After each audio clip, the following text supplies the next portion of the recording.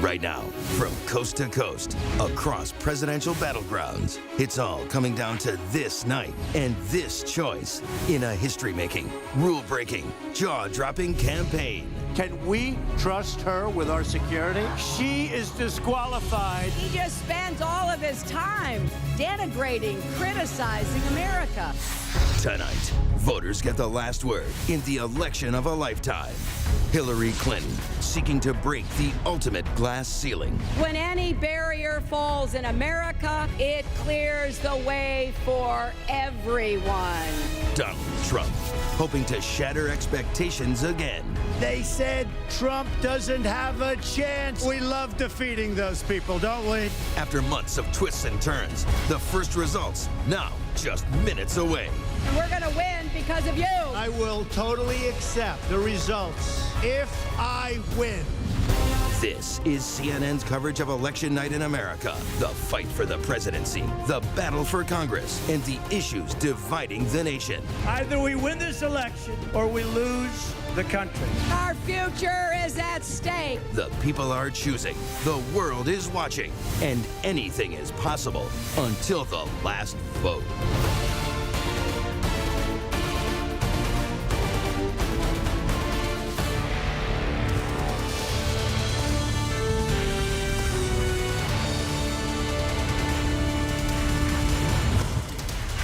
We're watching the final dash to vote across the United States right now. Right now, we're in North Carolina, and all the battlegrounds that will decide this presidential race. Millions of Americans, they are casting ballots in what could be the most important election of their lives. We want to welcome our viewers in the United States and around the world. I'm Wolf Blitzer in the CNN Election Center. We're closing in on our first chance to make projections in the presidential race. Americans now choosing whether to elect the first woman to lead the nation or one of only a handful of political outsiders to ever serve as commander-in-chief. We're counting down to the top of the next hour, 7 p.m. Eastern. That's when polls close in the battleground states of Georgia and Virginia. They are two of the key races we'll be watching very closely tonight. Also, at the top of the hour, voting ends in Indiana, Kentucky, South Carolina, and Vermont. Some polling places in the Eastern time zone in Indiana and Kentucky. In fact, they are closing right now. We expect early results from those two states at any moment. A total of 60 electoral votes are on the line in the next hour. And remember, 270 are needed to win the White House. Jake Topper, we've been building toward this moment now for nearly 2 years. That's right, Wolf, and there's never been a campaign like this. This could be, and there could be, new surprises in these final hours of this very long election. We're monitoring voting in key locations in the battleground states where the race could turn one way or another. We're also inside Clinton and Trump election night headquarters. They are both in New York City tonight, only about a mile and a half apart on the island of Manhattan. Jeff Zeleny is covering the Clinton campaign. Sarah Murray is covering the Trump campaign. First to you, Jeff. Well, Jake, the Clinton campaign is increasingly confident of reaching 270 electoral votes, even at this hour, as they don't know exactly how they will still get there. But I am here in the Javits Center. You can see behind me here, this is the stage where Secretary Clinton will give a speech, she believes, one way or the other tonight. She has just arrived in Manhattan from her house outside of the city here, and she'll be watching those results. At this hour, this is what the Clinton campaign believes the state of play is. They believe there is urgent concern in the state of North Carolina. I just talked to the campaign manager, and he told me that he believes this will be the tightest of all battleground states. It is exactly why Secretary Clinton, as she came here into Manhattan, was on the phone on the radio just a short time ago trying to get out the vote among her supporters in Fayetteville, North Carolina. This is a city-by-city effort here, Jake. So North Carolina, Ohio are their two trouble spots, but they are confident at this hour in Michigan. They believe that the visits there yesterday from the president and Secretary Clinton herself have turned around Michigan, and they are confident in Florida as well, Jake, because of that early vote. So it's at this hour they believe the math reaches 270, even if they're not exactly sure which states will fall.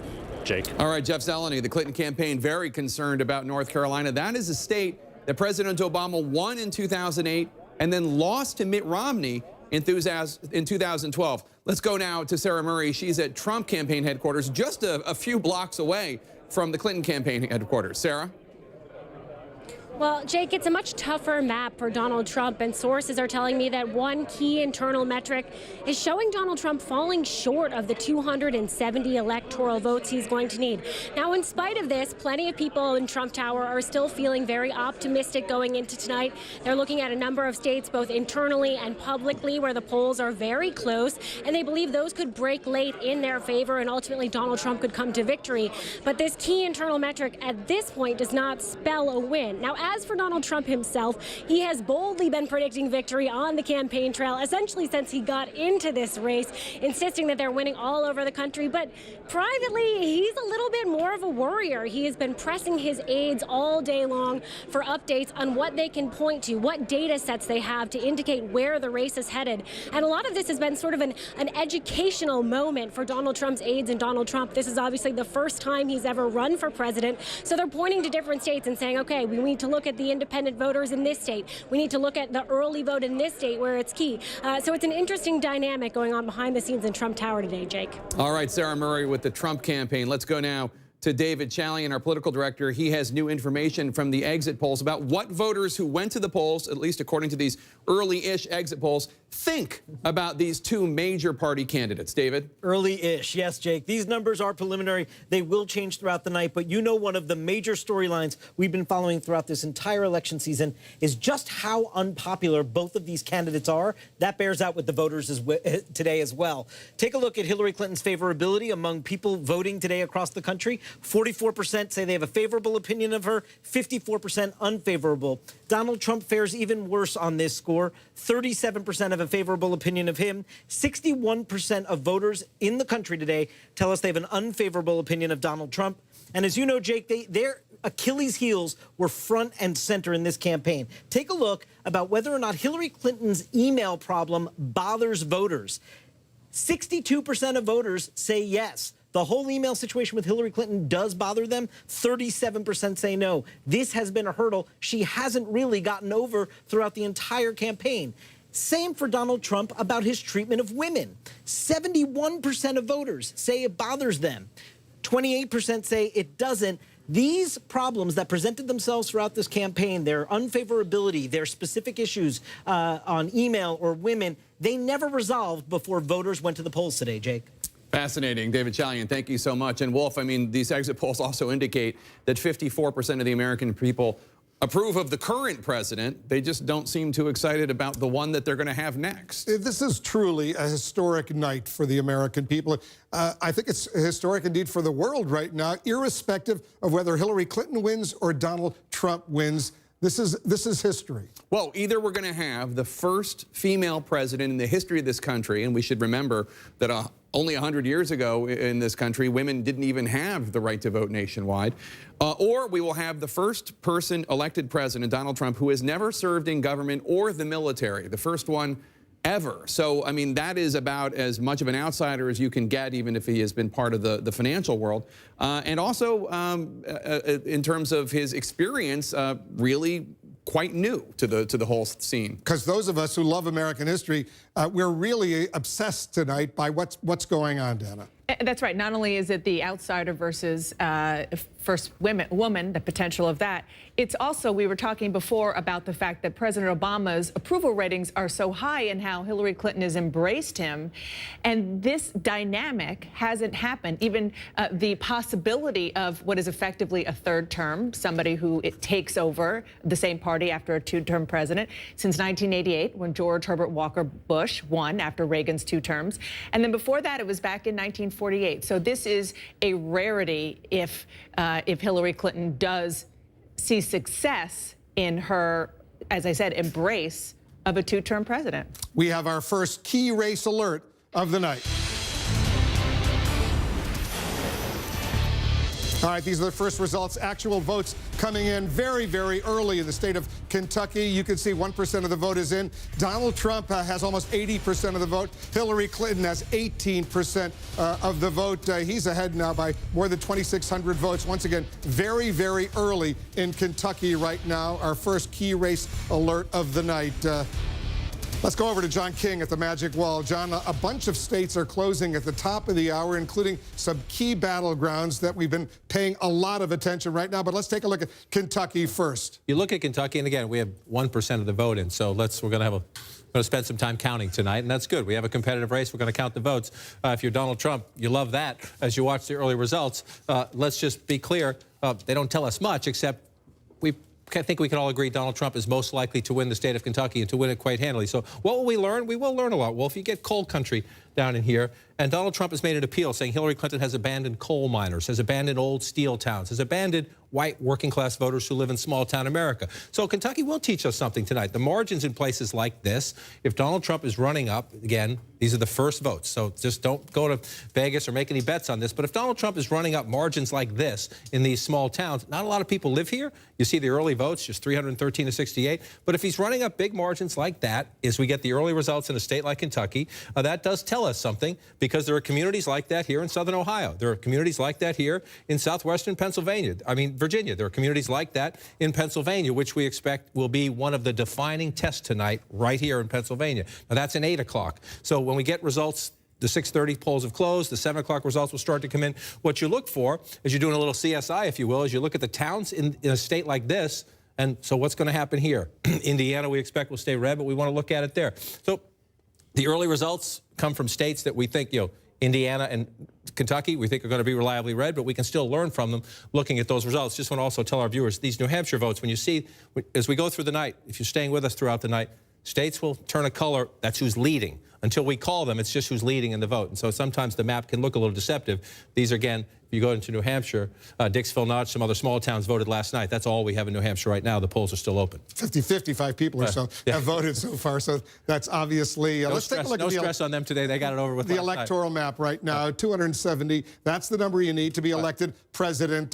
Going into this night, where do we stand? This is where we stood coming into the night.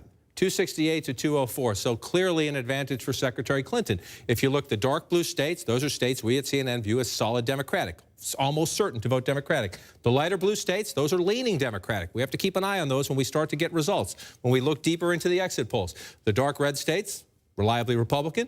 The shaded red states, leaning Republican. Again, in places like especially Ohio and Iowa, we're going to watch them all night long. The Clinton campaign thinks there could be a chance they're in play. But here's where we start the night. So if we're going to have an early night, if you will, meaning Clinton starts with an advantage, what would an early night look like? An early night would look like she starts to run it up, and we call that one. Now, I expect Florida to be competitive. That was the closest state in 2012 between Obama and Romney.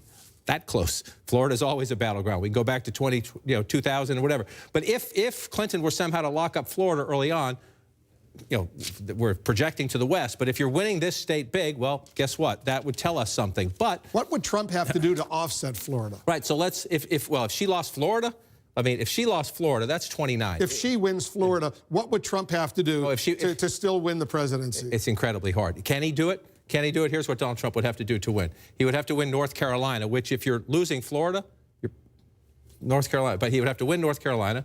He would have to win Pennsylvania. He would have to win Michigan. That gets him in the 255 range. This is why Donald Trump needs Florida. Then you're looking at 255. Let's say he gets Arizona and How does he get there from there? So then you come out here and he gets Arizona. If he gets Arizona and Nevada, that would put him over the top. But if you talk to even most Republicans in Nevada, believe with early voting, that one's going to be blue. We have it as a toss-up right now. So if he didn't get Nevada, but he got Arizona, he could click on New Hampshire. Can he get there still? Then New Hampshire. Then he can get there with New Hampshire.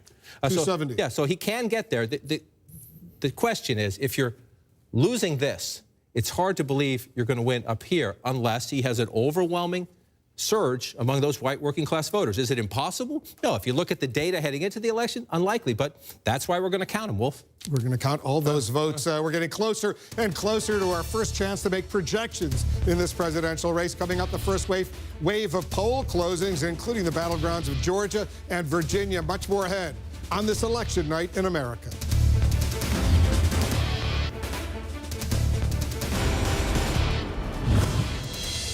Pennsylvania is one of the battleground states we're watching right now in the final hours and minutes of voting on this historic election night. We're standing by for our first chance to make projections in the presidential race. Right now, let's get a key race alert.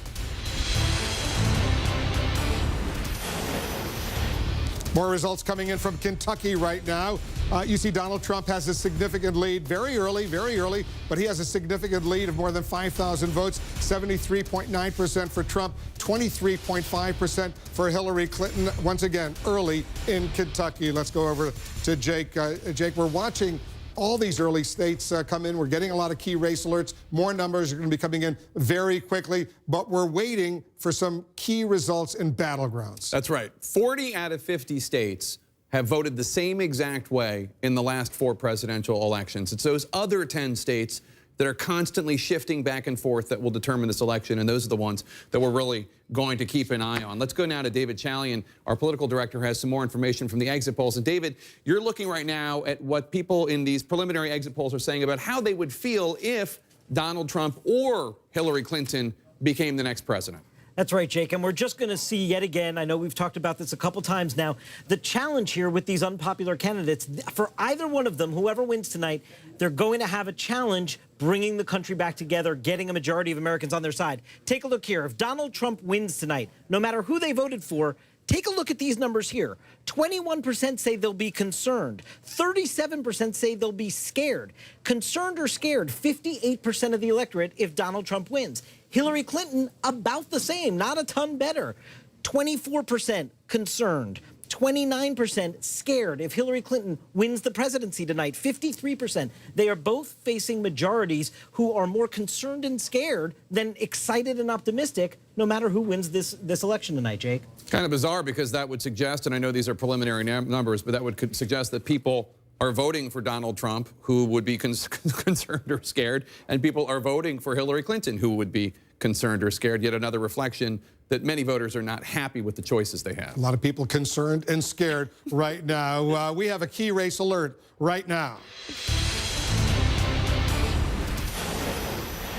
All right, take a look. More numbers coming in from Indiana. First numbers coming in fact, from the state of Indiana. 11 electoral votes. Donald Trump has a significant lead. 1% of the vote is in. Once again, caution everybody, very, very early in Indiana. He's got a lead of 1,688 votes over Hillary Clinton. You can see 69.3% for Donald Trump, 27.5%. Very early in Indiana, but Trump has a lead. Also a lead in Kentucky. Once again, very early, but he's got a 5,500 vote lead over Hillary Clinton in Kentucky right now. 8 electoral votes at stake in Kentucky. We're about to get a lot more results. Stand by. I want to go over to John King over at the Magic Wall. North Carolina. Let's take a look at North Carolina, because a critical closes in less than an hour, a little bit more than an hour or so from now. But North Carolina, there's already a case, a court case involved. The Democrats are challenging one of the polling areas. Democrats are trying to keep the polls open for an extra 90 minutes here in Durham County. They say there were some machine issues early on, and so they have some lines, and they're trying to keep the polls open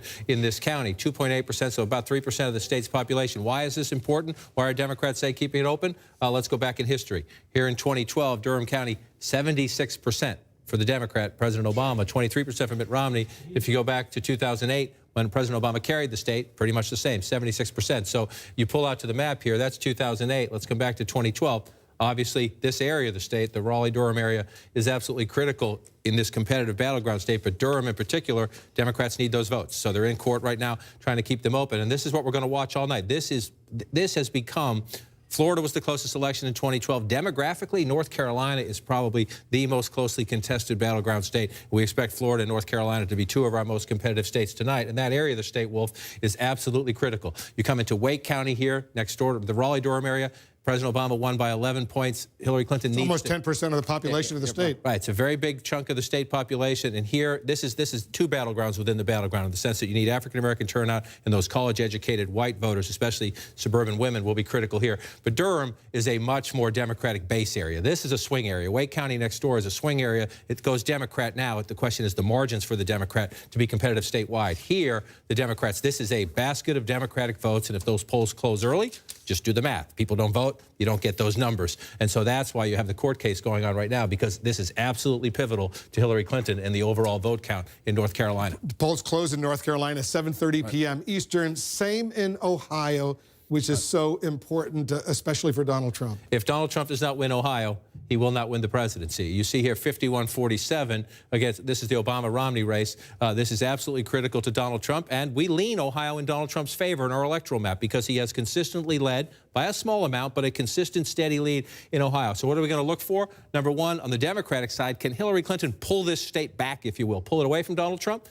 It's all right here. Cuyahoga County, other places as well, but we'll know our first indication is African-American and Democratic-based turnout in Cuyahoga County. Can she do that? And not just with the percentages, but with the math, the numbers, the turnout numbers. The next question we'll have in Ohio, and this will be the same case in North Carolina, in Philadelphia, in Pennsylvania, in every big swing state, who wins the battle for the suburbs? Close presidential elections increasingly decided in the suburbs. Look how close Lake County, Ohio was back in 2012. President Obama close enough to keep winning the state. So we're going to look here as well in Ohio. And then if you look at the middle of the state, I'm going to be a bit of a broken record tonight, but we go through now, we can study this in Kentucky. We're going to get it soon in Virginia, and then we're going to see it in Ohio. How does Donald Trump do in these areas here? Especially here, just over the Pennsylvania border, Youngstown area, that's a Democratic area. What are the margins? What is he getting for those white, blue-collar voters who usually vote Democratic, who might be listening to Donald Trump?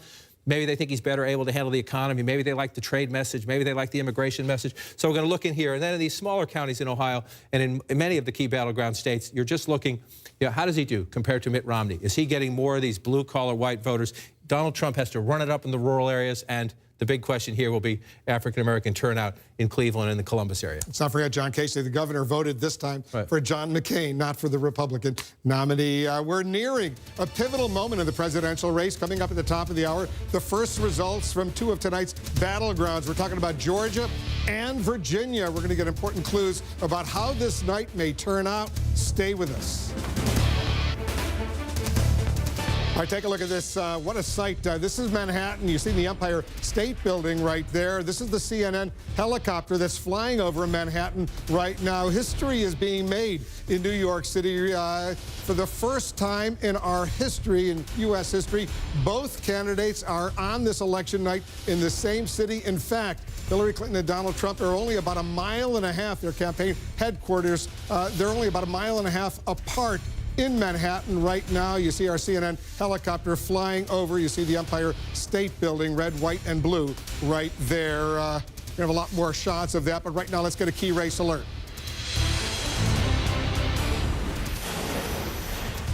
All right, in Indiana right now, more votes are coming in. Donald Trump maintains a significant lead. He's got a lead of almost 13,000 over Hillary Clinton, 70% to 26%. Once again, though, only 1% of the vote is in. 11 electoral votes in Indiana. His vice presidential running mate is the governor there. Kentucky, Donald Trump maintains a significant lead there as well. 8,500 vote lead over Hillary Clinton. Still early. 1% of the vote is in, 68% to 28%. Eight electoral votes at stake in Kentucky. Let's go back to Jake and Dana. What are you looking for? Because polls are about to close in 30 minutes in some important states. What an exciting night. I guess there are a few things. Obviously, first, the 10 states, the battleground states that we're all looking at. I could go through them right now, but we'll spend the night doing that. But especially North Carolina, Florida, New Hampshire, Pennsylvania, et cetera. But in addition, I'm really interested in, first of all, there's been a lot of anecdotal reporting about early vote and Latino votes surging in places like Nevada, in places like Florida and Virginia, states that really are crucial for either Donald Trump or Hillary Clinton. Is that real? Are those Latino votes surging? And also, are African-American votes going down, as a lot of Democrats feared after 2012 and 2008 with the first African-American president? Second of all, the gender gap. Is there going to be a gender gap? We've seen it in the polls. Women voters, even white college-educated women voters who normally break Republican, going for Hillary Clinton in the polls, are they going to turn out? Is there going to be a sizable gender gap with men favoring Donald Trump, women favoring Hillary Clinton? At the top of the hour, Dana, Georgia and Virginia. Who would have thought Georgia all of a sudden is a battleground state? But apparently the polls show it's pretty close. Right. Republicans have been saying privately that they thought that that was going to be a tight one for some time. The Clinton campaign didn't go in and take advantage of it, so it didn't really become that much of a race. But I just want to talk about one thing that you touched on, which is the Latino vote. My question is, looking ahead to the end of the night, whether or not this will be kind of a bookend with regard to Latinos, in that ever since Donald Trump came down that escalator and made the remarks that he did about Latinos, that has been an issue for that demographic. And now, like you said, the question is whether or not there is a Latino surge. And if that happens, if it turns out that perhaps Donald Trump sort of awoke a sleeping giant, that would be come full circle tonight. The end of the night, the end of the campaign versus the beginning. Democrats have been trying for years to get Latinos to vote in the high numbers as they can get, and it hasn't worked. One of the reasons why Arizona has been a contentious state is because, in the words of Democrats in Arizona, Donald Trump has been a one-man get-out-the-vote operation to rally Latinos to the polls. I don't know that Arizona, at the end of the day, is going to end up being that competitive, but the Latino vote, as you say, awakening a sleeping giant, if they turn out in numbers in Florida, in Virginia, in Colorado, and Nevada, boy, that could really... And even North Carolina. And North Carolina, that could really be something. We remember, and the panel's been discussing this, in 2012, after Mitt Romney lost, the Republican National Committee doing this autopsy, looking at the fact that they need to win over Latino voters. They didn't take the lesson, and we'll see what happens tonight. Let's get to the panel and Anderson right now. Yeah, Wolf, thanks very much. Bakari, you've been watching North Carolina very closely tonight. Well, I think North Carolina is probably going to be one of the closer races we have, and I'm very interested in this court case. I think you have two dynamics. You have a relatively frivolous lawsuit that was filed in Nevada by the Trump campaign because individuals were staying in line and voting as they should be allowed to in Clark County. But here you have a GOP party in North Carolina. You have a governor in Pat McCrory who the court said they discriminated with such precision in the way that they cut back on the number of early voting locations, especially here in Durham. And what happened today, you have two Republicans and one Democrat on the Durham County Board of Elections who agree that these polls should be open a little bit longer. It's an historically black college and a university there in North Carolina Central where the lines are apparently just out of the roof.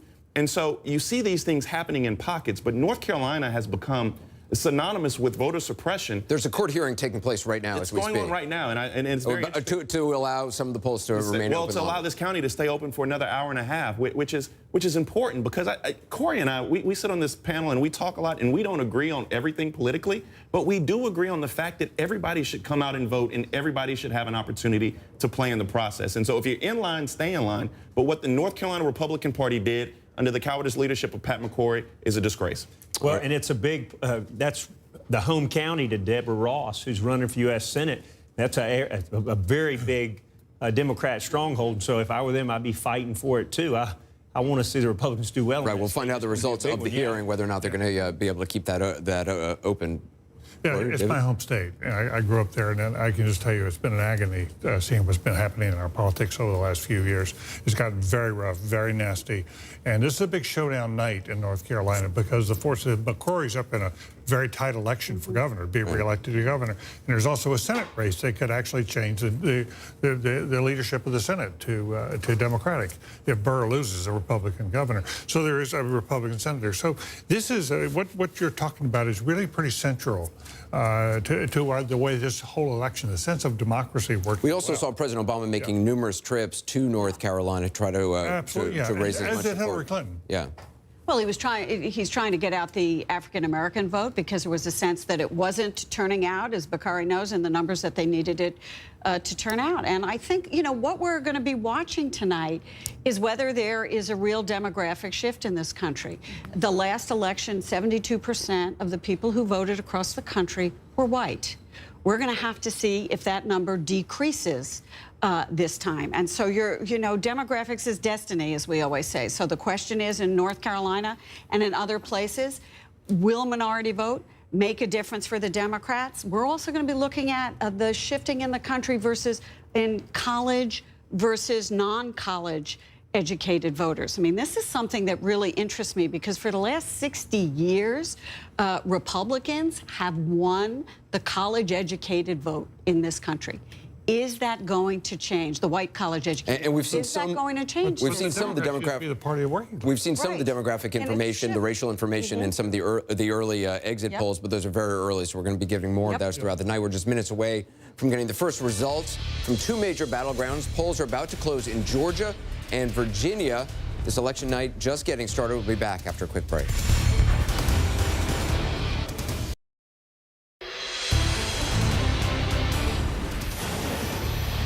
Welcome back. Right now, we have another key race alert. In Indiana right now, 2% of the vote is in. You see Donald Trump still maintains his significant lead, 22,500 plus over Hillary Clinton. 11 electoral votes at stake in Indiana early, but Trump has a significant lead in Indiana. Similarly, in Kentucky, 2% of the vote is in. He's at 68%. She's only at 28%. More than 16,000 vote lead for Donald Trump over Hillary Clinton. We're watching the presidential race very, very closely. We're also watching the balance of power in the U.S. Senate. Dana is taking a closer look at that. That's right. Well, let's take a look at the battle for control of the Senate. First, Democrats have 46 seats. Republicans have 54. That's the old balance of power. Tonight, 34 seats are at stake, and we're watching 9 key races. Republicans are defending 8 of those races. Democrats are defending 1.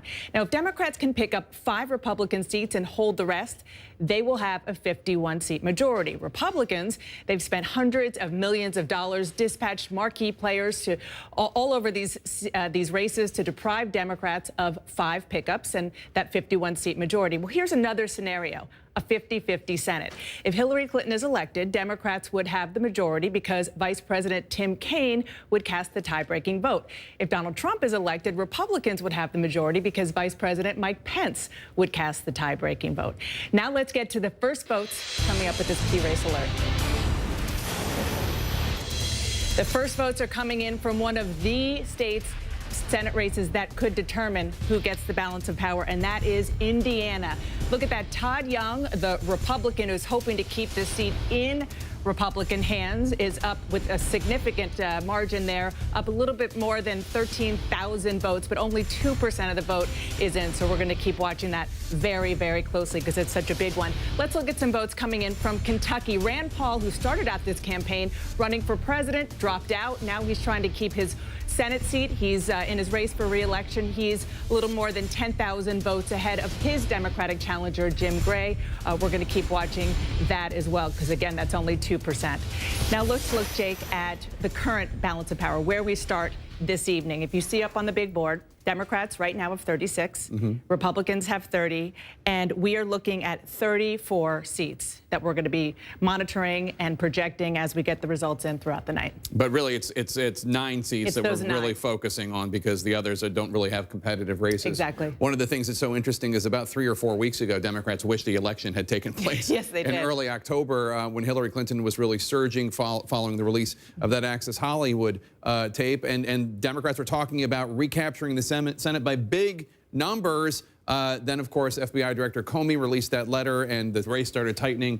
And now they're hoping for some pickups, but we'll see how many they get. Yeah, we'll see. Indeed, the Democrats had an advantage. More Republican seats were up for grabs. We'll see what happens very soon. Art Anderson, back to you. Well, thanks very much. You know, Anna Navarro earlier was talking about the historic nature of this race, and it's very easy, I think, in all the vitriol that's been expressed in certainly the waning days of this campaign, all the divisions, to lose sight of just how historic this is. I mean, no matter who wins for different reasons. You know, I saw something today which frankly just touched me, and I've said before, I never thought that the female factor was going to be something that was so significant to me, and it's definitely not the reason why I voted. But I saw today the line of people lining up in the cemetery where Susan B. Anthony's tombstone is, and the women putting the I voted sticker on her tombstone.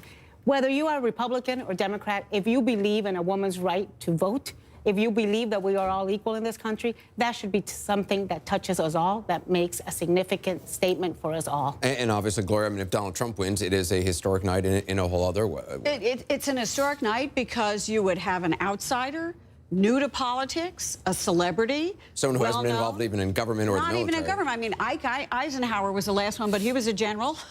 So you'd have somebody who created a movement out of nothing, who was not aligned with any ideological wing of his particular party, who spoke to voters about their concerns of being disenfranchised from their own party as well as from the opposition party, who felt removed from Washington and said, you know, I've had enough and I don't want to take it anymore and I am looking for something different, somebody to shake up the establishment and the status quo.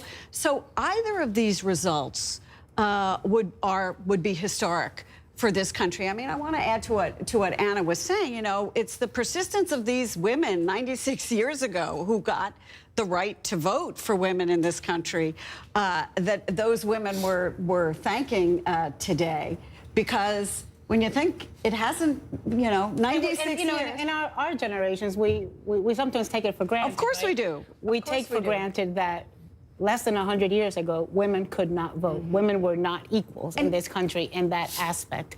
And so, look, whether she wins or not tonight, the fact that Hillary Clinton is out there competing for the big title is, I think, very significant to a lot of people in America. Kirsten. Well, yeah, it's also significant that we talk a lot about the Latino vote, but also that the women's vote may be very historic in a lot of different ways. We don't have enough numbers right now to know for sure, but that she may be winning white college-educated women, that she may even possibly win married women, which would be the first Democrat since her husband barely won them 20 years ago. So the fact that she could be, you know, moving these women. Now, we don't know if this is a realignment, if these are women that are moving away from the Republican Party, or if this is an anti-Trump. But also just the changing demographics of the United States. I mean, not only how we're seeing it reflected this time around compared to even 4 years ago to 8 years ago, but what it portends for the future as well. Well, and we've got two things happening on the Latino front. First of all, the percentage of Latinos voting has been ticking up. It's gone from 8% to 10%, it's been ticking up. But also, the percentage of Latinos voting for the Republican Party has been ticking down. We went from 44% with George W. Bush to 31% with John McCain, which we thought was tragic, and we had to address, and we had to fix, and we had to deal with immigration. And then we went to 27% with Mitt Romney. At that point, our hair was set on fire on the Republican side. We needed to address this. We had a postmortem. Well, now we're worse than postmortem. We're dead even before the beginning. I can assure you that Donald Trump is going to get historic low numbers amongst Latinos. He's going to be probably in the teens. If he breaks 20, it's a good night for him with Latinos. And it would be sweet, sweet justice if after everything he has said, after every attack he has made against Latinos, after he has thrown out Latino anchors from press events, after he hasn't done any outreach, after he has questioned a judge's citizenship, after he has called Mexicans rapists, it would be sweet, sweet justice if tonight it was the Latino vote that defeated Donald Trump. Así que, mi gente, levántense y voten. Anna Navarro, you're not a Trump supporter. No, I'm not. You know what I am? I'll tell you what I am. I am a college-educated Latina, and sure as hell not a Trump supporter. David Gergen. I'm not sure I can follow that. Yeah, we should go to break. What languages do you speak? College-educated Latina. He's college-educated. But you're a Trump supporter. But we're already seeing this obviously in the early voting in Florida, which is the percentage of Latino voters and the Latino voters who are embracing the Democratic Party, which in Florida has not been the history in decades back. Absolutely, and look, I think that Donald Trump can still win this tonight, and he will change our history too. I mean, in the court, it's going to make a huge difference to have Donald Trump in there, and we're going to go different directions. But if Hillary wins tonight, what you're going to see is the makings of a coalition, a national coalition that's going to dominate our politics for the foreseeable future. It is as strong a coalition as what Franklin Roosevelt put together back in the 1930s. When you're talking about a coalition, what do you mean? I'm talking about a coalition of, a party coalition of people, the forces within. If you can get the Latino vote and your Latino vote on your side, if you can get the black vote on your side, if you get the minorities, if you get women, if you get the young, that puts together a coalition of people that has won a majority now. If they win tonight, they will have won a majority of the vote in 6 out of 7 presidential elections. We haven't seen that in our history very often. We saw it in the 30s. We saw it once in the 1930s. We're standing by for the first big wave of results in the presidential race. Let's go back to Wolf. Thanks, Anderson. Now, more early votes already are coming in. We have a key race alert. Here are the latest results coming in from Indiana. 3% of the vote is now in. Donald Trump has a nearly 40% lead over Hillary Clinton, almost 70% to 26%. Donald Trump has a significant early lead in Indiana, where there are 11 electoral votes at stake. In Kentucky right now, Trump also has a significant lead, just went up a little bit, 23,100 plus over Hillary Clinton. Once again, only 3% of the vote is in. He's got 66%. She has 29%. 8 electoral votes in Kentucky. Kentucky, early voting in both of those states. We're about to get our first chance to make projections in this historic presidential race between Hillary Clinton and Donald Trump. We're counting down to the top of the hour, 7 p.m. here on the East Coast. That's when polls close in the battleground states of Georgia and Virginia, two of the key races we're watching. The last polls are also closing in Indiana, Kentucky, South Carolina, and Vermont. A total of 60 electoral votes are up for grabs in those states. And remember, it takes 270 electoral votes to win this presidential election. Jake, Georgia and Virginia, they will be the first tests, the big tests of the night. That's right, Wolf, and we'll see whether Donald Trump can hold on to the traditionally Republican red state of Georgia, and if Hillary Clinton can keep her Virginia firewall intact. We're keeping tabs on voting all across the country in these key battleground states. We'll be following throughout the night. Right now, let's check in with our correspondents who are at the presidential candidates' headquarters in New York City. Jeff Zeleny covering Hillary Clinton, Sarah Murray covering Donald Trump. First to you, Jeff, what are you hearing from the Clinton campaign? Well, Jake, in the Clinton war room right now, they are keeping an eye on Virginia. They believe those 13 electoral votes could be the first battleground state they win in terms of the times of polls closing. They're looking to the suburbs right outside Washington, D.C. They believe that the turnout there was strong throughout the day, particularly in Fairfax County, in Arlington County, a county where President Obama won by some 20 points in 2012. They believe that turnout was exceedingly good. Now, of course, Virginia, home to Tim Kaine, the Democratic vice presidential candidate here. Jake, he's been on the ballot for a couple decades, has never lost a race he's been on. He was back in Virginia yesterday to campaign across the state in Northern Virginia and Richmond. So the Clinton campaign confident of that. They are less confident, of course, of Georgia. It is one of those states that if she had been expanding the map at the end of this campaign, instead of explaining her FBI controversy and development, something they were thinking about going into. They believe those 16 electoral votes are out of reach. They barely advertised there. They did not travel there at all. One senior Democratic advisor said maybe next time Georgia will come into play, but not this time. Georgia, a state that I believe Barack Obama lost by only 5 points. It's been a state that Republicans have thought to be trending Democratic. We're keeping an eye on it. Sarah Murray is with Trump campaign headquarters just a few blocks away from Jeff. And Sarah, what are the Trump campaign officials telling you? Well, Jake, the Trump campaign knows that Northern Virginia, the D.C. suburbs, are not turning out today to make America great again. Look, Virginia is not a central part of their electoral college strategy. They've been encouraged to see a tightening in the polls there, and they know that really their only hope is going to be to try to run up the score in areas outside of those D.C. suburbs if they want to have a shot at flipping Virginia to Donald Trump's column. Now, one Trump aide tells me, look, this could turn out to be a Cinderella story for us tonight, but others who are close to the campaign are not so optimistic about a win in Virginia this evening, Jake. All right, Sarah Murray, thanks so much. Let's go now to our political director, David Chalian, who has the latest from the exit polls. And David, with the polls in Georgia and Virginia about to close, you're taking a look in the exit polls as to who exactly showed up to vote in those key states. That's right, Jake, and we're going to be talking about these two demographics all night long. The racial makeup of the electorate, as well as how the electorate is made up in terms of education level. So first to Virginia, looking at race, 68% white. That's a touch down, a little less white, a little more Latino from 4 years ago. It was a 5% 4 years ago, ticked up a point here. This is becoming a slightly more diverse state. Look at education level, too. We see a slight tick up there. 57% of voters in Virginia today are college graduates. 4 years ago, that was 54%. That's an increase by 3 points there. That is a significant development. Take a look at Georgia. We see something similar here. 61% of the electorate in Georgia is white. 8 years ago, our last time we had exit polls in Georgia, that was 65%. Again, Georgia becoming a little less white, a little more diverse, an uptick in the Latino vote again from 8 years ago, that was about 4%. It's now 5%. The African-American vote holding the same there. College education in Georgia. This is the big number that we're seeing in Georgia tonight, Jake. 8 years ago, it was only about 43% college graduate. Here, it's 50%. That is an uptick of 7%. That's a huge increase of college graduates in Georgia. These electorates are changing, and as they do so, this is probably welcome news to Democrats looking to the future. Jake? All right, David, thank you so much. Voters in Georgia and Virginia a little less white as they went to the polls, at least according to these exit polls, and a little bit more educated. Democrats would be thrilled, Dana, if they won Georgia, although they're not necessarily expecting that. They are expecting Virginia.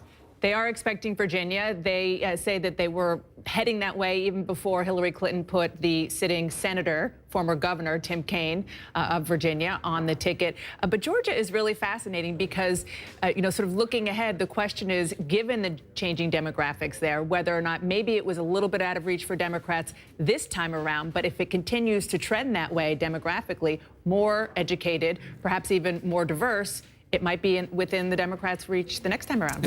And there, well, I was just going to say, and there might be states that are actually trending in the other direction. The states that Hillary Clinton has been struggling with, that Barack Obama won twice before, Iowa and Ohio, will be taking a look at them. If there is a realignment this evening, we'll see if it's a long-lasting one. That's why it's such a fascinating night. Let's go over to John King at the Magic Wall. So Georgia, taking a very, very close look at Georgia right now and Virginia. Georgia and Virginia. Wolf, I want to show you something. You see the darker counties I have filled in here?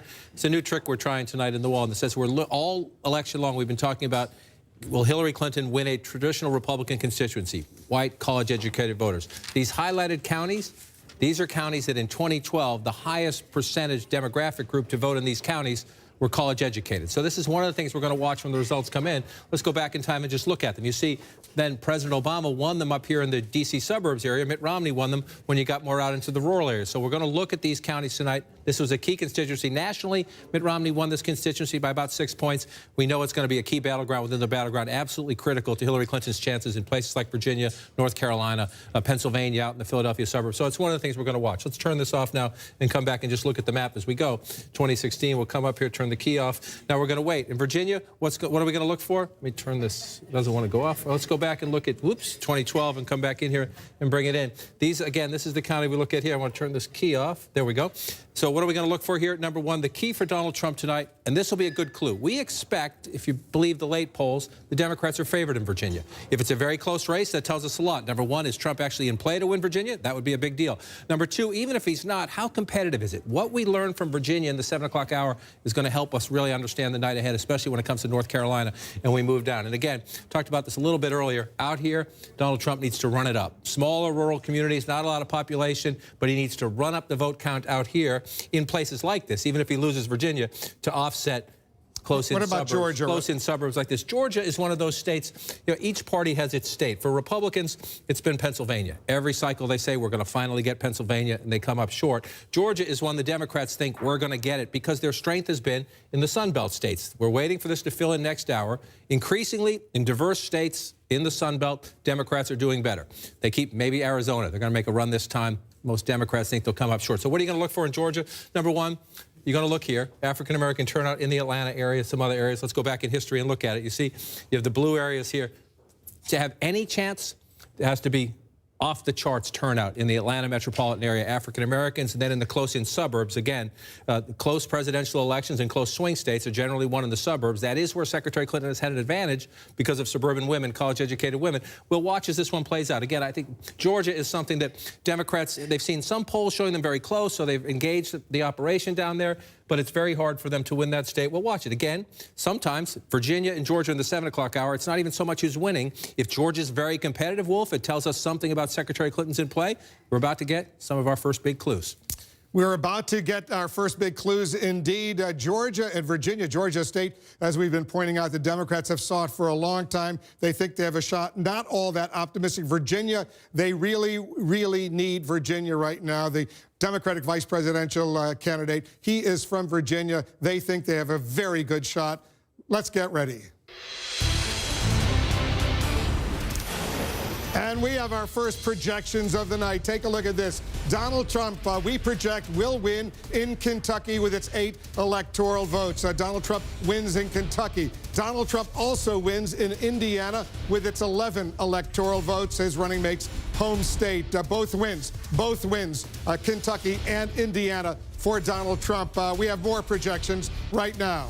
We project that Hillary Clinton is the winner in Vermont. 3 electoral votes, Vermont. Hillary Clinton is the winner in Vermont, Bernie Sanders' home state. We have a key race alert right now.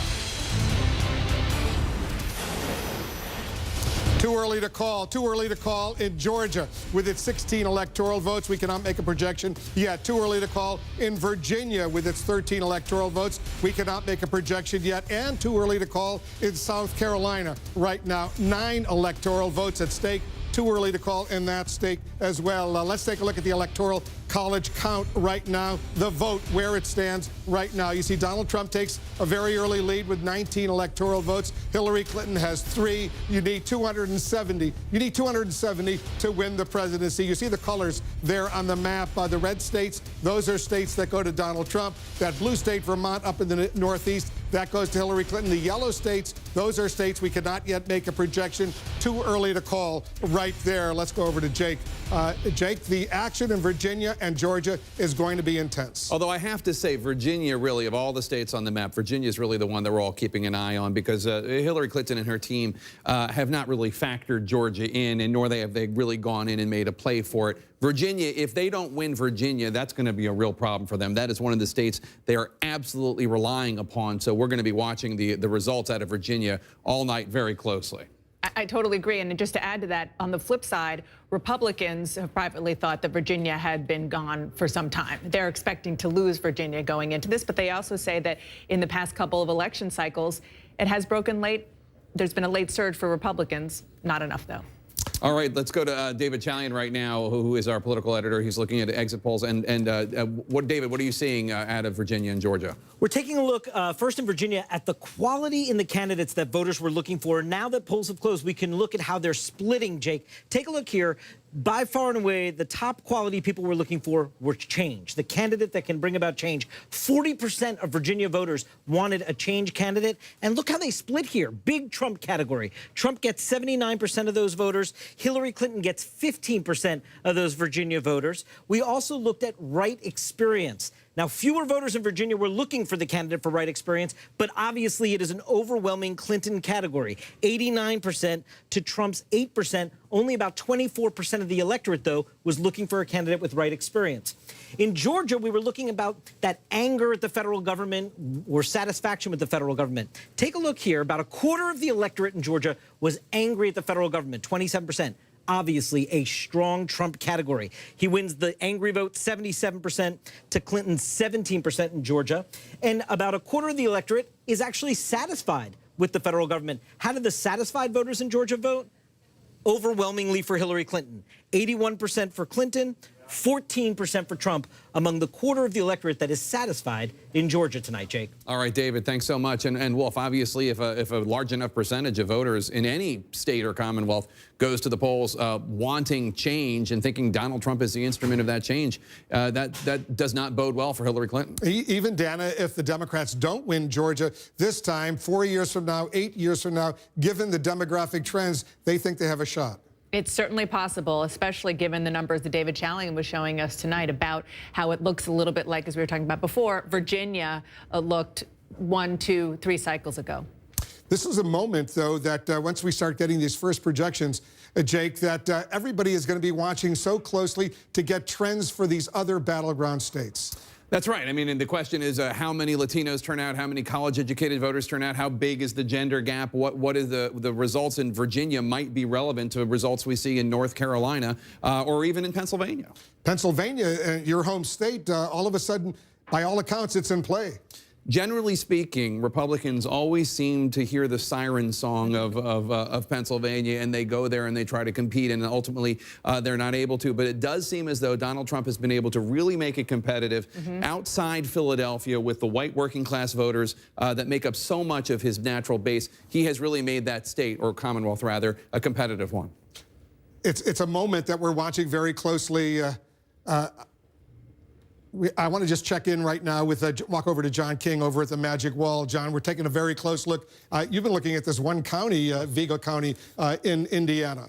again, not necessarily instructive, but Vigo County is one of these, it's a quirk county in the sense that they have a great record of picking the winner, voting with the winner. Even when Indiana went red in 2012, if we go back in time, Vigo County voted for President Obama just barely, but he won the election. So I'm just looking, been waiting for the results to come in. We have about 44% of the vote in, and Donald Trump is ahead by a sizable margin. So if that holds up, either Donald Trump's going to be elected the next president or Vigo County's streak is going to end. We won't know that for hours. So strap in and we'll see. But they've been right in 15 straight presidential elections. They've been wrong only twice in the last 100 years in terms of picking the winner at 44%. That tells you something. And that's just one of the streaks we're looking at. And this is a very unorthodox election, so I expect a lot of streaks might be broken tonight, no matter who wins. But one of the other things you do is I'm trying to look in these early states for clues as to performance. Is Donald Trump overperforming Mitt Romney in rural areas where you have white working class voters? So it's one of the things you look at. And so you just look at a county and you look and Donald Trump's getting 67%. Again, it's only 5% of the vote in, so it might not necessarily hold up. But then you go back and look. Mitt Romney got 60% in this county. So there's a county where Donald Trump is running a little stronger. Doesn't necessarily matter in Indiana, but if you're running stronger with those types of voters, what do you learn in other places? That's why, again, we're looking at Kentucky a lot. Let's come back to 2016. Let's take a look at Florida, because Florida's getting tonight. They're going to be closing at the top of the hour. Florida, look at that. We have some votes in Florida. Yeah. Let's see where those are coming from. One, it's always fun when you see the first votes come into the wall and you try to figure out where they're from. Little Citrus County, it's only less than 1% of the population, but there you go, 0% reporting there. But obviously some votes have come in. Some counties, the early votes, they load them up. They've had a lot of early voting, aggressive early voting in Florida. So what are we going to be looking for overall in Florida? That's the early lead right now. And what are you going to look for? Number one, this is your big Democratic strongholds down here. Hillary Clinton, to win Florida, has to run it up. Let's go back in time and look at this state.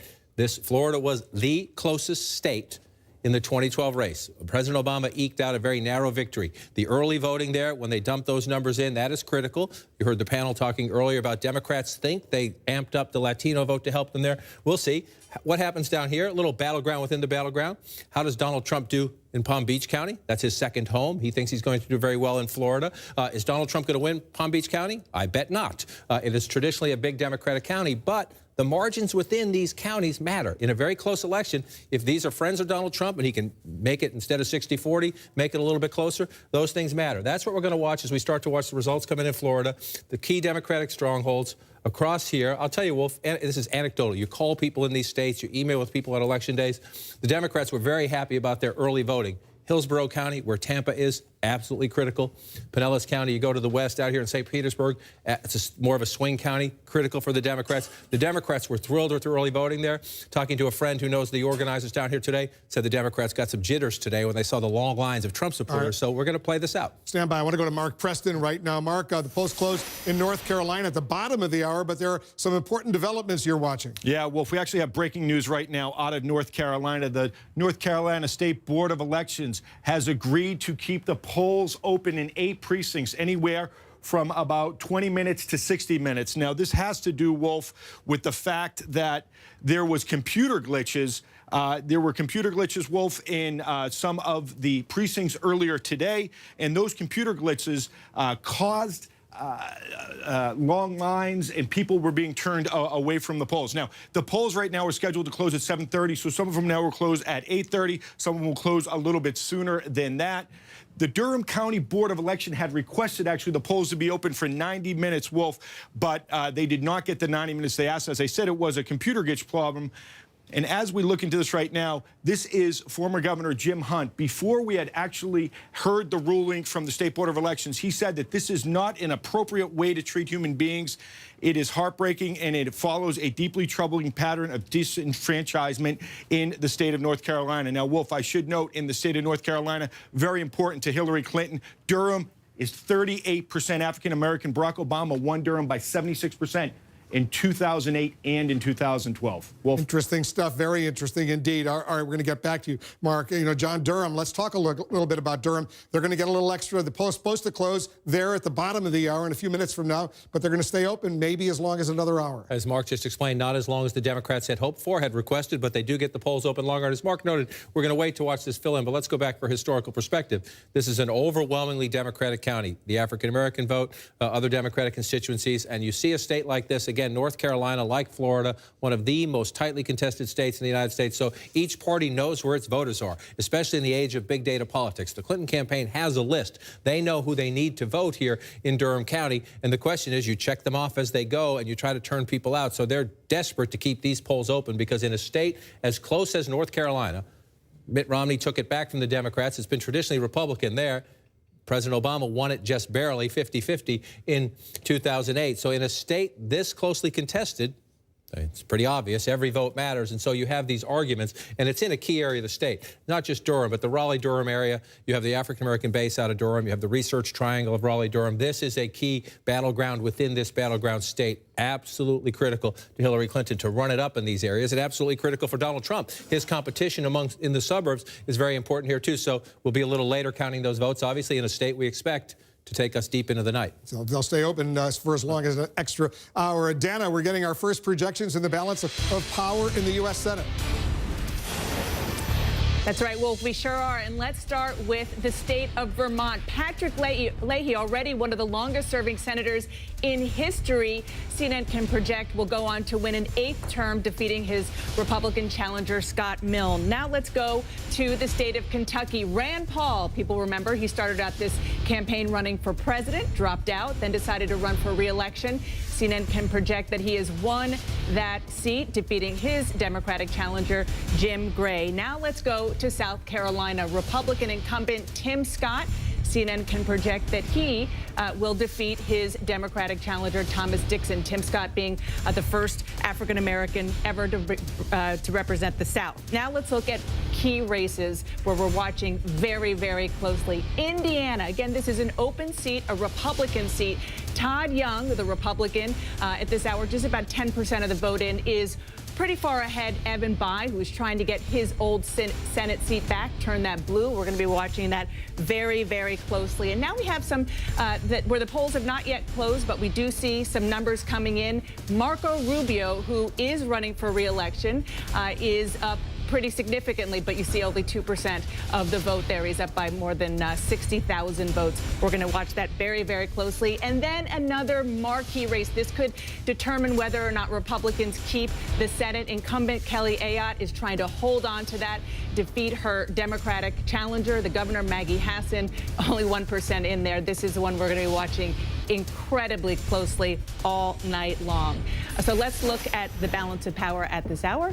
Jake, you see there on the big board, 37 right now for Democrats, 32 for Republicans, and 31 of the races that we're watching still not yet called. So, you know, some of the ones that we just called were not big surprises, but still important for the one Democrat and 2 Republicans to get in their column.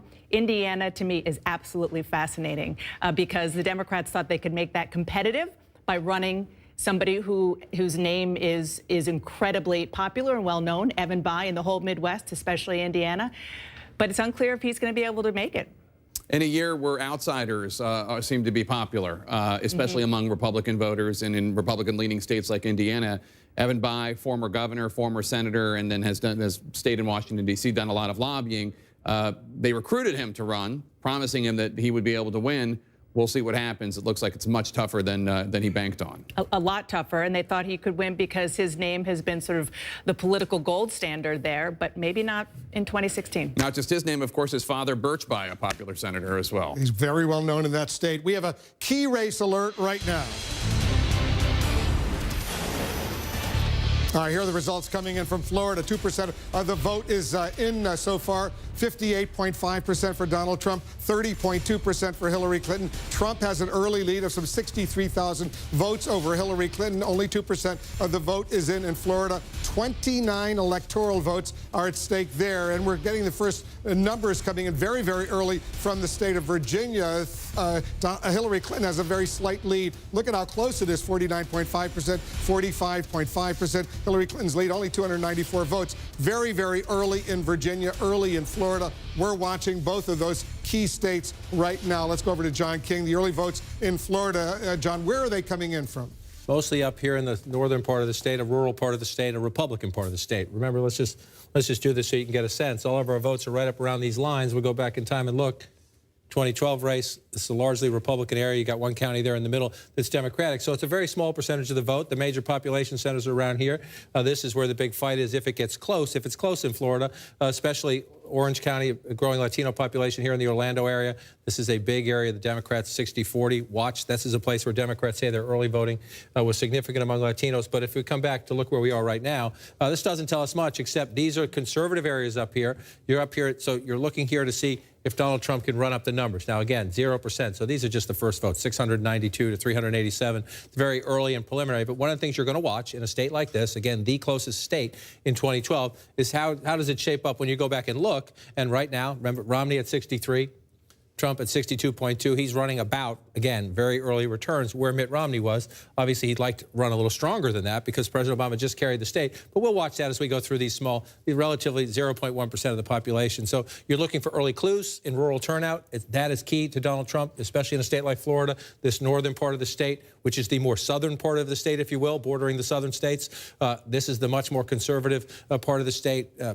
Where Trump has campaigned on immigration, on Obamacare, on taxes and spending issues. This is much more important here. So we'll watch it. Early results, this doesn't tell us much, except for these early counties are filling in the way Donald Trump would want them to. Yeah, more Democratic counties down in the southern part of Florida. We're just minutes away from the next round of poll closings, including the battlegrounds of Ohio and North Carolina. North Carolina becoming even more crucial in the closing days of the presidential race. New results coming up right after a quick break.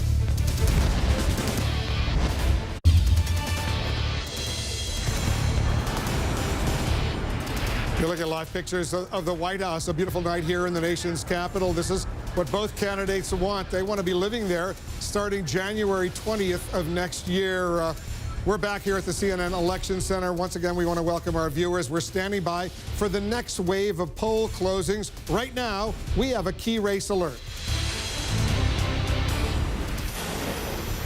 Here are the latest numbers coming in the key battleground state of Florida. More numbers there. 12% of the vote has now been counted. Donald Trump has a lead of 38,726. He's at 50%, 50.4% to Hillary Clinton, 47.1%. This could be at Florida, 29 electoral votes. All of the polls, by the way, to Florida will close at the top of the hour. These are the numbers coming in right now. It's just changed. Trump's lead has gone up to 61,604 over Hillary Clinton. In Virginia, another key battleground state, very early, only 1% of the vote is in. Trump has a 3,500 vote lead over Hillary Clinton. 13 electoral votes at stake in Virginia. In Georgia, also very, very early right now, only 1% of the vote is in. Trump's lead, 1,800 plus over Hillary Clinton, 73% to 25%.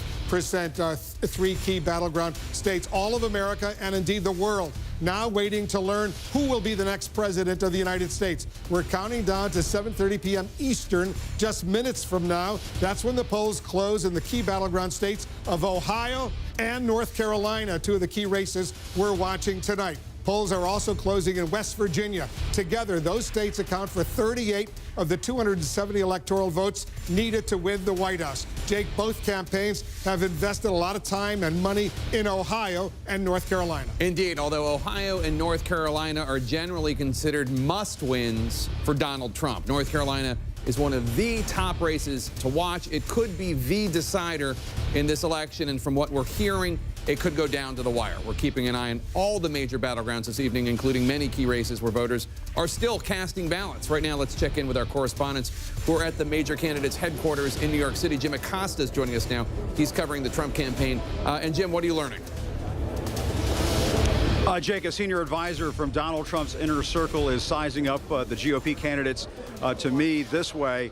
His chances this way, quote, "It will take a miracle for us to win." That is the quote from a senior advisor inside Donald Trump's inner circle. This advisor went on to say that Trump was in such a deep hole after the release of that Access Hollywood tape. It was viewed inside the campaign that he was going to lose this race by a wide margin. But the fact that Donald Trump has been able to close that gap in the final weeks of this campaign, that is seen as a major accomplishment inside the campaign, one that might actually save the Senate for the Republican Party.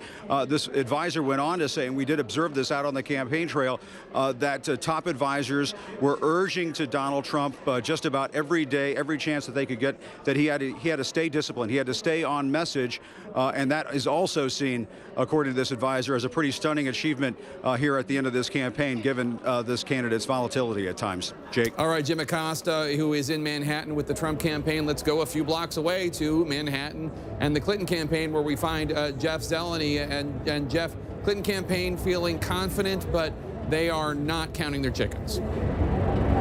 They certainly aren't, Jake. And inside the Clinton war room right now, this is what they're looking at. Ohio, Franklin County, Ohio, where The Ohio State University is, the city of Columbus is.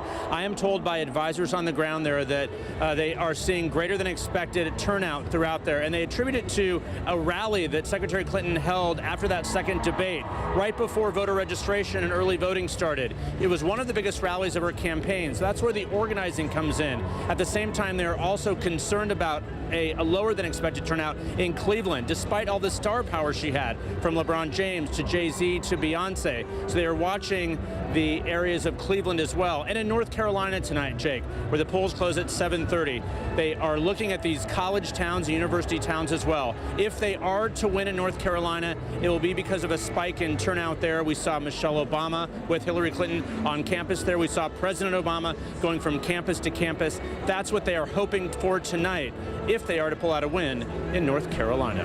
Jake? All right, Jeff Zeleny in the Clinton campaign headquarters in Manhattan.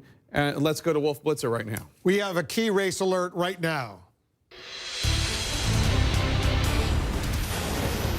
All right, take a look. Hillary Clinton now takes the lead in the state of Florida. 30% of the vote is in, and she has got a significant 50,340 lead over Donald Trump. She's at 49.5%. Donald Trump at 47.7%. Remember, Florida, Florida, Florida. 29 electoral votes are at stake. All of a sudden, Hillary Clinton has a lead there. 30% of the vote is now in.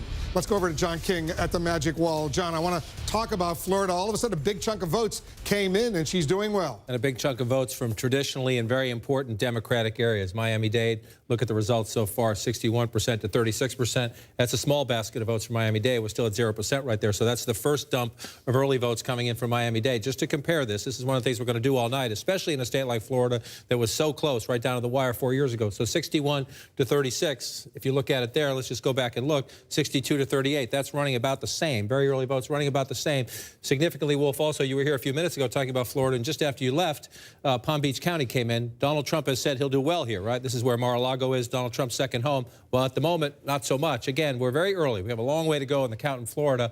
And so when you see these early results, it's early votes being dumped in for the most part. Let's see where we go through the night. But that is exactly what Hillary Clinton needs to do. 61 to 37. When you look at that, you go back in time, 58 to 41.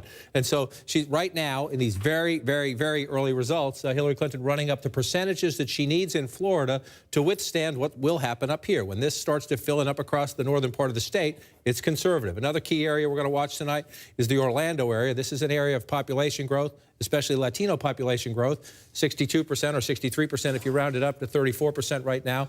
And again, very early. But let's just compare it to go back 4 years ago at 62 or 63, 59, President Obama. So she's overperforming a little bit in the early results. We'll watch it as we get through the night. So if you start to look at a big state like this fill in, one of the things we'll ask, we're at 31%. When you get above halfway, then you start worrying about what are we missing? Because are you missing a big basket of either Democratic or Republican votes? What we are missing so far that will be very significant is the whole Hillsborough County, Pinellas County, Tampa, St. Pete. That's very important, and it's a fierce competition. That's a swing area where you have a good fight, so we don't know anything about that yet.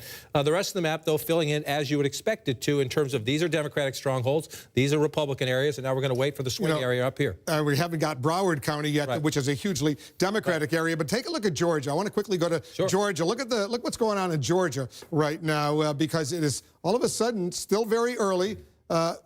But you can see Donald Trump has a very significant lead in Georgia right now. Significant lead, but 1% of the vote. And again, we're talking about very tiny rural counties. They're important to Donald Trump. Don't get me wrong, every vote counts. But we're looking at these very small counties where it's 100% in from this Oglethorpe County, 278 votes to 80 votes. So, but don't It's not a big population center. You're not getting a ton of votes, but that's very important to Donald Trump to run it up. If the Democratic hopes hinge on giant turnout in places like Atlanta, in places like Columbus, the African-American base, other Democrats, we'll see what happens there. You know what? I want to go back to Florida for a moment, John. Florida, you can see the Miami-Dade is doing well, obviously, for Hillary Clinton. Palm Beach County. Yeah. Broward, what happened 4 years ago in Broward County? How well does she have to do there? Well, here you got nothing. We have nothing in so far, so let's go back in time and look at Broward County, 67. So she needs to run up. These are your big Democratic turnout areas, and it's population centers as well. And again, you know it very well because of family history here. The further south you go, the farther north you get, is the way they say it in Florida. And so you watch this right here, and you come back to 2016. Look at this, 36% of the vote is now in, more than a third. 36% now counted. You start to look up here again. This is where the growth has been up in the central part of the state. 63% right here. Go back in time and look, 62%. So she is equal or slightly above President Obama's performance right now when you look through it. And that's the key when you match this back in history. Democrats think, and Republicans too, think turnout is up in Florida. So you're going to watch the key county, see if the percentages match up. I want to look at one other place up here, Tallahassee, Democratic area where the state capital is, 62 or 63% if you round it up for Secretary Clinton. 61% for the president 4 years ago. So as you look at the early results in Florida, Wolf, we're up to almost 40% of the vote. Hillary Clinton at the moment performing in a way consistent with what for President Obama was a very narrow victory, but a lot to fill in. Donald Trump still in the hunt. We're counting down to the bottom of the hour. Two key battleground states, they are getting ready to close. We're talking about North Carolina, a state that Barack Obama lost 4 years ago, carried 8 years ago, and Ohio. Republicans need to win Ohio in order to win the White House. Let's start with a CNN projection. CNN projects Donald Trump is the winner in West Virginia. Donald Trump will carry that state with 5 electoral votes. Trump gets another state, West Virginia. We have a key race alert right now. Too early to call in North Carolina. As you can see right there, 15 electoral votes at stake, a critically important battleground state, and Ohio. Too early to call in Ohio right now. 18 electoral votes in Ohio. We are not able to make projections. Polls are closed in both of those states, cannot make projections yet. Let's take a look at the Electoral College map count, where it stands right now. You can see Donald Trump has a lead. He has 24 electoral votes right now compared to 3 for Hillary Clinton. You need 270 in order to win the White House. The blue state, that's Vermont. That's the state that Hillary Clinton, we've projected, will carry. The red states, those are states that Donald Trump has carried. Those yellow states, too early to call. No projections in those states, at least not yet. Let's go over to Jake. Jake, West Virginia, not a surprise, but we're waiting for Ohio and North Carolina. And let's take a look at Florida for 1 second. And the only reason I bring this up is because Alex Conan, who is a senior strategist for Marco Rubio, who's running for re-election there, pointed out just a few minutes ago that Marco Rubio was outperforming Donald Trump in absentee ballots in Miami-Dade. The reason I bring it up is because one of the things looking forward for the Republican Party is how do they win Democratic areas? Take a look at this. 43% of the votes in Florida are now in, and all of a sudden Donald Trump takes the lead. Almost 30,000 vote lead over Hillary Clinton. He's at 48.9%. Hillary Clinton is at 48.2%.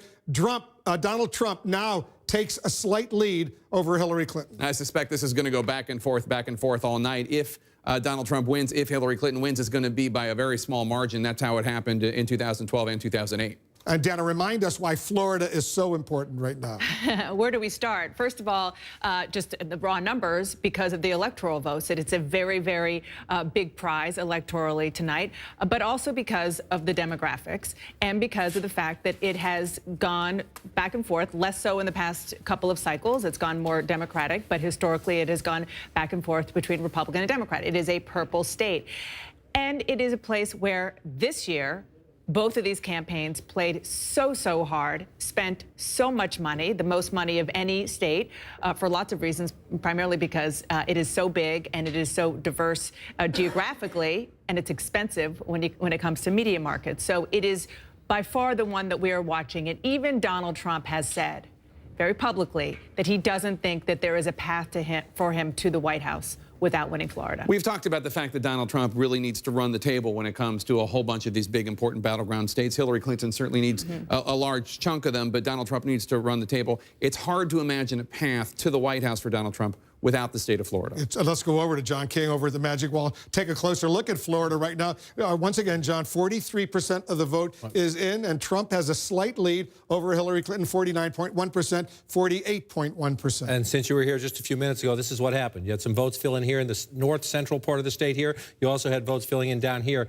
Sarasota County, Donald Trump had a rally here just the other day in Sarasota County. He's winning 50.5% to 47%. But again, first I want to go back and just look at the presidential history. Mitt Romney won this county a little bit bigger. So we'll see. It's only the early results for Donald Trump. But to the point Jake just made, it's a very important debate because win or lose, the Republican Party is going to have a big debate after this election. And so let's look at what Jake was just talking about. Let's pull up Miami-Dade County, right? You see Donald Trump, remember the 36.5. So round Donald Trump up to 37% so far in Miami-Dade.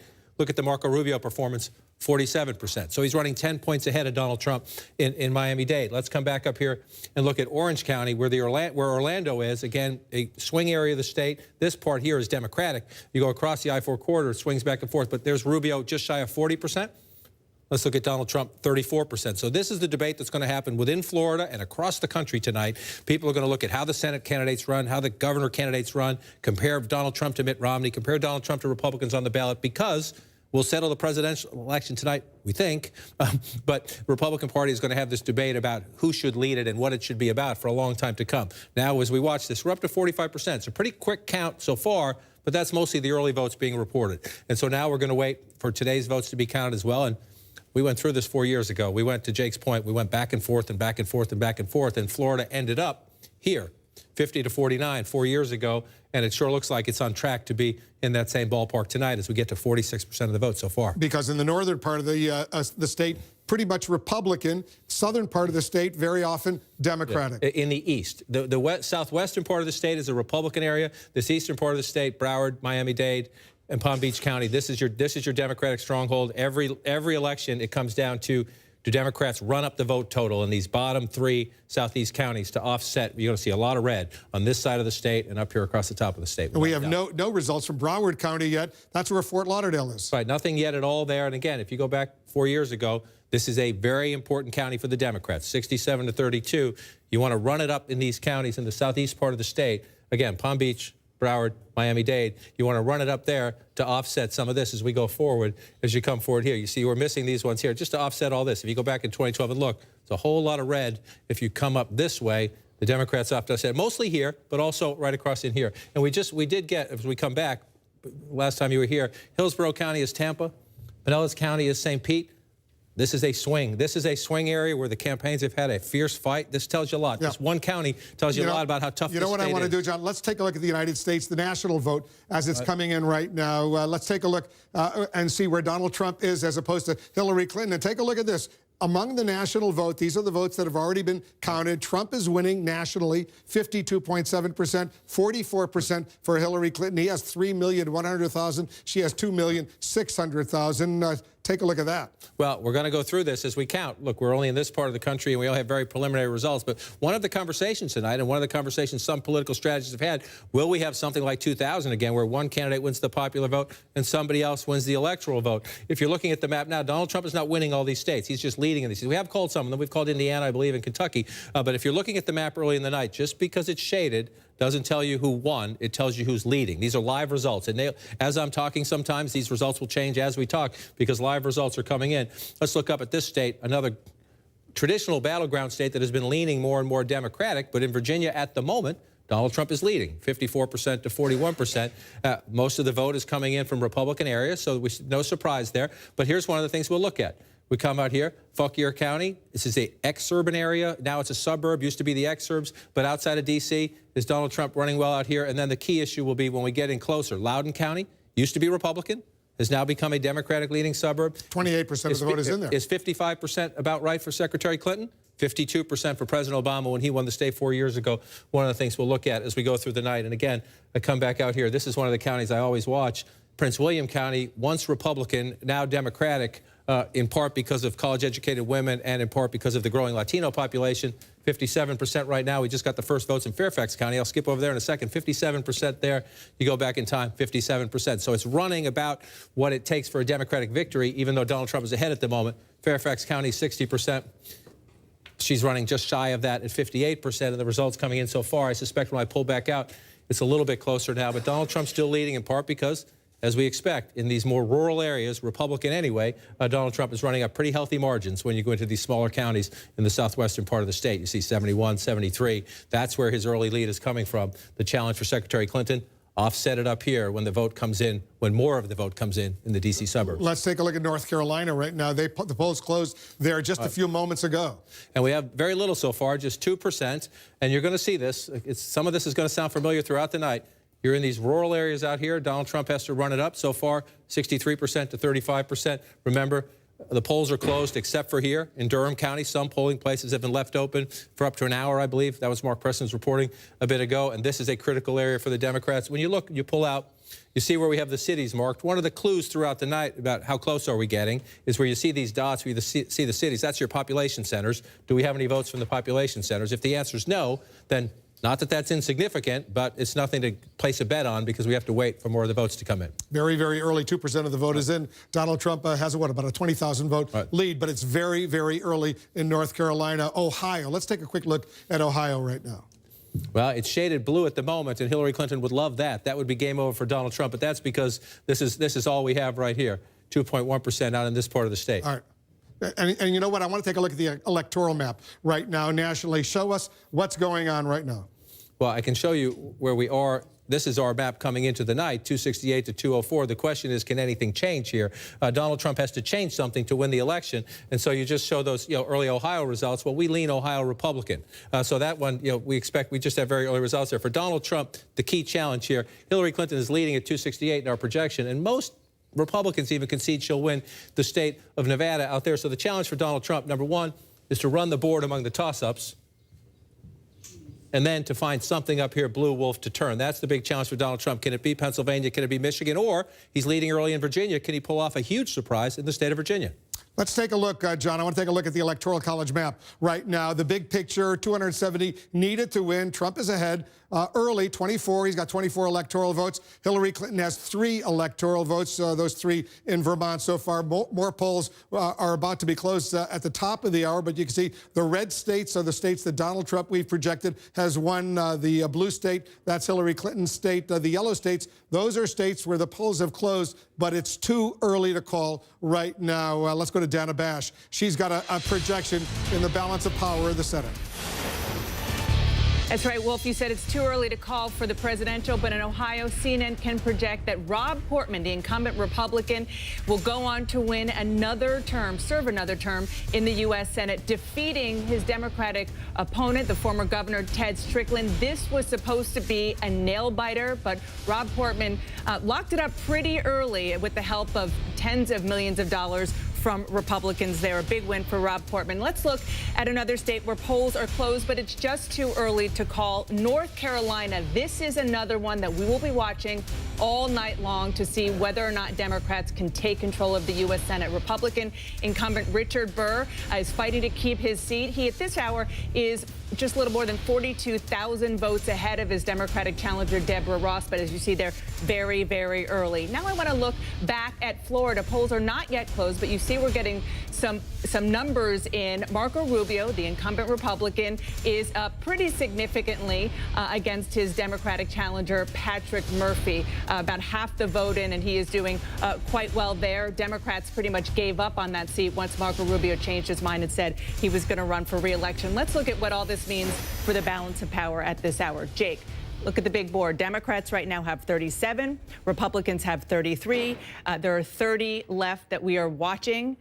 Big picture, Democrats are trying to pick up 5 seats in order to have a clean 51-seat majority, and Republicans are obviously trying very hard to prevent that from happening. Not a strong showing of it, though, I have to say, from Democrats as of now. Rob Portman, as you know, was supposed to be a seat, as you just said, that they were going to be able to pick off. They had the former governor, Ted Strickland, run against, but Democrats weeks ago pulled out there. Rob Portman winning a handily re-election.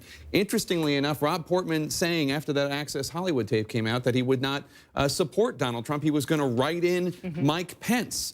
Which really kind of doesn't make much sense, but nonetheless, the voters there rewarded him with another term. And it is one of the themes that we've heard from Mitch McConnell, the now Senate Majority Leader, as he's trying to keep the seats in Republican hands. candidates matter. He learned that lesson the hard way when Republicans didn't take control for two cycles where they should have because of Republican candidates who made some pretty big mistakes. Rob Portman has been a very, very good candidate and ran as somebody who understands the state, and it served him well. Marco Rubio, also a decent candidate. We'll see what happens with that race. Wolf Blitz. Yeah, a lot of Republicans who don't like Trump, they're writing in all sorts of names in the course of this day. Let's get a key race alert right now. We got a lot of results coming in right now. Let's update you. First of all, more than half of the vote in Florida is now in 55%. Look at this. Donald Trump has a significant lead of 118,422 votes over Hillary Clinton, 49.7% to 47.4%. Florida, 29 electoral votes at stake. All the polls in Florida will close at the top of the hour. North Carolina, 10% of the vote is now in. Trump has a lead of more than 52,000 votes over Hillary Clinton, 54.5% to 43.3%. 15 electoral votes at stake in North Carolina. In New Hampshire, all of a sudden we're getting some votes in very, very early, 1%. Only 1% of the vote is in. 337 vote lead for Hillary Clinton over Donald Trump in the state of New Hampshire with 4 electoral votes. We're counting down to another round of poll closings just moments from now. The mother of all battlegrounds, Florida. That's coming up along with the results from key races in Pennsylvania and New Hampshire. Stay with us.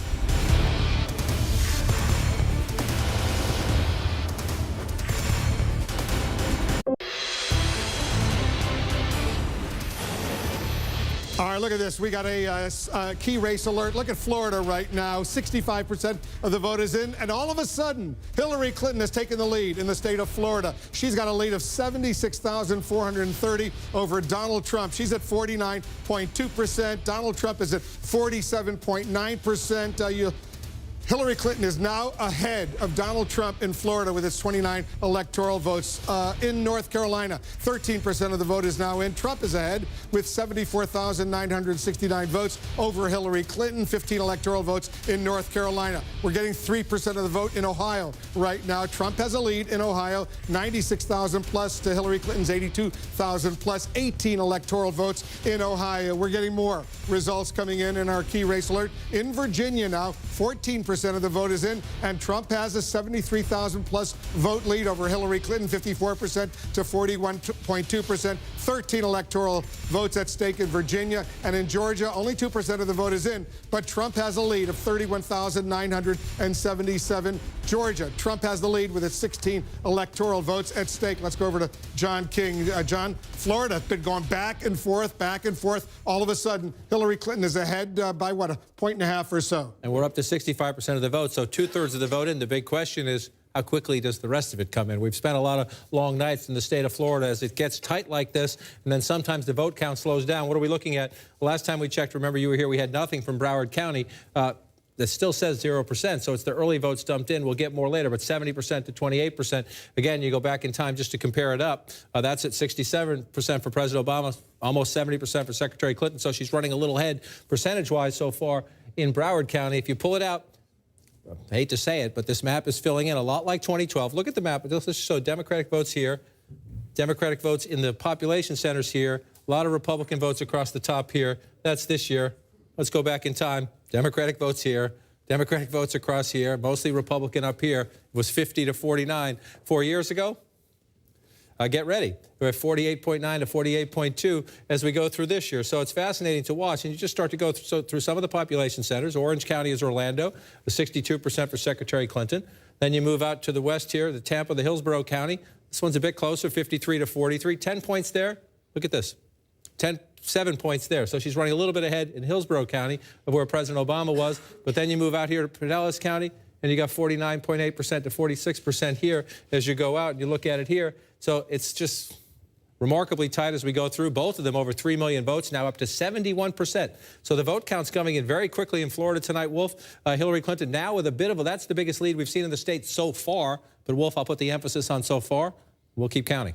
It's a real battle in Florida right now. We're only moments away from the biggest wave of poll closings in the presidential race. We're counting down to the top of the hour. That would be 8 p.m. Eastern. That's when the last polling places close in the battleground states of Florida, Pennsylvania, and New Hampshire. The polls also will be closing in Alabama, Connecticut, Delaware, the District of Columbia, Illinois, Maine, Maryland, Massachusetts, Mississippi, Missouri, New Jersey, Oklahoma, Rhode Island, and Tennessee. Together, those contests have 172 electoral votes. That's a huge chunk of the 270 needed to win. Jake, another presidential race where all eyes right now are on Florida. It's one of the most critical states in this race. Donald Trump himself has said that he doesn't see a path to the presidency for himself without the state of Florida. It has 29 electoral votes. We're following the last-minute mad dash for all these candidates in the battleground states. We're also getting new information from inside the campaigns. First to Sarah Murray, who is with the Trump campaign. And Sarah, the votes are coming in. It is neck and neck in North Carolina, neck and neck in Florida. What are you hearing from the campaign? Well, Jake, as you know, Florida is, of course, always a source of heartburn. But for the Trump campaign, their particular angst is not knowing how these independent voters are going to shake out tonight. If they're going to lean in favor of Donald Trump, if they're going to lean in favor of Hillary Clinton. Now, I've talked to multiple sources who say they really don't have any information about these independent voters. It's been a struggle to get the kind of resources they need in Florida, to get the kind of money that they would need to be able to model this independent electorate. And so even though Donald Trump himself has been personally interested in which way these independent voters are leaning, they're saying they just don't have any way to tell him. They're just waiting to see the results, just like we are. So flying a little bit blind tonight on one of their most important states, Jake. Interesting. Let's go now to Jeff Zeleny, just a few blocks away at campaign headquarters. And Jeff, the Clinton campaign knows that they need Florida. They have been saying for quite some time that they feel better about Florida than they do about states such as North Carolina, states such as Ohio or in Iowa. What are you hearing from the Clinton team? Jake, the number is 29. That is one of the favorite numbers, the most important numbers inside that Clinton war room here at the Javits Center. And the Clinton campaign is increasingly confident about Florida, the numbers that are coming in and also what they've been seeing on the ground throughout the day. They point to some specific counties across the state, Orange County, Osceola County, Hillsborough County. They believe that they're outperforming Obama numbers. Of course, he won the state narrowly. Also, Duval County. They say Donald Trump is not doing as well as Mitt Romney. This is the view of the Clinton campaign here. But Jake, the reason that Hillary Clinton visited Broward County, a key Democratic area, 3 times in 1 week, was to drive up that Democratic vote. They believe they've done it. But one senior Clinton advisor I just talked to said the Hispanic numbers are rising through the roof. That's why we'll win Florida. Jake? All right, we'll see what actually happens. Let's go to Wolf Blitzer right now, who has a key race alert. We do have a key race alert. Hillary Clinton has now taken the lead in Florida and North Carolina. Let's take a look at Florida first. 72% of the vote in. That's a big chunk of the vote. Hillary Clinton is now ahead by an impressive almost 172,000 votes over Donald Trump. 49.9%, 47.3%, 29 electoral votes. All the polling in Florida closes at the top of the hour. But 72% is in. She's got 171,000 lead right now over Donald Trump. And look at this. In North Carolina, 28% of the vote is in. She is ahead by 21, almost 22,000 votes over Donald Trump right now, 49.7% to 48%. Donald Trump slightly behind Hillary Clinton in North Carolina. He's also behind in Florida. Let's go over to John King at the Magic Wall. You're looking at North Carolina and Florida right now. I think we're going to spend a lot of time on that tonight. North Carolina, Florida, North Carolina. Other states matter too, but especially when you're looking at does Donald Trump have a path, a comeback path to 270 electoral votes? Florida and North Carolina factor huge. It's almost impossible to get him there without Florida. You can have a variation without North Carolina, but it's a little bit pie in the sky. So let's look at Florida. 49.8 to 47.4. Significantly, the votes come in pretty quick. 72%. We'll see how quickly it comes in from here. But when you look at this map, Wolf, not to sound like repetitive, but this looks a lot like the 2012 map so far. And Hillary Clinton has to be very happy with the margin she's running up down here in the big Democratic strongholds. Palm Beach County, move down. Broward County, she's at just shy of 70% there.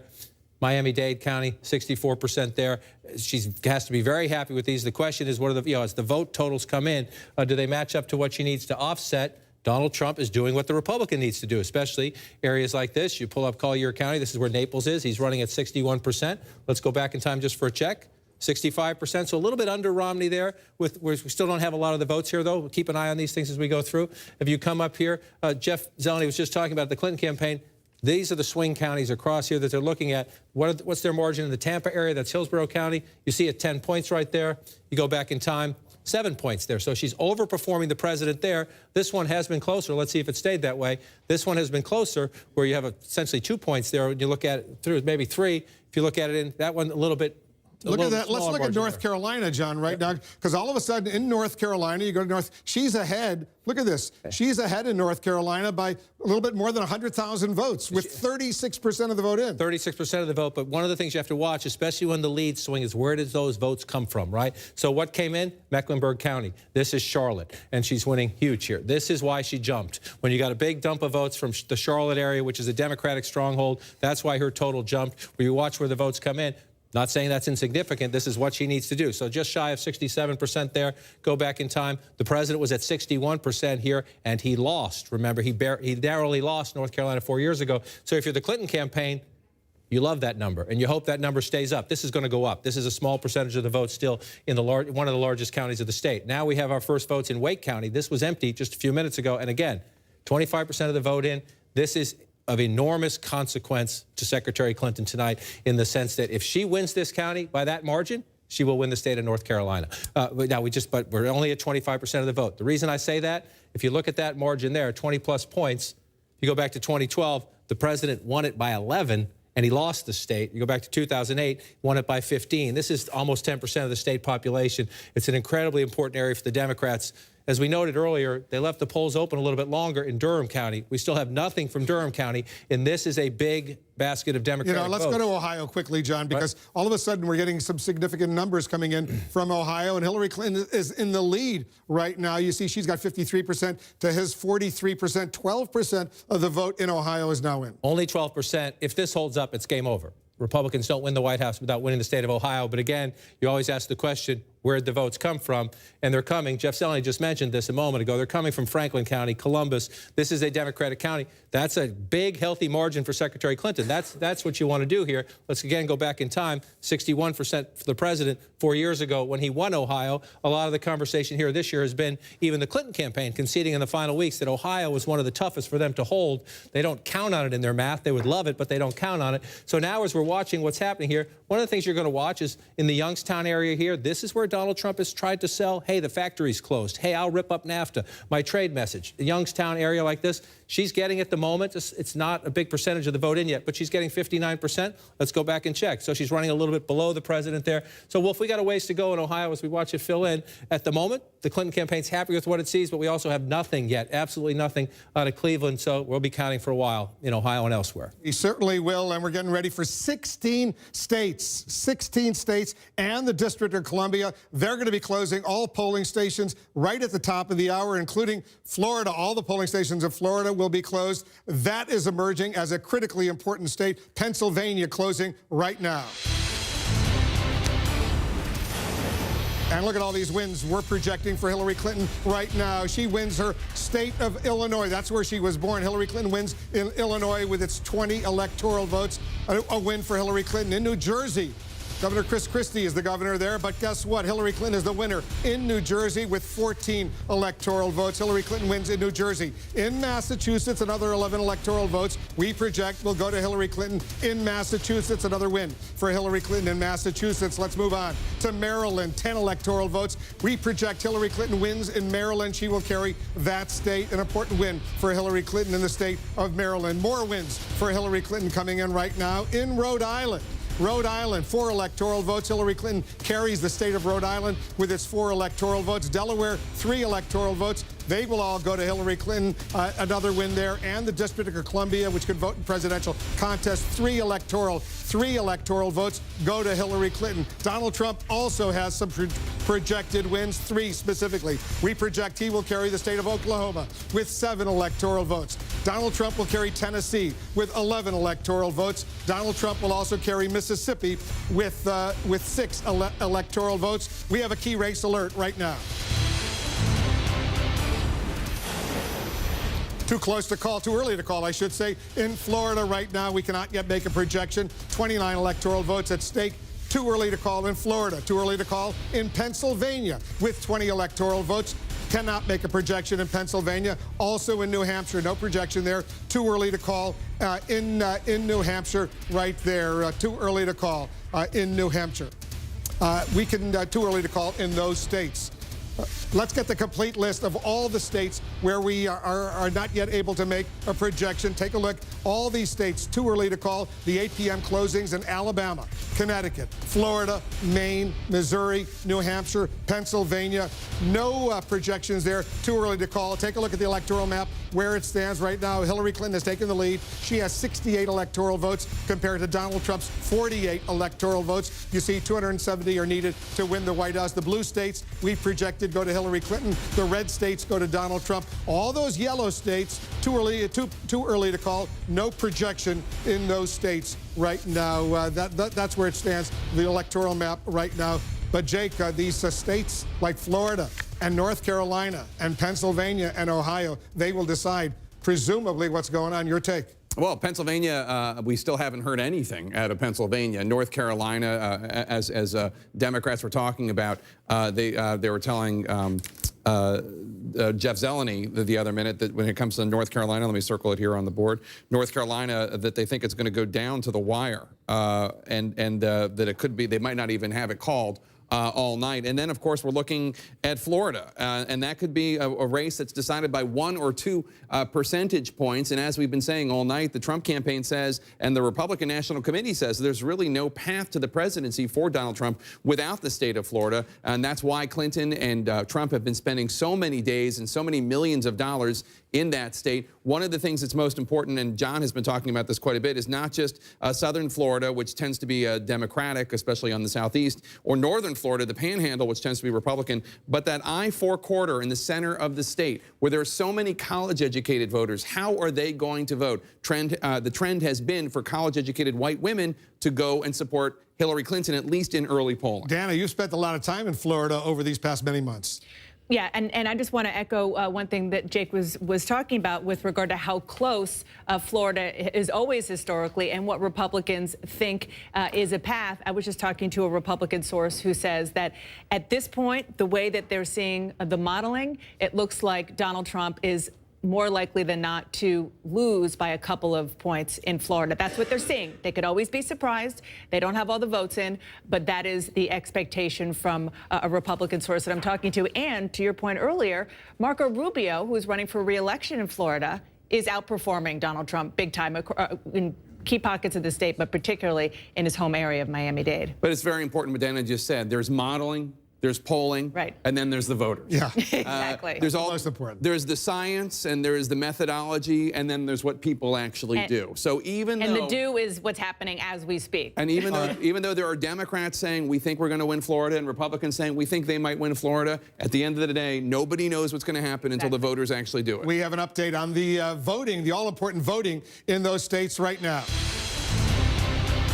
All right, let's take a look at Florida first. You see Hillary Clinton. She has an almost 80,000 vote lead over Donald Trump with 77% of the vote in, 29 electoral votes at stake. Still close. 49.1% for Hillary Clinton, 48% for Donald Trump, but she has a lead. She also has a lead with almost half of the vote in North Carolina, 185,000 plus vote lead over Donald Trump, 52.8% for Hillary Clinton, 44.8% for Donald Trump, 172,000 vote lead. Now it just changed, 15 electoral votes at stake in North Carolina. In Ohio, a quarter of the vote is now in. Hillary Clinton is ahead in Ohio as well, 137,000 vote lead over Donald Trump, 53.3% to 43.2%. 26% of the vote is now in, just changed. Her lead has gone up to 153,000, 18 electoral votes at stake in Ohio. Let's go over to John King at the Magic Wall. These 3 states will make a major decision. Who's going to be the next president of the United States? Let's start with Florida. Almost 80% of the vote in Florida, Wolf, and it's very, very close, 48.9 to 48.2. It's only 50,000 votes now. It's just shrunk a bit. It's just shrunk a bit as you're starting to fill the map in. And again, when you fill the map in up here, you can expect Donald Trump to make up ground. The challenge for Donald Trump is a lot of these smaller counties, when you look at them, you're not much in that county there. I'm trying to come over and see we have a percentage, 92% of the vote in here, and you see it's not that many votes. So a 6,000 gap there. That's one of the things we're going to watch as we get closer to 100% of the vote in, is what's missing. And if it's the smaller counties, there's only so much math you can make up. But let's look at the state as we go through it right now. This is going down to the wire and a nail biter. Osceola County, it's only 1.4% of the state population, but it's in that important I-4 corridor Jake was just talking about. Jeff Zeleny mentioned earlier, the Clinton people, in the age of big data, you know what you need. You know how many registered voters are. You have an expectation of turnout, and you run these computer models, and you run your list, and you turn out your voters. And if you get to a number where you're happy, you see 63% there. Let's go back in time, 62%. If you're the Clinton campaign, if you're outperforming President Obama, you think that's enough. Now, Donald Trump is a very unorthodox candidate. Is he going to drive up turnout in these Republican areas? Is the counterbalance to that. But if you're the Clinton campaign, you want to get your Democrats out. And in most of the places, they are doing that. 53% for the president there 4 years ago.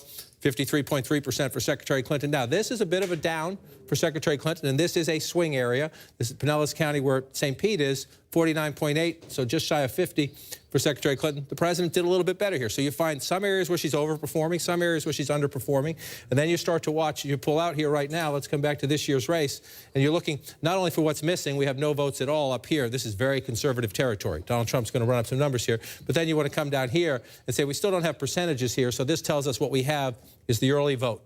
Most of what we have, if not all of what we have here, is the early vote. We haven't, from the precincts, we're not getting percentage reporting yet. And that's a big factor in the sense that what this tells us, we don't know how many, because early voting has become so important, but it tells us there are more votes down here, which is good news for Secretary Clinton. North Carolina, Hillary Clinton has a lead there in North Carolina as well. Half the vote in North Carolina is now in, John. And, right. And as I pull it out, I just want to tell our viewers, as we go through the night like this, when you see me go to the national map, because it's shaded doesn't mean it's over there. That's leading. On this map, it's live data feed. So you'll see states switch back and forth. Just a moment ago, Hillary Clinton was leading in Alabama, and Alabama 51% of the vote in North Carolina now in. Right. She has a lead, 51.9% to 45.7% in North Carolina. And so now you start looking. When you get above the halfway mark, then you start looking at your major population centers, how much of the vote is in. Is it tracking throughout the night repeatedly?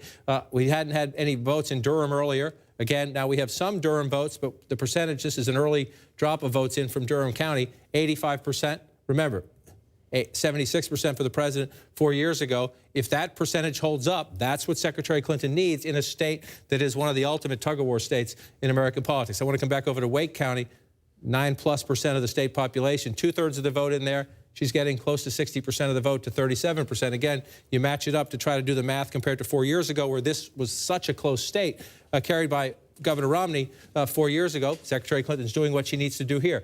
So you're looking for Donald Trump, and you're saying, where can he pull up the vote? Let's go back and look at the Romney win, and you see all this red down here, right? So Donald Trump needs to run it up along the coast all the way down. Let's come back in it here.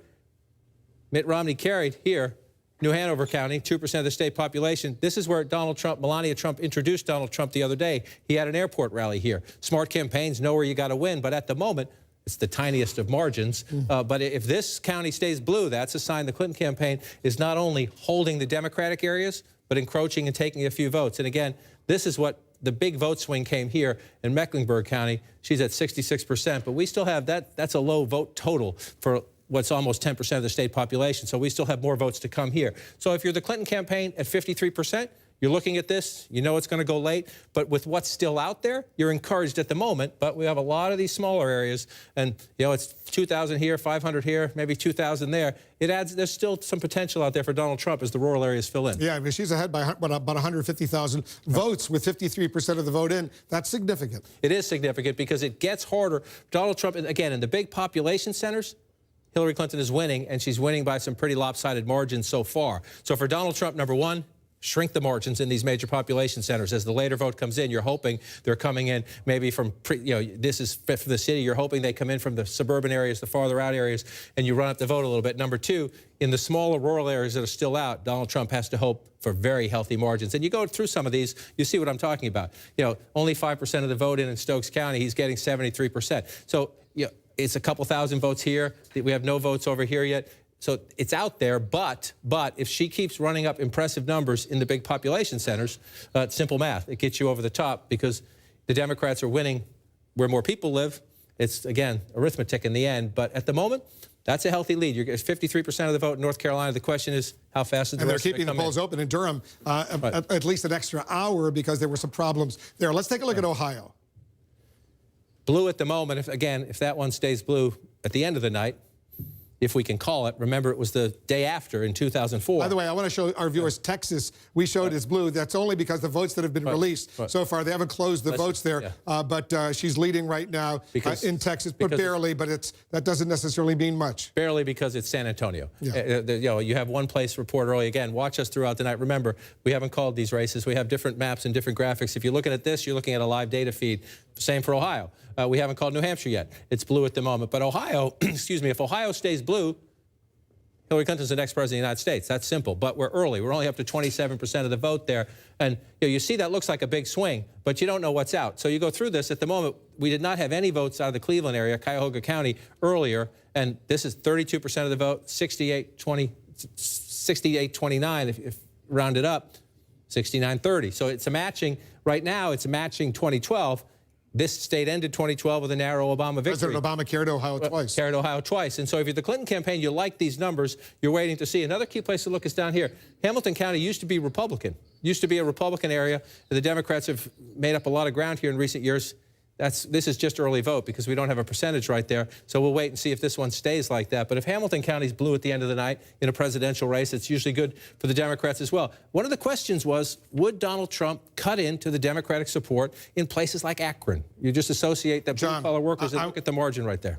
I want to go to Florida right now because 85% of the vote in Florida is in, look at this, 3,876,000, 3,860,000, only about 15 or 16,000 votes separate these two candidates in Florida with 85% of the vote in. Her lead, once again, has shrunk. Has shrunk, and again, what filled in? Some more areas up here filled in. Well, last time we were here, we had a big opening up here. Now we have a smaller opening up here, and you get just out changed here. Again. It's only 11,000 vote lead. Just now it changed. Math on your feet. I like this. Wolf, we have a living abacus right here as we go through. But as you watch it fill in, it gets important to start going up to these counties and say, we don't have a lot of vote here still. So there's votes to be made up for Donald Trump as you do this.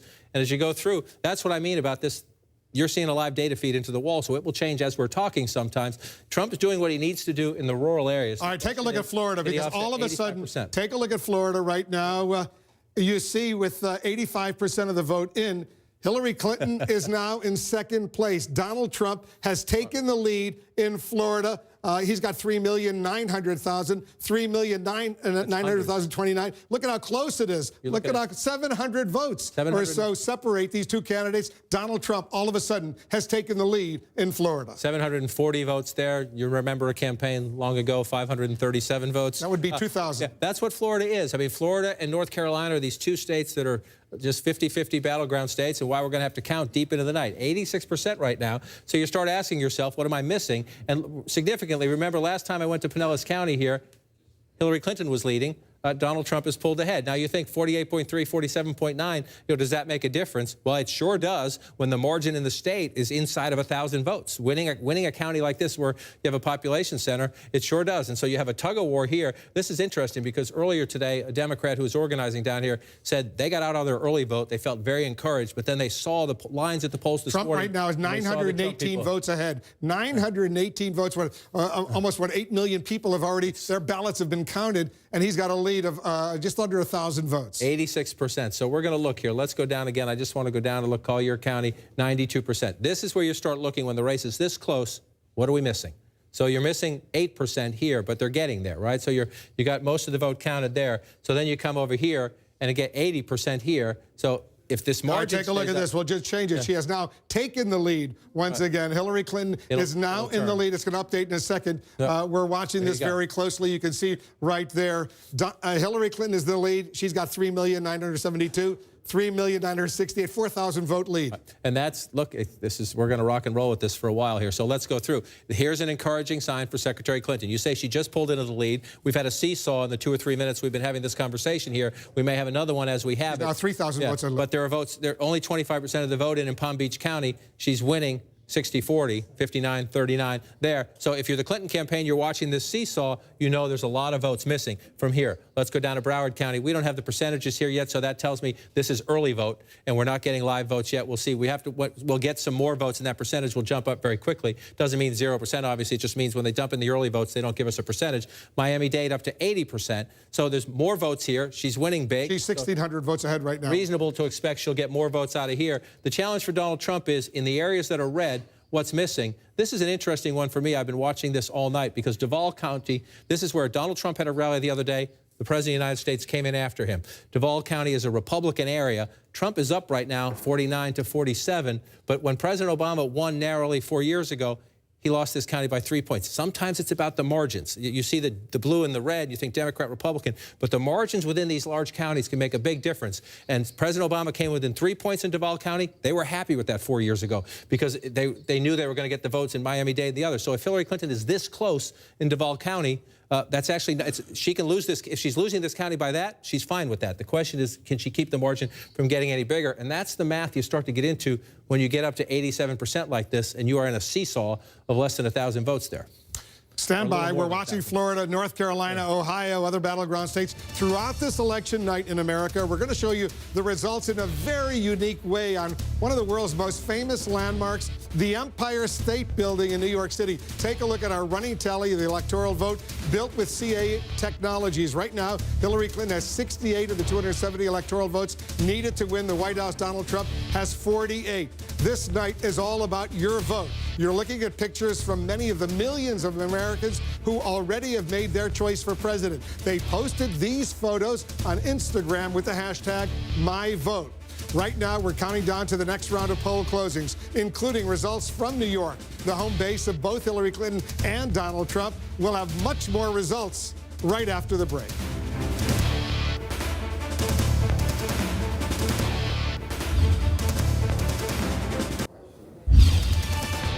Here's another check of the electoral vote count so far. It's lighting up the Empire State Building right in the heart of New York City. Hillary Clinton right now with 68 electoral votes of the 270 needed to win. Donald Trump with 48. We're counting down to another poll closing and another chance to make a projection in the presidential race. Right now, here's a key race alert.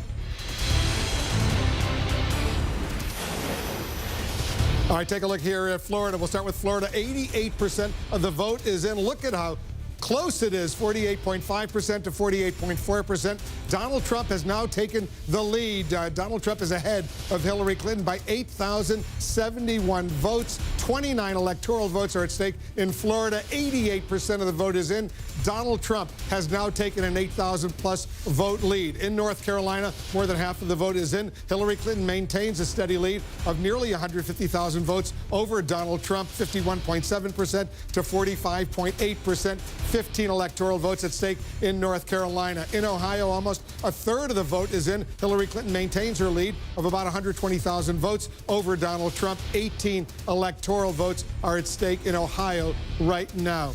Let's take a look at the electoral map count as we know it right now. Take a look at this. You see Hillary Clinton with 68 electoral votes to Donald Trump's 48. You need 270 to win the White House. Remember, the blue states, those are states we've projected that Hillary Clinton will win. The red states, those are states we've projected Donald Trump will win. You see all those yellow states over there? Those are states where it's too early to call. We have not yet been able to make a projection in those states. And you see all of those states, including Florida, where Donald Trump has just pulled ahead. Let's go and show the votes right now. Look at this. Florida, 88% of the vote is in. Donald Trump's lead has grown almost 14,000 over Hillary Clinton, 48.6% to 48.4%. Donald Trump has a slight lead over Hillary Clinton in Florida. And John, 88% of the vote is in, 12% outstanding. So this is a significant number right now. And we're again, this is going to be seesaw. It's a nail biter. Hang out for a while. Brew some espresso. Just as we were earlier when you moved over there for a little bit, I was just going around and looking. And part of this is because Donald Trump started to run it up here in these counties, and there's still a lot of votes to be counted. These are the quick early vote deposits coming in, and Donald Trump running up by big margins up here in the conservative part of the state, which is exactly what he needs to do. Down here in the southwest corner of the state is Republican territory. 76% of the vote, and that's one of the things you start to get into when you get close to 88, 90% statewide. You're going county by county and saying what's left for Donald Trump to get and what's left for Hillary Clinton to get. Lee County just went to 100% as we were having this conversation. So it's a place where he's running up the score, but there's nothing more. And so that's when you get trying to get from 88 to 100. Now we're at 89%. If you're in the Clinton campaign, you're down a little bit right now, but here's what's encouraging to you.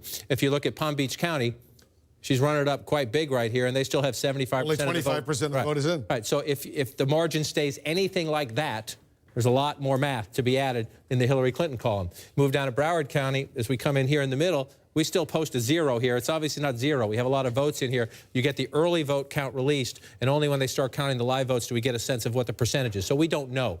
We assume there are more votes here, but we don't know the answer to that question in Broward County. Miami-Dade, they're almost done, but there's 20% more in a major population center. So that's a big chunk of votes. If that margin stays the same, this 20% comes in. Those three counties alone, those three counties, Miami-Dade, Broward, Palm Beach County, they have, what, more than 30% of the population of the entire state. That's right. You just go through right here and look. 7% in Palm Beach County, almost 10%, 9% there, so you're up to 16 plus. Miami-Dade, 13 plus. So there you go. You're above 20%, 30%, I'm sorry, right there as you go. And they're big Democratic areas. And again, there's still some votes out. So you start looking at other areas. I looked up here a little bit. Discouraged in terms of Clinton has what she's going to get out of Orange County up here at 97% of the vote counted there. So as you go through matching up these counties, what's left to count? You come in. All right, stand by for a second. I want to quickly go to Dana. You've got two major projections in the balance of power in the U.S. Senate. That's right. Well, the first Democratic pickup in the Senate of the evening. You see there Tammy Duckworth, the Democratic challenger. CNN can project that she will beat the incumbent Republican Mark Kirk. This is a seat that Republicans, frankly, gave up on a while ago. They knew that Tammy Duckworth, especially in a presidential year in a blue state, was very likely to win, and CNN can project that that has happened. Now let's go to the state of Florida. Very close in the presidential level, but on the Senate level, CNN can project that Marco Rubio will go on to win another term in the U.S. Senate, defeating his Democratic challenger, Patrick Murphy. This was not a seat that Rubio wanted. He said he was going to retire until a lot of bigwigs came in and convinced him to reconsider. He did, and now he looks like he will go on to win re-election. Now let's look at some other pickups for, other wins that CNN can project this evening. Richard Blumenthal, the incumbent Democrat in Connecticut, CNN can project that he will win another term, defeating his Republican challenger, Dan Carter. Now in the state of Maryland, CNN can project that Chris Van Hollen will will beat his Republican challenger, Kathy Schlega. This was an open Democratic seat, so it stays in the blue column. Then in Oklahoma, James Lankford, the incumbent Republican, CNN can project there he will win re-election, defeating his Democratic challenger, Mike Workman. Now let's look at some of the key races that we're watching that will determine the balance of power. New Hampshire, the polls have closed there within the last hour. The Democratic challenger right now is ahead of the incumbent Republican, Maggie Hassan, just a little under 6,000 votes ahead of Kelly Ayotte, but not very many votes in, so we're going to be watching that closely. And then also North Carolina. Deborah Ross is the Democratic challenger. She has a significant lead right now against the incumbent Republican Richard Burr.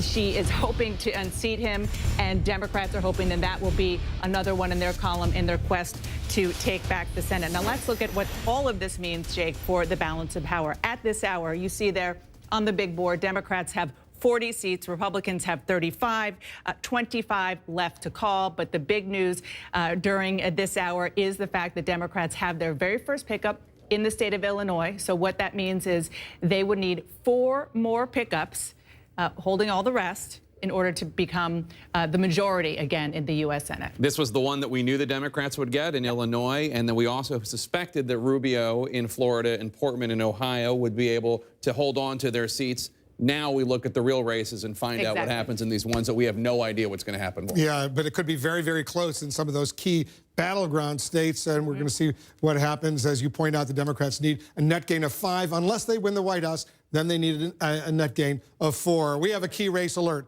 right now. All right, let's show you what's going on in Florida right now. 29 electoral votes are at stake. 91% of the vote is in, and Donald Trump is building up a sort of impressive lead, 63,297 votes. Donald Trump has a lead over Hillary Clinton in Florida with 91% of the vote in, 48.8% to 48.1%. 56% of the vote in North Carolina is in. Hillary Clinton has an impressive lead of 131,000 over Donald Trump. 15 electoral votes at stake in North Carolina. In Ohio, 31% of the vote is in. Hillary Clinton has a lead of almost 100,000 votes over Donald Trump in Ohio. 18 electoral votes at stake in Ohio right now. We've got more. In Virginia, 45%, almost half of the vote is in. Donald Trump has an impressive lead over Hillary Clinton in Virginia, 130,000 vote lead, in fact, over Hillary Clinton. 13 electoral votes are at stake in Virginia. More numbers coming in, more results coming in. 9% of the vote in Georgia is in. Donald Trump has an impressive lead of 169,000 plus over Hillary Clinton. In New Hampshire, only 7% of the vote is in, but Hillary Clinton's lead is 5,700 over Donald Trump, 53% to 41.8%. Michigan, they're going to be closing the polls, but we've got some numbers so far. Hillary Clinton has a 20,000 vote lead over Donald Trump. 6% of the vote is in Michigan. And in Texas, they'll be closing the polls soon, but 46% of the vote has been released. Hillary Clinton, look at this, has a 56,000 vote lead over Donald Trump with almost half of the vote in Texas right now. There you see right now. We have more projections to make right now. Two more wins for Donald Trump. CNN projects Donald Trump will win the state of South Carolina with its 9 electoral votes. Another win for Donald Trump in South Carolina. Donald Trump will also win Alabama with its 9 electoral votes. Donald Trump the winner in Alabama and South Carolina. Two important wins for Donald Trump. We have a key race alert right now. The polls in Arkansas have just closed. Too early to call in the state of Arkansas, Bill Clinton's home state. Hillary Clinton was the first lady of Arkansas. Too early to call in Arkansas. 6 electoral votes right now. Let's take a look at the Electoral College map, see where it stands right now with these latest wins. Look at how close it is. 68 electoral votes for Hillary Clinton, 66 for Donald Trump. You need 270 to win the White House. Let me remind you, the red states we've projected Donald Trump will win. The blue states we've projected Hillary Clinton will win. The yellow states, too early to call. No projection yet in those states. Jake, this is a nail-biter in several of these states. It's been going back and forth, up and down. In Florida, especially Donald Trump with something like a 60,000 vote lead right now, but there are still lots of outstanding votes in Broward County and in Palm Beach County, the southeastern part of Florida, where there are a lot of Democratic votes. And still, it's as we always said, this was going to be a very tight race in some of these states. And in Florida, really, I have no idea what's going to happen. Republicans and Democrats still anticipate Hillary Clinton could edge it out, but at the end of the day, who knows? And Dana, Donald Trump really needs to win Florida if he's going to have a major shot. He could do it in other ways, but Florida is so important. That's right. Look, it's important for him just emotionally and symbolically because he feels that it is a second home because of Mar-a-Lago and other places that he has there, but also, much more importantly, mathematically, it is very, very hard for him to get the keys to the White House without going through Florida first. And as you said, the counties that are out do seem to be more Democratic than the ones that we already have in that shows Donald Trump slightly ahead. But I have to say, I was just communicating with some Republicans saying, well, you can't say we didn't get our vote out right. because it certainly looks like they did. Yeah, although we should point out, again, we've already called Florida for Marco Rubio. Exactly. I mean, so the Senate candidate. The Senate candidate there. So he was running significantly ahead of Donald Trump. And it's interesting, one of the subtexts of this night is how did Republican Senate candidates deal with Donald Trump? Mark Kirk in Illinois, he announced he was the first Republican in the Senate to say he was not going to endorse Donald Trump. I think he said he was going to write in General McChrystal. He got decimated in that very blue state. Marco Rubio tried to keep an arm's length, but he did say he was going to vote for Donald Trump, and he tried to challenge his Democratic opponent. Do you think Hillary Clinton is trustworthy? Do you support her? And apparently his argument won the day. And can I just point out one bit of irony?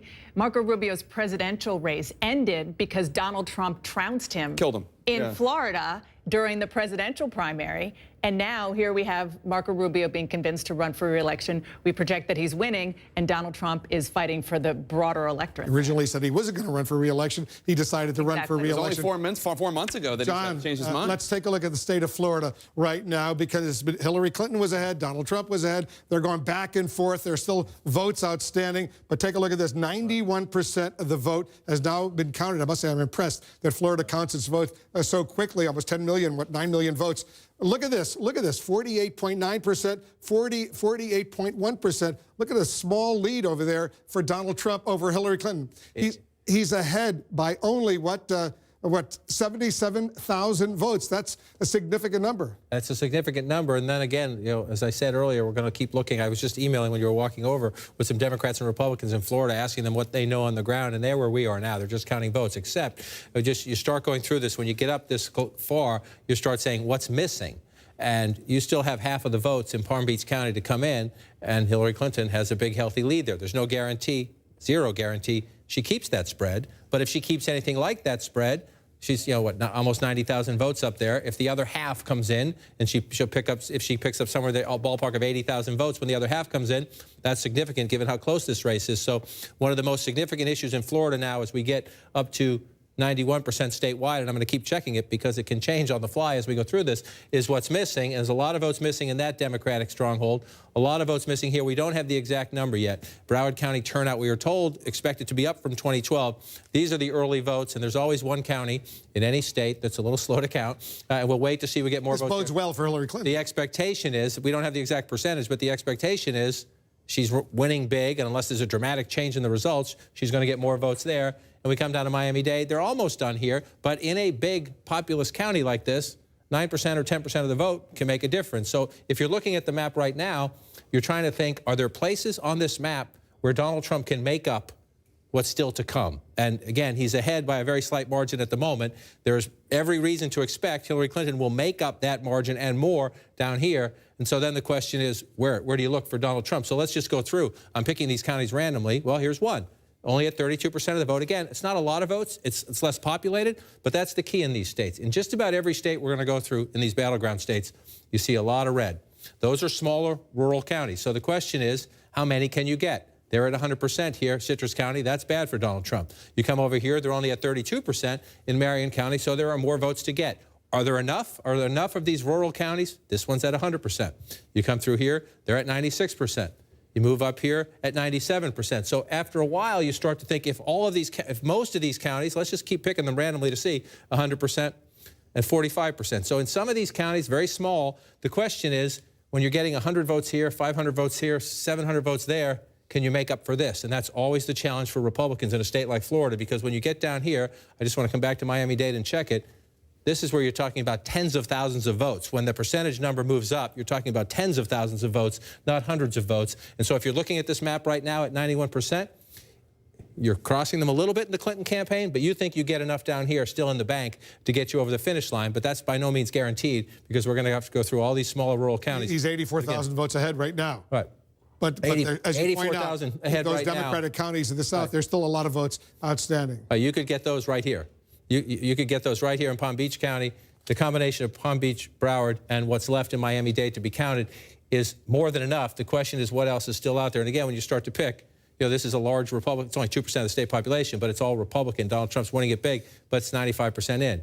You come over here, Lee County, here's a place where Donald Trump could do some business. Take a look. Let's go to North Carolina and Virginia. Donald Trump, by the way, in Virginia, Donald Trump is ahead. Let's go to Virginia first. Right, you look at Virginia. I've been watching this one repeatedly because Donald Trump is ahead.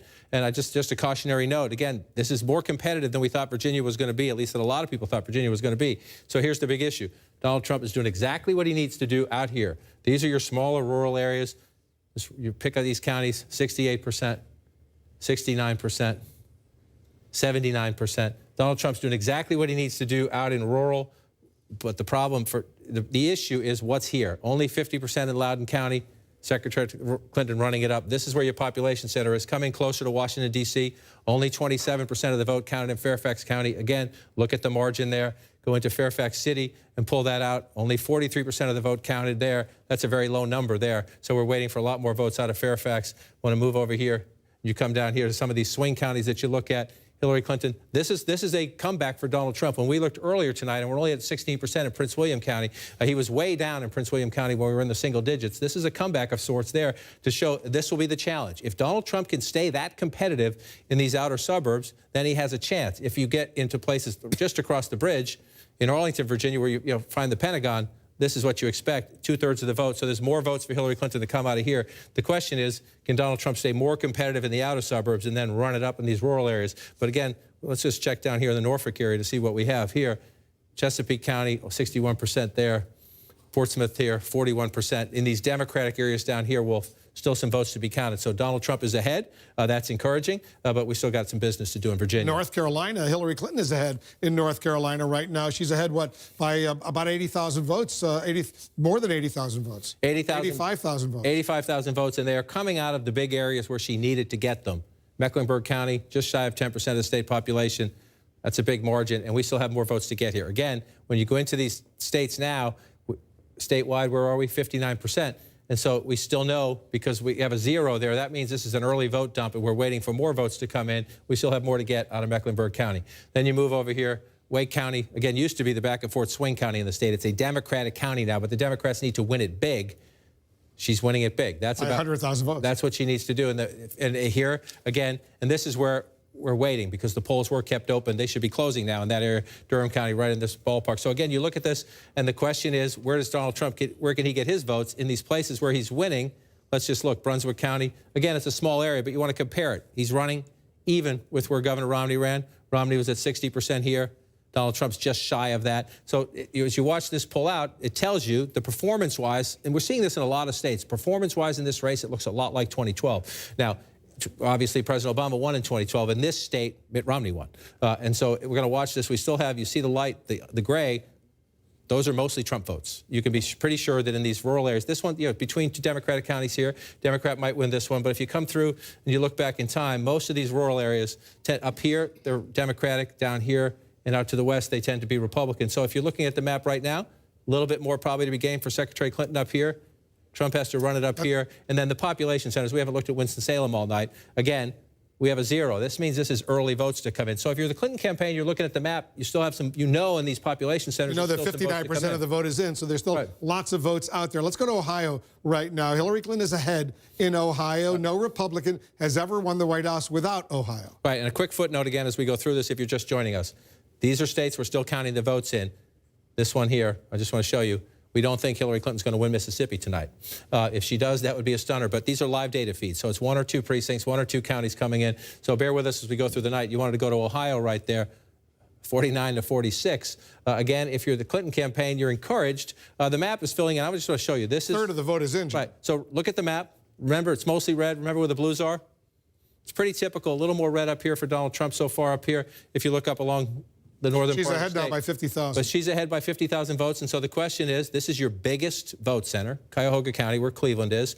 32% of the vote. She's running it up pretty big. It's a reasonable expectation. There's more in the bank here for Secretary Clinton. So then you want to pull out and you say, here's the issue. It's a lot of red, right? They're smaller, but this is only 24% of the vote. Only 17% of the vote. Only 18% of the vote.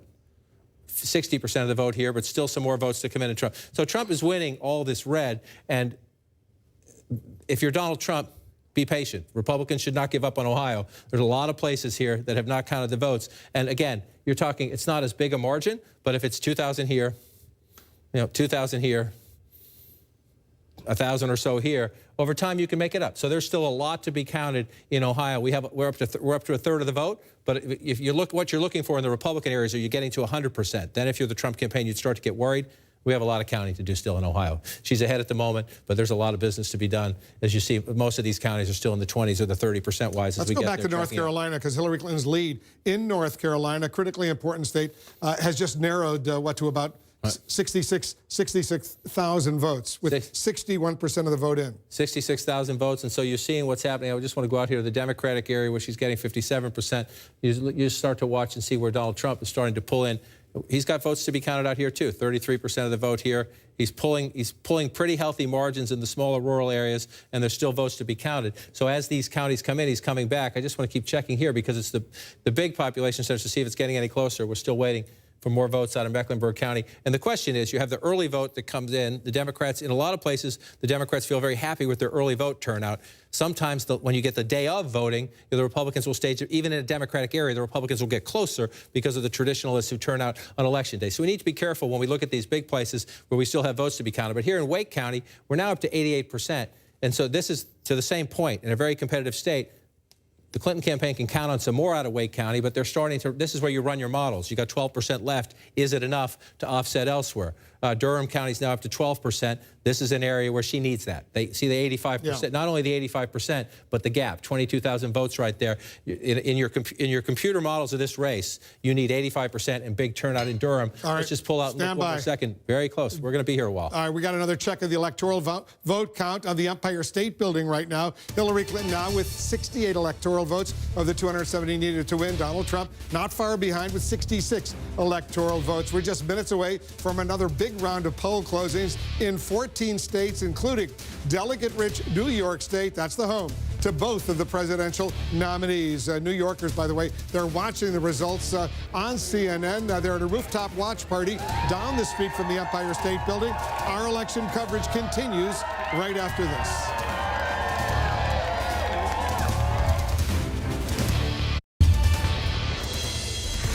It's a close race to 270 electoral votes right now. You can see our running tally on the Empire State Building. Hillary Clinton now with 68 electoral votes. Donald Trump with 66. And just down the street from the world-famous landmark, New Yorkers are watching election results on CNN as we get ready for the polls to close in New York State. That's the home turf for both Clinton and Trump.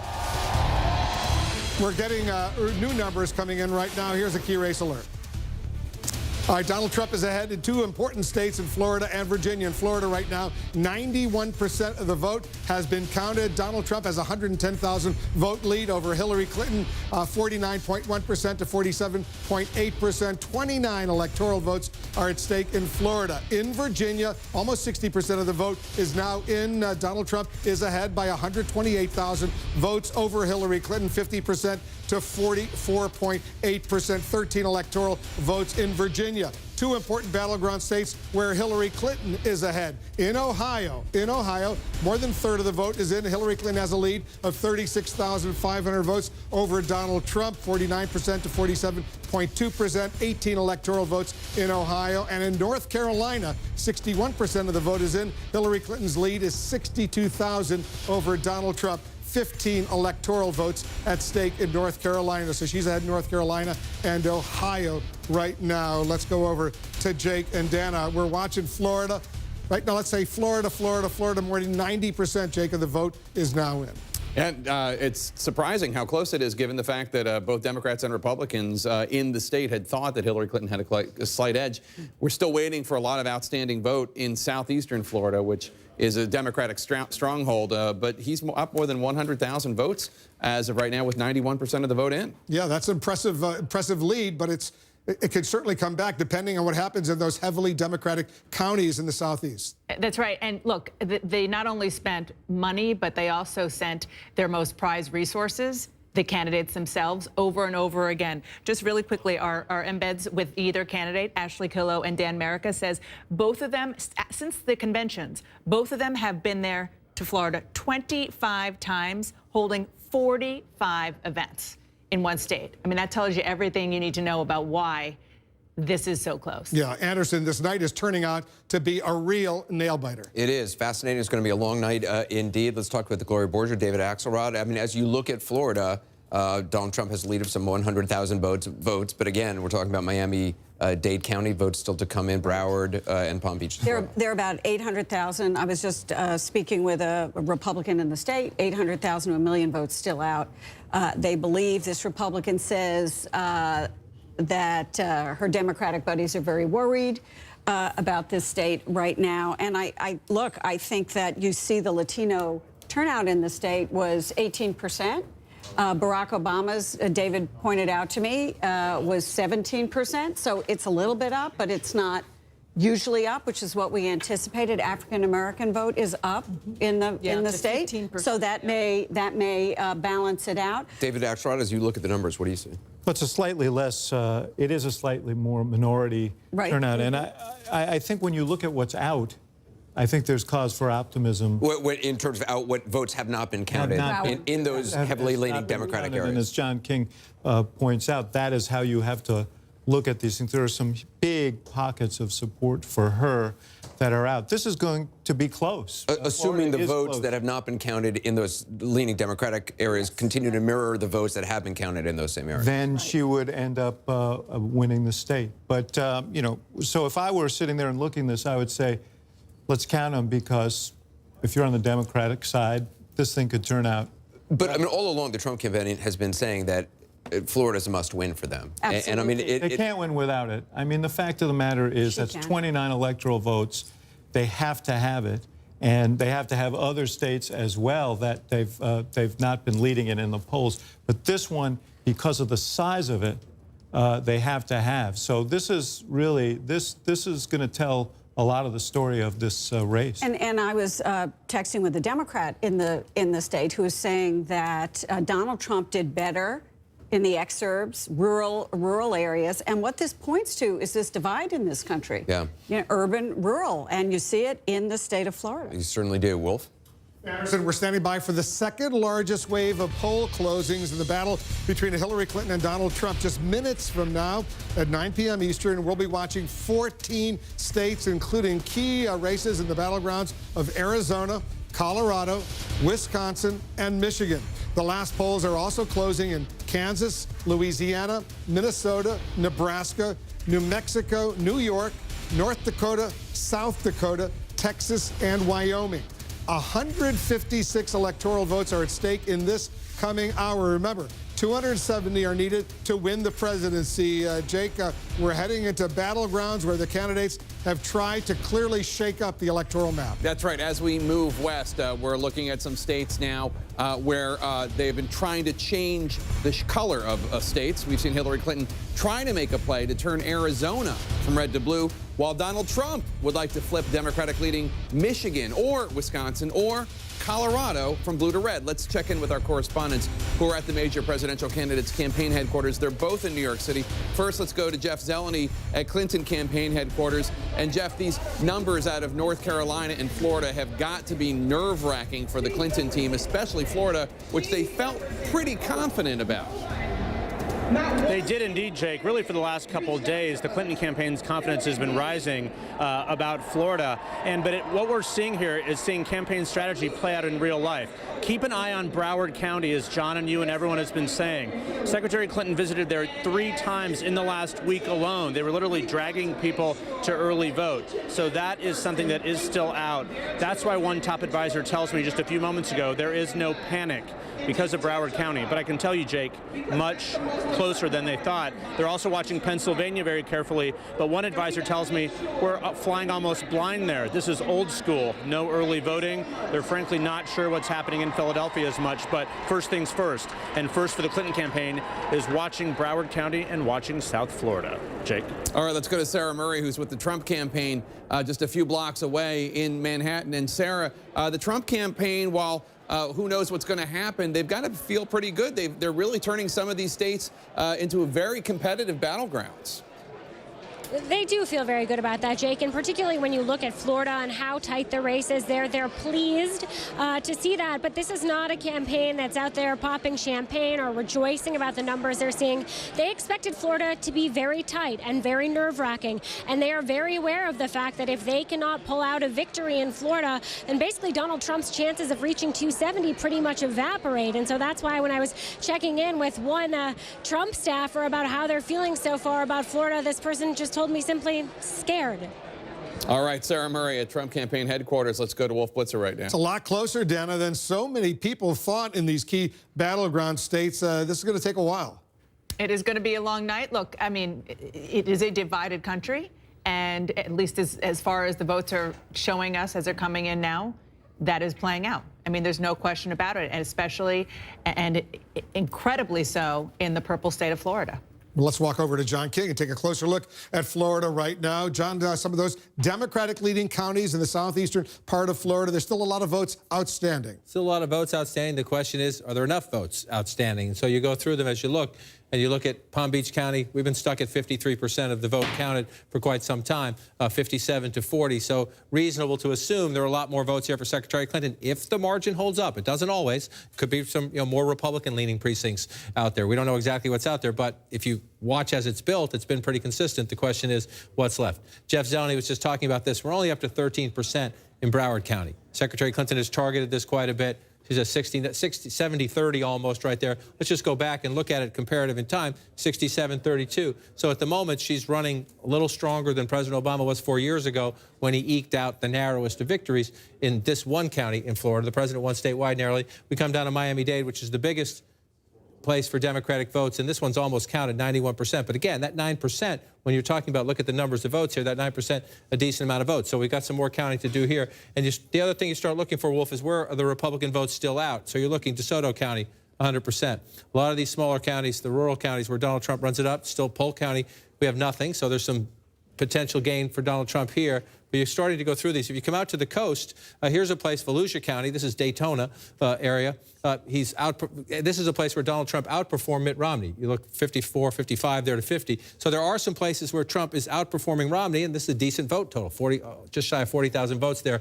He's running up the votes here. He's done very well along the northeastern coast of Florida, Donald Trump has. But again, you find a county, you see a big gap, but it's at 100% when you're trying to make up votes. You move up here, a big gap, but it's at 100%. So you pull back out where the Democratic votes are, counted here in Orange County, mostly counted here. One of the interesting areas, this is very, very close, and it's going to be very close to the end. If Donald Trump ekes out a victory, he may have his performance right here in the Tampa-St. Pete area. Why do I say that? Let me pull it out and look at it. Let's take the lines away so it's not confusing. Hillsborough County, 51-45. If you go back in time, President Obama won it a little bit bigger. You move over here to Pinellas County, you see that's the president's margin 4 years ago, 5 points.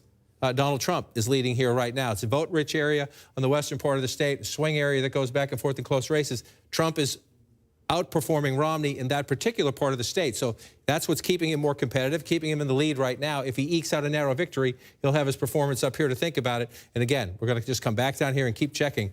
Still at 53%. A lot of votes here still to come in. And so far, they've been going Clinton's way. This is the one now up to 16%. We'll check her lead in just a second as this vote comes in. But you want to watch as we start going from 13 to 16 to 20 to 30. Does it stay 69-30?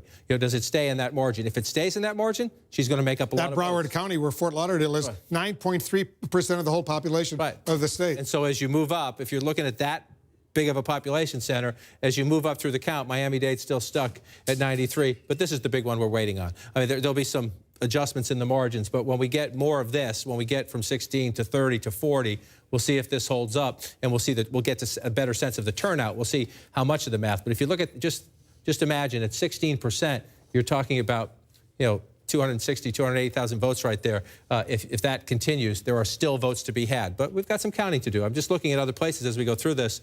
76% here, Clinton with a big lead, so maybe some more votes for her there. Most of these other places. Let's do Virginia for a moment. Quickly with Virginia. Let's pull back out to the map. Again, these are states where the early votes are being counted. These are not states that have been tossed. But Virginia has stayed Donald Trump lead for quite some time, and we're up to 65%. This is a state, remember, Hillary Clinton's running mate, Senator Tim Kaine, former Governor Tim Kaine, is from here. You see the lead right here, 50% to 45%. That's a pretty healthy lead for Donald Trump, so let's take a look. Number one, he's doing what he needs to do, running it up out in the small rural counties. And this is incredibly important in these states, 74 to 21. You see how this goes here. The big issue, Wolf, we're still waiting for some votes out of the Washington, D.C. suburbs. See, only half of the votes here counted in, less than half in Fairfax County, 50% in Loudoun County. So Donald Trump leads in Virginia, Wolf, but still a lot of math to be done in the more populated areas just outside of Washington, D.C. 14 states are about to close the polling in 14 states, including two huge ones, Texas and New York. We're watching several other states right now. We're getting ready to make some projections.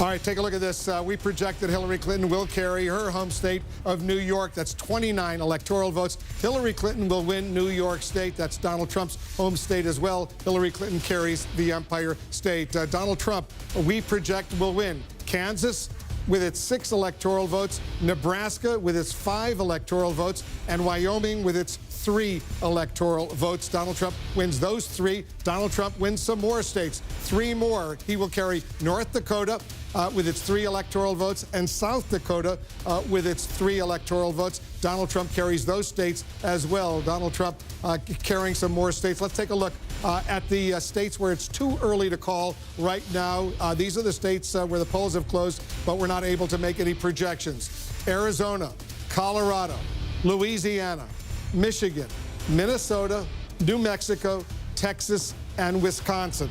No projections yet. Here's the electoral map as it stands right now. Hillary Clinton has 97 electoral votes. Donald Trump has 84 electoral votes. Remember, 270, that's the magic number you need to be elected President of the United States. You see the map over there. The blue states are the states that Hillary Clinton has won. The red states are the states that Donald Trump has won. All those yellow states are states where the polls have closed, but we're not yet able to make a projection. By the way, Nebraska, we are projecting that Donald Trump will win 3 of the 5 electoral votes in Nebraska. Nebraska, one of 2 states with Maine where they distribute electoral votes according to congressional districts. So let's go over to Jake. This is a big win for Hillary Clinton in New York because Donald Trump, that's his home state. You know, originally he thought he would have a shot, not necessarily in Manhattan, but in upstate New York. Yeah, bragging rights at the very least. It's a Democratic state. Let's show some images there of the Empire State Building. If you're watching right now and you sent a photograph of yourself voting with the hashtag #MyVote to Instagram, your images will be making up the mosaic on the Empire State Building as New Yorkers, Democrats celebrate the win of Hillary Clinton of that state, the Empire State. But still, this is just the beginning of what looks like it's going to be a very long night. Yeah, let's get back to the electoral map right now. Take a look over here. You see the electoral map, the projected numbers that we have. 97 electoral votes for Hillary Clinton, 84 right now for Donald Trump. 270 needed to be elected president of the United States. But Florida, that's the big story right now. It is so razor thin. You know, I'm texting back and forth with both Democrats and Republicans. Frankly, both are surprised at how tight it is and how the Latino vote, at least it looks at this point, certainly it's higher than it was in 2012 and 2008, but not the surge in that particular state that many suspected would come. And at least right now, there are counties where Donald Trump is outperforming every Republican that has run in Florida for president in 16 years. He's doing very, very well, driving up Republican turnout and the Republican vote in some of these right-leaning counties. Yep, and look, this is the story that Donald Trump and his team said that we would be telling in many of these places, that there are people who have been disaffected for many, many years who see their candidate finally in Donald Trump, that they would come out and vote where they hadn't done so before. And that explains the story of these red-leaning counties where the vote is very high. We have another key race alert right now. All right, let's take a look. Let's start in Florida right now. Donald Trump is ahead impressively with 91% of the vote now in. Look at this. He has a lead of 143,361. That's an impressive lead right now with so many of the votes already counted. In Ohio, Donald Trump also has a lead of more than 52,000 with 39% of the vote in, 18 electoral votes in Ohio. Donald Trump ahead there. In Virginia right now, Donald Trump still has an impressive lead in Virginia. 66% of the vote is in. Donald Trump is ahead by more than 108,000 votes in Virginia. 13 electoral votes at stake. In Georgia, 29% of the vote is in. Donald Trump has a very impressive lead of more than 340,000 over Hillary Clinton, 62.5% to 35%. There are 16 electoral votes in Georgia, an impressive lead for Donald Trump in Georgia right now. Let's go on to North Carolina right now. 69% of the vote is in. Look at how close it is. Donald Trump has a lead, but of only 689 votes. He just took the lead over Hillary Clinton in North Carolina. Now his lead has grown a little bit as we're speaking. His lead is almost 3,000 votes over Hillary Clinton, 48.8% to 48.7%. 69% of the vote is now in North Carolina. Donald Trump has a slight lead. In New Hampshire, only 13% of the vote is in. Hillary Clinton has a small advantage right now, 4,500 over Donald Trump. 4 electoral votes in New Hampshire. This has been a battleground state. In Michigan, 11% of the vote is in. Hillary Clinton's lead is only 13,771, 48.7% to 46.2%.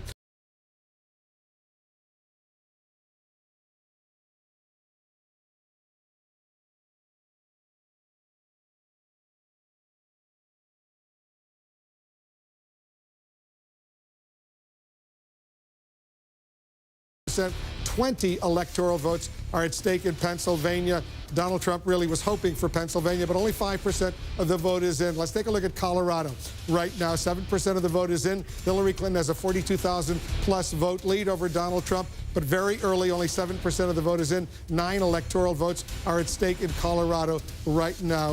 Let's take a look at the Electoral College map. Where it stands right now. You can see Hillary Clinton has 97 electoral votes. Donald Trump has 84 electoral votes. Once again, you need 270 to be elected president of the United States. The red states we've projected going to Donald Trump. The blue states we've projected going to Hillary Clinton. All those yellow states you see, too early to call, no projections there. Let's go over to John King. I want to update our viewers on Florida right now because that vote is coming in Florida. Donald Trump building up an impressive lead. He is building up an impressive lead. The question is there enough still out there for Hillary Clinton? And when you go through some of these other counties, Donald Trump running it up in the rural areas, only 57% of the vote counted here, Marion County. It's not insignificant, just shy of 2% of the state population. So, again, there's more votes here for Donald Trump. And you're looking around trying to find out where they are, the 100% there and 100% there. And so the question is, as Trump runs it up in the conservative rural parts of the state, is there enough when you get to 49 point to 47? You see the vote count there. She needs to make it up. Is it there? Potentially. Potentially. Palm Beach here, 83% of the vote in. That lead there. She gets some vote here. This is the big question mark. Let me pull this back up for you here. The big question mark remains Broward County.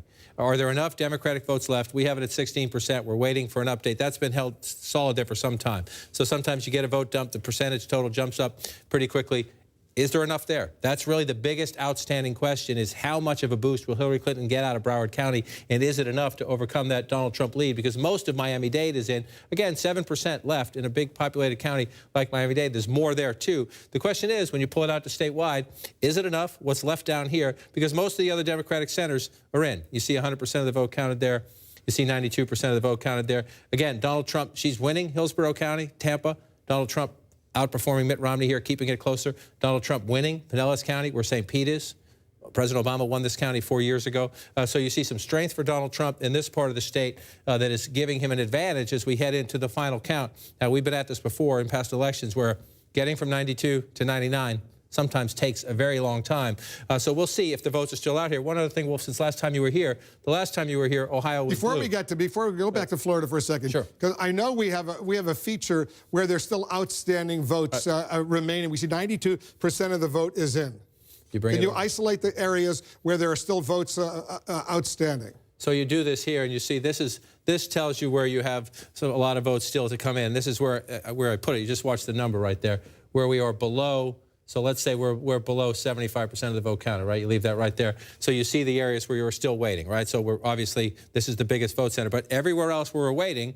Because he's ahead right now by about 130,000 votes, 142,000 exactly right now. Are there enough votes outstanding that could, for Hillary Clinton to overcome that Donald Trump advantage? So let's look at it two ways, just based on this. These are places where you're under 75%. So these are Republican places here. You bring it out here, 57% of the vote counted again. It's 1.8% of the state population, but that's to be gained for Donald Trump. It's not as big as we're about to go, but again, that's a lot of votes there still for Donald Trump if he keeps those margins. No guarantee, but these places have a vote history, and these are Republican places. This is tiny, pretty small, but again, you're only at 50%. 48% here, right? So imagine that if 9,000, just shy of 9,000 votes there, if the other 50% comes in the same way, it adds roughly ballpark 9,000 more votes. So there's your advantage for Donald Trump. The only place for the Democrats, a big Democratic area that's under 75. I'm going to move the dial for you. Just went up to almost half. Just up to almost half here. And so the question is, because it's up to almost half, let me just pull this back and come all the way over, and let's just come back out and let's see what that did. It didn't narrow. We're almost up to almost half, and it narrowed it somewhat. So the question is, as we go through this, are there enough votes there that we're almost at half? You see the lead now? It's pulling away. Is there enough there for Hillary Clinton in what's left in Broward and in Miami-Dade to pull it off? If you start to look at it right now, you get more and more skeptical as you move from 93. The question is, as we move that up to 95 and beyond. If you're in the Trump campaign, you're very happy with this right now. And again, you're looking at your performance in some of these, in the rock rural places, the rock conservative places, Donald Trump has performed well. And in some of these swing areas here, he's overperformed. Even where he's losing, he's overperformed Mitt Romney, again, particularly in the Tampa area, which matters because it's a population center. Look at the vote count there. If Hillary Clinton has a bigger lead here, she's got, that's another 8, 10, 20,000 votes, depending on what the size of that lead is. That's a significant in keeping the margins down there. Florida, we're going to try to get from 93 to 98 to 99. But if you're in the Trump campaign, it's 29 electoral votes you have to have. At the moment, if you're in the Trump war room, you're reasonably optimistic, but you're waiting to see, again, up to 48% here. Yeah. We're up to 83% here. So this is where the clock starts to tick against Hillary Clinton. Now that you're up to 83%. Palm Beach County. 83% in Palm Beach County. So there's not that many more votes to come in. What comes in is coming in her favor by a lopsided margin. But then you say, OK, we're up to 83%. Boom. She's getting closer. The question is, do you get close enough with what's still left? So we'll count to the last vote in Florida. The point I was trying to make before is that earlier on, remember, as you look at this map, live results feeding in, Hillary Clinton is unlikely to win Nebraska. It's just the votes coming in early on. The same with these others, some of these, Illinois perhaps, but Missouri, we don't think so. But Ohio was Democratic last time Wolf was here. It has moved to Republican now, 51 to 44.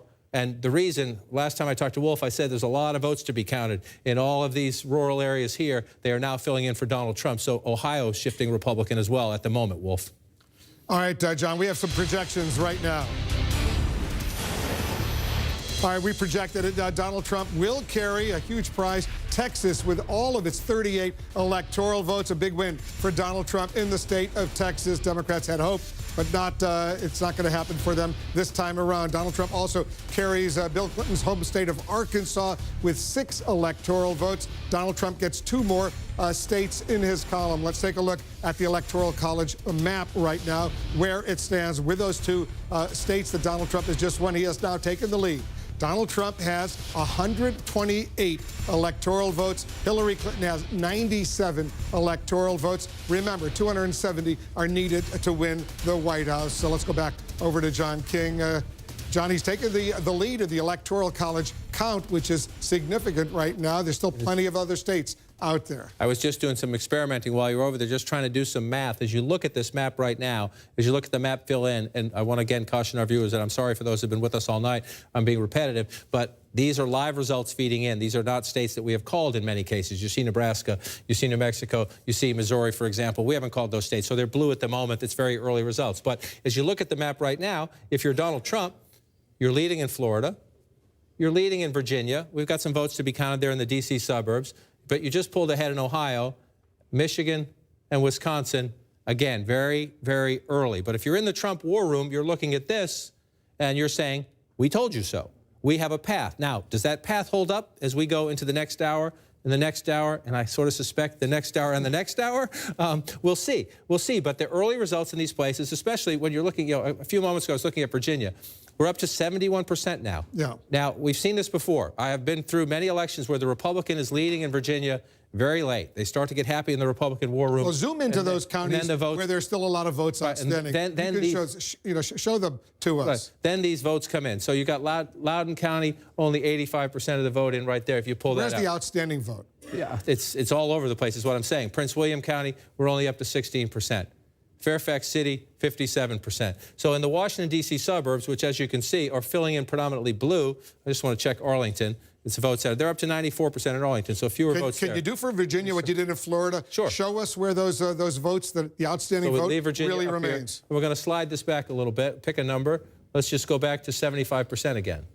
So here's where you're looking at the places where you have 75% of the vote or less, and you see some small pockets of red. The problem, if you're the Trump campaign, number one, you're leading right now. I'm not saying it's a huge problem, but these are smaller areas. You see down here, Norfolk area down here, I want to pull it out.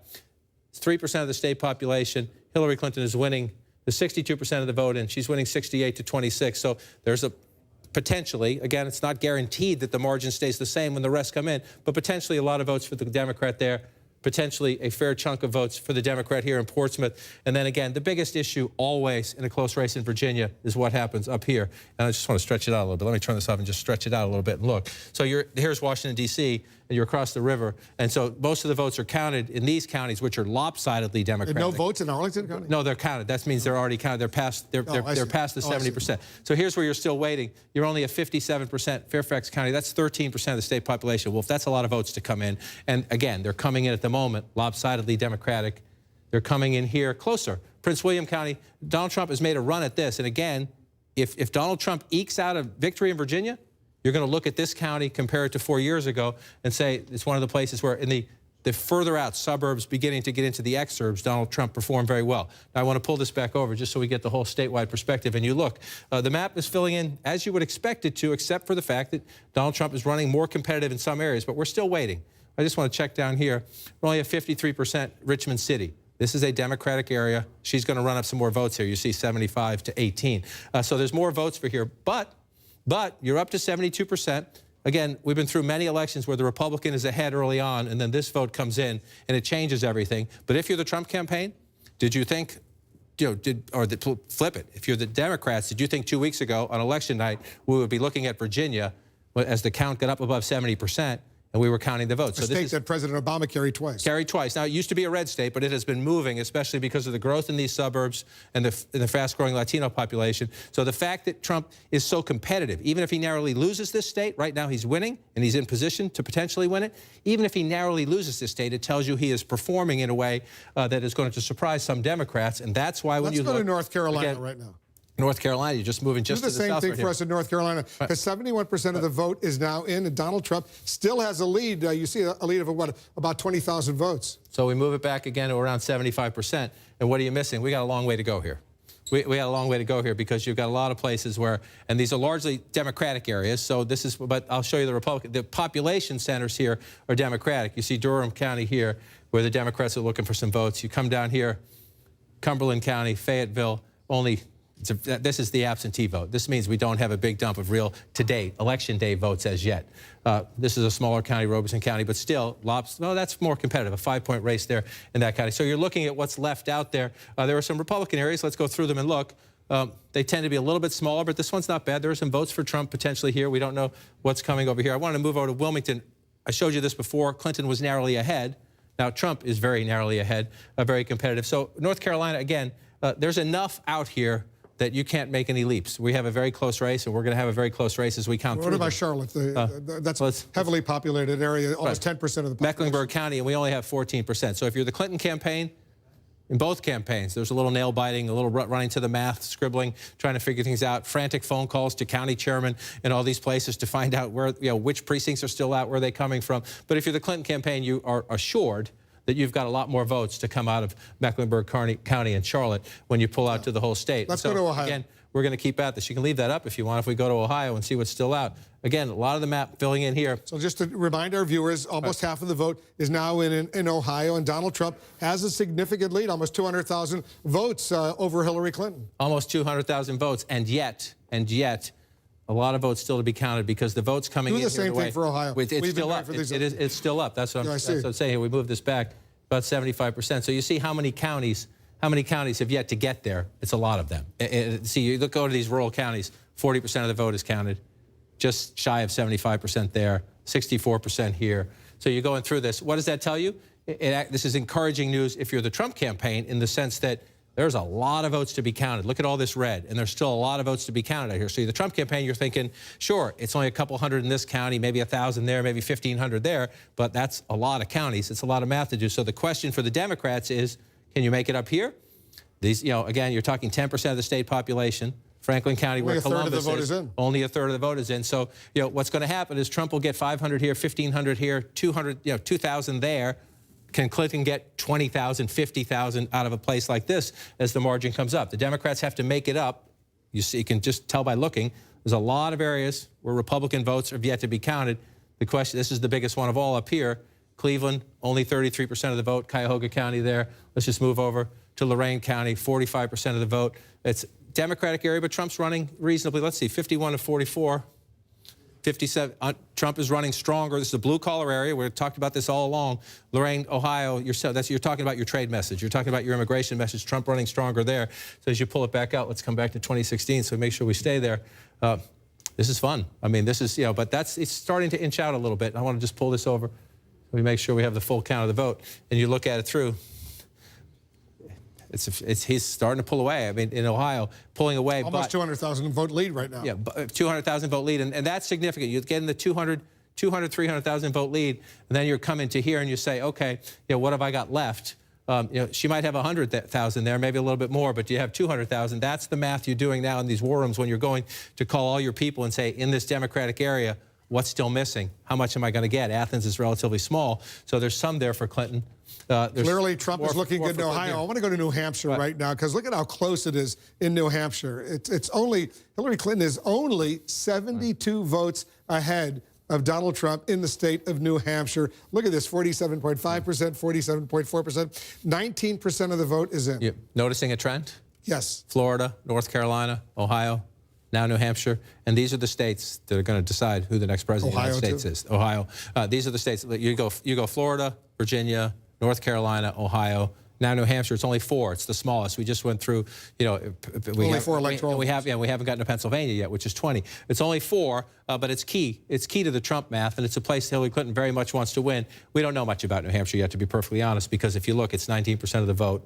It's come down to Concord. This is a liberal area. That's 100% reporting already. So in a sense, I say we know nothing. In a sense, that is something. If that's 100%, there's not more votes to be gained for Hillary Clinton in one place where she would get them. It's not a giant population center. New Hampshire's many small towns than it is any one big population center. But you come down to Nashua, this is a place Secretary Clinton's going to have to run it up. You come over here to the seacoast, Portsmouth. We have no votes from Portsmouth yet. This is where she's going to have to run it up. As you look at this, but you've got a whole lot of business still to be done. I just want to show you go back in history. It sprinkles back and forth. There's a Democratic area up here. This is where it's key for the Republicans to run it up. Manchester City, if you come down in here, just come down and come around. That's Goffstown, just outside of Manchester. Manchester City, we'll see what happens here. Yeah. Donald Trump was there just the other night. This is a gritty blue collar. If you go, there's 51 to 43 in the early returns there. That means, again, remember this, 51 for Secretary Clinton, 55. Donald Trump is not overperforming. Is it the same as Mitt Romney? This is a place. You could have a state where you start to look. We haven't talked much about the third-party candidates yet. There could be a state or two where we start to think, are they changing the margin? That could be one right there in the state of New Hampshire, that 4% for Gary Johnson. Let's go to Michigan right now because Donald Trump is ahead with only, about 15% of the vote is in. But in Michigan, this is a state that Donald Trump was predicting strongly he would do well. And you see right there. That's the national vote. I was just going to say, in the Trump war room right now, they would like to hit freeze. Minnesota, Wisconsin, Michigan, red at the moment in the early results. If they could just freeze the map right now, they'd be quite happy. I don't say that to be a smart aleck. They're looking at themselves right now in the early returns. He's up by almost 20,000 votes. They're doing what they said they would do. They are competitive across the Rust Belt, very early returns. So let's just take a breath. But they are proving that they'll be competitive across the Rust Belt. We'll see when we get from 15% and higher. But that's a very close race right now. So what are you looking for here? Number one, you're going to look at here in Wayne County, in Detroit. We only have 5% of the vote. This is your biggest chunk of votes, and it's your biggest chunk for the Democrats right here in Wayne County. Though, yeah. Now, so if Donald Trump keeps it that close in Wayne County, then Donald Trump has more than a good chance to win Michigan. Again, it's 5% of the vote, so we don't know where it's coming from. We'll see how that one plays out. You move up here, Oakland County. This is out in the suburbs. This is Mitt Romney's birthplace, Oakland County. Hillary Clinton running ahead. I just want to match this one up, 51-43. 54-46. So she's a little under Romney, a little under Obama at the moment, and he's around where Romney is. 37% of the vote counted there. One of the places we will look at here, as always, just for historical perspective, Macomb County is the legendary home of the so-called Reagan Democrats. How did Ronald Reagan win Michigan, blue-collar voters? Donald Trump wants to prove to us tonight that he can create new Trump Democrats. So we'll see what happens. We have zero from Macomb County right now. And just for you watching at home, because we have 0, we're not hiding Donald Trump. They're alphabetical. until you get results. The names are listed on the map in an alphabetical way. So once votes come in, Trump will jump up ahead over the third-party candidates. Let's go to Pennsylvania. This is just very quickly early on. These are conservative areas. So Donald Trump is ahead right now because votes are coming in conservative areas, but that's not to criticize. That's to say he's doing what he needs to do in these conservative areas. We'll see how it plays out as we go. You wanted to go to Pennsylvania. 12% of the vote. Donald Trump is ahead by what, 107? I mean, Hillary Clinton is ahead of Donald Trump by what, about 177,000 votes with 12% of the vote in. She's got 60.2% to 36.4%. That's a healthy lead early on. I suspect this is about the. This won't last very long, but Gary Johnson is ahead in one county in Pennsylvania at the moment right now. I just wanted to point out to viewers at home what this color is. You'll see different colors in the map. If there's a tie, you'll see a different color as well. So we'll see if that holds up and pop it. So what are we going to look for here? A couple things. Number one, and I know Jeffrey Lord is in the room tonight, what in Pennsylvania they call the T, up from the center and across the top, is very conservative territory with the exception of Erie up here. One of the questions will be, as we were talking about Macomb County in Michigan, how does Donald Trump do in a place like Erie? Well, let's see, a 5-point lead right there. I suspect that's better than it was 4 years ago. And there you go, 57 to 41, 16 points in Erie.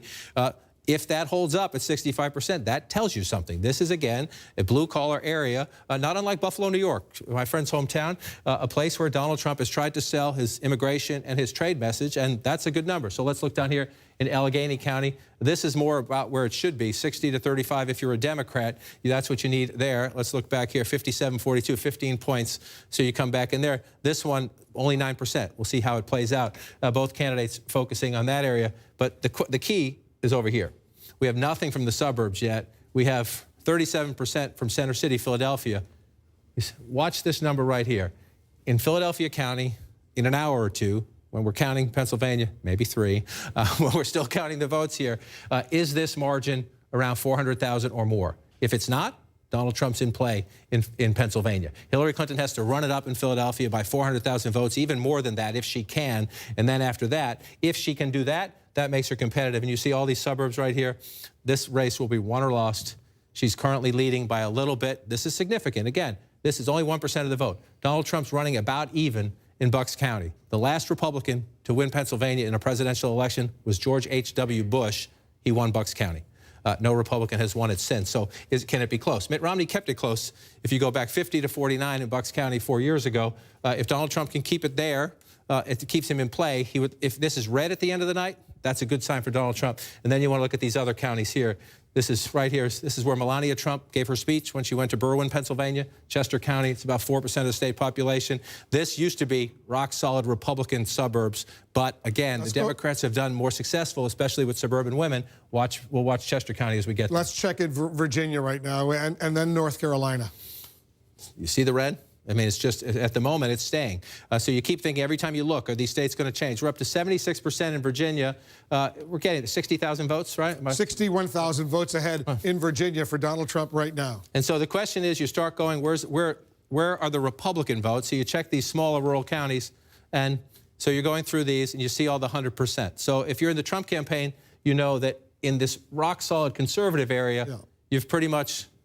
This is the state of Senator Tim Kaine, the vice presidential running mate. He was once the governor of Virginia. This would be beyond embarrassing to the Democrats. And if Donald Trump wins Virginia, Donald Trump is probably going to win North Carolina because this is a more Democratic state than North Carolina. So it's one of the things you watch. So we're not there yet. We're not there yet. We're only at 76% of the vote. Again, one of the things you always watch in the state of Virginia is, number one, I just want to come down here to look at the Virginia Beach area. This is a very competitive area down here. Donald Trump running at 50%. Let's compare it as we go back here, 51-48. So that's about the, she's lower. She's underperforming. Again, if this holds up, we're going to look down here and see maybe the third-party candidates are coming out of here down here. You have to check the exit polls, do some other research to do that. But we'll watch those numbers down there. And then you come up, I just want to check in these Democratic areas, 96%. 66%, so some more votes to be had here and some more votes to be had at Norfolk City. This is African-American turnout. So it's not just the percentage.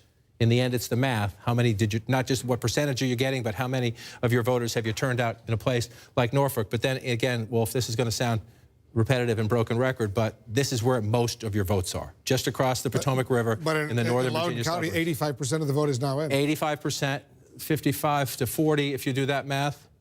52 to 47. So Secretary Clinton is running stronger than President Obama there.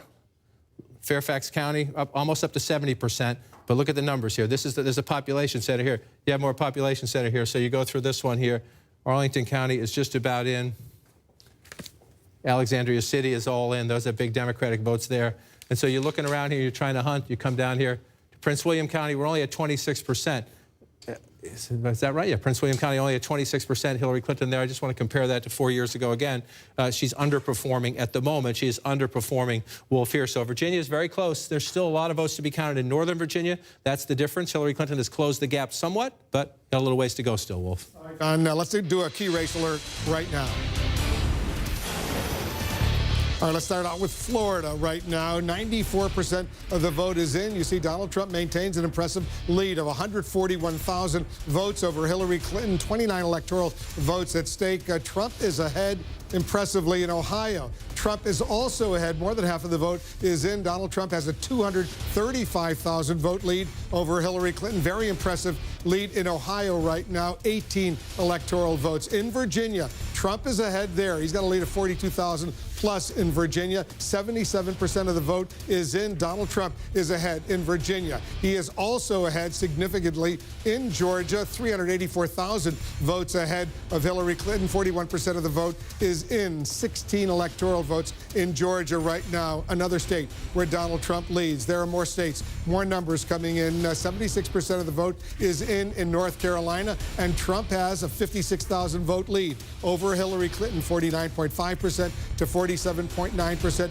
He is ahead in North Carolina right now, 15 electoral votes there. In Michigan, 17% of the vote is in. Look at this. Donald Trump is ahead in Michigan right now as well, 28,000 plus votes over Hillary Clinton, 49% to 45, almost 46% for Hillary Clinton. 16 important electoral votes in Michigan right now. In New Hampshire, 22% of the vote is now in. Trump is ahead in New Hampshire as well. 1,700 vote lead. Now it's just gone down to 900 vote lead. Look at how close it is. 47.7% to 47.2%. A quarter of the vote almost is in New Hampshire. In Wisconsin, 12% of the vote is in. Hillary Clinton has a 25,000 vote lead over Donald Trump. 10 electoral votes in Wisconsin, but this is very early. Only 12% of the vote in Wisconsin is in right now. We've got more.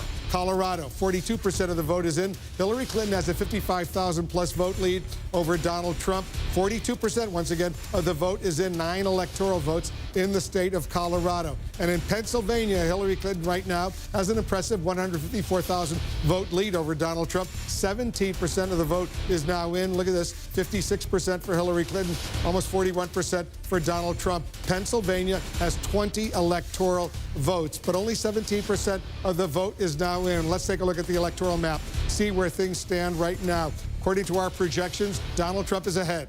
He has 128 electoral votes. Hillary Clinton has 97 electoral votes. Remember, 270, that's the number you need to be elected president of the United States. Donald Trump has the red states. Hillary Clinton has the blue states. All those yellow states, we cannot make a projection too early to call. Let's go to let's check in with some of the campaign headquarters right now. Jim Acosta is joining us. Jim, you're over at Trump headquarters. Breonna Keeler is at Clinton headquarters. Jim, what is the mood over there? There are some happy campers over here at Trump campaign headquarters, Wolf. It is very clear every time the returns are flashed on the screens here from the state of Florida, this place erupts into cheers, and it's been happening in just the last several minutes when they've been flashing returns from Ohio and Virginia, these other battlegrounds that Donald Trump must win. And Kellyanne Conway, the Trump campaign manager, sent out an email that sort of captures the mood in their war room. She says there's a buzz in the war room that can be felt across the nation. A win is imminent, and America will once again be great again. A lot of campaign spin in that, but obviously reflects where they are right now. We were hearing a lot of pessimism and some people sounding very glum inside this campaign, inside this operation earlier today. That mood has done a 180, Wolf. They are feeling much more optimistic tonight. They were even cheering when they were showing the returns from Marco Rubio, a past Trump campaign foe from the primary days. And so I would say, Wolf, that this place does not sound like a losing campaign at this point. They are, I won't say jubilant, but every time they flash Florida on this screen, it goes wild here. Yeah, Wolf. New York City over the New York Hilton. Jim, let's go to Breonna Keeler. She's only a mile and a half away or so over at the Javits Center. That's the Clinton headquarters. What's the mood over there, Breonna? I will tell you, Wolf, that there are a number of anxious faces that I am looking at here in the crowd. When we were listening to some of the projections come in at 9 p.m., Hillary Clinton winning some of the states that she was expected to, a lot of cheering. But as we're watching now, some of these very close states, there are a lot of people who are glued to the projections. They've been switching in and out of the big screen between an outside program going on where we just saw Senator Chuck Schumer speaking. He could be the Senate Majority Leader if Democrats are to take over the Senate. But going back now to watching projections, this is what the crowd is anxious to be looking for as they see Florida, they see the vote count very tight. Now, meanwhile, Secretary Clinton is about a mile and a half from here. She's at the Peninsula Hotel. She is obviously watching these returns as well. She's with her family. She's with her husband and her daughter and her son-in-law, as well as her grandkids, and a number of close aides and longtime confidants. She has been working on her speech, both speeches, I should say, and she has aides who are sort of working in some of the fixes she's been doing.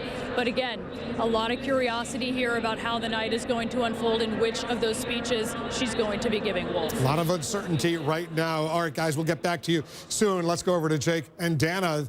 Look at the map right now. Take a look over here. You see Clinton with 97 electoral votes, Trump with 128. You need 270 to win the White House. And you see what's going on. Trump is doing remarkably well. We have said from the beginning that for Donald Trump to win, he would need to run the table. And right now we are seeing that there is a path, a very clear path for Donald Trump. He is very competitive in all the key states, including Virginia, which could possibly be, there could be the crack in the blue wall, the firewall that Hillary Clinton had. We're seeing very tight races in the Midwest. The numbers are still coming in. A very nail-biters, not just in North Carolina, but Florida. It seems entirely possible that Donald Trump could end up having a very strong night, even the night that he's been dreaming of. We have a picture, I think, of Donald Trump with his running mate, Mike Pence, watching the returns coming in. This is a much stronger night than a lot of Republican officials thought was going to happen. We still don't know what's going to happen. And obviously, the key states that we really need, that Hillary Clinton really needs to maintain, let's just put this on the board. We need to make, Hillary Clinton needs to keep Pennsylvania, and she needs to keep New Hampshire, she needs to keep Michigan, and she needs to keep Virginia. Those four are the ones for all the Hillary Clinton supporters out there wondering, oh my God, we're going to lose Ohio. Oh my God, we're going to lose Florida. Those four are the path. That's the firewall. Pennsylvania, Virginia, New Hampshire, and Michigan. But if there is a crack in any of those four states, this is going to be a night where the Jacob Javits Center is the wrong place for Hillary Clinton to be. Those four states are states that President Obama carried twice. That's right. And look, of all those four states, Virginia is the biggest surprise for, really mostly for Democrats. I will say that Republicans outside of the Trump campaign told the Trump campaign long ago, forget it, Virginia's gone, even before Tim Kaine became. Take a look at this. Take a look at this, sure. Dana. You see these four states right there. And you see the states that Jake just circled: Virginia, Pennsylvania, New Hampshire. Let's start with Virginia. Donald Trump is ahead there by 20,000 plus votes in Virginia. In Pennsylvania, Hillary Clinton is ahead, 221,506 votes. In Pennsylvania, Hillary Clinton just changed to 227,000 votes. Look at how close it is in New Hampshire. Only 404 vote. That's a Donald Trump lead over Hillary Clinton with a quarter of the vote in New Hampshire. And take a look at Michigan right now. You see Donald Trump has a lead of 44,000 plus votes in Michigan right now. 19% of the vote is in. You heard, all of us heard from Donald Trump's advisors over these past several weeks. They had a path, and at least right now, it looks like they do have a credible path. They do absolutely have a credible path. And look, if this night ends up being the way that Donald Trump and his advisors think and hope that it will be, boy, I mean, it's going to put the polling industry out of business. It's going to be the voter projection industry out of business, because I don't know of one poll that suggested that Donald Trump was going to have this kind of night that he seems to be on track to having. And in fact, you know, we all look at these websites.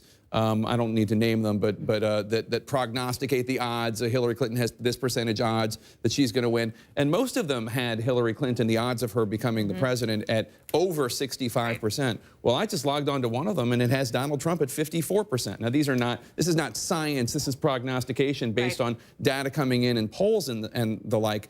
But really, we're seeing, first of all, this is not the repudiation of Donald Trump and Trumpism that I think a lot of Republicans in Washington, D.C. and Democrats hoped. But beyond that, we're seeing, as you say, Wolf, a credible path for Donald Trump to the White House. I'm not saying it's going to happen, but it certainly could. And you know, Jim was talking about the feeling inside the Trump victory party, which of course they always call it before we get the results.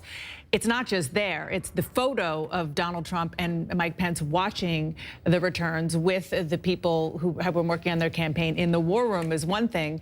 And then the people who are closest to Donald Trump are watching in a room right now, and they said that the mood has changed completely. Dana, we have two more projections right now.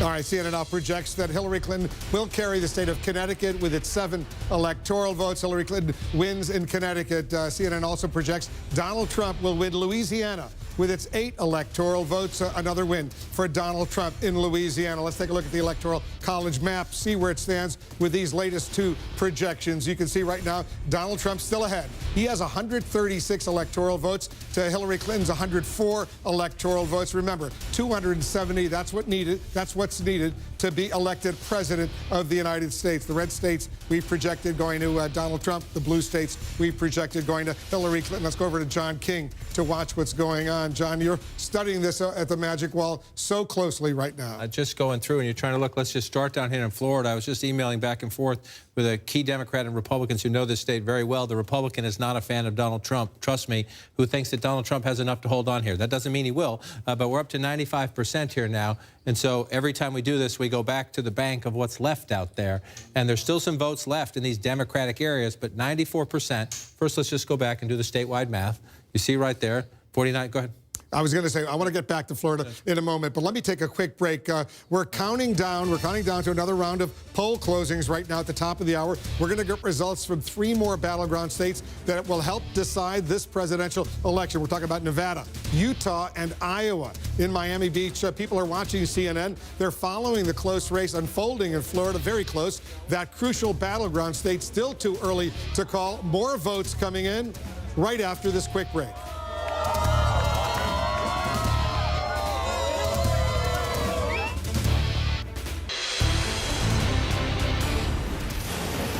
Right now, we have a major projection in the battle for the United States Congress. CNN can now project that Republicans will keep control of the House of Representatives. The House Speaker Paul Ryan's fight to maintain the Republican majority paying off, dashing the Democrats' slim hopes of retaking the chamber. This is an important win for Republicans as we await the outcome of the fight for the U.S. Senate and the presidential race. Jake and Dana, we fully expected the Republicans would win. We're still going to get the number, but they will be the majority, and that is significant. Yeah, it was not a surprise at all. We knew that the Republicans were going to likely keep control of the House. Even when Democrats were having a great period at the beginning of October, it seemed unlikely that the House was going to be able to go from Republican to Democratic. Dana, you've been watching this so closely. That's right, and we should tell our viewers that what this means for us is not that we've called every House race. Obviously, that would be impossible at this time of the night. It means that we, looking at the numbers, see that there's no path for the Democrats to get the 30 seats needed to retake control of the House. Let's get back to the race for the White House right now. We have another key race alert. All right, take a look at this. We'll start with Florida. 95% of the vote is in, and Donald Trump has an impressive almost 112,000 vote lead over Hillary Clinton, 49% to 47.8%, 29 electoral votes in Florida. In Ohio, 61% of the vote is in, and Donald Trump there has a very impressive almost 354,000 vote lead over Hillary Clinton, 18 electoral votes in Ohio. In Virginia, Donald Trump is leading there, but very, very narrowly, only 10,123 votes. 80% of the vote in Virginia is in, 13 electoral votes there. In Georgia, almost half of the vote is in there. Donald Trump once again has a very impressive lead of more than 365,000 votes, 16 electoral votes at stake in Georgia right now. Let's take a look at more results coming in, starting with North Carolina. 78% of the vote is in. Trump maintains a lead, a significant lead, 85,000 votes over Hillary Clinton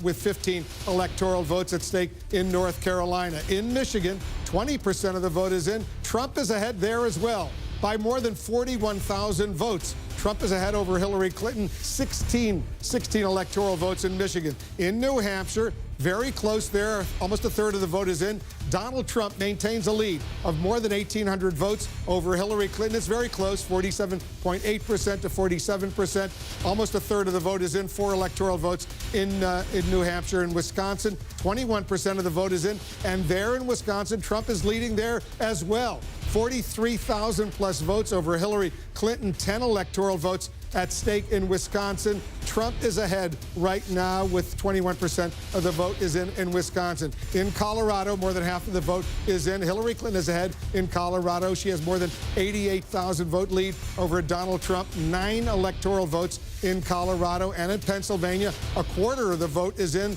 Hillary Clinton has a significant lead there of 276,000 plus votes over Donald Trump.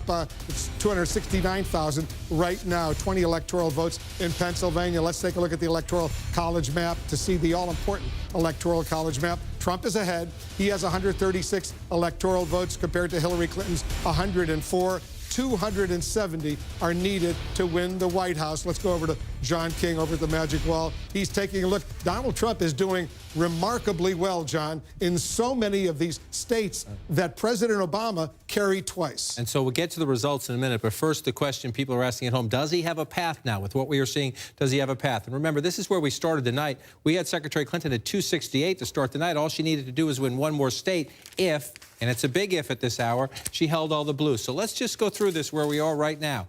Okay, Donald Trump, we had at 204. Well, Donald Trump is leading right now in Florida. Let's see if he can hold on to Florida. That's 29. Donald Trump is leading right now in North Carolina. Let's see if he can hold that. Look where that gets Donald Trump.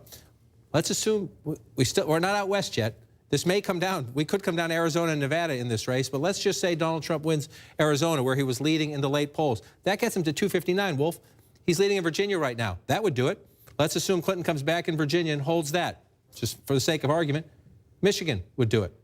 Or if somehow Michigan stayed blue, Wisconsin would get him to 269. New Hampshire could do it under that scenario. So there are now several different paths as we watch this play out. What does it come down to? It comes down to counting to the final vote there. We got a ways to go here still. And it could come down, let's switch maps and see, it could come down to a state that most Democrats and even many Republicans thought months ago was a sure bet. And if you look at this right now, we're up to 80% of the vote. She has closed the gap. In just the last few minutes, she has closed the gap to about 10,000 votes, if you see it right there. So you're looking, number one, if you think about it, what did I say? Michigan, Virginia, and then we'll look at Minnesota, Wisconsin, which are less likely, but they're still in play. So the question is, can Hillary Clinton come back? The answer is yes, but the clock is ticking. 95% in Loudoun County. 80% in Fairfax County. This is a big vote center. So that's here's where 13.5% of the population of the state. You remember the Senate race a few years ago. Everybody was stunned that Ed Gillespie, the Republican, was so close to Senator Mark Warner. And Ed Gillespie was leading at times in the night. And then these votes came in and snap, it changed. That's not saying that is what's going to happen tonight, but we have to wait to see what happens in the Northern Virginia suburbs. Hillary Clinton now, well, it's back up now to, what do we have there? 13,000. Yeah, a little over 12,000 in there. So the clock is starting to run at 80%. So Virginia's one place we'll watch. Trump wins that. Again, he's got to hold these ones, and let's just check on these as we go. Up to 79%. He's got 100,000 vote lead. You're up to 80% now. You're talking about a pretty good lead, but what's out? So let's look, 94% there. We're still waiting for a decent amount of votes here, but it's only 3% of the state population. I want to go over to Charlotte. This could come down to how many votes are still left out here. Only at 43% here. So North Carolina's not over. But if you're Donald Trump and you're now at just shy of 80% and you're looking at a 2.5, 3-point lead there, you're getting increasingly confident about that. And as I said, when you check in with people down here, increasingly even Democrats believe, because of his strength in these rural areas up in the Panhandle and elsewhere, and because of his running very competitive in areas like this, and especially here, Barack Obama won, President Obama, Senator and President Obama won this when he was running in his election campaigns, that is there enough down here? 95% now in Palm Beach County, so there's more votes to be gained for Secretary Clinton. Is the math enough? Let's move down here to Broward County, 75%. Again, she's likely to pick up some votes, but is it enough? Miami-Dade is almost done at 94%. So there are still some votes in these southeastern counties. Hate to say this, to say the words Florida and lawyers in the same sentence, but we're going to wait for these votes to come in, and we're going to see. There's a chance that some of these states are going to carry over into the morning. If you get into, are there still other absentee ballot issues out there? But Florida, if you're Trump and you're looking at this, one, this one is key right now. Can you hold this lead? We're going to watch that as soon as we get up there. And then we'll move out here. The count's a little slower as you move toward the west. We're only up to 21% in Michigan. But again, you're starting to build a healthy lead.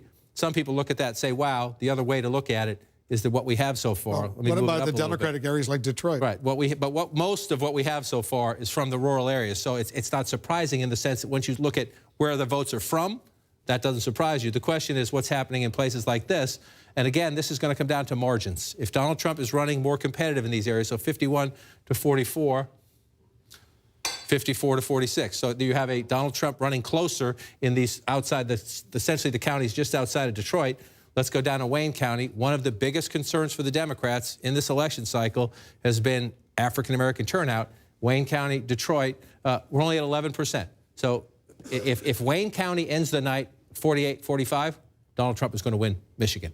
We're only at 11%, so we'll see how this one plays out as we go John, through. I want to go to Virginia right now. There's been a dramatic development in Virginia. It just turned blue. There you go. Yeah, there it is. You can see Hillary Clinton has now taken a slightly, less than 2,000 votes, 47.5% to 47.4%. You see her lead has just grown. This is Prince William County. It's grown because the vote count, we've gone from 16 to 26% here. And we've gone up to 89% when we were just talking moments ago in Fairfax County. We said we were waiting for a lot of votes. That's why it happened. These votes have come in Northern Virginia. And again, that's why this state has done this to us in the last couple of cycles. You see the Republican build an early lead, and then you see the Democrat bounce back when these votes come in. Doesn't mean we're done. She has a tiny 2,000 votes. Tiny lead. So the key here is we know what's still left, right? Loudoun County, she's winning by a healthy margin. We still have 14% of the vote to count.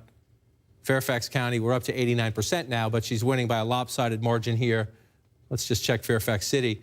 Up to 86%, some more votes to be counted. So, but you're looking at the blue is what's out. So then you say, are there Republican votes out there? So you just start to pick them, and you see 100% here, and 100% here, and 100% here. So if you're the Clinton campaign, you just let out a huge sigh of relief in one state. One state. They're still having. It's not over with Virginia yet. It's not over. It's not over yet. But if you study this state.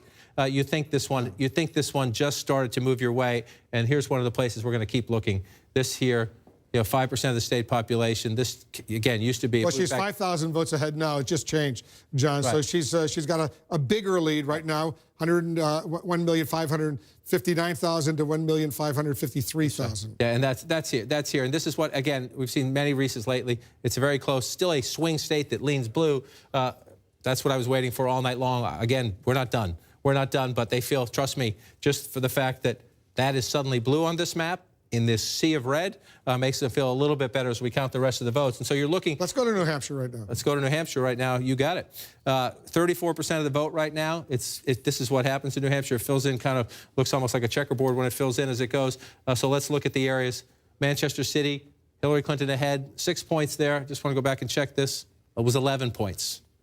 11 points 4 years ago. This is your biggest chunk of population in the state, one of the biggest chunks right here, 8% plus. Remember, Donald Trump had a very big rally here the other night. It was supposed to be the close of his campaign. Then he decided to go on to Grand Rapids, Michigan, and at an event. These late campaign stops by Trump, the big criticism has been, does he have the organization? Does he have the nuts and bolts? Does he have the data operation? Does he have the infrastructure? Donald Trump is his own turnout machine to a large degree. The Republican National Committee is mad at me for just saying that. I'm not saying they don't have one, but he is the biggest engine of it. Let's see if he can keep, again, if he doesn't win Manchester, keep it close, and you run it up in the other areas. But I want to say but about New Hampshire because we're nowhere near done here. Hudson, along the the Massachusetts border has become much more populated in recent years. People living right along the Massachusetts border. Hudson, Nashua, we have nothing. I just want to go back in time and check. These are areas where President Obama won quite handily. You move over here. This is a Republican area, but more of a swing area. Remember, Mitt Romney has a lot of connections in New Hampshire, so he ran stronger in some of these places than one would expect Donald Trump to, except Trump has a good organization there from the primaries. I want to come back to 2016 and come over to the Seacoast. This is largely a Democratic area over here by the Seacoast, and we have nothing yet. We have nothing yet. So I would just say take a breath on New Hampshire, except for the fact that at the moment, Donald Trump has a lead, 36% of the vote. Still plenty of time here as we go through this one in New Hampshire. But let's pull back out and look at the map. I want to look at Wisconsin if we can, because they both made plays for it, and it was not supposed to be. It was not really supposed to be in play.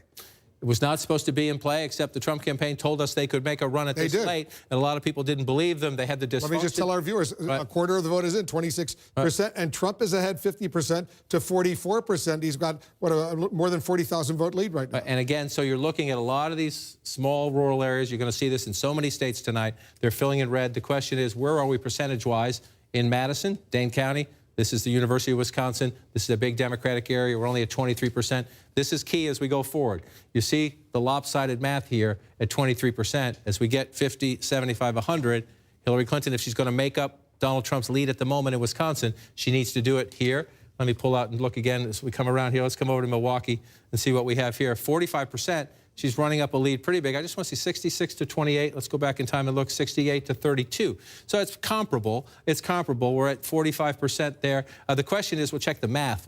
I'll go and check the math next time I get a chance versus 2012 turnout to see how that's going there. The percentages are about right. The question is, are you getting the turnout you need? We got a big block up here. We have absolutely nothing. We go back and look. This was a Romney area up here, 53, 46, about 2.5% of the state population. So we have a ways to go here as you start to watch. Let's just go back in time and look for your big areas of blue. You see all down in here, right? And so you come back up here, we got nothing. So if there's room here, if it comes in as it did in 2012, there's room here for Hillary Clinton to make it up. But again, if you're in the Trump campaign and you're looking at a 5+ point lead in the state of Wisconsin and you're at 27% of the vote, you start to think that late strategy pulled off. And let's just, since we're in the neighborhood, come over here and see where we are in Michigan, 23%. The idea for comparison is to look where the red is, go back in time. All this is in here is traditionally blue. So you've got some red down here that's traditionally blue, and we're at 47% in places like that. Not huge population centers, but it matters if you're in a very close race. If you turn some of these small areas, that's how you make the difference. I just want to come back over here again and look. Oakland County. By the way, we're getting close to the top of the hour. We might be able to make some more projections, but go ahead. Great. Macomb County, again, this is one of my bellwether counties to look at. It's part of the auto industry. It's General Dynamics. This is where Michael Dukakis took the ride in the tank. It's where Ronald Reagan created the so-called legendary Reagan Democrats. If Donald Trump wins Macomb County, that puts him in good standing to be competitive throughout the state of Virginia. And I'm told to go out and check in on Colorado. 53% of the vote. Colorado vote by mail. They count the vote. And it's competitive out here as well. Again, she's ahead a little short of 5 points there, or just above 5 points there, excuse me. But Colorado, 53% of the vote in. Clinton leading there. This race in Colorado will be decided here. Arapahoe County here in the Denver suburbs. And then you come over this way. Jefferson County in the Denver suburbs. I just want to go back and check the historical comparison. 51, 50. So running about right there. 53 over here. Running a little behind, but this will be decided in the Denver suburbs. Again, we've talked about this potentially as the year of the Latino. They are key in these counties here. I just want to get it to Denver proper. You see she's running it up in Denver. So of all the, there's a lot of angst at the Clinton campaign headquarters. Colorado, one of the states at the moment, Wolf, that looks like it's filling in the way the Democrats expected it to. But across the Rust Belt, a lot of anxiety in Brooklyn at the moment. We're only seconds away from the top of the hour. 4 states are closing. Right now, we're going to be able to make a projection. And CNN projects Donald Trump will carry the state of Montana and its 3 electoral votes. Another important win for Donald Trump in Montana. He gets those 3 electoral votes. Every electoral vote will count tonight. Let's get a key race alert right now.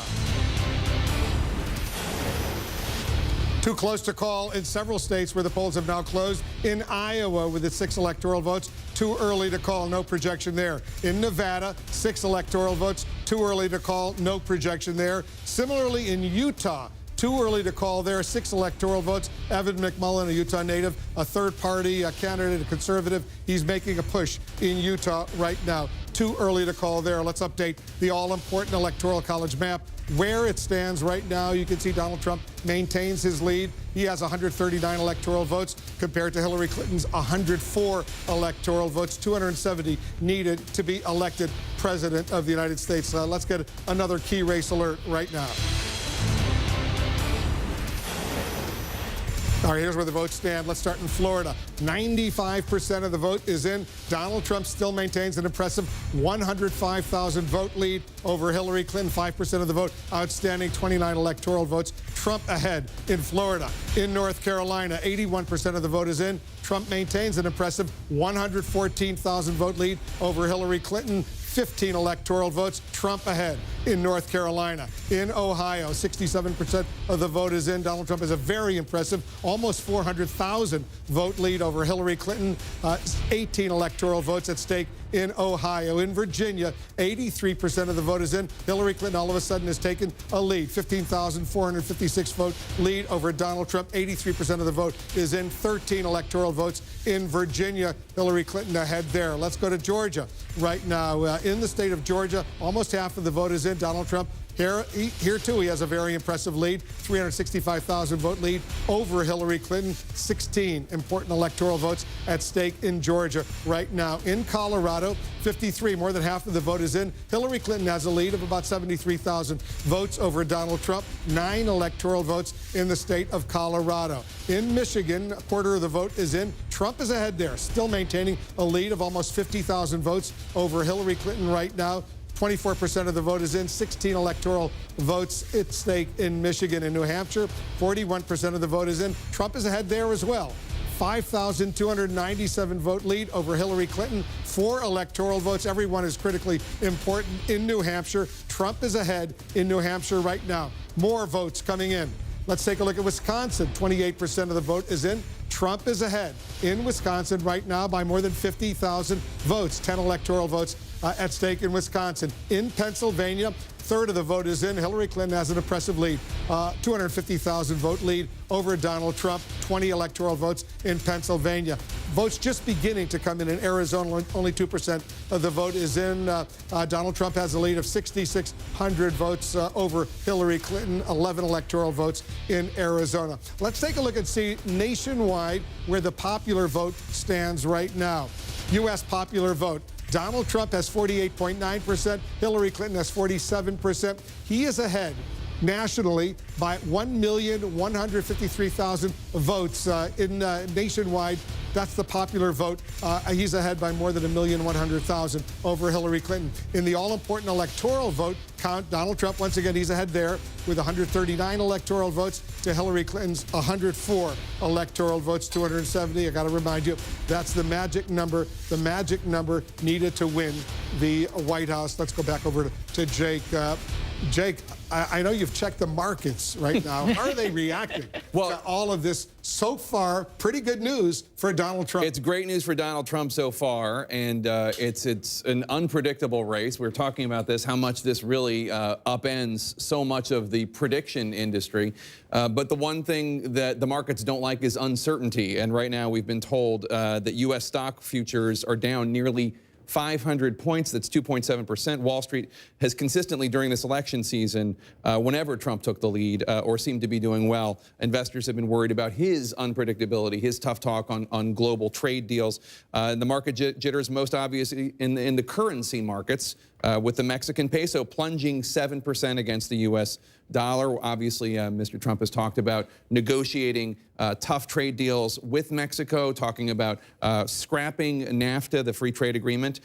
Gold, which tends to rise when investors are nervous, is up 3% and is up more than $1,300 an ounce. So right now, with all this news that seems to be excellent for Donald Trump, Wall Street and the markets are very, very jittery. A lot of jittery people out there right now, Dana. You know, I'm guessing that the people in Brooklyn, I can see their fingers that's probably. That's the Hillary Clinton headquarters. Yeah, fingers probably bleeding because there's no more nail to bite. I'm guessing that that's probably what's happening.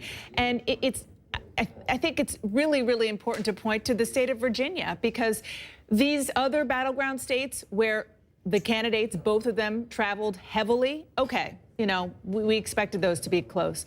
But the story of Virginia tonight, even though she has pulled ahead here, in the polling, and frankly, in some of the modeling, she was ahead by many, many points. Significantly, yeah. Significantly, absolutely. And the fact that he is doing so well there tells you about the fervor out there. Whether it is for him, against her, or just against Washington, to me, that is a story that is really encapsulated in the Commonwealth of Virginia. And let me just say again, we are still waiting for the results from these 4 firewall states. But I don't know what we're going to, I mean, Hillary Clinton needs to hold on to these 4. We still don't know what's going to happen in Michigan, Pennsylvania, Virginia, or New Hampshire. But Donald Trump is competitive in all 4 of them. And it is entirely possible that there is a wave out there that the pollsters and the predictors and all the vote modelers did not see coming at all. The one thing that I will say about the modelers is I was just talking to somebody who said that with regard to the modeling that both parties do and both campaigns did, that they had it, there was sort of a 2% margin of error, for lack of a better way to say it. Having said that, you know, there is something that is out there that is hard to get with data. And it's just clear that that's true. Those early exit polls showed there were a lot of angry voters out there in the United States. John, let's take a look at North Carolina right now, because that's really emerging as a critically important state. 82% of the vote in North Carolina is in. Donald Trump still maintains the lead, what, of about 120,000 votes. And so you start to get to that point, 120,000 votes, you're thinking, is it possible? Is it at all possible to make that up? So you start looking at the blue population centers. You look out here, they're at 100%, so there's nothing more to be gained for Secretary Clinton there. This is the biggest one here. You come into Mecklenburg County. Still some votes to be gained here. Is it possible? Yeah, sure. There's math there. It's possible to be done, but that's assuming, you know, that she runs it up at the margin she is there, and it also assumes that Donald Trump's not adding. Let's come over here. We're up to 99% in Wake County. Hillary Clinton's winning this county by just what they targeted. We wanted to win this big, 15 points or more. Very successful here. And yet, they're getting swamped with turnout elsewhere is what's making this so race. They did exactly what they wanted to do here at 77%. The question is the numbers. We're going to match the numbers up to past campaigns and see if they're getting the percentages right. The question is, did they gin up the turnout? Can she come back here at 17%? You look around. Let's go back in time. I just want to look at some of these rural counties up top here. There's some small counties up here. You're looking, again, this go back. This is the race before. You're going back here. Let's go back in 16 to see if we have anything here. 80%. So even if you keep going there, you're talking about a couple hundred votes at best when you look up here. So you look at this big population center. Again, this is where the votes are in these areas around here, or in the Raleigh-Durham Research Triangle and the areas around it, 80%. So there are some votes to be counted here, but if you look, come back, pull out to that statewide lead at 83%, that's a tough margin to make up. Doesn't make it impossible. If she's going to make it up, a lot of it's going to have to come from right here in Charlotte and in the suburbs. Again, if you do that math, you're at 43%. If she doubles that, you know, there's 100,000 votes there. If you double it, so it's there. The question is, you start checking these Republican counties. You know, there's a couple hundred votes here for Donald Trump to make up, maybe 1,000. There's still some votes here for Donald Trump to make up here. And so we got a ways to go before you can get into the exact nature of it. But if you're in Trump campaign headquarters right now, you think it might get closer because your votes are in here and your votes are in here. And that's what happens in the war room. They start calling around to all these counties, who's left out, what's left out. And here, they're looking, they're asking here, how, are they close to Charlotte, or are they more up here where the Republicans run a little better? That's what they do in the war rooms right now. And this is... Let's take a look at two states, Michigan and Wisconsin. These are states that Hillary Clinton obviously has to win. Michigan first. Donald Trump is ahead right now in both of those states. And as you look at the map, before I go into the numbers, these are the two states, if the map stays like we see it right now, if Donald Trump holds on to Florida, if Donald Trump holds on to North Carolina, then these are the states that will decide the next president of the United States. Let's go to That's Michigan a big if. That's a big if. But let's just go through. 26% of the vote right now, and you're just looking here again. You're up here, Upper Peninsula. You're down through here. Donald Trump is winning. He's got a lead of about 60,000 votes. He's winning areas where the Republican, the conservative needs to win, and he's winning them. Just want to go back again. These are tiny places, so you think that's not a big deal. It does matter in a close race. 59%, 70%. So in these small rural counties, Donald Trump is running up numbers, and you think, oh, it's 200 votes. Oh, it's 300 votes. Well, guess what? If it's 200, 300, 1,000, 800, you start racking that up. That's what you need to offset the Democratic leads down in these places. You know, 63% of the vote in Oakland County, so more votes for Democrat and much more population, as you see.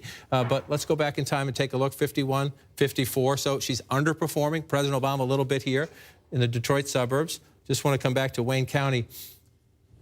She's stretched out a little bit. The last time that was 2 or 4 points. She's now in a 10-point lead range there. Only 50% This is the key. This is the key. This is the key, and this is why, you know, again, at Trump headquarters, they're looking at Michigan. They're thinking 16. That's a magical number to add to Trump's math if they can get those 16 electoral votes. But let's take some time. Let's wait. Wayne County is notoriously slow in reporting its votes. We've been up. We'll be here for a while. Let's just put it that way. We're 27% statewide, but she needs a big number out of Wayne County to make that up. Mathematically possible? Absolutely. But again, in the Clinton war room, trust me, they are frantically calling not only into Wayne County, but they're calling in down here too, as you get at 66, you know, only at 5%. Again, smaller county, less population, but if the margin stays like that, and it's early, so you're not sure the margin's going to hold like that, but if it stays like that, the math is still possible. In a very tense Clinton war room right now, they're looking at Michigan, and they're saying the math is possible. So let's go next door. We're at 33%. Wisconsin. This one's getting interesting in the sense that this is a Republican area usually up here. Let's come over to Eau Claire. He's 51,000 votes ahead in Wisconsin right now, a state that usually goes Democratic. And so here's a big area where President Obama ran it up 56-43, and we have absolutely nothing. So you start to look again are there votes out here for Hillary Clinton to make this up? Janesville, which is home to the House Speaker, at least at the moment, Paul Ryan, 51-42 or 52-43, if you want to round those up. Again, you go back in time, that's a problem. That's a problem. When you're in a state like this and you're underperforming, where the last Democrat who won it, that's an issue. So if you're underperforming here, the question is, are you overperforming anywhere else? Because Trump tends to be running well where he needs to do and very well in other places. Let's just look at a place like Oshkosh, 3% of the state population, Winnebago County, 51-42. He flipped this county at the moment. That's what you're looking for. You're looking for a big population center that has flipped. And so you go back here and you look here, 66% of the vote as well. So 3% of the state population, you say no big deal. Guess what? In a battleground state, you flip a county like that, you're doing some math. And you start to do math like that, that's what puts you ahead. So we're going to watch the vote centers. If you're the Democrats now, you're looking at Dane County, which is 9% of the state population. You've got a third of the vote counted. You better hope. You got almost 9% of the population of the state there. Yeah, so you have to hope that you've got more of that coming and that margin stays like that and you get more heavy vote as you come through. And again, you start looking through. This is it here. This is it. But she's, again, running up the percentages. We're only at 45%.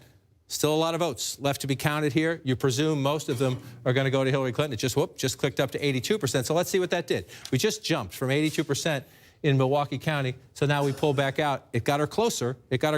She's now 48-47. So those votes come in. You see what happens. The big votes come in a Democratic area. It brings the votes up here. Let's just check back at Dane County, still at 32%. So as you watch these counties start making big jumps, it is possible. It is possible to come back. But I can tell you right now, in the Clinton war room and in the Trump war room, this is where the urgent phone calls are going, into Michigan, into Wisconsin, because at the moment, again, let's just check one more second right here. North Carolina is holding. Florida is holding. Looks like Virginia is trending Clinton's way, Wolf. We're going to look across the Rust Belt here. Michigan, Wisconsin, some vote counting to do. John, stand by. We have two more projections right now. CNN now projects that Hillary Clinton will win the state of New Mexico with its 5 electoral votes. Hillary Clinton wins New Mexico. CNN also now projects that Donald Trump will win Missouri with its 10 electoral votes. Another important win for Donald Trump in Missouri. Let's take a look at the Electoral College map right now, where it stands, the all-important map, I should say. Donald Trump is still ahead. He has 149 electoral votes to Hillary Clinton's 109 electoral votes, 270 needed to win the White House. You see the blue states, Hillary Clinton states, the red states, Donald Trump states, all those yellow states. Too early to call. We have not been able to make a projection in those yellow states. Let's go back to John over at the Magic Wall. John, you're looking at the national vote right now, and Donald Trump is ahead, by 2 points? Looking at the national vote, we still got some ways to go, and we're still early in the count in a lot of these states out here. So I just want to go back to this again for people at home who are thinking, is this possible? Is this possible? This is where we have it right now. Actually, we've moved a couple of other states since you did that. But this is the as we count map. I want to just go back to where we had this coming. Let's do New Mexico and Missouri first. Sure, you bet. Let's switch. We'll get there. Yeah, just highlight those. Okay. Yeah. So let's come out to New Mexico. Let's take a peek. Hillary Clinton running up 50 to 40 essentially at the moment. These are your major population centers. You're going to come here first. Santa Fe County, back here, Albuquerque County. Not a surprise that she took New Mexico. No, it used to be a swing state. George W. Bush won it in one of his elections, but it's become very much a blue state. But so let's go back and look here. This is where we started the night right now here. And so what are we looking at, right? Clinton was at 268. We thought she just wins one state like Nevada. We'll get there, but Democrats think they're going to win Nevada. Most Republicans think they'll win Nevada. We'll see what happens. But the early prognosis on the night was she wins that, holds everything out here, then she could afford to lose Florida. She could afford to lose North Carolina. But we're in a very different conversation right now. Even if we give her Nevada, Trump is favored here. It's 11. It's 29. That's 15. Now we're in the ballpark. Now we're thinking Let's even leave New Hampshire out of it for a minute. New Hampshire's still in play. We're counting the votes there. But at 259, even if she wins Virginia, Michigan puts Donald Trump over the top. Let's say she comes back and holds on. The Wayne County vote comes in. Wisconsin would put him at 269. Then you've got a congressional district in Maine, or state of New Hampshire can put Donald Trump over the top. So we are having a conversation now that it was impossible to have 2 weeks ago. That was just improbable. You were not having a reality-based conversation trying to do this map a couple of weeks ago. The polling told you that was a fool's errand. It is not a fool's errand tonight as we watch these results. Does that mean this is going to happen? No, we don't know that. We're going to be counting votes for a long time. But it is now conceivable. And one other thing to watch, you know, Democrats think that one's gone. We haven't counted many votes out here yet. There was a late push by Democrats. Is there anything we can do to turn that one around? Let's take a look at Iowa. We're beginning to get some votes in from Iowa right now. Some Democrats were thinking at the end, do we need to suddenly go back and try to turn something around? Are we going to be in a problem? And it's blue at the moment, but we're only at 13% of the vote. And the votes that are in Iowa City and Des Moines, those are big Democratic areas. So she's up 59, 60 to 35, up to 13% right now. But when I was showing you Michigan, I was saying take a deep breath because all the votes were coming in from conservative areas. Well, in Iowa, there's no reason for Republicans who think they're going to win the state to panic or Democrats to celebrate because we are very early on, and the early votes we're getting, Polk County, which is home to Des Moines, the big Democratic area, Iowa City, College Town out here. She's running it up in the College Town, but only at 2%. So this, again, in electoral college chess, you focus on the big ones. Florida's 29, North Carolina's 15, Michigan's 16, Pennsylvania's 20. Every now and then, the little guys come into play. And we may be counting the votes in Iowa, and we may be watching the votes in New Hampshire deep into the night because we have a different race tonight than we thought we had even just days ago. All right, let's go to the big key battleground states. Let's start in Florida right now. Let's come on down here. We're up to 95%, and it's close. But you get to the point, what are we at, 140, a little shy of that, 130 something? Donald Trump is ahead by about 140,000 votes. So you come down there and you think, are they there? Well, Palm Beach County is up to 97%. So there are more votes here. There aren't that many more votes here. But it almost done. Could be some. You're almost done. If it's, you know, whatever it is, you're adding up 10s or 20. 98% now in Broward County, which essentially tells you at the Clinton campaign war room, there's not much here. You might get some. And again, the size of this gap, if that 2% comes in, it's a decent chunk of votes in a major population center, but it's not enough. So you need a little, somewhere you need a lot. And we're up to 99% here. So there are no more big, giant, empty baskets. So almost all of those three counties, heavily Democratic, they are almost all in. They are almost all in. And so now you're going through, again, now you're calling, I hate to say this, but now is when you're calling in, is there anything outstanding? This is at 100%.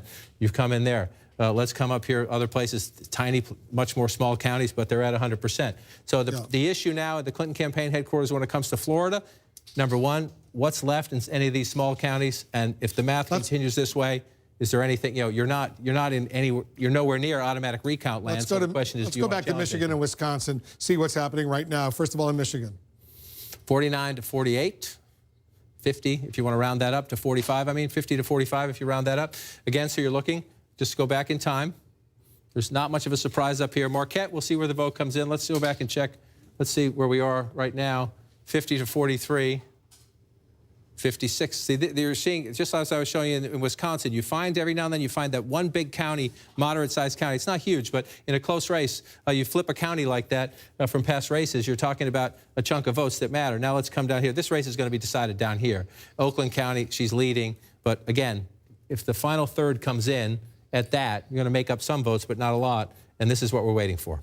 We're only at 16% in Wayne County, and this has to be not only the margin. If it's this close, 51 to 43, let's just go back in time and look at that.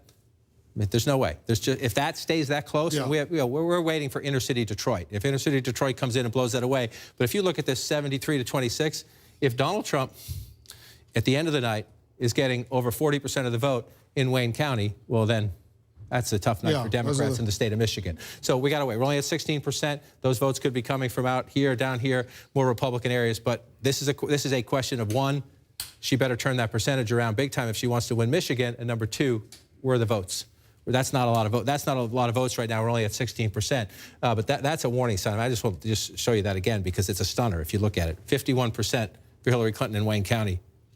Tells you everything you need to know about Michigan at the moment. Emphasis on at the moment. Donald Trump always said he would get those so-called Reagan Democrats, that working-class blue-collar voter. Right, and so this is fascinating, and I'd love, we'll pour through the Michigan exit polls as we do once that gets higher. Again, you're looking at that right now. If you're at the Clinton campaign headquarters, you are calling your people out here, and you're asking what went on. And to be clear, I know Dana was sharing some of this reporting the other day as well. Democrats out here have been calling the Clinton campaign for months, not just weeks, but for months, saying you need to tend to the garden. You think you have this one for granted. You're just taking this for granted, thinking you're going to win it.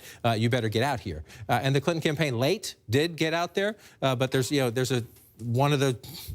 If this keeps going this way, one of the criticisms after will be that they took the so-called blue wall, which is these states they've won since 1992, 240, last 6 presidential elections, 242 electoral votes. They include Wisconsin, they include Michigan, they include Pennsylvania, which looks good for Clinton at the moment. If these stay like this, she's going to have Donald Trump's anti-trade message, like Bernie Sanders' anti-trade message, seems to have resonated in Michigan. Let's go to Wisconsin. To make a key point. Before I do that, I just want to do one thing, because you just make a key point. I know the experts on the other side of the room, and they're right. Primary wounds very rarely carry over to the general election. So you can lose a state in the primary, or, Hillary Clinton won a lot of southern states in the primaries that she's not winning tonight. But Democratic primary, these are Bernie Sanders states, both of them. And so as we go through this tonight, to your point, I did that because of your point about the trade message. Yeah, all right. You want to go Wisconsin? Stand by. Sure. Let's do Wisconsin in a moment. Got to take a quick break. This presidential race turning out to be a real nail-biter. We're following close contests in multiple battlegrounds right now, including Michigan and Wisconsin. 2 states surprisingly very much at play right now. More results right after this quick break.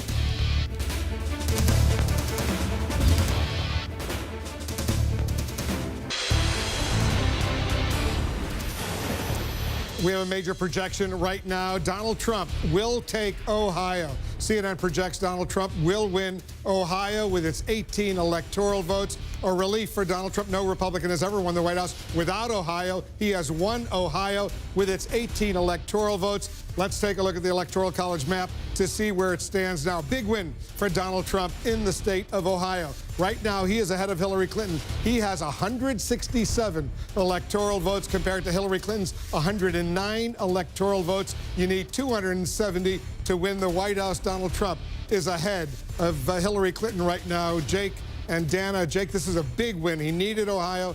He got Ohio. Iowa and Ohio always looked like the first states of the Obama states that Donald Trump would be able to pick off. But I didn't know, based on polling and based on how Democrats talked about Ohio and how Hillary Clinton campaigned there. Remember, it was just a few nights ago she was there with Beyonce and Jay-Z campaigning. I didn't know it was going to be so early that we're going to be able to call Ohio for Donald Trump. I always thought it was going to fall into his side of the aisle. It is remarkable what we're seeing here, not just Ohio, but all over the country. In Philadelphia, I was just looking, the returns coming in. Hillary Clinton with 81% of the vote in Philadelphia as of right now. That is not really all that good for Philadelphia. She should be doing much, much better in the city of Philadelphia. The margins where she really needs to be driving up the vote for a very strong Democratic performance in those counties, she's not getting that. Dana, a lot of stunned Democrats out there right now. That's right, and let's just focus on Ohio for a second, what you just projected for Donald Trump as a bellwether. We've all talked about the fact that no Republican has won the White House without winning Ohio.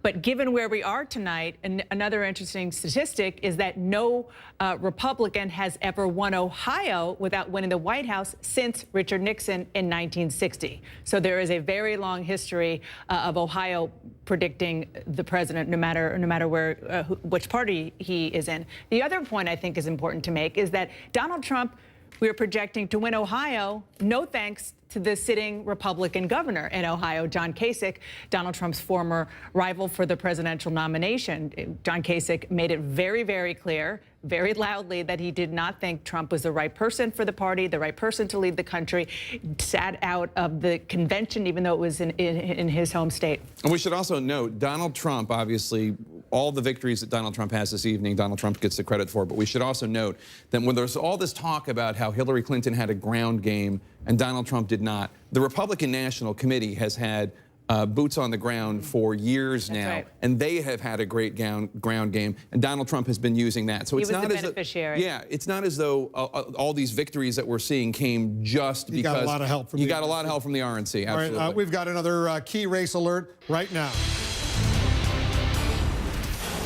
Now let's update all the votes where they stand right now. We'll start in Michigan. Almost a third of the vote is in Michigan. Donald Trump has a 35,000-plus vote lead over Hillary Clinton. 16% of the vote is now in the state of Michigan. Donald Trump ahead there. In Wisconsin, 42% of the vote is in. He's ahead narrowly, 28,000 votes over Hillary Clinton. 10 electoral votes at stake in Wisconsin. In Florida, 95% of the vote is in. Donald Trump has an impressive lead.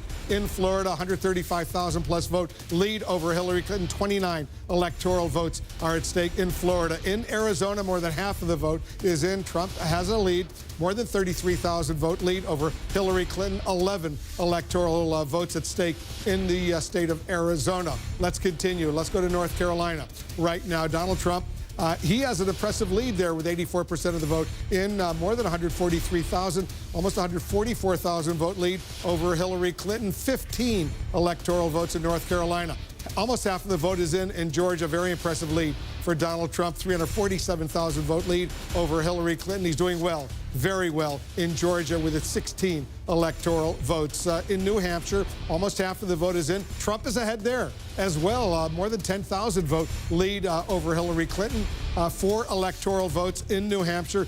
Every electoral vote is critically important. In Virginia, 87% of the vote is in. Hillary Clinton has a lead, 55,000 plus vote lead over Donald Trump. She's certainly relieved at this stage. 87% of the vote is in Virginia. 13 electoral votes at stake there. We've got some more results coming in from Colorado. First, 65% of the vote is in. Hillary Clinton has a 92,000 vote lead over Donald Trump in Colorado with its 9 electoral votes. In Iowa, 19% of the vote is now in. Hillary Clinton has a pretty good lead, 54,000 plus vote lead over Donald Trump in Iowa. And in Pennsylvania, more than half of the vote is in. She's got an impressive lead there of more than 167,000 votes in Pennsylvania. So she's doing well, relatively speaking, in Pennsylvania, Iowa, and Colorado. Let's take a look at the Electoral College map to see where things stand. Donald Trump is ahead. He right now, we've projected, he has 167 electoral votes compared to Hillary Clinton's 109 electoral votes. 270 needed to win the White House. Trump ahead right now. Let's go over to John King. You're studying a lot of these battleground states so closely. Let's start in Wisconsin. You start in Wisconsin right now. It's gotten a little tighter, but 48 to 46. You could round that up to 49 if you want. So you're looking and you're counting the math here. Number one, just in a few places you're looking, you come down to Milwaukee. This is a danger sign for the Clinton campaign in the sense that 17% of the state population, the Democratic base center, and they're up to 82% of the vote. So more votes to be counted. Most of them, we see 65-30. Most of them, we presume, will go to Secretary Clinton, and it is the big population center, but you're getting close. You're getting close to the end there. So you start to look out here. Out here, you see the Eau Claire area here, only 1% of the vote. This is critical. It's tiny, 1.7% of the population, but you're starting to go back. You're looking for where are places. The President Obama ran up healthy margins where you know there are Democratic votes. Doesn't mean she gets them, but they exist. The question is, does she? We're waiting for the votes to be counted here as you start to go through. Otherwise, you look at this. I just want you to just look at this map for a minute. This is where we are now. Focus on where the red is. Now, when you go back 4 years, you see a lot. See this blue? President Obama winning in this part of the state right here. And you come back in here, see all this red? So you're looking at places like, you start at Winnebago County, 50% for Donald Trump. You move over here. These are tiny, tiny counties, but it adds up. You start to go through them. These were blue 4 years ago, and now you're looking at them at the moment. We're still counting votes. So a lot of these counties, some I just went to, where was I? 10% of the votes there. So that doesn't, those numbers don't mean much. But if you're watching flipping counties within states, you look at that, all that blue down here. Look at all that blue down here 4 years ago. It's a lot of red at the moment. And so 42% statewide counted. We got a ways to go. It's more than competitive, especially at only 42% of the vote. But this is he's got a 30,000 vote lead right now. But this is a tough battle again. And this is. Anyone say a month ago? Anyone say a month ago we were going to be counting the votes in Wisconsin late into the night? Number one.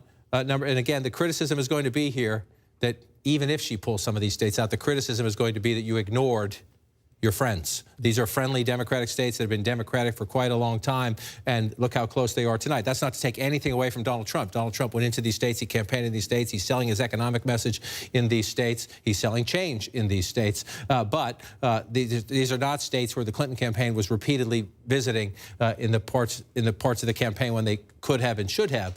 So you're looking at 51-43 right now in Oakland County. Just trying to see what's left out there, Wolf, as I go through some of these states, just trying to do the math of is it possible. We were down here earlier, and it was much closer. A bunch of votes came in Wayne County. That's what made Michigan. Third of the vote in Wayne County now in. And Michigan's a little tighter because of that, because this went back to a more traditional Wayne County. But still, when you go back in time, Donald Trump at just shy of 34% there.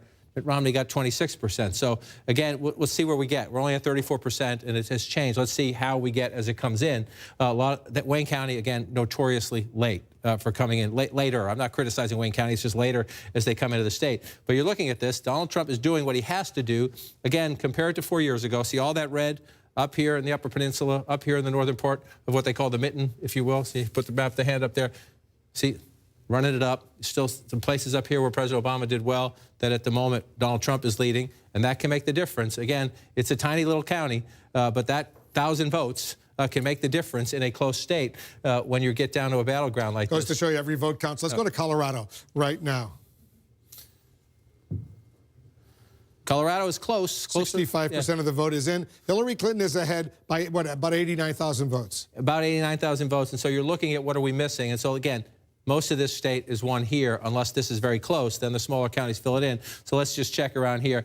Adams County, 9% of the state population. These Denver suburbs are critically important to how this state has shifted from reliably Republican to swing state to what many Democrats had hoped would be leaning blue. 50% of the vote there. Just want to go back and check. 57% for President Obama. This is a pattern we're seeing now in a lot of places where Donald Trump is running more competitive. You move down here to Arapahoe County. Vibrant Tea Party here. It's a Democratic county, but there is a vibrant Tea Party as well. It's a tug-of-war county, a swing county. Hillary Clinton at 53%. That's more in line with the Obama performance. I just want to, Wolf, come over here. She's doing fine in Denver City. You'll have to check the math, the numbers of the turnout. Jefferson County, this is one of your classic swing counties in the United States. She's winning at 50% there. 51%. So this one, Colorado is filling in a way that I'm not saying we haven't called this state yet. We've got a lot of votes to count, but this one is filling in a way. Colorado, you look at the 5-point margin there, right? She's built up her lead to about 91,000 votes right now. Let's go to Iowa. I just wanted to check. That's a 5-point state, and that one's filling in. Is got a ways to go, but it looks like it's filling in the way the Democrats expected it to. Iowa, we have Clinton ahead early, but I just want to be very cautious here. Number one, I don't know a lot of Democrats in Iowa who are confident they're going to pull Iowa out. Doesn't mean they won't. She has this lead here now. We're up at 21%. But remember, a lot of what you see empty here, especially out in the western part of the state, is going to fill in red. The question is, as we just went through to the east in Wisconsin and Michigan, these are blue for President Obama. When we get there later tonight, let's see what they are, because that could be the difference if this stays close. But right now, the votes that we do have are in Democratic population centers. So she's running it up big in the Iowa City area. She's running it up big in Cedar Rapids, but it's only 1% of the vote. And we have Polk County as your biggest center here, where Des Moines is. She's running it up big. So if you're the Democrats and you're looking at the map, you like what you see right now, but we're at 21%. We'll see. She's up by more than 50,000 votes right now. This could be, when you pull out and look at this, if you're looking at this, number one, if Donald Trump holds this and this, she can't afford to lose both of those. If she gets one of those back, then we could be in a game of chess. To 270. What's her path to 270? Well, her path to 270 was this. Let me switch maps here for you. This is where we started the night, but these were all lean. These were all lean Democratic. At the moment, Pennsylvania looks solid. We're still counting the votes. Change the states to reflect where the vote is now. But right now, Donald Trump leads here. Donald Trump leads here. We're not ready to, this one's still early, but Donald Trump leads, so let's just put it in the current state of play, okay? Donald Trump leads here. Oops, sorry. And Donald Trump leads here. So we were talking all in the last couple of weeks that Donald Trump had such a narrow path, like drawing to an inside straight flush.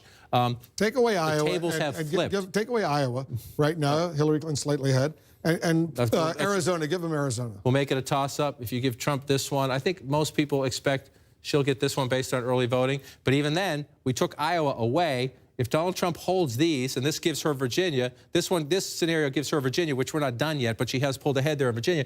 But if Donald Trump holds Florida, where he leads, holds North Carolina, where he leads, we've called Ohio. And so this comes down, again, the Trump campaign said from day one, we are going to prove you all wrong, and we're going to win with a Rust Belt strategy early on, Their anchor was Pennsylvania. That's the irony of this, in the sense that Pennsylvania at the moment, again, we haven't called it yet, Wolf, but Pennsylvania at the moment, Clinton has the healthy lead. Michigan and Wisconsin are the flashing red alerts at the Clinton War Room right now. John, we have another major projection right now. And CNN can project that Virginia, the Commonwealth of Virginia, will go to Hillary Clinton. 13 electoral votes in Virginia. An important win for Hillary Clinton in the state of Virginia, a state that President Barack Obama carried twice. She is ahead in Virginia. She will carry Virginia. Let's take a look at where the Electoral College map stands right now with her win in Virginia. Donald Trump is still ahead. He has 167 electoral votes compared to Hillary Clinton's 122 electoral votes, 270 needed to win the White House. You see the red states, the states that have gone for Donald Trump, the blue states that have gone for Hillary Clinton, the yellow states. No projection, too early to call. We have another key race alert right now. As John King said, it comes down to Michigan and Wisconsin. Let's take a look at Michigan first. 37% of the vote is in. Donald Trump still maintains a lead of almost 74,000 votes over Hillary Clinton, 49.5% to 45.5%, 16 electoral votes at stake in Michigan. In Wisconsin, almost half of the vote is in. Donald Trump is ahead there as well. He's ahead by almost 27,000 votes over Hillary Clinton, 48.3% to 46.5%, 10 electoral votes. 10 electoral votes in Wisconsin at stake. Let's go over to Jake. Jake, this is a moment that the markets are watching very closely right now, because few people thought Donald Trump would be doing as well at this stage as he's doing. The markets don't like instability, and they also are unsure of what Donald Trump is going to do when it comes to trade. And we mentioned earlier that the Dow futures were down 500. Now they're down more than 600. But we should really just take a moment here and look at this. Pollsters predicted that Hillary Clinton was going to have not just a victory, but that she was going to win an electoral landslide. Not only is that not happening, it is entirely possible that Donald Trump is truly redrawing the map the way that he said he was going to. He was going to redraw the map from Wisconsin and Michigan to Ohio and Iowa, and we're winning over those white working class voters that feel the Democratic Party and Republican elites in Washington have ignored them for too long. Right now, he seems on his way to actually doing that. And in a word, it was Donald Trump versus almost all the experts. And as of right now, it looks like Donald Trump was right. Yeah, he's doing something amazing right now. As he himself said, he said, don't believe all those polls. That's right. And let's just talk about the Midwest, upper Midwest, Michigan and Wisconsin. People initially thought when Donald Trump went into Michigan that it was a fool's errand because it was such a safely blue state. Then the numbers started to shrink. I started to hear, I'm sure you did too, from Democrats. There you go. Look at Michigan right now. He's up, Donald Trump is up by 57,420 votes with just 38% of the vote in. But still, this is a blue state.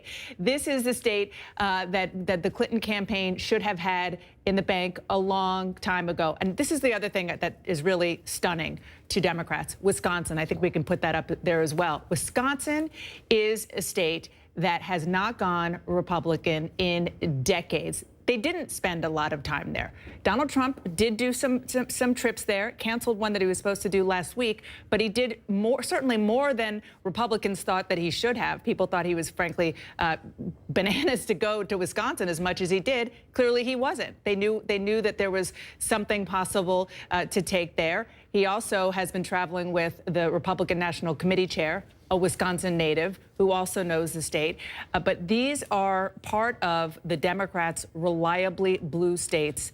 And Donald Trump, as you said so well, is re-scrambling the map clearly with disaffected voters who are so done with Washington, and people likely, we'll see when we get the exit polls, who really haven't been out for any candidate, much less a Republican, in years. We've talked about this for the whole year. Donald Trump having one core message, which is Washington is not working for you. It's a cesspool. It's not protecting your jobs. It's not protecting you from terrorists. It's not protecting you when it comes to illegal immigration. It's not keeping the border safe. Now, there's a whole bunch of other stuff that's been wrapped around that core message.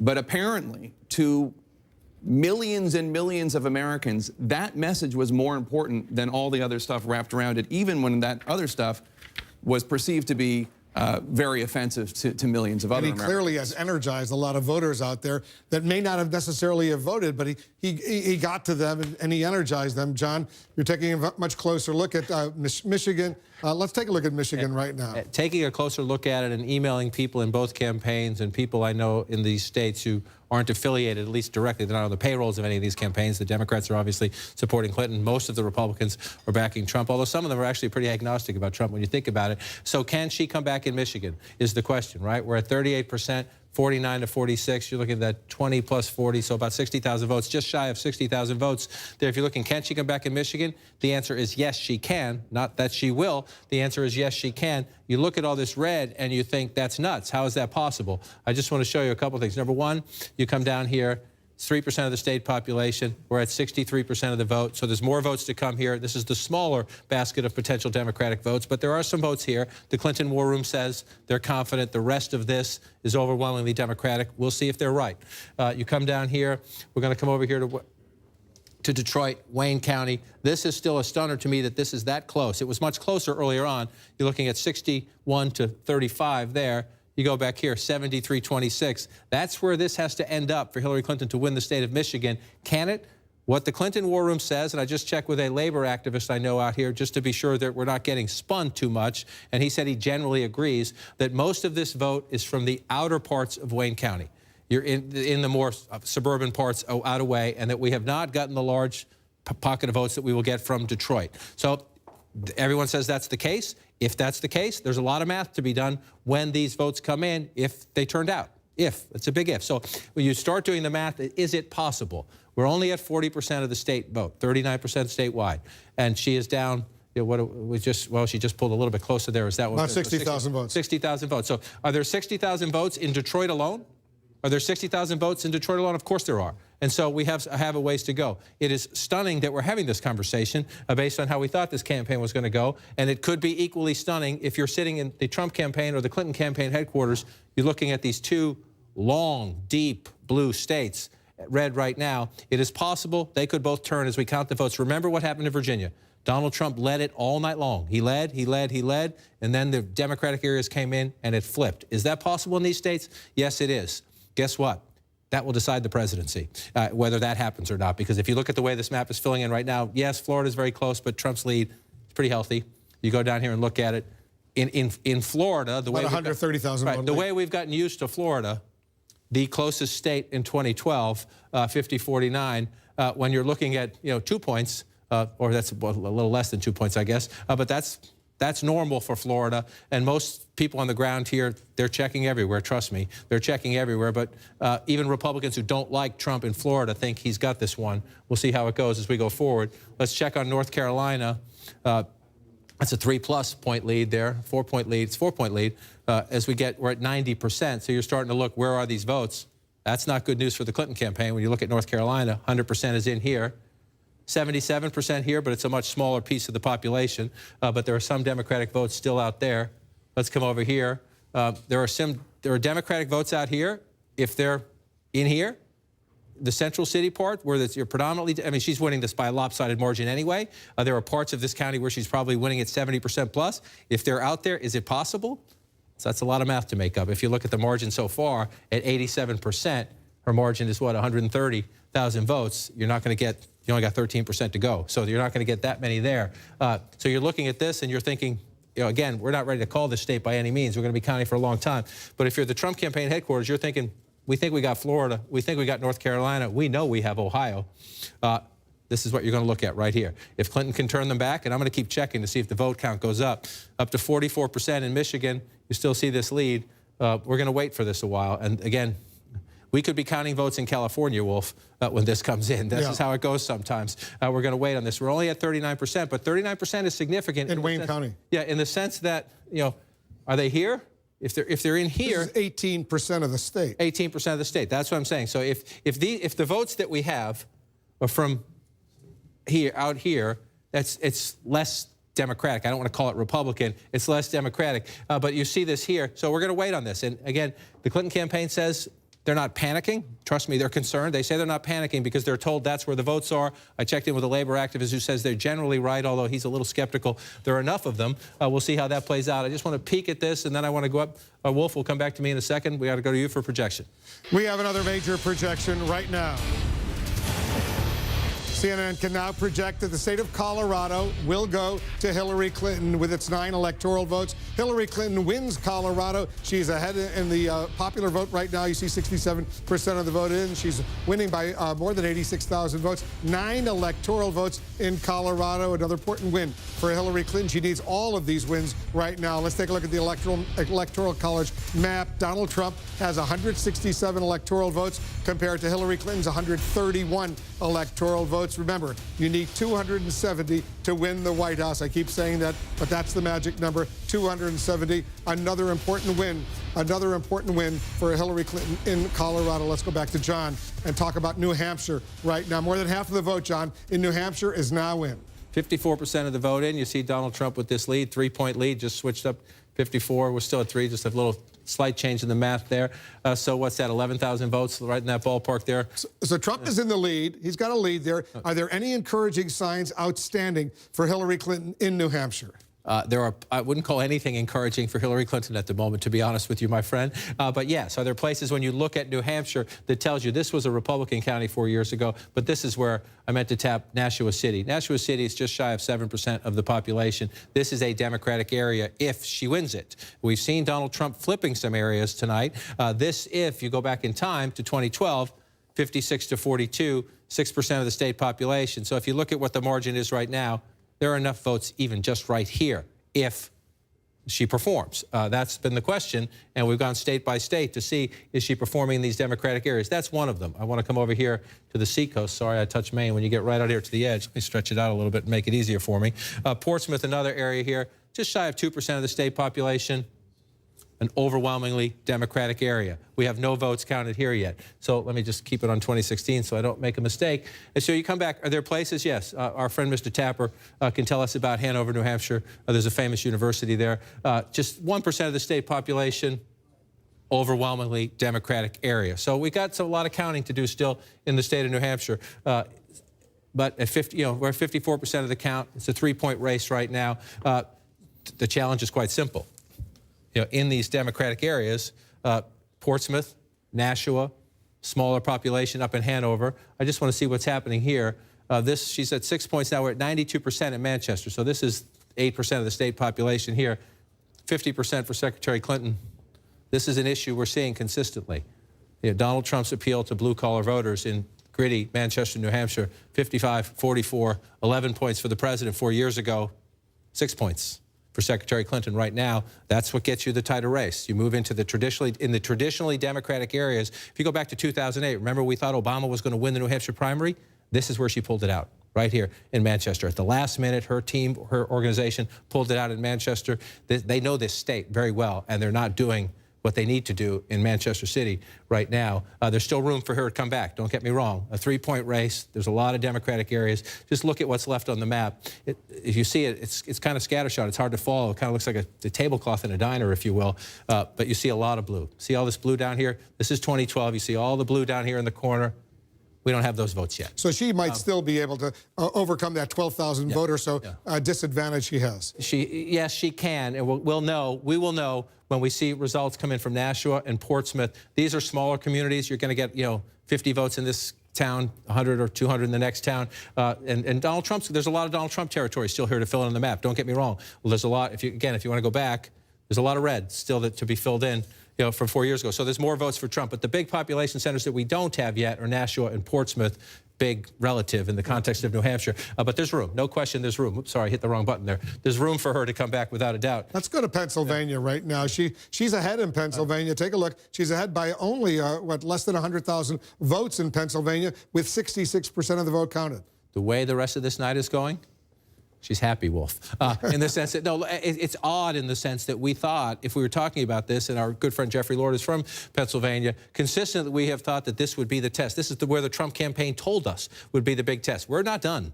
We're not done here, but this one has been blue. She has led consistently throughout the night. So you look at where we're talking about here, and this is, you know, so she has to come out of Philadelphia County with about 400,000. She'd prefer 400. She's got 400,000. Yeah, she'd prefer 440,000, 450,000. She's ahead by 418,000 votes right now. So you can win Pennsylvania with that in a presidential election.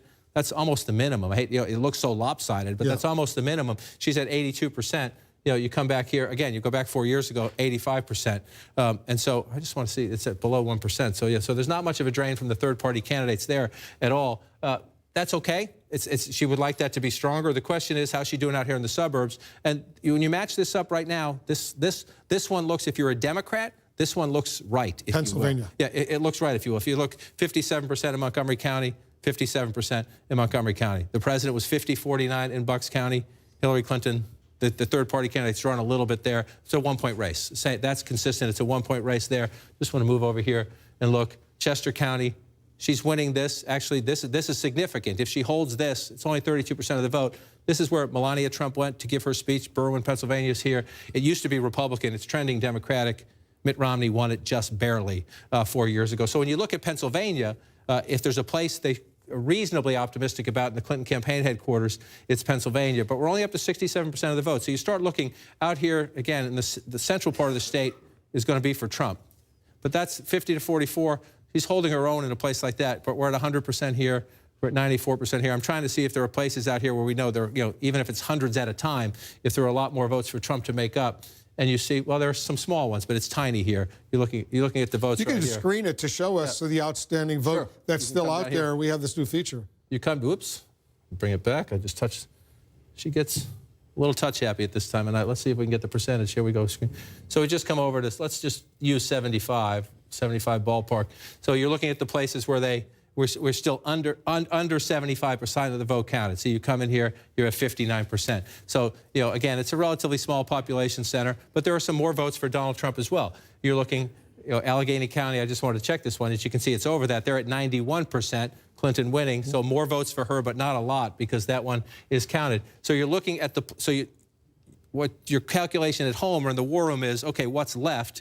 And you see a lot of blue areas here that are left, and these are more populated. These areas are more populated than these areas. So if you're looking at this, you would think your hunch off the top is there are more Democratic votes out there than Republican votes because these are bigger population centers than the Republican areas. So if you're in the Clinton campaign headquarters, you're reasonably happy with the Pennsylvania map, although at this point of the night, given what's happening in Michigan and Wisconsin, you're nervous about everything. But that one makes you feel a little bit better when you look at that. And I just want to check back out here. 46%. Moved a little closer, I think, from the last time we looked at this. I'm just going to keep looking down here. We're up to 50% in Wayne County. This is going to decide the state. Let's screen Michigan right now and see where the outstanding vote is. Let's bring it up. Where there's less than 75% so far reported. 75%. And so there's a lot. Trump is up by 53,000 in the state. Up by 53,000 votes. And so you see a lot of red, right? That means we have a lot of votes still to be counted in these places. Now, again, it's not a huge vote count, but this matters. This matters. You know, a couple thousand votes matter. So as we go through, they're up to 67%. So he's not going to get a couple thousand more to cushion, but he gets a few more hundred. So that's the calculation you're making. The hundreds you're going to get in these conservative, smaller counties, can the Democrats make up for that? That's a lot of votes with what's left to come out of Detroit. And this has to be, when we get more from Wayne County, it has to be overwhelming or else she's in trouble. I mean, she's in trouble at the moment in Michigan. The only way to solve her trouble is to have an overwhelming surge when we get more votes out of Wayne County. You look at other places, you know, we looked at this a little bit earlier. Ingham County, it's Lansing, 63%. So there are more votes. It's, again, that's, you know, good math for Clinton, but you're almost 2/3 of the way there. So there's more, and there's a lot more for Donald Trump to come in these smaller counties, without a doubt. And so we're going to be counting in Michigan for a while. Just let's do the same test as we go over to Wisconsin. Again, most of the areas we're waiting for are Republican, which bodes well for Donald Trump. At least they're Republican so far. There's by no means guaranteed that some of these won't flip if more votes come in. But if you're looking at them at the moment, they're I Republican. want to remind our viewers that we're getting ready for the top of the hour. Polls are closing in 5 more states, including California, Oregon, Washington State, Hawaii, and Idaho. We'll see if we can make some projections. Let's quickly look at western Wisconsin here. I just want you to look here. This is what we're waiting for. These are counties in Wisconsin where less than 75% of the vote has been counted, right? So we're waiting out there. This is now. That's 4 years ago. That's blue. That's all blue 4 years ago. That's red right now. And so if that stays that way, that is the redefining, at least for one election cycle, of the American electoral map as we know it. That is a crack in the blue wall. If that stays, I want to keep emphasizing if, because if you talk to the Clinton campaign headquarters, they tell you, and let's see, Milwaukee's over 75% now. So I just want to come back to the full count and see, because they have been telling us that they can get votes out of here. It's at 84%. Again, if it's Center City, Milwaukee, it could be overwhelming. Is it enough to make it up? You see what she's doing in Milwaukee County? That is overwhelming. So it's almost so we'll see what happens here. The Clinton campaign says they can make it up here. When you're at 84%, that's when you start to get a little bit skeptical that the math is there. The other place the Clinton campaign tells us they can make this up is the all-important Dane County. 9% of the state population, Madison, University of Wisconsin. This is a liberal Democratic base area of the state. As you can see, she's winning 68, excuse me, rounding up, not down, 68 to 27. So half of the vote left. Is it possible? You see the gap. If she can double that, there are a lot of votes to be made up, enough to counter that. But she's running out of options. It has to come from here, it has to come from there, and then a small smattering, because there are still some votes, Wolf, for Donald Trump to make up in these rural areas. Tug of war, Wisconsin, tug of war, Michigan. We knew Florida and North Carolina would be tug of wars. This is most unexpected. It certainly is a huge, huge surprise to so many people out there. All right, with the next few seconds, polls will close in 5 western states, including California, with this whopping 55 electoral votes in California. We're getting ready to make some major projections. Let's get ready for that right now. And CNN projects Hillary Clinton will carry the state of California with its 55 electoral votes. A huge win in California for Hillary Clinton. She will also carry Hawaii with its 4 electoral votes. Hillary Clinton wins in Hawaii. Donald Trump, he also has a win. Donald Trump will win in Idaho with its 4 electoral votes. Another win for Donald Trump in Idaho. All right, let's take a look at the Electoral College map now. With these, Oregon and Washington State, by the way, too early to call in those states. Oregon and Washington State. You see it right now. Now let's take a look at the Electoral College map. Hillary Clinton has now gone ahead. She has now gone ahead with the huge win in California. She has 190 electoral votes to Donald Trump's 171 electoral votes, 270 needed to win the White House. Hillary Clinton is now ahead in the all-important Electoral College map count. Are they breathing a little bit easier over there at Clinton headquarters? I don't think so, to be completely honest, because at some point, in this night, as we watch the returns come in from states such as Wisconsin and Michigan, the Clinton headquarters was very confident that they had. That was their firewall. Remember, Wisconsin wasn't even part of the conversation. It was Michigan, it was Pennsylvania and Virginia and New Hampshire. When these returns come in, you see, okay, they have Virginia, but Pennsylvania's still up in the air. New Hampshire seems to be leaning towards Trump, and Michigan seems to be leaning towards Trump. No, I don't think so at all. You know, we've been talking now for 6 months about what is Donald Trump's path to the presidency. At some point, we're going to approach the period where it's a question of, does she have a path to the presidency? If she can't win Pennsylvania, New Hampshire, and Michigan, much less Wisconsin, Brooklyn, we have a problem. Yeah, she's got to win those states, Dana. Well, on that note, I'm just looking at a note from a Clinton aide saying that they are breathing a slight sigh of relief because of Colorado and Virginia. They do have to hold the upper Midwest, Wisconsin and Michigan, which, as you said, who knew, particularly Wisconsin, it was going to be this tight. The Republicans didn't even think they were going to win Wisconsin a few days ago. As I said, Donald Trump had been going there, much to the chagrin of others. And one more thing I just want to say, that as far as the Clinton path, win Pennsylvania and either New Hampshire or Nevada. One other thing, look at this picture. This is something that I think is quite poignant at this hour.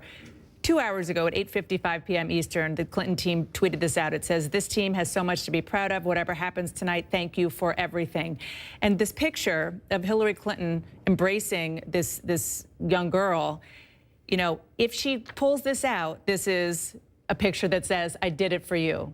If she doesn't, it's a picture that says, I'm so sorry I tried. And it's so poignant that they sent this out 2 hours ago, and it can be read two very different ways. One of the things we saw in the exit polls was that women were not voting for Hillary Clinton in the numbers that polls suggested they would. She was not getting the gender gap that so many anticipated. But let's talk about the response of world markets, because those are some other individuals who are having trouble breathing right now. Right now, you see the world markets in Tokyo, Shanghai, Hong Kong are down. And the last I saw, it was more than 600 points that Dow futures were down. Again, because of the instability of the American election. Everyone thought, based on pollsters and prognosticators, that they knew how this was going to end up. And B, because of Donald Trump himself, who is a wild card and has been talking tough on trade. There's a reason why Wall Street supported Hillary Clinton much more strongly than they supported Donald Trump. And we're going to see he's talking about renegotiating trade deals with China, with Mexico, and others. There's a lot more uncertainty in the world right now. Lots of uncertainty in the world. The world was watching. I think most of the world thought that Hillary Clinton had it locked up. Not so fast right now. Let's get another key race alert right now. All right now it's all about Michigan and Wisconsin. Right now, let's update you in Michigan first. Almost half of the vote is now in. Donald Trump still has a lead, 30,451. Donald Trump's lead in Michigan right now, 30,400 plus, 48.1% to 46.8% for Hillary Clinton. 16 electoral votes, very important electoral votes at stake in Michigan. In Wisconsin, 58% of the vote is in. Trump has a lead there, almost 60,000 vote lead over Hillary Clinton, 49.1% to 45.7%. 10 electoral votes at stake in Wisconsin. Both of these campaigns desperately anxious to win both of these states. So, John, who would have thought that at this late hour we'd be talking about Wisconsin and Michigan? And I'm looking at Wayne County again. This is where Detroit is. And you see Secretary Clinton's lead here. That's what, 136 plus 3, so 139. I'm going to look at the numbers to make sure I get them exactly right. Mitt Romney, Barack Obama race 4 years ago, Wolf. Just want to make sure I get these numbers right, because Democrats are saying, can we pull this one out tonight? It was 381,000. So we got 40% still to count. 381,000. 667.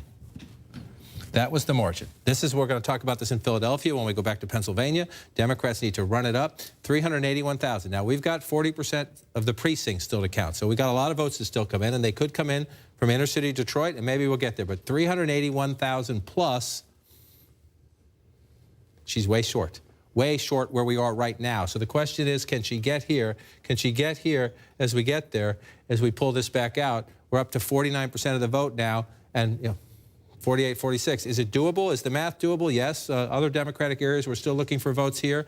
We'll see, a long way to go. But this is going to come down to turnout right here in Wayne County, Michigan, and let's screen Michigan. Let's screen Michigan right now to see where the outstanding vote is. And we can do this. This is 75% or less of the vote has already been counted. All right, so you pull back to the state now. So you're looking at places. And again, so if you're a Republican, you're looking and you're saying there are a lot of Republican votes to come in here. And that's what they're thinking in the Trump campaign, that even if they come in with the last 40% and it's overwhelming, in the Trump campaign, they're saying, look, we got a lot of votes to get here. Now, these are small counties, but, again, you're at 63%, and that's 4,000 plus 43. So he's going to get some more here. He's going to get at least hundreds more, maybe 1,000 more. You look at here, Donald Trump's going to get more here. Again, if the margin holds up. There's no guarantee the margins stay the same. We don't know the precincts that are out. But if you notice a pattern through these counties, Donald Trump's getting 50 plus.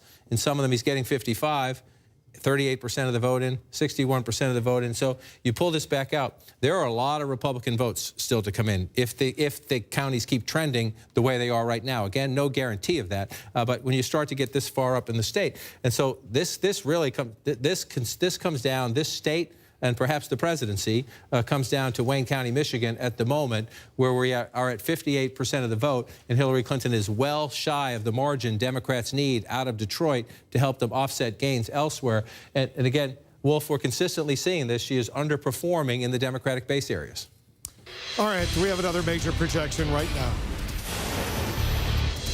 CNN now projects that Donald Trump will carry the state of North Carolina with its 15 electoral votes. Another important win for Donald Trump in the state of North Carolina. 93% of the vote is in. You see he's up by more than 220,000 votes. Donald Trump carries North Carolina. So let's take a look at the electoral map, where it stands right now with this win for Donald Trump in North Carolina. Hillary Clinton is ahead, but slightly. She has 190 electoral votes to Donald Trump's 186 electoral votes, 270. That's the number you need to win the White House. You see the blue states are the states for Hillary Clinton, the red states the state for Donald Trump. All those yellow states, by the way, too early to call. We are not yet able to make projections in those states. But Jake, this is a huge win for Donald Trump in North Carolina. It's big. The Trump people were competing hard for it. It's a state that Donald Trump put his heart and soul into. President Obama won it in 2008. He lost it to Mitt Romney in 2012. And I think, you know, just to give you an idea of how this night is going compared to how the Clinton campaign thought it was going to go, we were reporting, Jeff Zeleny, one of our Clinton campaign reporters, said that Robbie Mook, the Clinton campaign manager, was saying that North Carolina was so tight it was going to be down to the wire. It might not even be called tonight. Well, it's 11:09 and we just called it. That says to me that their projections were off and their voter data file was wrong, and people came out to vote and vote for Donald Trump that they didn't think were going to.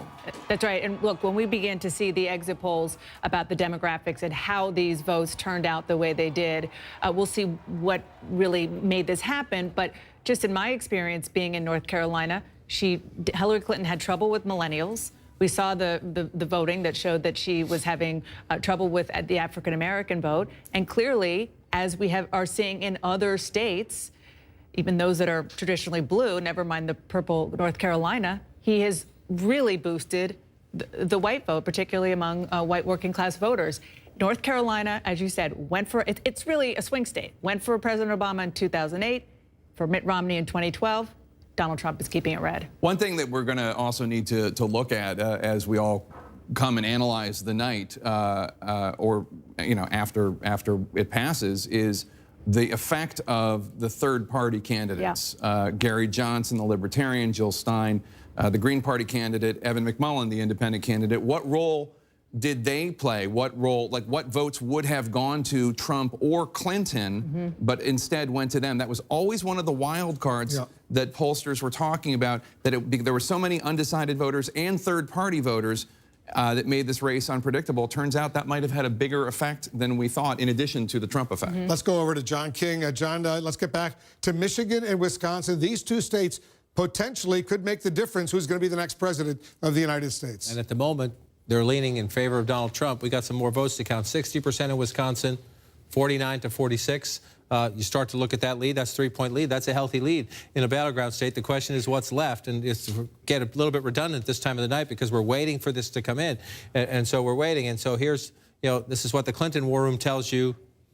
They say they're concerned, not panicked, because they think there are a lot more votes here. But we're up to 60% of the vote here. Yes, she's winning Dane County, overwhelmingly so. The question is, can you keep that margin when the other 40% comes in? And actually, they probably need to lift it up a little bit to pull that math off. Where else are you looking for Democratic votes? You want to come down here to Rock County, 3% of the state population, but you're up to 94. Again, a place that she's winning not by as much as she is Dane County, but you're looking in the Democratic areas. And so just as we talked about Wayne County, Michigan, we're going to talk about Milwaukee County, Wisconsin, but it's at 87%, Wolf. And so, you know, we don't know what's out. We'll have our people call and see which precincts are out, what can possibly be left. But even if you get a big boost in the final votes here, you're starting to look at a situation where there are still, as we go through some of these rural areas, where Donald Trump is winning and winning healthy. I know they're small, but again, if you're winning by that margin and you only got 61% of the vote, well, then you're guaranteed you're going to add a couple hundred or 1,000 to your count. You move over here, you're going to add a couple hundred or 1,000 to your count. And so if you're going through these and you're looking at it, you're looking at Donald Trump and you're saying we keep focusing on, are there enough votes left for Hillary Clinton? Well, in Wisconsin, there are a lot of votes left to be counted. Again, we're only at 60%, and a lot of those votes are in Republican areas. And I'm going to do this all night just to show you what is happening to the map. Because, you know, this is number 8 for me in a presidential race, and you look at a state like this that has just been lock-solid blue. Nobody thinks the Republicans always say we're going to go there. Even Mitt Romney with his running mate, Paul Ryan, from Wisconsin, couldn't win it 4 years ago, right? But look at all this blue. Just look at all the blue, and that's 4 years ago. And look at all that red. That's small-town America, that's blue-collar America, and right now Donald Trump is winning. I want to come back because you can see this even here. We haven't called Pennsylvania. It's relatively close. There are people in the Trump war room who think they can still pull out Pennsylvania. Let me show you why. Number one, we're up to 94% in Philadelphia, right? Now, again, we still have to count and see what comes left. That number could jump quite substantially, but she needed 430, 450,000 is what they would like, even though she's at, what, that 420 there? That's 420,000 votes right there. That's a pretty healthy lead out of Philadelphia. But Donald Trump is keeping it as close-ish in the suburban areas, but Erie County, blue-collar Erie County, right? Look at that. Now, that's supposed to be, if you're a Democrat, that's supposed to be blue. I want to show you something else. This is Scranton, Pennsylvania, Joe Biden's hometown, Lackawanna County. President Obama got 63% with Joe Biden on the ticket. The scrappy kid from Scranton, right? 63%? 50%. Donald Trump's getting... And 100% of the vote is in. 100% of the vote is in, and Donald Trump is getting 47% in this part of the state. Give props to the guy across the room, Jeffrey Lord. He talked about this. He thought that the margins in these places would be smaller than normal. And you start coming into these areas and looking, 51%, Lehigh County, 51 to 44. Go back 4 years ago. 53, that's not quite as bad as you look through there, but even... Let's screen Pennsylvania right now, see where the outstanding vote remains. Even that point or two in those blue-collar counties, she has to, because of this, because the rest of this state is so Republican, in the places that are Democratic, the Democrats have to run it up, and she's not running it up. So let's go back and look. Let's just take this back. Let's just put it at 80, around 80% there. That's 81%. So you're looking at the places that have not reached 81% of the vote counted. And so let me just move it over a little bit so you can see it. A lot of them are Republican. Now, we're still looking at this. There's some votes here, and we're, some more out of, even though Philadelphia is above 90%, you'll get more votes because it's the big city. But again, these smaller places, you're not going to come in with a ton of votes, but you're going to come in with, at 59%, you got a 2,000 vote cushion there. So it's reasonable to assume, if the margins continue, that the Trump campaign, they're sitting in their war room saying, we're going to pull in a lot more votes here, and we don't think her cushion in Philadelphia, and we don't think her margin in places like Scranton and Allentown are enough. There's logic to that. We'll see. We still have to count the votes. But as we focus on what is the emergency in the Clinton campaign right now, which is Michigan and Wisconsin, let's keep an eye on Pennsylvania as the late votes come in. This is Michigan on what's left. And again, most of the outstanding vote in Michigan is in areas that at the moment is coming in Republican. He's ahead by 58,000 votes with 52% of the vote in. 58,000 votes. So we come in here. Again, this is only 58%, which sounds like a lot, but this is your biggest area. We're going to wait. We're going to wait and see. The Clinton campaign says our people are telling us we have some votes here. You start to get skeptical when you get up around 60%, but let's see what happens. I've seen this happen. You've seen states. We just went through it in Virginia. You can see a state that looks like it's going one way, and then all of a sudden a big basket of votes comes in and it goes. But the Clinton campaign, I think David Axelrod said it earlier, we've been saying for weeks that it's Donald Trump that has to draw to an inside straight. As we get into the 11 o'clock hour and later, it is now Hillary Clinton who has to draw perhaps to an inside straight flush because she has to turn around Michigan and she has to turn around Wisconsin and she has to hold on to Pennsylvania as the vote count goes there. And as we look, I just want to come back out so we can see the entire state in the state of Wisconsin. As you look at the vote here, again, 62%. It's a 2-point race, 2.4 race. You're trying to figure out where the rest of it is, Wolf. We'll keep looking. Still some votes to count in Dane County. Back to Wolf for a projection. We got another major projection right now. And CNN projects Hillary Clinton will carry the state of Oregon with its 7 electoral votes. Another win for Hillary Clinton in Oregon. In Nebraska, earlier we projected Donald Trump would get 3 of the 5 electoral votes in Nebraska. They divide up their electoral votes according to the congressional districts. Now we're going to give them 4 out of those 5 electoral votes in the state of Nebraska. As a result, let's take a look at the map, the Electoral College map, to see where things stand right now. Hillary Clinton's still ahead. She has 197 electoral votes to Donald Trump's 187 electoral votes. 270 needed to win the White House. All those yellow states, still too early to call in those states. No projections yet. Hillary Clinton wins Oregon. Donald Trump gets another electoral vote in Nebraska. Jake. And so far, he's racking up almost all the states he needs. I mean, he's won Ohio and North Carolina. I don't know what's going to happen with Florida, but he was leading last time I saw there. The path for Hillary Clinton to win is still there, but it's problematic. If I can bring up my screen here just to show She still needs Pennsylvania, she still needs New Hampshire, and she still needs Michigan. But even with those states, we still have the question of Wisconsin and what's going to happen with Wisconsin. They are now subtracting votes that were given to her automatically in all of the Electoral College projections. Nobody anticipated, including, as we were just talking about, Republicans, including the Trump campaign. They were going to have a rally, I think it was Saturday or Sunday, in Wisconsin, and they pulled out because they thought they were down 5 or 6 points. We still don't know what's going to happen in Wisconsin, but they are exceeding their own expectations. And she never stepped foot in the state of Wisconsin since winning the Democratic nomination. That's how confident they were in the state of Wisconsin. I'm just looking at an email from a Hillary Clinton aide insisting on Wisconsin. All of Madison, which is very, very liberal, is out. They say all of Milwaukee. And John was just showing in Michigan, they still think that they have a chance of boosting their numbers in Detroit, so that those two states are very much in play. But I mean, come on. We're talking about Wisconsin and Michigan right now. The other interesting point is that those are two states that Hillary Clinton did not win in the Democratic primaries. Right. So it appears that not only is Donald Trump's support strong, but her Democratic base didn't entirely come home. And in fact, in exit polls I saw earlier, I don't know if they've been updated, the Democrats were losing half of union households. You know, we've been talking, because we've all been trusting the polls, that we've all been talking about what's going to happen to the Republican Party and the bloodletting and the infighting and who's going to lead the Republican Party and all that. Again, completely wrong. It's the Democratic Party that's going to have this fight. You know, take a look at Michigan right now. Donald Trump's lead has just dropped right now. What is it, about 25,000 votes that he's ahead of Hillary Clinton right now, so it's narrowing a bit. Right. She could still absolutely, she could still absolutely pull out a victory and still end up being the next president of the United States.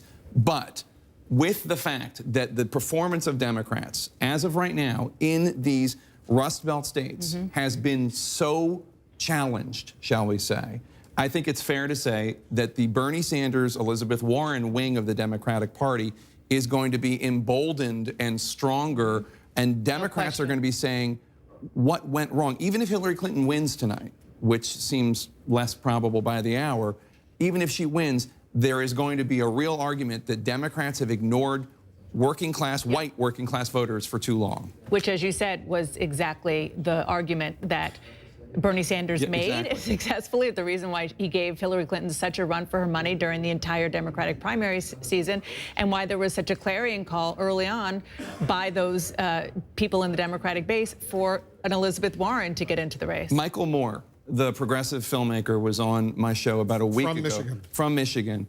And he was terrified, and I said, well, what about the polls that show her up in Michigan and Wisconsin? He said, I don't believe any of these Rust Belt polls. I don't think they know how to poll the Rust Belt. Remember what happened in the primaries, and what happened in the primaries is that Hillary Clinton was projected to win the Michigan primary, and Bernie Sanders won. And can I just add one other element in here, and you touched on it earlier about the RNC, the Republican National Committee, working during the non-election years after the big loss in 2012 to build up their operations in a lot of these states.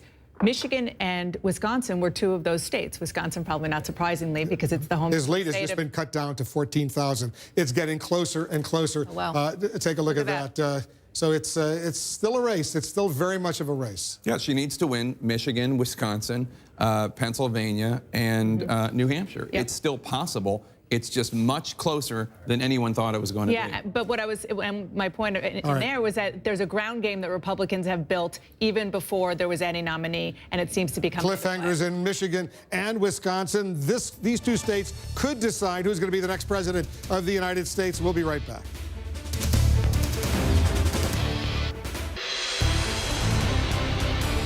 We've got a key race alert. Let's check in all the key battleground states. Cliffhanger going on here in Michigan right now. 56% of the vote is in. Look at how close it is. Donald Trump has a lead of 13,000 over Hillary Clinton, 47.7% to 47.2%. There are 16 electoral votes in Michigan. It's so close. In Wisconsin, 65% of the vote is in. Donald Trump has a little bit better of a lead, 66,000 votes ahead of Hillary Clinton, 49.1% to 45.2%. 48.8%, 10 electoral votes in Wisconsin. In New Hampshire, look at this, 64% of the vote is in. Trump has a lead of 9,300 votes over Hillary Clinton, 48.2% to 46.2%, 4 electoral votes in New Hampshire, and he is leading in Iowa as well. More than half of the vote is in, 54%. Donald Trump is ahead by 32,600 votes over Hillary Clinton in Iowa. 6 electoral votes, 4 key states. 4 key states right now, John, and those states are going to be decisive. And she has closed the gap in Michigan, Wolf. We've been saying, what are we waiting for? Some Democratic areas. The question is, we're still only at 57% of the vote in Michigan. She's now closed. You look at there, we're within a 1-point race of each other there. And so you start looking, you say, where are they?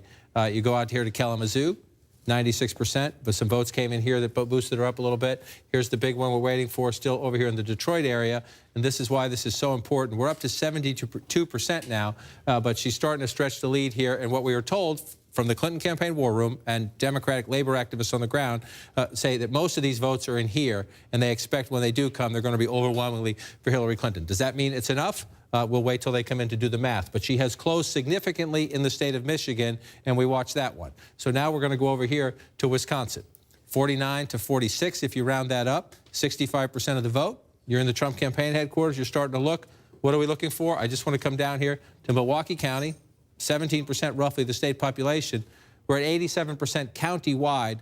Again, what we're being told from the Clinton war room, and so that's consider the source, but what they're telling us is there are only 15, 18 precincts from Milwaukee proper have reported there are 300 plus in the city of Milwaukee. And so they're saying that their core-based Democratic vote has not been reported yet. If it comes in and the turnout is good in big numbers, it's enough to make up some of this gap. That's Milwaukee County. We'll come back to statewide now. So they are saying that they believe it is still mathematically possible. We'll believe it when we see it, but that is what they say, and we still have votes to count. I don't know that I trust their numbers. I'll let them spin their own numbers. But if you look at it, yes, that's conceivable. But they need to perform at near perfect levels with the remaining votes to make that up. Let's go to Nevada. I want to just check in on Nevada right now. Nevada is shaded blue at the moment. We're at 51% of the vote, 50% of the vote, excuse me. We're at 52 if you round that up to 43.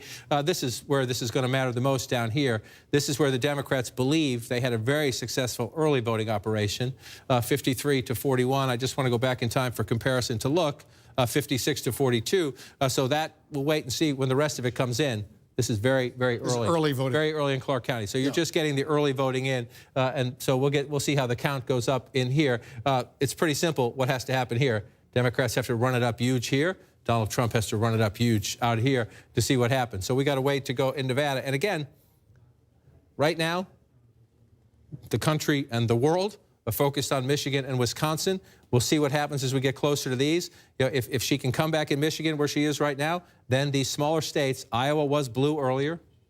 Donald Trump's now leading in Iowa. That had been blue in the early count. Donald Trump has pulled ahead in Iowa. I was just in touch with a Democrat and a Republican in the state of Iowa. They're pretty confident, both of them. The Democrats discouraged by this, don't get me wrong, but that they believe Donald Trump is going to win Iowa as he won Ohio. Those are the 2 states. These are 2 Obama states that Donald Trump looks like he's poised to flip. So we could come down to out here in Nevada, and we're still counting the votes in New Hampshire. It's 64%, 48 to 46. This is going to be key. We still have absolutely nothing from Nashua. It's just shy of 7% of the state population. This is a big Democratic area. If Secretary Clinton performs at or near where President Obama did, because we've seen so many examples tonight of places where she has not, in places where there are considerable Democratic votes. Let's go to Pennsylvania right now. I just want to check one more quickly over here, out along the coast here. We have nothing. This is a Democratic area of New Hampshire, and we still have nothing. Closer to Boston. Right, and yes, closer to Boston, a liberal tradition out there. And so as you watch this right now in Trump War Room, you're happy with what you see, but we're not done in New Hampshire yet. Where to? Pennsylvania. Pennsylvania. It's a road trip with Wolf Blitzer. I like this on election nights. 80% of the vote is in.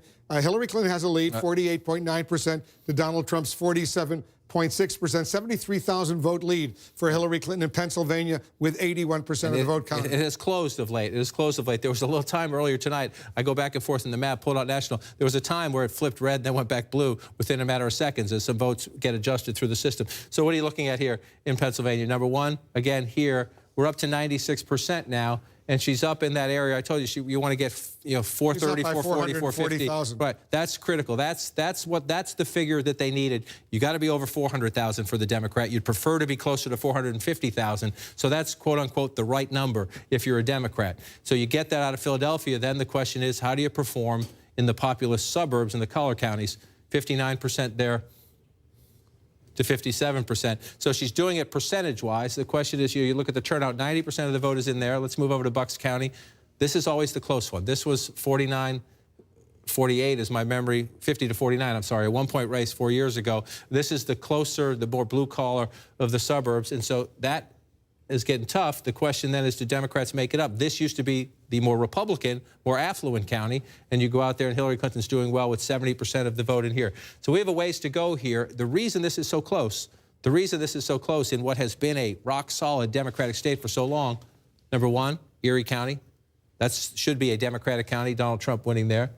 Allegheny County, let's see, this one is about where it's supposed to be if you're a Democrat, 56, 57, 42. So Hillary Clinton did well there. She was there just the other day. She was there twice, I think, in the last week of the campaign. This one's going to be embarrassing personally to the Vice President of the United States. He was there many times, and you see 50 to 46. That's actually pretty stunning. It's not a huge vote center, the Scranton area, but this is a traditional, big Democratic area, Wolf. And again, in a close state like this, if you underperform in the places where you know you have your votes, that's what happens. And so we're going to pull this out right now. We're at 81%. This is a squeaker. We're still going to have to go here and count. And I just want to check. She's winning by about 75,000 votes. About 75,000 votes. I just want to check. So you look at these smaller counties as you go through the state. Most of them are in. So most of the Republican vote is counted, but not all. And we have a ways to go yet here as well. And so if you're the Clinton campaign, this was supposed to be locked up like that. You're thinking, this is supposed to be a big 5-point lead. This is supposed to be locked up, and they are not. I just want to check back to see, constantly checking to see if the percentage goes up. We're still at 57%. Again, this is a very close race. At the moment, it looks a lot like Virginia, where she was able to come back. The question now is she's pulled into position where she's on the same lap of the track now, where she was a couple laps behind most of the evening. We'll see if she can close the rest of the gap. And again, if she's going to do it, it's going to be in places like this. Oakland County, most of the vote is in. This is an area, that's a good sign. If you're Secretary, one quick second. This is Flint. Genesee County is where Flint is, big African-American community. Remember, during the primary campaign, she broke out and went out here to campaign. This is a good sign if you're in the Clinton war room. Only 37% of the vote counted here. She thinks she's going to do better in Genesee County. All right, so let's say they split these two states. Hillary Clinton wins Michigan. Donald Trump wins Wisconsin. What's their respective road to 270? Well, here's the map where we started the night, right? And so let's see, you just said you want her winning Michigan. Let me make that blue again. And you think Donald Trump wins Wisconsin. For the sake of argument, what happens there? It takes her down from where she started the night, number one. Give her North Carolina, too. Yeah, North Carolina. Donald Trump. That one has to go to Trump. Yeah. Give him North Carolina. He gets North Carolina. He gets Florida. Then we're a tie with these states that we're still looking at. The expectation is that Donald Trump will win here and that she will win here. We're not there yet, but doesn't that look sweet? 260. Yeah, exactly. 269 to 264. Give her New Hampshire. How are we do in New Hampshire? Yeah, give her New Hampshire. Now, we're missing 2 votes. Yeah. We're missing the congressional district in Nebraska. 1 vote there. And the congressional district in Maine, the 2nd congressional district in Maine. The one up here, we were thinking, leans Donald Trump. We'll count the votes as they come in. The one in Nebraska, I haven't seen the latest projections on that one. But this is not the race that I think most people thought we were going to have tonight. It's not the race we have at the moment, but it is a perfectly reasonable calculation that as we brew a little bit more coffee past the midnight hour and the 1 o'clock hour, the 2 o'clock hour, this is a remarkably competitive race. So let's go back and let's take a look at some of these states. Just the fun part about this, counting the live votes, is while you're having a conversation about one thing, often you get a change in the map. So let's look up here. 68% now in the state of Wisconsin. We're leading right there, so we'll keep counting them, Wolf, in Wisconsin, Michigan, and New Hampshire, as we have, shall we say, a cliffhanger, to say the least. All right, we have another major projection right now. Take a look at this. And CNN projects Donald Trump will carry the state of Florida with its 29 electoral votes, Donald Trump wins Florida. A huge win for Donald Trump. That's his second home in Florida. Donald Trump will carry those 29 electoral votes. He's ahead right now with 98% of the vote in by more than 131,000 votes. A big win for Donald Trump in Florida. He predicted he would win Florida. He has won Florida. Let's take a look at the Electoral College map right now. You see Donald Trump has taken the lead. He has 216 electoral votes compared to Hillary Clinton's 197 electoral votes, 270 needed to win the White House. But it's a big, big win for Donald Trump in Florida. Jake and Dan, a lot of people didn't think that Donald Trump would be able to do it. He did it in Florida. He did. A huge prize, 29 electoral votes, where his second home is at Mar-a-Lago. And let us also just point out, when you were doing the map with John just a second ago, you were very close to having a 269 to 269 tie. That is entirely possible. It is not crazy at all. And we could go do it, but you already almost did it. If there were a 269 tie, it goes to the new House of Representatives. And the other thing, as you point out, is that there are those two states that give out electoral votes according to congressional districts. And if Donald Trump picks up that one in Maine, the Maine's second congressional district, then that's 270. And so all those trips to Maine that he made actually may end up being crucial. And we should point out that this is not over for Hillary Clinton or for Donald Trump. This is, as John said, this is a cliffhanger. We really have no idea what's going to happen here. I haven't seen a race this close since Al Gore and George W. Bush in 2000. It really could theoretically come down to one state or even one congressional district. Speaking of 2000, I think we should take a moment and talk about Florida. Because, as you said, it was something that Donald Trump said he was going to win, said he needed to win. It looks like we projected that he has won it.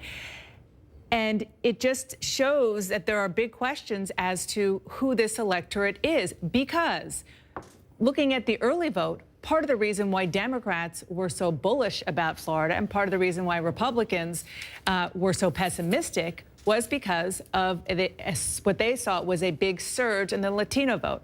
So at the end of the day, we'll see what that Latino vote was, particularly newly bigger Puerto Rican areas in the I-4 corridor. And if that surge really happened, and if it did, which way did they vote? Yeah. And I mean, I think it's fair to say that all these states are much closer than anybody anticipated. Let's take a look at the vote in Michigan right now, because Michigan and Wisconsin, these two states are shaping up as critical. Right now, 59% of the vote is in Michigan, and Donald Trump still maintains a lead of almost 30,000 votes over Hillary Clinton. He's got 48%. She has 47%. Still, 40% of the vote outstanding, 16 electoral votes at stake in Michigan. And let's take a look at Wisconsin right now. These are the two states that could be decisive. 70% of the vote is in. Trump still maintains a lead of almost 69,000 votes over Hillary Clinton, 49% to 45.8%. Another 10 electoral votes in Wisconsin. Let's go over to John King. John, Wisconsin and Michigan, let's talk about the best Hillary Clinton can do right now, because in the Electoral College we're talking about. In the Electoral College, you want to do the best she can do. Let's just check the results real quick. 59%, 1-point race right there. And again, we're waiting. This is all going to come down to what's left here in Wayne County. There are some other votes to come in, but this is the biggest outstanding vote total right there. We're going to watch that. Let's just check over here real quick. Up to 70% right now. This is state. You know, the Clinton campaign keeps telling us, and they tell us they're all, most of them, not all of them, they tell us most of them are here. We're up to 87%. They're telling us in essentially the center city, Milwaukee, there are a lot of precincts yet to come. We'll see that math when it comes in, but we're at 87% in the county. So when that math comes in, it has to be overwhelming to make up that. That's a big lead. So you want to do this through from an Electoral College perspective. Let's come up here. And again, this is, let me refresh this map just so we get it right. This is where we started the night with projected Hillary Clinton at 268. But Donald Trump has won Florida. Donald Trump has won North Carolina. Donald Trump keeps Ohio. And so where does that get Donald Trump right now? Virginia, we're leaning. Right now, we're not done in Virginia. We leaned it Democratic coming into the night, so just leave it there for now as we go through this. Let's assume... Virginia, we called for her earlier. Virginia, we called, so she keeps that. So let's assume for the sake of argument, when we get there, We'll see if these two stay where we think they're going to end up, and we're having a night where sometimes what we expected hasn't happened. So, that's true. But let's be candid. But the early returns suggest to us that that's going to happen. Let's see what happens. That has Clinton at 274 and a 259. And this has always been the challenge for Donald Trump. Can you flip a big blue? Well, at the moment, he's leading. Flip Wisconsin red. Let's see what happens. You want to flip Wisconsin red? I was going to go with Michigan, but there you go. If you do that, 269, Trump, 264, with the state of New Hampshire still out there, where he leads right now. There's a lot of Democratic votes out, so let's just play it out both ways. If she wins it, 268, 268, with 2 congressional districts we have to bring into play. That's exactly how we thought the night was going to go.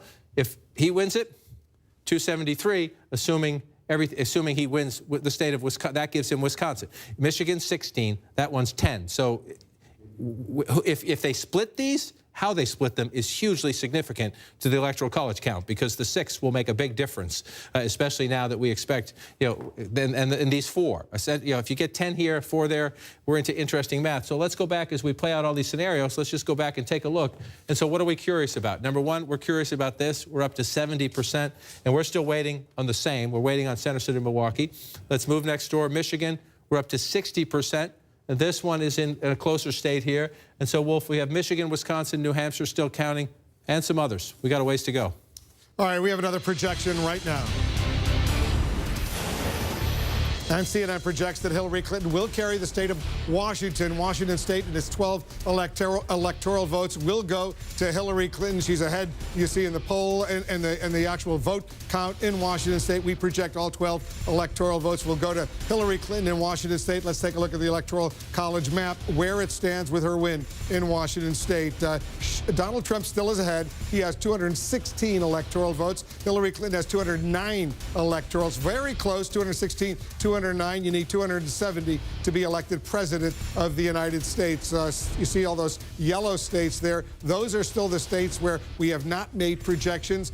Too early to call in those states. We're counting the numbers, watching the numbers very, very closely in those states. This is a real nail-biter that's going on right now in this race for the White House. Let's go over to John King. Take a close, we have about 12 states to go, John, where we have not yet been able to make projections. And so what I do sometimes when you walk away is to try to have a little just looking ahead. This is Maine's 2nd congressional district. It's the largest portion of the state, north of my little squiggly line. That's not exact, but I looked at the House district. If you look, see, this is the House district here. It's a Republican House district. Maine splits its electoral votes by congressional district. It's a Republican district. That doesn't mean it goes Republican for president, but that's the way we thought it was going to go. And so we're looking right now as the votes. We don't know yet. We still got a lot of votes to count up here. 58% of the vote is in, and she is ahead, 48.9% to 44%. Statewide, but it's heavily Democratic in the smaller southern portion of the state. It's more conservative up here. That doesn't mean it'll go that way. But as we watch this one play out, that's one electoral vote that's at stake in Maine, where they divide up their electoral votes according to congressional districts. Nebraska, there's one a congressional district that's still up in the air in Omaha, Nebraska right now. Correct. And so this is where these are usually the quirks of the night, where you're saying somebody gets one. You're having a debate about if somebody get one more or somebody can get one less. They may not be quirks tonight. They may be absolutely essential. This is the Nebraska congressional district. It's essentially these two counties, Omaha, which is Democratic, which she's leading right now, and then just to the south in Sarpy County, where he's leading right now. And this is, so we'll have to do the math, and we have people out on our decision desk who are drawing. I drew a general line around the congressional district. We have people on our decision desk who are honing in on this very closely. If you just do the rough math of her leading here by, that's a little shy of 9,000 votes there. He's leading here by more than that. So if you're looking at it right now, ballpark, it looks like he's a little ahead in this district, but we're not there yet. So that's our decision desk people will be going deep into that. But this is where we are in this race. This race is now surprisingly tight, incredibly tight, where we could be looking at these congressional districts in the states that divvy up their electoral votes that way. We'll get to that. We're doing a little advanced work on that now. We'll get to that depending on what happens here. To clear this so the squiggly lines don't distract people, I'm going to start with the smaller one first. We're up to 66% now in New Hampshire. Donald Trump's lead has been holding steady, but that's not a huge lead. What do we got, 12,000 votes there? A little shy of 12,000 votes there. And again, if you've been with us all night, Rye, right along the ocean, it's beautiful if you've never been to that part of New Hampshire. Portsmouth, this is a bigger area here. It's a big Democratic area. just to remind you, President Obama ran it up really big here. And so there are, if she gets them, and that's become a recurring theme, that's a Democratic area. I want to come over here. We also have nothing out of Nashua City, which is 6.6, close to 7% of the state population. What did President Obama carry by? This is another big area for President Obama, 56% of the vote. So when you look at the statewide vote total in New Hampshire, let's come back to 2016, there are places where there is more than enough room. We did get some Hanover. Hanover came in 100% of the vote. See, you see a place like that where she's getting 85% of the vote. President Obama got 75% of the vote. So if she performed how she had to perform up there. If she does that in these outstanding Democratic areas, now we still have a lot of small towns. You see there's a lot of small towns. So let's just go, but a lot of them are blue. See, you see all down here is empty right now. So there's a lot of Democrat on the map in New Hampshire if it performs like it did 4 years ago. And we've seen a problem for Secretary Clinton. So we'll watch this one. But you have a narrow Trump lead, but there's more than enough opportunity if she delivers for Clinton to get New Hampshire. And those 4 could become absolutely critical. Every time I pull back to the national map, I'm looking to see if one of these flips, because that is the story of the night. This tug-of-war we are in, this cliffhanger we are in, will be decided by whether or not one or both of these flips back to blue as we get closer in the count. So let's again go back to Michigan. And this is an inchworm here. We've gone from 57 to 60 in 35, 45 minutes. So we're inching up very slowly. That's still a substantial lead. 30,000 votes. Still a substantial lead. So I'm going to go through from the smaller to the larger Democratic area. We're up to 96% here, so there's not much. There may be some votes there for Secretary Clinton to make up, but not a lot. Let's come over here. We still have some votes here. Again, not the most populous area, but there are some Democratic votes there. And then the biggest deciding factor will be here in Wayne County, where, again, we're up to 77% precincts reporting. What we are told by the Clinton campaign is that they believe what's yet to report is the heart of the Democratic base, the African-American base, the inner city, center city of Detroit. That's what they're telling us. We'll see when the votes come in. And we've been waiting a long time, and this is not atypical. Wayne County, we've been through this many nights, you and I, Wolf, and the rest of us. Wayne County is always, in Michigan, it's always late, if not last. And so you look up here again, the rest of the suburbs are starting to come in, 87%. In the Trump campaign, they're going to be very happy with this if it sticks, but we're up to nearly 40% of the vote in Macomb County. This is an area, 54-41. Again, when you go back in time, President Obama carried this. I mean, and this is in the history books as where the birthplace of the Reagan Democrat. This has been studied. Back in the 80s, this is where all the political scientists, all the pollsters deeply studied this area for the union voters who became Democrats, who became Republicans, who defied their own union and party leadership, who told them to vote a Democrat and supported Ronald Reagan. Will there be Trump Democrats after this election? That'll be one of the conversations that we have. We're going to have that conversation anyway, because the map is changing. Even if these states flip back, they are remarkably competitive, and we're learning an important lesson tonight as we continue to watch this. So 60% in Michigan, still a narrow Trump lead. 72% now in Wisconsin, and a narrow Trump lead. 2 Rust Belt states, Wolf. They're going to keep us up late. Very competitive. We have another projection to make right now, an important projection. And CNN now projects that Donald Trump will carry the state of Georgia with its 16 electoral votes. 84% of the vote is in. You see Donald Trump has a lead of more than 228,000 votes. Donald Trump wins Georgia. Donald Trump carries that important state. So let's take a look at where the Electoral College map stands right now. With the win in Georgia, Donald Trump is ahead. He moves closer to 270. He's got 232 electoral votes to Hillary Clinton's 209, 270. Once again, the magic number. Donald Trump carries Georgia, an important win for him. You see all those red states. Those are states that Donald Trump has carried. The blue states are the states that Hillary Clinton has carried. The yellow states, no projection yet in those states. Very, very close contest. Anderson, over to you. Well, thanks very much. We talked about this being a historic night early on, and it is certainly turning out to be that in a lot of different ways. David Axelrod, what did everybody get wrong? I mean, the polls were just wrong. Just the numbers. No, look, you look at the exit polls, and whether they got the top line numbers right or not. What is clear is there was a hunger for change among a lot of Americans, and those who felt strongly about, those who were angered and disenchanted with government, overwhelmingly were supporting Donald Trump, notwithstanding the fact that 2/3 of them said that they didn't think that he had the temperament or the qualifications for it. This was a this was a primal scream on the part of a lot of voters who are disenchanted with the status quo. And Hillary Clinton, you know, I always say, and we don't know how this is going to turn out. So I'm not trying to impute things here that I don't want to, but my operative phrase as a consultant was, you're never as smart as you look when you win, and you're never as dumb as you look when you lose.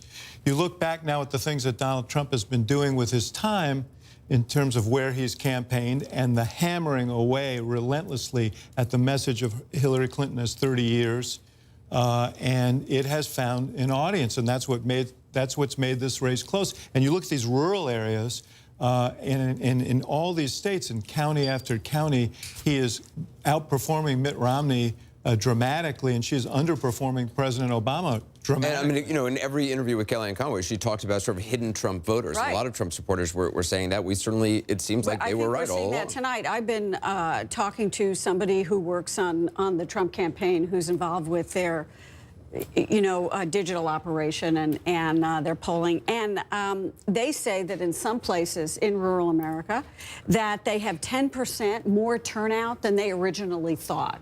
That they were saying he was going to get more, but it's even more than that. And that when you look at the exit polls and you look at the white working class voters, who are about 4 in 10 voters, and you look at voters in this country, 39% were voting for change.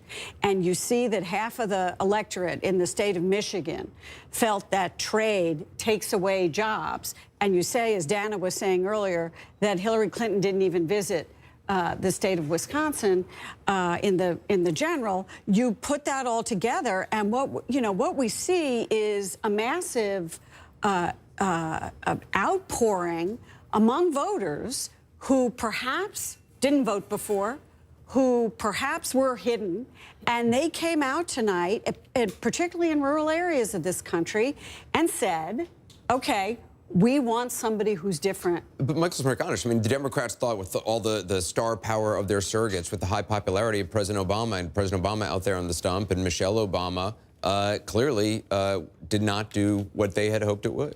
It's not only that it didn't do what they hoped it would do, but I can't help but sit here tonight and wonder if it didn't boomerang and have the complete opposite impact, because it reinforced who really represented the establishment in a year where you didn't. Right, which is something Jeffrey Lord talked about even last night during that big star-studded event with all of them on the stage. Jeffrey and Kayleigh's interpretation of that image was a lot different than a lot of other people. And remember, as he stood on that stage, Anderson, and he made light of the fact, Donald Trump did, that he was going it alone and he didn't need a piano and he didn't need a guitar. It probably ended up benefiting him. My one observation, having watched the night unfold thus far, with a big chapter still to go, is that it's very little about party tonight. It's much more about class. It's much more about income. It's much more about what separates us beyond our party affiliation. I think David's onto something when he talks about the rural versus urban and suburban divide. Well, it also seemed like the Democrats were counting on, you know, they had the unions, but it seems like maybe they had a lot of union leaders, but a lot of rank and file were going for Donald Trump. And those, you know, union folks, even, you know, in states like Michigan, and we don't know what's going to happen there, a lot of those folks, those were Bernie Sanders supporters, and it looks like maybe those supporters went with Trump, and that the Clinton folks were maybe over-relying on getting the band back together again, the Obama coalition. And even though they did see some surges in states like Florida, I mean, Florida was up in terms of the Latino vote, it was up in terms of the black vote too, but it just wasn't enough for her to win that state. And here's something interesting to me in these exit polls, and we'll be looking at them for a long time, I believe. But when voters were asked whether Donald Trump has the temperament to be president, it seems to me the Hillary Clinton message got through. 63% say he doesn't have the temperament. 61% say he is not qualified to be president. 52% say she is qualified. And yet we see in state after state here, voters coming out and voting for change. And I think that was a real Right, motivator. if change was what you wanted as a voter, I mean, it's clearly they were going for Donald Trump. And that trumped everything. He was a vehicle. He was a very, very bright, incisive vehicle for their frustrations about the status quo. And, you know, our friends over here have been talking about this for some time, and you can see the manifestation of it. We don't know how the story ends tonight, but this is clearly not the race people expect. Well, I want to talk to Jeffrey and Kayleigh and our other partisans, but we've got another key race alert. Wolf? All right, let's get another key race alert. Right now, it's a cliffhanger.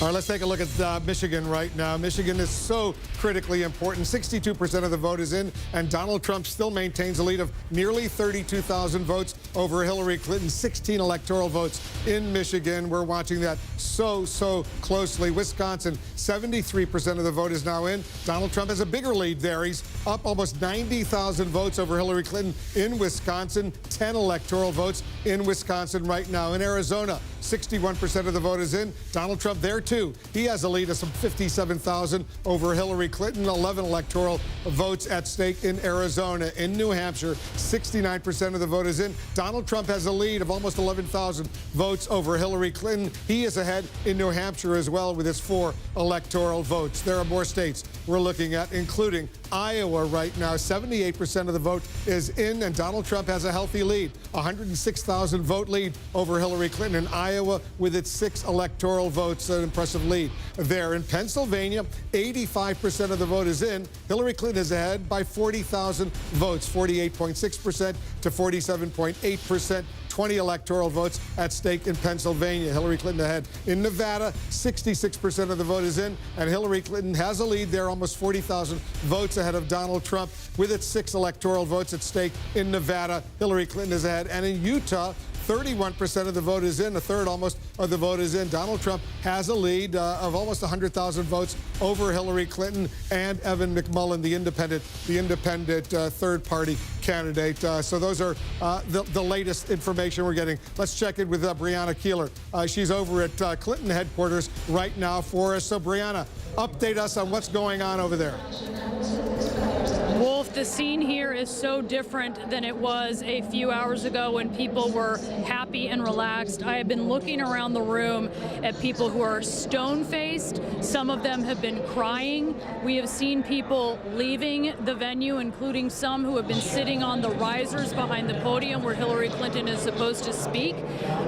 There are people who are just in shock. I've seen mouths open as folks here in the audience are watching the results come in, many of them with their arms crossed and a hand to their mouth. They are just stunned as they watch what is going on here.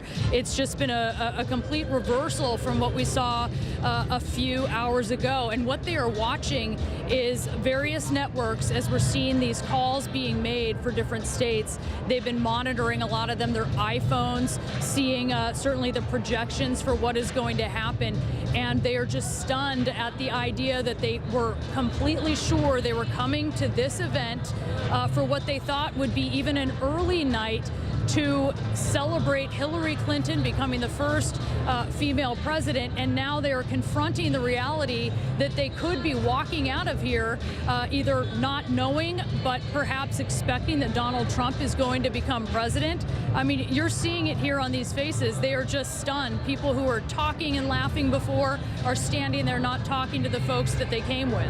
It's not over with yet. Let's see what happens in the votes, but I clearly understand the sadness that's going on over there. Jim Acosta, you're only about 1.5 miles away from the Javits Center.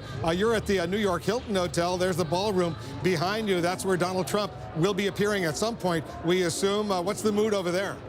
Yeah. Well, the mood is the exact opposite of what Brianna Keeler just passed on a few moments ago.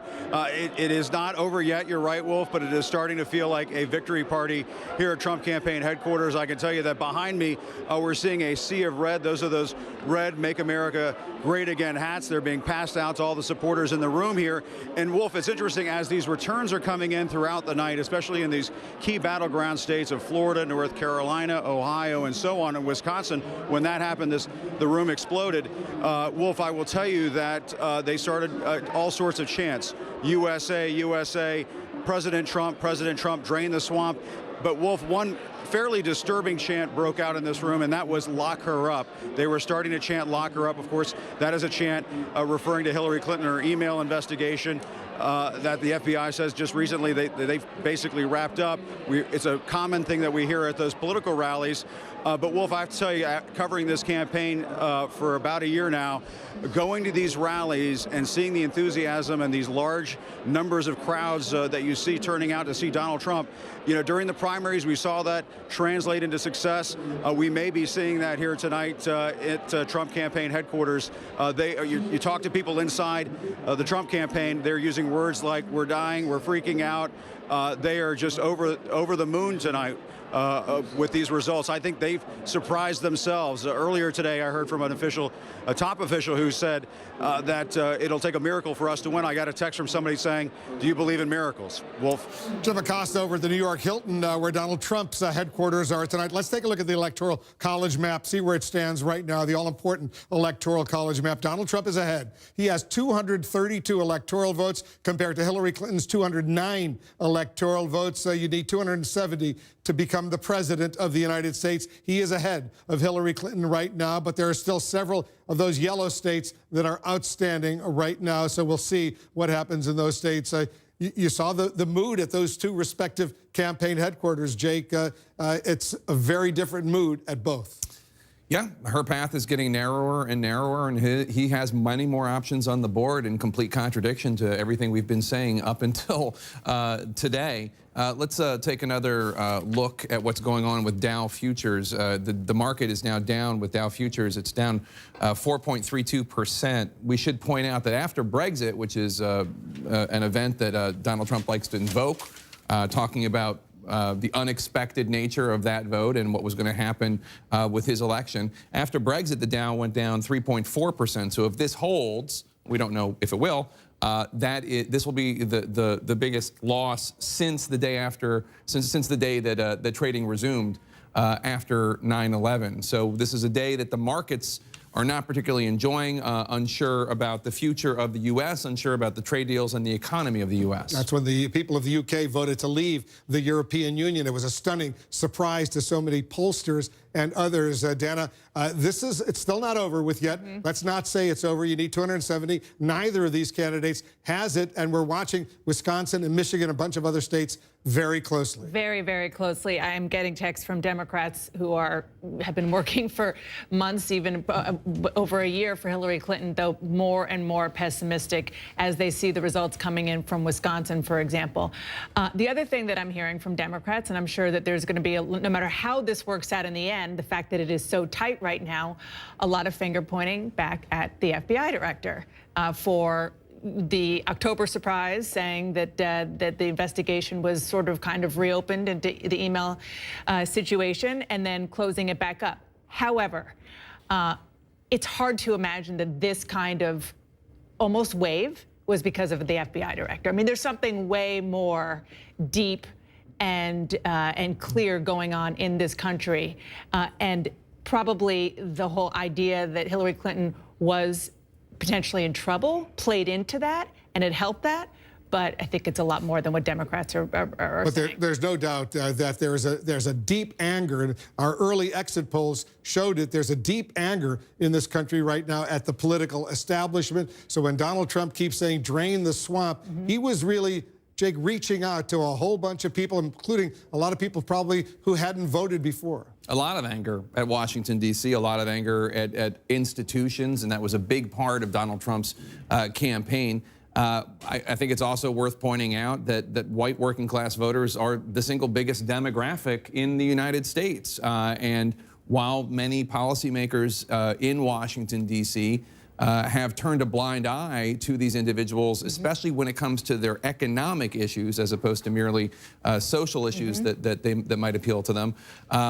You know, it makes sense that somebody who goes right after white working class voters in a way that I haven't seen a presidential nominee do in a long, long time would have some success. It's one of the reasons why a lot of Democrats argued Bernie Sanders would have been a better nominee, because he did appeal to many people in that demographic and was the same kind of outsider that Donald Trump was on that issue of trade and on the issue of Washington being broken. He stunned the world by getting the Republican presidential nomination, and now look what's going on right now. John King, let's take a closer look and see what's going on. We're following these two battleground states. All of a sudden, Wisconsin and Michigan, the two battleground states that potentially could determine the next president. If they keep going the way they're going, that Sanders-Warren primary may start tomorrow.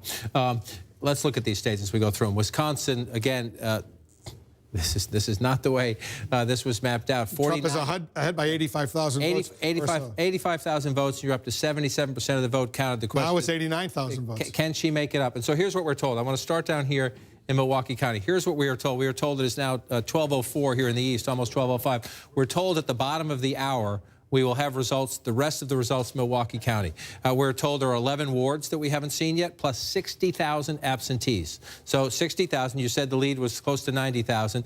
So is there potentially a large swath of Democratic votes coming out of Milwaukee County? We're told to expect them around the bottom of the hour. Yes. And so you hold out the math, and you're going to be hyper cautious here for a good reason. And so you say, okay, maybe. And then this is what the Clinton campaign is telling us. We're going to get a lot more out of here. And they have reason to say they're going to get a lot more out of here because they're winning lopsided. The home of the University of Wisconsin. Right, 25% of the vote to go. So if they're correct and they're about to get a very large, substantial amount of votes out of Milwaukee in 30 minutes or so, there's more votes here for them. That's why you wait and you see. However, that's fine. We'll see what that math comes in. But you start going through some of these other places. That one's 100. But you start clicking through. That's 90.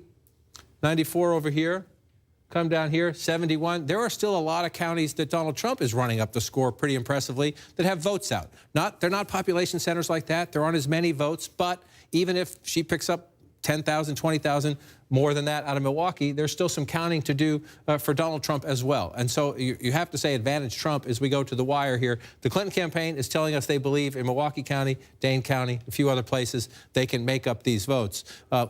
Other Democrats who have experience in these states who are helping the Clinton campaign but not on the payroll for the Clinton campaign are voicing a lot more skepticism. But we'll count them as we go.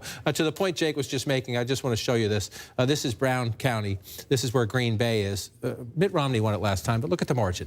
But we're going to talk about this a lot, and this is what is going to be studied after this election. So 59. Half the vote isn't. Half the vote in 59-36. 50-49. I mean, this is a swing battleground, rock'em sock'em robots fight it out. Even if the Republicans win it, the Democrats win the state because they keep it close. You know, I want to quickly go to Pennsylvania because Donald Trump has just moved ahead of Hillary Clinton in the state of Pennsylvania right now. Let's take a look at the actual vote. You see it right there. Donald Trump has 2,582,000 to 2,574,000. It's about, what, 7,000 votes. All of a sudden, Trump is ahead of Hillary Clinton in Pennsylvania with 90% of the vote in. And we talked about that earlier, that in all this great swath of red, it comes in late sometimes, and these are smaller, more rural communities. Now, we're at 100 here now. We're at 100 here now. Let's go around. And so this may be that most of the Trump vote is in, per se, as you go through, and that certainly looks to be the case. But as these smaller counties report, the Trump number has gone up. And so yet again, we're asking the same question in another state that has been blue for most of our adult lifetimes. Can she get it back? Well, this is a plus sign for Hillary Clinton, if you will. If you're in the Democratic war room, you only have 25% of the vote counted in Allegheny County, and you're winning by a pretty sizable margin. And that one, I think, is roughly consistent, 57 for President Obama, 56.5. So if you're the Clinton campaign, you're alarmed. Donald Trump is leading you in Michigan and Wisconsin. He just passed you in Pennsylvania. That is a recipe for a wipeout, and a surprising wipeout. But there are still some Democratic votes out here, Wolf, and we'll watch if Pennsylvania, like Florida, starts to seesaw a bit. We have another major projection coming in right now. CNN projects Donald Trump will win the state of Iowa with its 6 electoral votes. Donald Trump will carry Iowa. He's ahead right now with 84% of the vote in by 136,000 votes right now. Iowa, 6 electoral votes goes to Donald Trump. Let's take a look at the Electoral College map. With this win in Iowa, Donald Trump expands his lead over Hillary Clinton. He has now 238 electoral votes to her 209 electoral votes. You need 270 to win the White House. Donald Trump inching closer and closer. Let's go back to John King as we watch that. Iowa all of a sudden is going to Donald Trump. But remember, that was not all that unexpected. It's Wisconsin and Michigan that are very unexpected. Not all that unexpected, but to the point we've been having all night. Are we rewriting America's electoral college map tonight? Is this a one-race rewriting of the map? We won't know the answer for some time, but significant that as President Obama prepares to move out of the White House, the state that launched his political career just voted for Donald Trump. Once a cheerleader for the birther movement, now the Republican nominee for president, and on the verge of being the president-elect of the United States if trendline continues. So you see that as we write the history books about this campaign, the fact that Iowa switched, there will be criticism of Hillary Clinton. It's a very competitive state. Why couldn't you have kept it in your camp there? This is one of the things we will go through. But let's go back to where we were just a minute ago, because Pennsylvania now has joined Wisconsin and Michigan on the watch list for Democrats, on the emergency room list for Democrats. You see that lead right there. 11,000 votes. And again, as you go through all this, it is stunning when you see what is happening, and largely, as Jake was just talking about, in these white working class areas. So you start right here, and you're in the vice president's hometown here. It's 50% for Hillary Clinton. This was blowout territory, right? Now you could say that's because Joe Biden was on the ballot, right? So then you go next door here, Luzerne County. It's a small county. It's not, it's not a huge population center. 58, 59% there for Donald Trump. The president won this with 52%. And you're finding these counties all across the country, even in states Clinton is winning. We find them in Virginia, a state that she narrowly won. You're finding this more and more. And so you're looking at the map right now. And so this is 4 years ago. It's a lot more red, right? I'm going to move it over a little bit so you can see it. Especially, look in here. Look right in here. You've got some blue here. You've got red tonight. And it's not just the red. When you look at this here, just come into Reading, 53-42, 50-49. And so you have Trump is overperforming Romney, Clinton underperforming President Obama in a lot of these places that you would associate with blue-collar, white, working-class voters. We're not done here. When you come back to 2016, we're not done. And so there's still a chance for Clinton to come back here. But the fact, again, Pennsylvania, one of the solid states in that blue wall, the states Democrats have won in every presidential election since 1992, 242 electoral votes. This is one of them. Donald Trump leads at the moment. This is one of them. Donald Trump leads at the moment. This is one of them. Donald Trump leads at the moment. And so the Democrats are having a conversation. The Democrats have been celebrating for years, since all during the Obama presidency, their ability to win in these Sun Belt states, to change states like Nevada, to change states like Colorado, to change states like Virginia. They've been celebrating that for 8 years. Well, they're having headaches tonight. And take a look at this, on the national vote. Right. Donald Trump is ahead nationally by more than 1 million votes. He's got 48.3% to Hillary Clinton's 47.2%. So he's getting more votes nationally right now than Hillary Clinton is. And I just want to check to see what the count is out here, because this is the key for Clinton in trying to come back in the popular vote now, the big California, we're at 27% of the vote there. We'll have to watch as that plays out. But Donald Trump is running it up. You can look at the national vote. You can look at these key Democratic states. I'm going to go back to tiny New Hampshire just to see where we are. 77%. Again, Hillary Clinton has narrowed the gap here. The question is, can she get it back? Last time we were here, Wolf, Nashua had not come in. Nashua is now in at 100%. Yes, she won it, 53-41. But again, you go to a Democratic area where this is, by New Hampshire standards, a major population center. She needs to run it up. Let's take a look at New Hampshire. Let's screen it right now, see where the outstanding vote remains, because right now Trump is ahead, by about 5,000 votes. He's ahead by about 5,000 votes. So let's go back. Let's just stop at 75, stopped at 76%. So you're looking at what's left. Not much, not much. You have some of these counties up here, we don't have any votes at all in some of these counties. So that potentially, there are a lot of smaller towns. You don't call them counties in New Hampshire, my mistake. We're going through the counties. I should know that. I'm a neighbor from Boston. But you call all these towns as you go through. And so this one out here is Republican at 33%. So it's a slower count. If we come back to the full map, you can see it. So we have a ways to go. But again, remarkably competitive. You see a lot of the gray. We're still waiting for a lot of votes up in these places. We have nothing at all in some of these places here as we come through. Bring it back out. Let's shrink it. And so I just want to go back and take a look again. We are waiting for a lot of votes down here. And so if you're in the Clinton campaign war room, you think there are a lot of Democratic areas yet to come in, and yet every one we go to, it seems that she's underperforming the president. That is going to be the story of the night. You could say she's underperforming for president, or you could say Donald Trump is overperforming Governor Romney or Republicans in these states. And as we count, just keep waiting to see if we get any updates here. Still 70%. We've been stuck at 70% in Michigan for quite some time, and this is a very close race. It's a very, very close race. 19,000 votes. Trump is ahead over Hillary Clinton in Michigan. 19,000 votes, and you can have, with 82% in Detroit, you can have 19,000 All right, votes. John, stand by. It's a cliffhanger in Michigan, a cliffhanger in Wisconsin. We're watching all of this very closely. We'll be right back.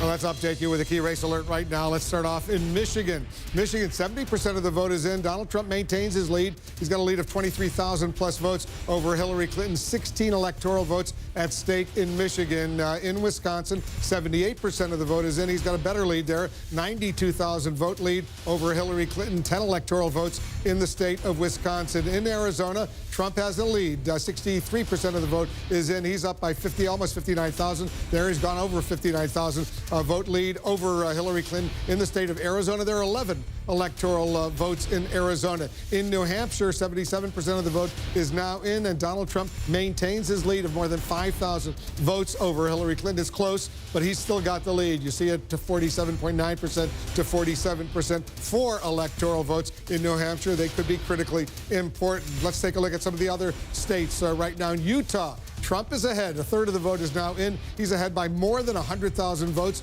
over Hillary Clinton and the third-party conservative, Evan McMullin. Trump is looking, he's looking pretty good with a third of the vote in the state of Utah. In Pennsylvania, 92% of the vote is in. Look at how close it is.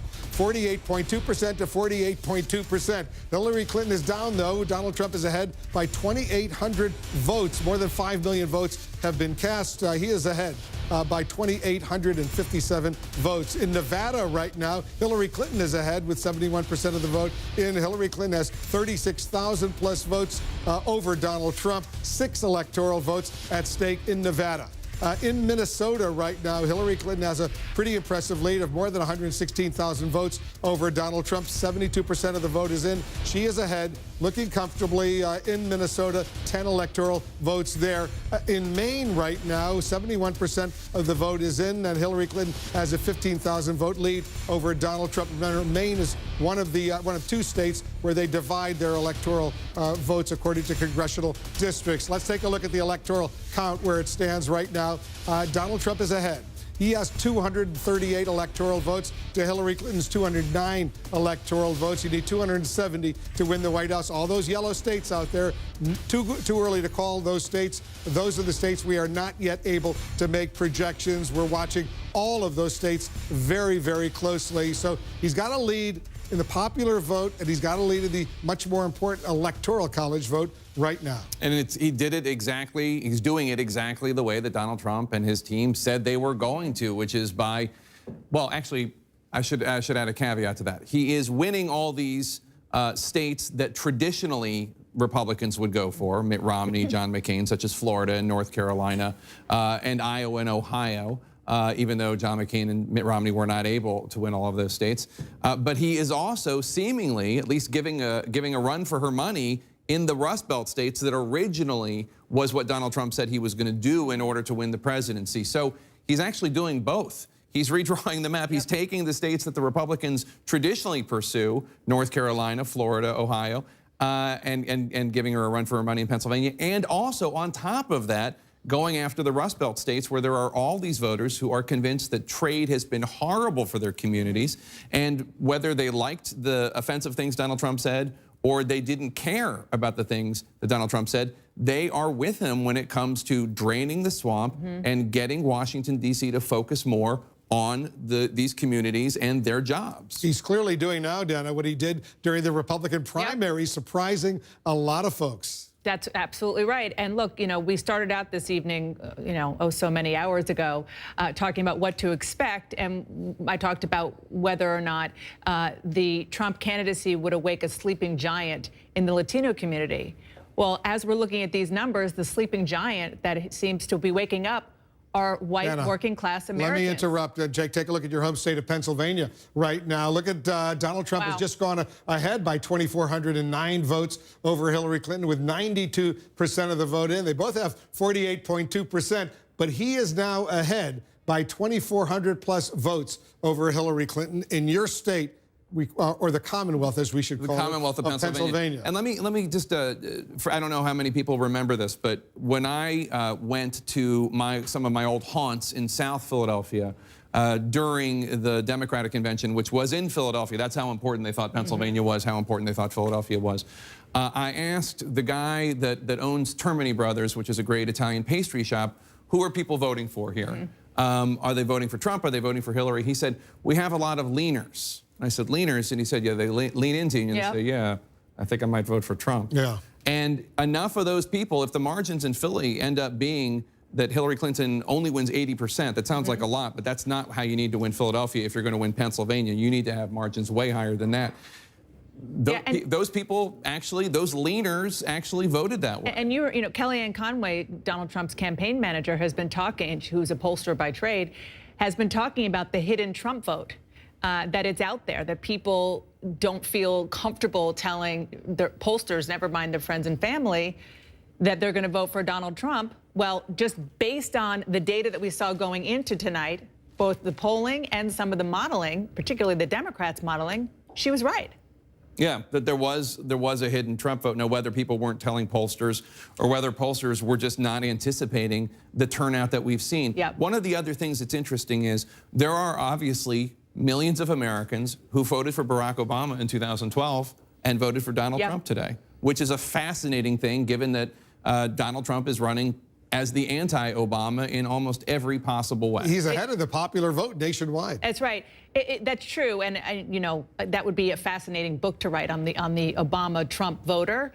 But there is one common thread, and that is change. Obama was, hope and change. Donald Trump's change message is a little bit different than that. Drain the swamp. Yeah, but it's still. They just are so sick of this place where we are, Washington, D.C. It doesn't work. They're not wrong. It doesn't work for them. They're especially not wrong. And you know what? Donald Trump, with all of his, flaws, every candidate has flaws, he's not one of them, and he can do things differently. Now, as we talk about this, we're talking about just the states where he's won and has surprised people, never mind the states where he is giving Hillary Clinton a run for her money that she didn't expect, especially a place like Wisconsin, which has seen job loss, and a place that has not come back as rapidly as other states. It's really Michigan too. And Michigan too. It's just remarkable because I mean I don't think we can overstate this. Not only Democrats and the Clinton campaign, not only pollsters and the mainstream media, but Republicans did not anticipate that this night was going to be this way. Very, very few people, I'm sure Donald Trump and his immediate circle of family and friends thought this, but very, very few people who were actually running these races anticipated that this night was going to be so strong for Donald Trump. We've been hearing from the Republican National Committee, Dana, that they really went out and did a lot of stuff to get the vote out for Donald Trump that wasn't highly publicized.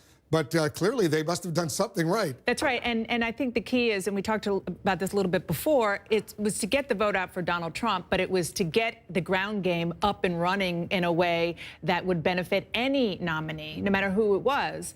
And going into tonight, we thought maybe it wouldn't potentially be enough, but it was, and then some. So if you combine, frankly, the Trump, the RNC ground game with the Trump energy, which we know is huge, and, that made for the difference, clearly, in a lot of these states. What also made the difference, at least in making it so close, and it is a real cliffhanger right now, in the last few weeks, Donald Trump was disciplined. Yes. He read his speeches from a teleprompter. He was barely tweeting, except, go visit my rally wherever it's going to be. He did what his advisors want him to do, and clearly, Jake, that paid off. What's remarkable is that I think his fundamental core message, enough people just agreed with it, which is change is needed, Washington's broken, things are not working the way they need to be. And while a lot of people in the media and a lot of Democrats and a lot of voters didn't like a lot of other things he said, clearly many millions of voters did, and they agreed with the fundamental message. They want their borders protected. They want to be protected from terrorists. They want their trade deals to help them and not help Wall Street and corporate America. And they want Washington fixed. It's an amazing story right now. Whatever happens, it is, Dana, a truly amazing story. I mean, just when we think we've covered the latest unbelievable thing that happens in the 2016 Hold on one moment. race, Take a look at this. This is the latest. In New Hampshire right now, look at this. Hillary Clinton has taken the lead in New Hampshire with 79% of the vote in by 18 votes in New Hampshire. 18 votes. Let's go over to John King and talk a little bit about this. John, still 21% of the votes. The precinct's outstanding right now, but she is ahead by 18 votes. Another seesaw state, and you know, again, this is going to depend mostly on Pennsylvania, Michigan, and Wisconsin. But if those states change some, then these 4 could come into play in the whole 265, 268, 269. Who can get to 270? At the moment, Donald Trump doesn't have that worry because of what's happening in the Midwest. But as we watch this play out, because we're not done yet, we're all dancing on this cliff together, she's ahead very narrowly. And so you keep looking and you say, what's missing? The reason she pulled ahead is I've been telling you all night, we're waiting for these votes out on the seacoast to come in. Portsmouth came in. They're all in. That's important to note. They're all in. But when they came in, she's now ahead by 200 votes. The race started to swing when those votes came in, and we're still waiting. It's 80% of the vote is in, but we got a lot of small towns still to report to us. And again, if you go back in time and look, watch how the map changes when I do this. What's missing is a lot of blue. If the state performs as it did in 2012. And we're not seeing that tonight in a lot of places. So this is a state the Clinton campaign knows very well. She has a history here. We'll see if in this state she can keep this very tiny lead that she has right now. And again, these 4 could become absolutely critical. The conversation a couple weeks ago was, could she win New Hampshire and add that to what people thought would be a convincing victory? Now, it is she, not Donald Trump, who's looking to draw to that. Let's go to Nevada right now, see where it stands in Nevada, another important battleground state. All right, Nevada, 74% in. The map's filling in as you would expect in the sense that you have up here. She's ahead, Hillary. She's ahead out here right now. You go back and look, 47, you know, underperforming the president, which has become a consistent thing all night. Another thing that we have a president of the United States, Wolf, who has a 55, 56, 57% approval rating, depending on what poll you look at, who campaigned furiously everywhere, including all of these key battleground states tonight, whose popularity does not seem to be transferable in the sense Hillary Clinton is the candidate on the ballot. I'm not trying to pin this on President Obama, but he worked so hard, and Michelle Obama worked so hard in North Carolina, in Florida, in these other swing states, and at the moment, it doesn't look like that was effective either, and that'll be part of the Obama legacy.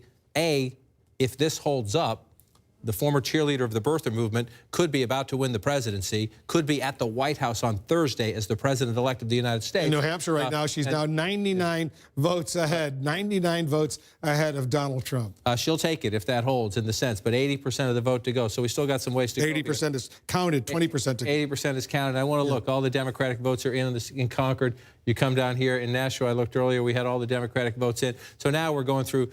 These are small towns throughout New Hampshire. We'll see how this vote comes in. And again, most of this bottom left quarter is traditionally Democratic, but Donald Trump is more than holding his own across the state of New Hampshire. This one's going to be a seesaw. Could take us a long time to count them. I want to come back out. He spent a lot of time in New Hampshire. He sure did. And remember, that was his first big primary win. Yeah. He lost in Iowa, had the big in New Hampshire. Corey Lewandowski, his early first campaign manager, is from New Hampshire. Donald Trump was there on the last night of the campaign and was there twice, I believe, in the last weekend. So Donald Trump has a history in New Hampshire, and that will be one of the stories of this campaign. In the states where he campaigned hard and had a personal relationship, he's doing well. This one, very, very close. It was closer a few minutes ago. Trump has stretched that lead a little bit, but we're within a percentage point. He just did it again. So it's a full 1-point lead now at 74%. And again, we've been at 83% roughly for a long time in Wayne County. This is the last best hope of the Clinton campaign, is that when the rest of Detroit comes in, it's a big, giant dump of Democratic votes. But when you get to 74% and you see a lead like that, it's doable. It's doable, but she now has to pull that off, come back from that and then come back here as well. And you see this lead is starting to stretch a little bit as we're up to 81% now. And again, we were told this would come right around now. We were told this would come at the bottom of the hour at 12:30 in the East, 11:30 local time. 60,000 absentee ballots in Milwaukee County, 11 wards that we've been at 87% for well over an hour now in the Milwaukee County. So when these votes come, when we go up from 87% here, we will see if the Clinton campaign's math, they've been telling us that what's missing is not only Democratic votes, but a huge swath of Democratic votes. We'll see when those votes come in. And the main thing you could do right now is just sit back and watch those three. Pennsylvania, Michigan, Well, let's go to Pennsylvania right now. They stay red. Forget about it. Trump's back on top in Pennsylvania, at least right now. 92% of the vote is in. And look at how slight that lead is. What a 2,000 votes or so in Pennsylvania out of more than 5 million that have been cast. 48.2 to 48.2. Yeah. It also tells you something that, you know, in these very close states, somebody is going to wake up tomorrow with a giant governing challenge, or maybe the day after if we're counting some of these states past tomorrow. But again, this is just a fundamental rewriting of the map, Wolf. In our lifetime, Pennsylvania has been a Democratic state. George H.W. Bush, 1988, the last time, the last Republican to win that state. That also happens to be the last time a party that had a two-term presidency held office. That was part of Hillary Clinton. We just saw on your map, New Hampshire went red again. That means Donald Trump has now taken the lead. He's up by, what, 15 votes? Yeah, 15 in votes. New Hampshire right now. And again, we're laughing about this. The presidency could hinge on this. But you're going through a lot of these small towns where it's a very small, tiny amount of votes when they come in. We still have nothing in Sandwich, New Hampshire, for example. But you just pop up to the next one. You have these small towns. It's 150 to 99. So you'll see these swings when a town reports of 20, 30, 40, 50 votes. As we come up, we're at 81%, and we're going to count the rest of this one. And this is just stunning. It is stunning, and this is the most stunning. Again, a lot of people laughed at the Trump campaign when they said our path to the presidency was the Rust Belt, thinking that 1988, even longer than that. They made a run in Minnesota. Minnesota's going to hold for the Democrats, but a lot of people laughed at them. A lot of people even think, with the dysfunction, as Dana noted earlier, the governor of Ohio not on your side. 52% of the vote. He needed to win Ohio. He won Ohio. 52% of the vote. He won Ohio. Now we're gonna wait on these ones. We're gonna wait on this one, and we are in exactly the opposite position that we thought a couple of weeks ago we were going to be in. We thought at Trump campaign headquarters they would be sitting there trying to draw to an inside straight, trying to literally lightning strike it. We're talking about Powerball odds. Donald Trump, Pennsylvania, Michigan, Wisconsin. Well, look at that. Pennsylvania, Michigan, Wisconsin. We're not done yet, but the fact that, let's just check it, 92%, 48.2 to 48.2. We're talking about a tiny amount of votes. Let's just look around a little bit here and see what we're missing. 62% of the vote here, so Hillary Clinton with a big lead, so potentially some Democratic votes here. Let's come back in. Center City, Philadelphia is mostly in, and so 98% of the vote is in here, so there's not much to get there. This is the biggest area. And mathematically, that's about the number they said they thought they needed. 450,000 plus. But what they're seeing is, and she's actually, the story of Pennsylvania is almost always turnout in Philadelphia and then the collar counties. Hillary Clinton's not, percentage-wise, not doing that horribly. She's actually performing about right, if you will, for a Democratic model. But she is getting swamped out here in these rural counties where you have not only Donald Trump winning these counties, but winning them. And some of them won by Obama, some of them he's overperforming Romney, and substantially so, Wolf. We have another major projection right now. CNN now projects that Hillary Clinton will carry the state of Nevada. With its 6 electoral votes, Hillary Clinton wins in Nevada. 74% of the vote is in. She's got a 32,000-plus vote lead. She carries Nevada. Take a look at the count for the Electoral College map right now. Trump has 238 votes. Hillary Clinton has 215. You need 270. We're still waiting on the Rust Belt to come in. We'll take a quick break. We'll be right back.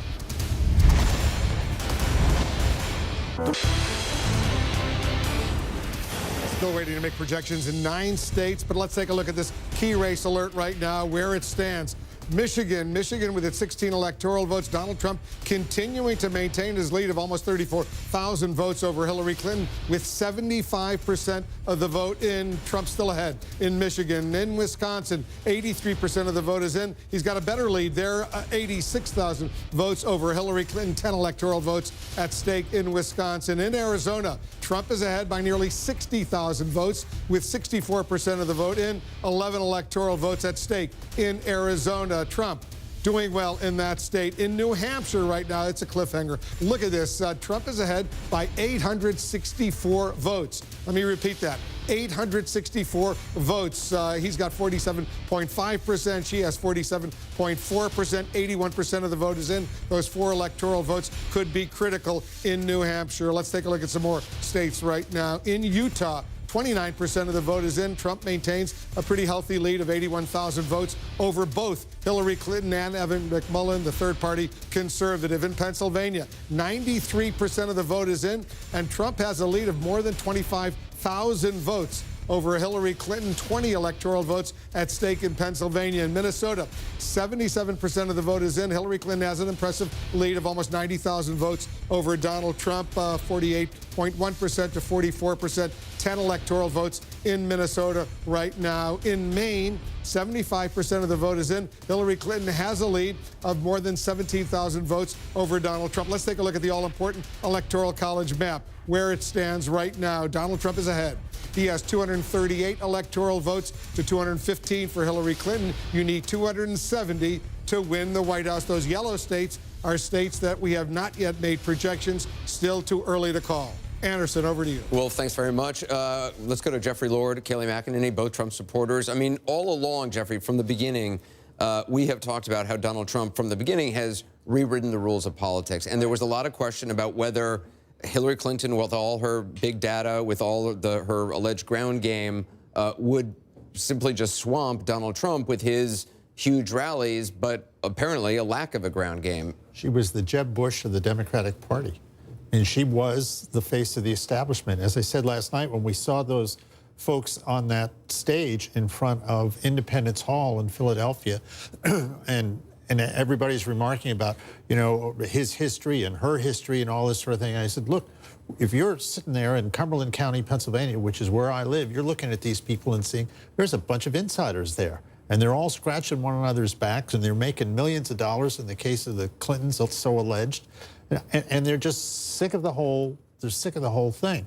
One other thing, I have in front of me here a New York Times article from December 16th of 1976, in which Ronald Reagan... I knew you were going to go back in history tonight. Exactly. I wanted you to. I mean, because I keep trying to say that it's important that Ronald Reagan said after the defeat of Gerald Ford that he was going to rebuild the Republican Party by courting conservatives who now call themselves Democrats and independents. That is exactly what Donald Trump was about in this. And that's why that Rust Belt strategy, which is exactly what worked for Ronald Reagan. And Kayleigh, I mean, all along, in the face of all these polls, which the pollsters seemed to be just wrong, certainly in the Electoral College path, you were saying that there were hidden Trump voters out there, that there was sort of this hidden enthusiasm for Trump beyond what we were seeing, the visible enthusiasm we were seeing. Democrats were saying there's going to be this huge outpouring of Latino vote. It's going to make up all the difference. But a lot of people voted for Donald Trump. Yes, it's looking increasingly like we have a Brexit on our hands. And there were these voters out there that were afraid to talk to pollsters. And Anderson, I think the American people right now are sending a loud, clear, unmistakable message. They want their government back. This is supposed to be a government of, by, and for the people. It's increasingly become one of, by, and for the elite. This is the people rising up saying it's time to listen to us. It's time to listen to us in Michigan and Wisconsin and work for the people. It's not about personal enrichment. It's about public service. And that is what we were seeing. Donald Trump ran against Republicans. He ran against Democrats. He ran against the elite. He ran against the government. He ran against the media. But he was an unmistakable voice for the people. Also, and they put a lot of signs in their yards. Right. You should start a sign company, because that was your poll, which you know, in Pennsylvania, certainly your state. But there's been so much focus on, probably among a lot of Democrats, about what went wrong on the Democratic side. But you shouldn't take away from what Donald Trump has accomplished from the moment he entered this race. I mean, again, just redefining the way somebody runs. I mean, one of the things that I thought was the sort of overweening arrogance of a lot of elites were the terribly off-base descriptions of Donald Trump, that he's a racist and a xenophobe and he's this and he's that. Here is a guy that I felt right from the get-go was a highly successful, highly accomplished businessman who knew how to relate to average people, to working-class Americans.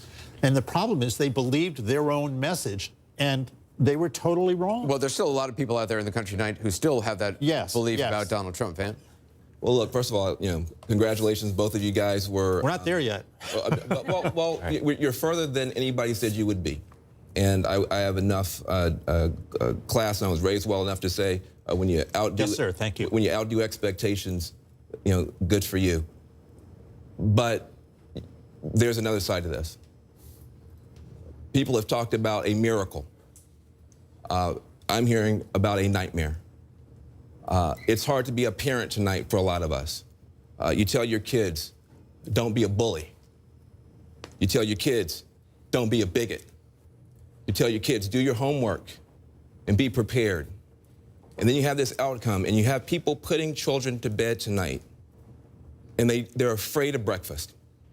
They're afraid of, how do I explain this to my children? I have Muslim friends who are texting me tonight saying, should I leave the country?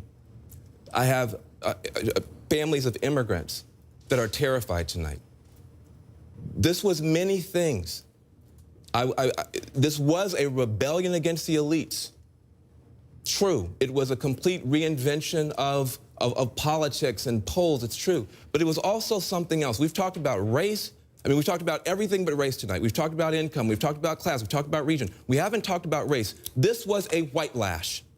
This was a white lash against a changing country. It was a white lash against a black president in part. And that's the part where the pain comes. And Donald Trump has a responsibility tonight to come out and reassure people that he is going to be the president of all the people who he insulted and offended and brushed aside. Yeah, when you say, you want to take your country back, you got a lot of people who feel that we're not represented well either. But we don't want to feel that someone has been elected by throwing away some of us to appeal more deeply to others. So this is a deeply painful moment tonight. I know it's not just about race. There's more going on than that. But race is here, too. We got to talk about it. Well, and whoever wins tonight, I mean, there is such polarization in this country. Whoever wins is going to have a very hard time in convincing the other half of the country that they can be their president as well. That's what I thought I knew yesterday, that I had no idea how deep the divisions are, how real the pain is. And let me say, echoing Van, Kayleigh and Jeffrey were right about that. You saw it in a way that I didn't see it in the data, and you deserve to have credit for that. And maybe Hillary hangs on and wins, maybe Mr. Trump wins. We still don't know. It's really in the balance. Right. But irrespective, the pain, and Van just gave beautiful poetic voice to the pain on our side. But Donald Trump was giving voice to some really spectacular pain on his side. And that's, I think, what's causing this. When Jeb Bush, who you mentioned, got trounced by Trump, he said, I don't do anger very well. Well, this is a time of anger. Of course, that anger comes from pain. And Trump saw that, and he gave voice to it. He also reached across lines, though, that Republican candidates haven't reached across before. He made a direct appeal to the African-American community. He made a direct appeal to a whole group of voters, those in the inner cities who have been left behind, who haven't heard from candidates in decades on either sides of the aisle. And he took his message to them and said, I feel your pain, and I'm going to be there. Listen, we're gonna have to hold hands now. This is gonna be tough. We'll have to look and see if those people heard it the way you heard it, and if they voted for him. The problem that we have is that there is real pain in the country. Look, Hillary Clinton had to put down a rebellion in her own party. There was a rebellion in her own party along these lines, the Bernie Sanders rebellion. And she put that rebellion down. And she was able to co-opt and pull some of it, but there was still heartburn and rug burn there. There's healing that has to happen in the Democratic Party. And there has to be a real conversation about what happened in that primary. And there's pain, economic pain in your party. But you do yourself a disservice, and I don't want either of you to be naive. There are people in your party for whom this was also a vote against political correctness, which for some of them means a vote against these others. And we're going to need your help to heal that. And if I can't acknowledge the elitism in my party, and you can't acknowledge some of the bigotry in your party, we're never going to get there. Donald Trump's going to be a voice for all the people. He said that from day one. He will make it his first objective to bring people together. I have not the slightest doubt about it. I mean, he said it, but I certainly believe him. I mean, I've seen that in him all along. We're going to have to work together. But let's bring in the other side as well. I just want to talk about some of the things that we watched tonight. We saw lower African-American turnout, Van. I mean, you were seeing that. We also saw that 65% of Latinos voted for Hillary Clinton, but 29% voted for Donald Trump. That is more than Mitt Romney got. So you have to think about that. You have to think about that. And more than many Democratic Latinos certainly thought that Donald Trump Young could get. voters, also, we've known Hillary Clinton has had a problem with young voters. She got a majority of young voters, but 37% of them, according to the exit polls we're looking at now, voted for Donald Trump. Now, when I've been talking to some Democratic strategists who are pro-Clinton this evening, they blamed what's going on this evening. And again, we don't know the result, but they blame the closeness of the race, let me put it that way, on two things. On the Comey interference a couple weeks ago, and on the third-party candidates. And I've been communicating with them saying that's not enough. Isn't it I easy? can't do that. Isn't it easy to just blame Comey for changing the future conversation? David? As a Clinton person, let me say that's far too tactical. Exactly. There's something That's what I said. really big going on. Right. And it's been, there is an earthquake going on, and they're saying, well, it's a washing machine. Right. No, so you no, it's combine plate tectonic. So you combine it with the race issues, you combine it with rural Americans who came out and voted, the sort of Brexit, you know, hidden voters. You combine it with class issues, which were so important. Well, but there's a reason this is going on all over the world. Right. All over the fact is that there are convulsive, sort of revolutionary changes going on in our economy that are driven largely by technology and globalization that have benefited, that have grown economies and have benefited some people and have displaced others. And for not just a few years, but for several decades, politicians have been acknowledging this and saying, we're going to do something about it. And people don't feel as if that's happening. And meanwhile, all of these forces churn at a faster pace. So you see the same kinds of forces in Britain, in Germany, in France. But it's so interesting. I mean, Michael Smercado, David was on the program the other night talking about how, well, the polling here is better than in England, where they didn't know what the Brexit result was going to be. Clearly, if this path continues that Donald Trump is on and he becomes the next president, and this is, to Kayleigh's point, a Brexit-like effect, the polling missed it. Yeah. Can I amend my comment? Yeah. I've immersed myself in all of that data and have talked extensively about it here and on radio for weeks. The only poll that I'm aware of that nailed it, perhaps, I want to stay in my lane because it's not over yet, is that USC LA Times Dornsife survey, which, different than all the others, had the same sample group. They had 3,000 people, and instead of going to a new sample group each and every week, they went back to the same 3,000. Let me say one other point, if I might, to what Van has said. Whether it's tonight or whether it's tomorrow, whenever this wraps up, we are about to listen to the most consequential acceptance and speech of someone who lost an election, whoever may wear those crowns.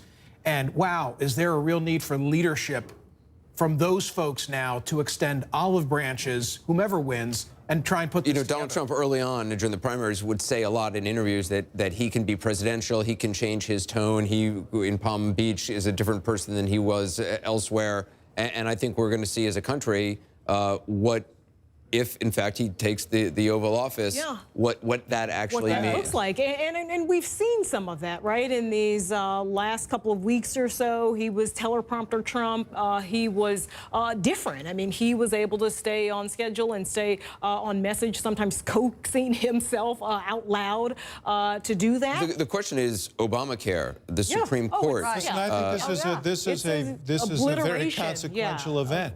All of those things now, I think, are in question. I mean, I believe on, you know, I don't want to start a debate on this now. 20 million people have health care, and there are guarantees in our health law, such as prohibition against banning people with pre-existing conditions, that are important to Americans. It's going to be more complicated to unwind that some believe. But there's no doubt the Supreme Court, this is a very consequential election. But I just want to say one thing about this, just having served in the White House, and I know, Paul, you've done that as well, Van, you spent some time there. The things that get you elected are not the things. There's a different requirement now. There's a huge responsibility. Every single day, every single hour, you're dealing with consequential questions that impact on people's lives, and you have to make those decisions in the best interest of the entire country. It's not about reading from a teleprompter. It's not about, you know, handling this question or that question in a way that gets you the best political advantage. These are life and death, grave questions for people in this country and around the world. This is a big responsibility. And if there is a Republican Senate, and a Republican House and a Republican president. The question is, how will they work together?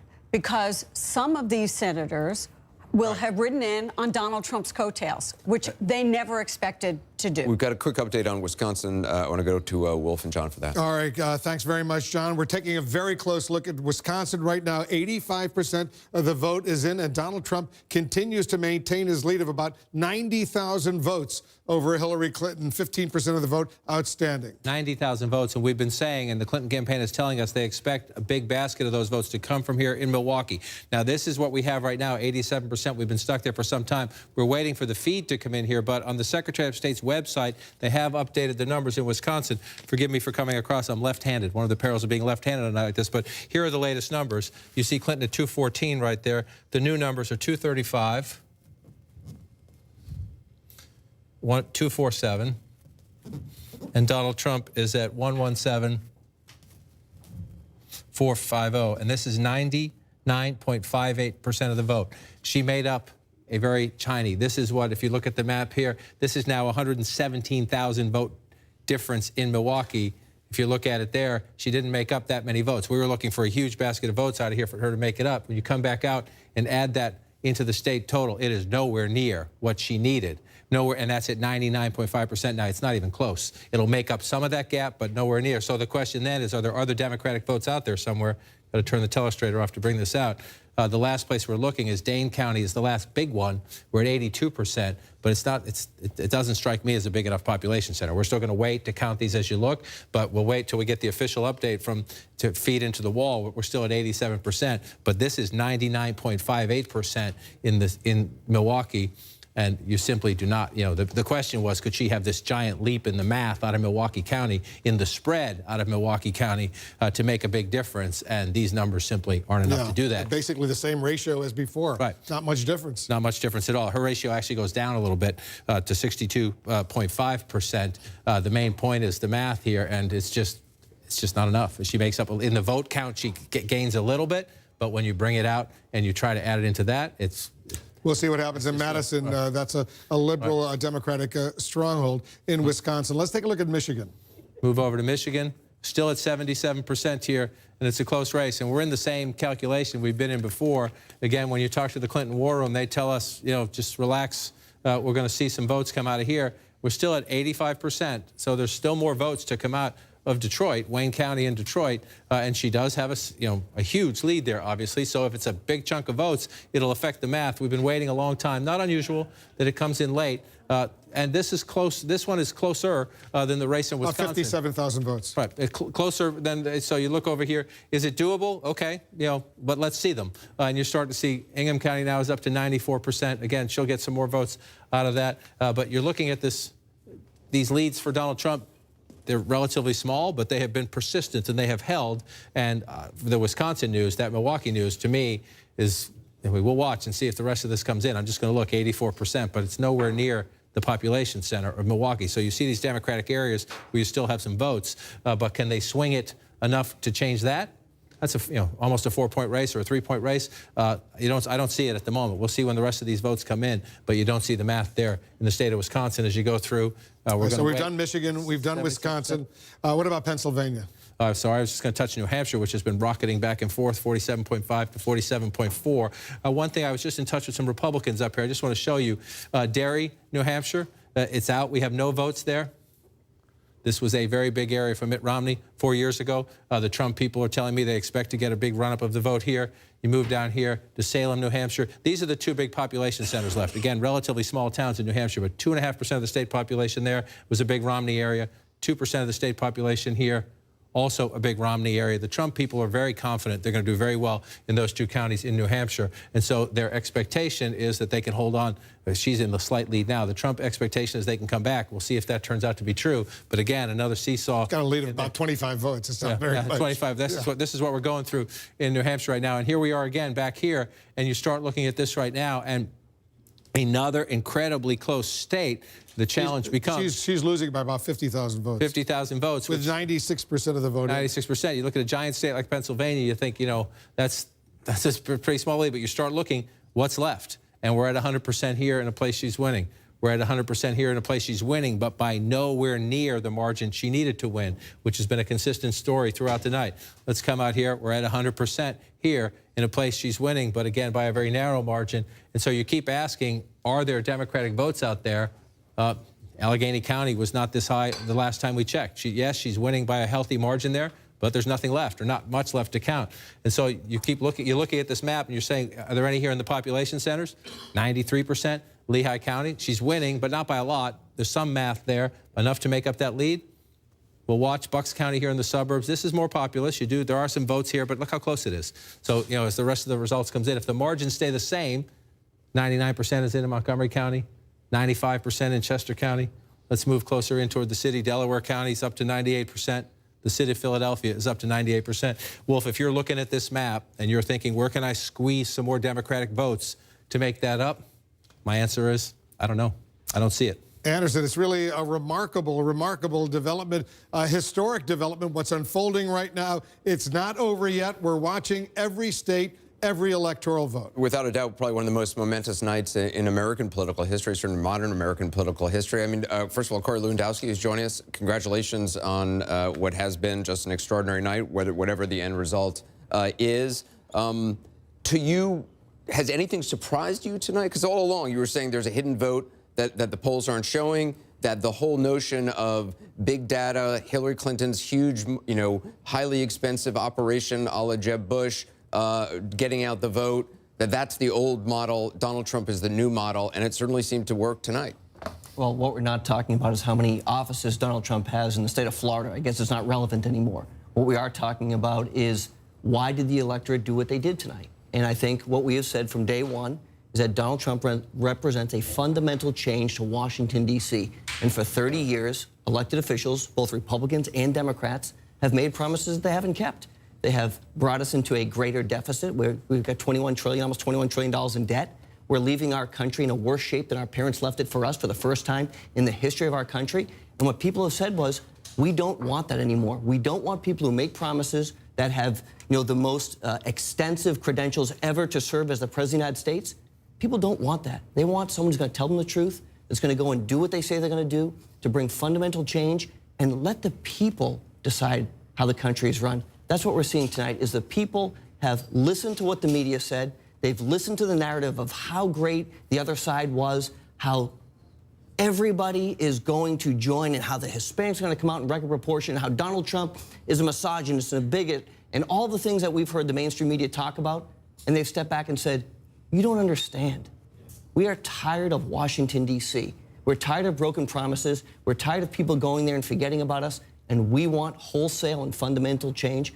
That's what's taking place. Well, Jeffrey, I mean, it also looks like he will have a Republican House, a Republican Senate. I mean, right. the potential for him to affect his policies is great. But there are, of course, real divisions within the Republican Party. Right. And some of the, and they will, and some of them will. They're going to start to have to use his name. Right. I mean, yes, they are. I'm looking for that. Much more likely tomorrow, I think. Right, I'm sure. One of the things I remember attending as a White House staff meeting is the National Governors Association's meetings, and I think they're in February, and they come to the White House for a meeting and a glittery dinner. I'm just waiting to see Governor Kasich greet President Trump. Well, I mean, the meeting, there's a traditional meeting between, it would be between, on Thursday. Right, on Thursday, between President Obama and the President-elect. Right. I mean, to be a fly on the wall during that meeting. Exactly. Well, I mean, change is at hand here. And I keep going back to Reagan for a purpose, because he was the last president, certainly on the Republican side, to bring that kind of change and face that kind of resistance, not only as he sought the nomination and ran for election, but once he got there. I guess one of the questions, obviously, is how capable, I mean, a lot of promises are made during an election. Donald Trump has talked about things as a negotiation, and that, some of the conservative criticism of him early on was that, that too much is up for negotiation with him. Negotiation or compromise can be a dirty word in Washington. The wall of reversing Obamacare, the Supreme Court, how much can he actually do, and as quickly as he said? Well, remember at one point, Paul Ryan met with Donald Trump and came out basically saying, or his aides basically said, what Donald Trump said, just help me get elected, and then we'll use your agenda. Okay, we will use your agenda. I think Paul Ryan is going to hold him to that. And I think that I've just heard from a Republican who said that there could be a populist conservative governing coalition if they can all get on the same page. And I think the fact, again, as we were saying before, that Donald Trump had coattails, that he brought in some of these Republicans into Congress who are very worried about their jobs, that they now owe him something. Right. Look, and that they will. The question is, what do they do to the Obama legacy? What do they do with Obamacare? What do they do about the premium increases, which Donald Trump has spoken about? What do they do about trade? Do they withdraw from the TPP right away? What do they do about the wall? You know, these are things that Republicans have disagreed on. Well, I mean, I think there's a couple of ways to think about it. If you're kind of looking for now, what happens now? How do you think about this? I think if you're a progressive, there are three areas where you might try to figure out something positive. First of all, the fact that now Trump is going to own health care. He's going to own health care for at least 20 million people. And the Republicans can't just sort of stand back and let the bad parts of Obamacare go on unchecked just because they want to stick it on Obama. The Republicans are now going to have to really step up and do something. That could wind up being a positive. We just don't know. Secondly, he made a bunch of promises about urban investment and urban renewal and empowerment, et cetera. I think he should be held to those kinds of promises, and let's see if he's actually serious about those things. And then lastly, this whole question around trade. I think for the left wing of the Democratic Party, there's probably something there that can make some kind of sense. I think there are three things that are just irredeemably bad that we are going to have to resist this president on as progressives. One is all the stuff around immigration and the Muslim bashing. If that becomes a serious part of his presidency, there will be a big, big pushback from decent people in this country who do not want to see that type of rhetoric and agenda coming from Washington, D.C. Secondly, the Supreme Court is going to be a massive fight. And lastly, which we haven't talked about, is this whole question of climate and whether or not we're going to be able to make real progress on climate and climate change. The last thing I want to say, because I don't know if I get a chance to talk again, there are people around the world who are watching this. They are appalled, they are shocked, they are surprised. The markets are showing it, and there's some people who are laughing, and some of them are in the Kremlin. This is not just the first election in which you had a woman running and a business person running. This is the first election in which an enemy power deliberately and explicitly interfered in our election and got away with it. And they interfered in our election in a one-sided way. They didn't hack Democrats.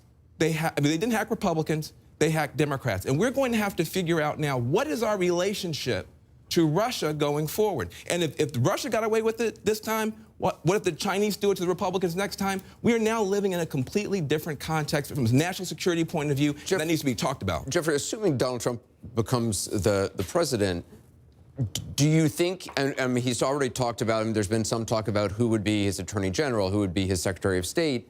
Do you see him reaching out to kind of a diverse group of Republicans or whomever to kind of form a cabinet? Where do you see? Yes. I mean, again, the model for me, which was instantly clear to me as I got to know him, is his own company.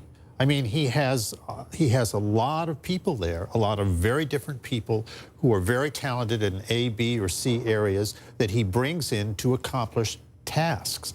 That's what he will do. I mean, he's an executive. He has an executive's mind. I have no doubt whatsoever.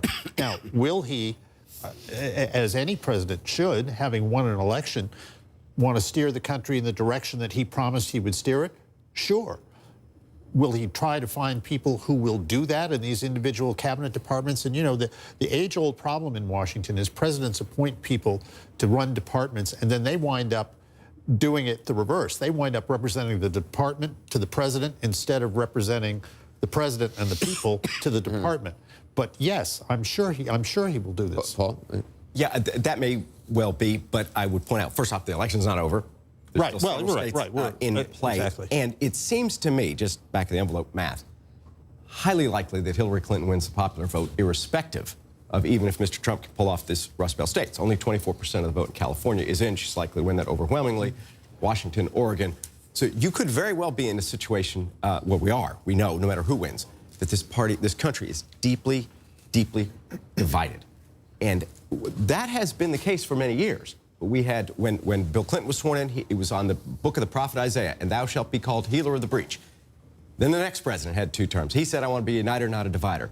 Then the next president had 2 terms, and he said, there are no red states, no blue states, there are only the United States. And yet still, despite 24 years of 3 very different presidents, all talking about that divide and trying to address it, it is deeper and more painful than ever. And yes, we'll have this on trade, we'll have this about Russia, but more fundamentally, the pain here is so spectacular that it's going to take a real miracle. We've got another projection from Wolf. All right, we do have another major projection right now. All right, Donald Trump, we project, will be the winner in the state of Utah with its 6 electoral votes. Donald Trump carries another state. You see the popular vote there. Donald Trump ahead. He's got a 113,000 vote lead over both Evan McMullin, who looks like he's second place right now with 41% of the vote, and Hillary Clinton right now 82,000 votes in third place. Let's take a look at the Electoral College count where it stands right now with this Donald Trump win in Utah. Right now, Donald Trump is ahead, inching closer and closer to 270 electoral votes. He now has 244 electoral votes compared to Hillary Clinton's 215 electoral votes. Donald Trump doing very, very well tonight. It's 270, though. That's the magic number. Let's take a look in a key race alert at the numbers coming in right now.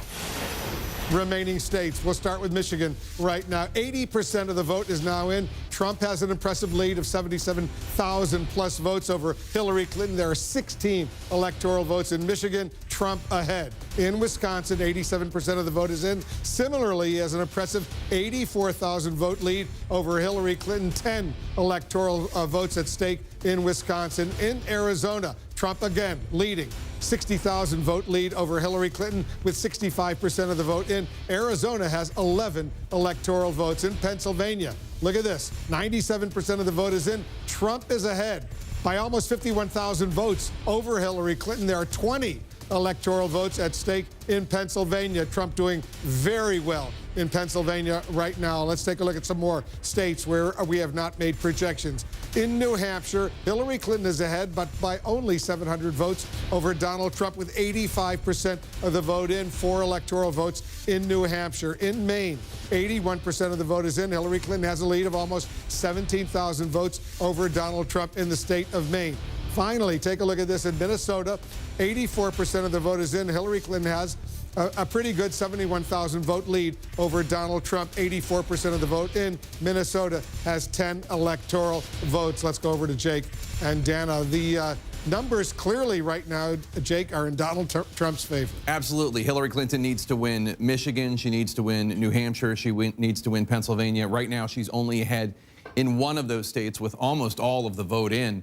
It's really stunning. And Van has been talking about some of the dimensions of this race, some of the social dimensions that have people who supported Hillary Clinton very upset this evening. But let's take a moment and talk about the outsider nature of the campaign that Donald Trump waged and looks like he might win, having to do with how dissatisfied the American people are with Washington, D.C., with institutions that they think are failing them. Institutions, whether it is the Justice Department and the government of Washington, D.C., whether they're political or career individuals, and how they are not serving the purposes of the American people. That's one. And then a second one I think is very significant, and we haven't really talked about it at all, and that is the role of the United States in the world. You could make the argument that Donald Trump is somebody who has talked about how he thinks that we have been involved in too many entanglements in other countries, and Hillary Clinton has been defending that sort of thing. It's one of the reasons why a lot of veterans anecdotally supported Donald Trump, in addition to the fact that many of them are just conservative Republicans, and that is they agree with the idea that we shouldn't be involved in too many countries overseas. We should be focused more on the United States. There are a lot of policy dimensions to this. Van's touching on some of the social dimensions to this, but there are a lot of policy dimensions to this. And then, of course, there's trade. and the idea that the trade deals that might be very, very lucrative to corporations and to Wall Street have not been as lucrative and successful for people in Ohio, for people in Michigan, for people in Pennsylvania, the states that today are really rising up and saying, not so fast, Washington, D.C. And Dan, I know you're in touch with folks in the Trump campaign. What are you hearing? Well, a little bit of news that I'm told that Donald Trump and his campaign did prepare 2 speeches, as we were told earlier by our Clinton team, that Hillary Clinton did, a victory speech and a concession speech, and he is preparing and hoping to give that victory speech. So what will be in it? I'm told that he will be gracious, that he will to speak to what Van was talking about before, and also Michael and others about the tone of these speeches being so important. We'll talk about coming together. We'll reach out to those who didn't vote for him. So that is the tone that I'm told he will set in this speech, and we'll see what specific words he uses and how specific he gets, whether he says specifically Hillary Clinton's voters, please understand, I know you didn't support me, but come my way. But the overall tone is going to be that, and the other is gratitude. That's what the victory speech. Yes. But that's what the victors usually say. They reach out, they try to be gracious, they encourage the losing presidential candidate to be gracious as well. It's true. This is anything but a usual campaign and campaign season, right down to the speeches. So it is, I think, noteworthy to hear, particularly given how incredibly divisive this has been, that if he does get that magic 270 tonight, if those Rust Belt states go his way, not to mention Pennsylvania, that is the theme and the tone and the tenor I'm told he will set. And what's impressive, very impressive, not only is ahead in the Electoral College map, but popular vote. He is ahead in the popular vote. I think about 54 million Americans have voted for him, maybe 1 million more than voted for Hillary Clinton nationwide. That is so impressive right now. It's big, but as you note, it's right now. We still have yet to see what happens in California and some of the western states. But just to touch on what Dan has said in terms of the speech, whoever wins this evening, there is a huge responsibility for that man or that woman to reach out not only to the people who voted for his or her opponent, but to the people who don't like him or her.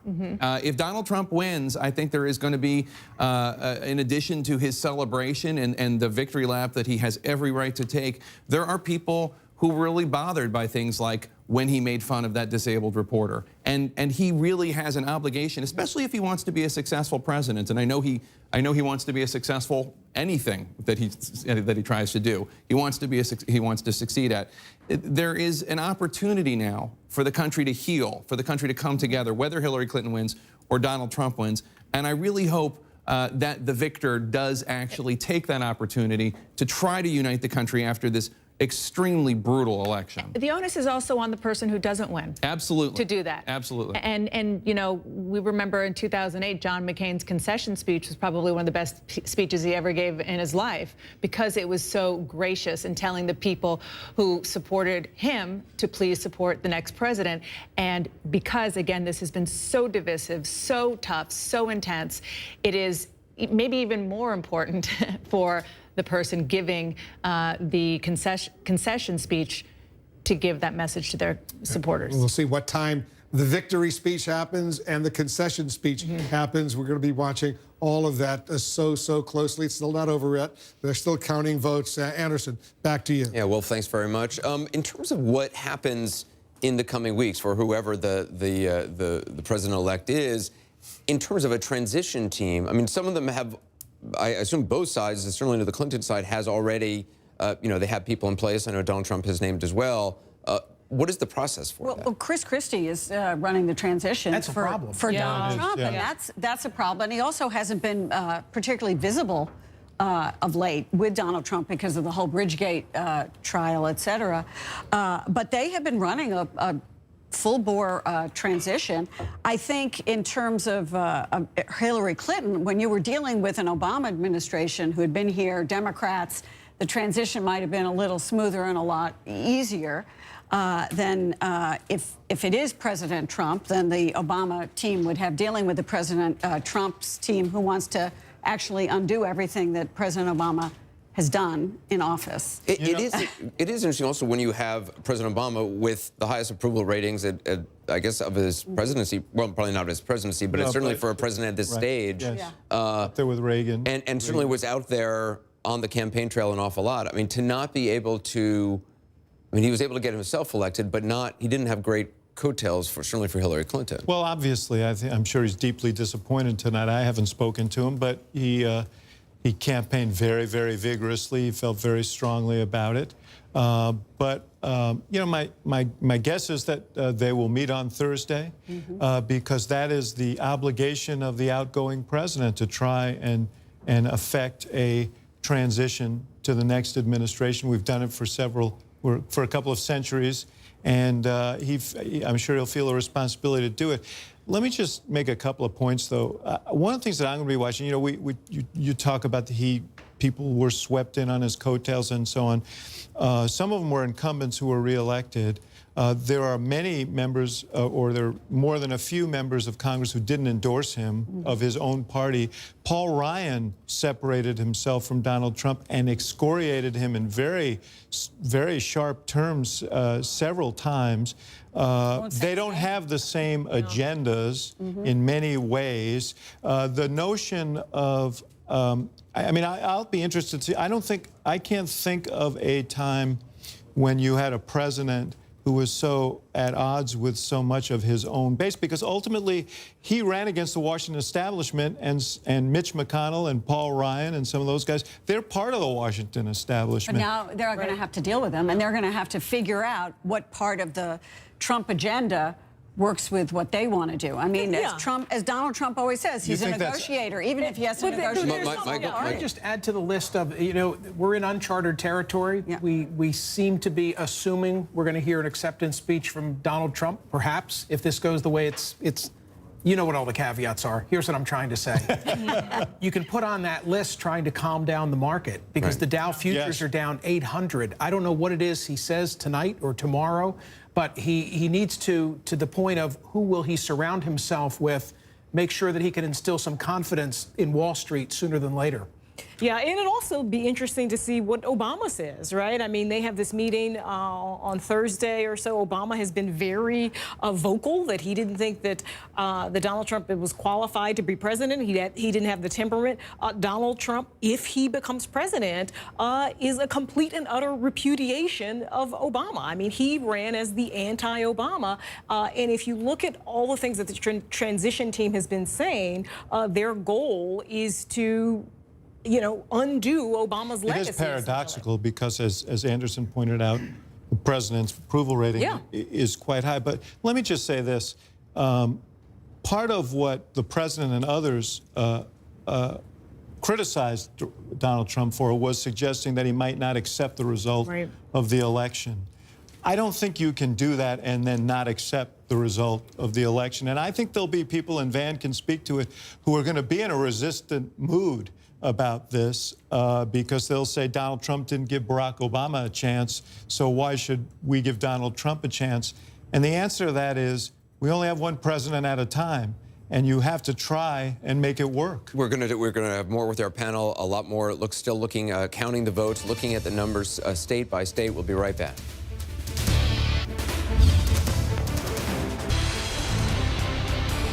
Now we have a key race alert. Let's update you on all the outstanding votes right now. Let's start in the let's call it the battleground state of Michigan right now. 81% of the vote is in. Trump maintains a pretty good lead, 72,000 votes over Hillary Clinton. There are 16 electoral votes at stake in Michigan. Wisconsin, he's got an 87,000 vote lead over Hillary Clinton right now with 88% of the vote in. That's another 10 electoral votes right there. Let's see what happens in Wisconsin. In Arizona, he also has a pretty good lead of 64,000 votes over Hillary Clinton with 65% of the vote in Arizona. 11 electoral votes at stake there. In Pennsylvania, Donald Trump maintains his lead. Almost 59,000 vote lead over Hillary Clinton with 97% of the vote in. Trump still ahead in Pennsylvania. 20 electoral votes right there. Impressive leads in all of those states. Let's move on to New Hampshire right now. 87% of the vote in. Hillary Clinton has expanded her lead. She is now up by 3,500 votes over Donald Trump. Once again, 4 electoral votes in the state of New Hampshire. Hillary Clinton does have a lead also in the state of Maine. She's up by 17,000 votes over Donald Trump. 84% of the vote is in. 4 electoral votes in Maine. In Minnesota, Hillary Clinton has a lead there, 66,000 vote lead over Donald Trump. 85% of the vote is in the state of Minnesota, where there's 10 electoral votes. And in Alaska, the Donald Trump is building up a lead with 28% of the vote in. 13,500 vote lead over Hillary Clinton. There are 3 electoral votes at stake in Alaska. Let's take a look at the Electoral College map right now, where it stands. Donald Trump is ahead. He has 244 electoral votes to Hillary Clinton's 215 electoral votes. You need 270 to be elected president of the United States. Trump is getting closer and closer and closer in this improbable run. Very impressive run for Donald Trump. John, so let's take a look and see where we stand in these remaining states. And we're not done yet in these remaining states up here, but at the moment, 6 states that President Obama carried 4 years ago have flipped. We're not done completely, but including Florida, and at the moment we're looking at Pennsylvania, Ohio, which is done, Michigan, Wisconsin, Iowa. Stunning as you look at it. So let's go back and look and see the ones we're still waiting on. 88% now of the vote, 49 to 46 here. This has been steady, and we did this by hand a short time ago. Now it has fed in. 99% in the vote now in Milwaukee. This is where the Democrats were telling us earlier, just wait, we're going to get a lot of votes out of Milwaukee. They did get more votes, but nowhere near enough to close the statewide gap. You pull out of the thing, you're still at 49 to 46, and you see the margin there. So let's look around at the blue areas. Are there places where we can get more Democratic votes? Well, we're 100% here. See, 100% is in. We're 100% here. You come up here, Dane County, it's a big county. It's almost 9% of the state population. This is the University of Wisconsin, Madison. We can expect that the votes still out here are going to go lopsided for Secretary Clinton. The question is, are there that many out there? Because this is the only place left where you have a large population center, relatively, Democratic area with the votes still out. And I'm very skeptical that there are anywhere near enough votes there to make that up. So you look at some other blue areas, we're at 91% here again. We're not talking about a lot of votes here. It's a smaller area of the state. You pull out, let's come over here to Eau Claire. We're at 87% here, but again, it's 1.7% of the state population. So this is what's happening in the Clinton War Room. They are desperately going county by county and calling their people and saying, is there anything missing? What's missing? So every now and then, a number comes in, and then you see it drop. They realize they've missed something. But if you look at this right now, we're going to count them to the end. But this has been, it's a relatively small lead, but it has been a steady, we call it a stubborn lead, in the sense that as more of the votes come in, it's holding up in the state of Wisconsin. It's 10. And a very important 10. Then you move over to Michigan, which is 16. And again, we've been stuck here for a while. 81%. You see the lead right here, 48 to 47 if you round that up. About 70,000 votes. Right, about 70,000 votes if you round that up. It just moved a little bit on you again there. And so what are we waiting for? Number one, we're still waiting, and this will be the bulk of what we're missing, is right here in Wayne County. Again, it's a place where Hillary Clinton is winning quite big, but the Milwaukee example told us, the Clinton campaign tells us, just wait, they're going to come. Maybe it will be different here, but it was not in Wisconsin. We waited, Milwaukee came in, it gave them a boost, but nowhere near what they needed.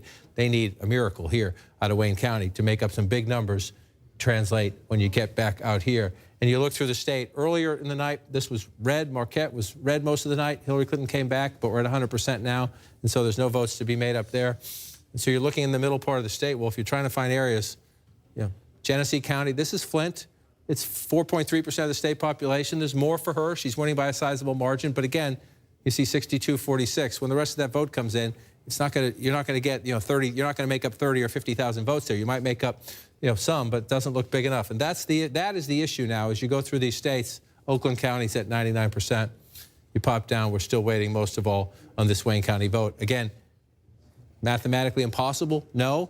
You're starting to look here and here, and the word improbable, unlikely, comes into your head. But we'll count them. We'll keep counting them. We've seen strange shifts before. This one switched late. Pennsylvania was coming in blue most of the night. It switched late. It is still a one-point race. It's very close. Inside the Trump campaign, they think they have this. They've been checking around with their people. They think it's done. And you ask the Democrats where the vote's going to come from. There's a little bit left here. There's a little bit left here. Not much. Yeah, you're mostly in. This is the biggest, basket of Democratic votes of all. There's a little bit left there. But you look at this again. We'll wait. We'll keep counting. we want to be cautious about this, but again, it's a small lead. A 60,000 vote lead. 60,000 in a giant state like Pennsylvania. That's normally, not a huge lead, but again, it has been steady and stubborn and persistent. Pittsburgh's still open. Now, Allegheny, last time I checked, it was mostly in at 98%. So again, this is an area where it's 10% of the state population. She held the lead there, but the numbers, one of the issues, even in places where she's performing by percentage, the turnout, you see issues with turnout. That was why the Democrats were saying wait on Milwaukee. Her percentages were about what a Democrat needs to do there, but the numbers weren't. It's not just your percentage. You got to turn people out, and that's a problem, especially when you have in places like this. We talked about this earlier. 50% for Hillary Clinton to 47% for Donald Trump. Well, you're not going to win. You're not going to win in a state that has so much conservative territory. These are smaller, less populated areas, but the Democrats just, in the fewer counties in Pennsylvania that are blue, the Democrats know the challenge. Not only win, but win big and run it up and do well in the suburbs. And she's just underperforming across. One that has come back, you look to the Northeast, New Hampshire has come back. Let's go back up here to 2016, but look at that. I mean, we're talking about 4,000 votes there, a little less than that. Yeah. A little less than that as you look at this right now. We're going to watch this come in. I mentioned earlier that the Trump people were very confident that when these votes came in down here, they would get more of them. We're still waiting on Derry. Londonderry next door has come in at a pretty good lead for Donald Trump there. So again, we're going to keep counting in New Hampshire. We're up to 87%, and this one is incredibly close seesaw. When you add it all up, Wolf, and you pull out here from an electoral college perspective, at least 2 out of 3 of these need to change for Hillary Clinton to have a hope. Probably all 3 of them. We still got some business to do out in the western part of the country. Some of these states aren't completely called yet, but the 2 big ones, Pennsylvania and Michigan, if they don't change, math doesn't work. He's got 244 electoral votes. Right. By our projection, he doesn't need all that many more in order to get to 270. That would get you 64, 74, 80, 280 right there. Anderson, back to you. What we have seen tonight certainly is a revolution in American politics, and I'm wondering, Trump supporters Corey Lewandowski and Jeffrey Lord, I mean, we used to talk a lot about the autopsy of the Republican Party done in 2012. There's certainly going to be one done among a lot of Democrats and probably even among some Republicans. But what does this mean? Jake Tapper made the point earlier about, the polls were all wrong. What does this mean for the whole polling industry? What does this mean for how elections are run in the future? Or is Donald Trump such a unique candidate because of the force of his personality that it's... I'd say, and Corey probably knows infinitely more about this than I do, but, politics is about people. It's about human beings. And one of the things I think we have a problem with in the political world is that everybody is so obsessed with data, and there are human faces behind these things, and they don't listen. They don't pay attention. I mean, I've told you before about my, being at home in Pennsylvania and beginning to pick up the Donald Trump thing, even before Donald Trump announced for president, because of the way people were talking about issues that had nothing to do with Donald Trump at that point. That's what this is about altogether. And when you abandon that and you just, you're just going to sit in a room full of data, you're going to lose that. Corey, when you signed on to be campaign manager, I mean, did you honestly, in your heart, believe this night, as it appears to be going right now, was going to turn out the way it did? Did you honestly believe? I don't think in January of 2015, when I signed on to become Donald Trump's campaign manager, to lay the foundation, that anybody thought at that time Donald Trump was going to be elected president of the United States tonight. That's what is going to happen. It is unequivocal. The numbers are there. He's going to be the president of the United States. Now, how did that come to be? What we saw, against all of the pundits who said this would never happen, he would never run, never file his taxes, and all the other things you're aware of, what we saw was the American people didn't care about those things, and what they wanted, and what they want is someone who tells them the truth, that isn't stuck in a Washington mentality. And what he did, and what we did many, many times, and was criticized infinitely by the mainstream media, was he would have a rally, but this doesn't translate to votes, and the Democrats understand precisely what Mary had for breakfast today, and she had breakfast, and she ate at 3 o'clock in the afternoon. They knocked on her door, and then they called her again. That's not how the American people function. That's not what the American people wanted. So what we do know is that connecting with people directly and having them buy into what you're doing, I think that's the big difference. How much people bought into Donald Trump? How much did Donald, in your opinion, did Donald Trump? I mean, I've always thought Donald Trump has an extraordinary antenna, whether it's a political antenna or whatever it is, for sensing things in other people, whether it's in this company or in the crowds that he's talking to. He feeds off it. How much did Donald Trump, when he came down that escalator, do you think had in his mind what the mood of the electorate was? Or how much do you think was that he sensed, once he started going out, meeting crowds of people, talking to people, that he learned from them? Look, I think, and the Washington Post has reported this, Bob Costa has said it, he is the greatest raw political talent of a lifetime. The greatest, because he understands people fundamentally. And what you have in Donald Trump, and what the blue collar sees in Donald Trump is, Donald Trump is worth billions of dollars, has created an amazing company, employed tens of thousands of people.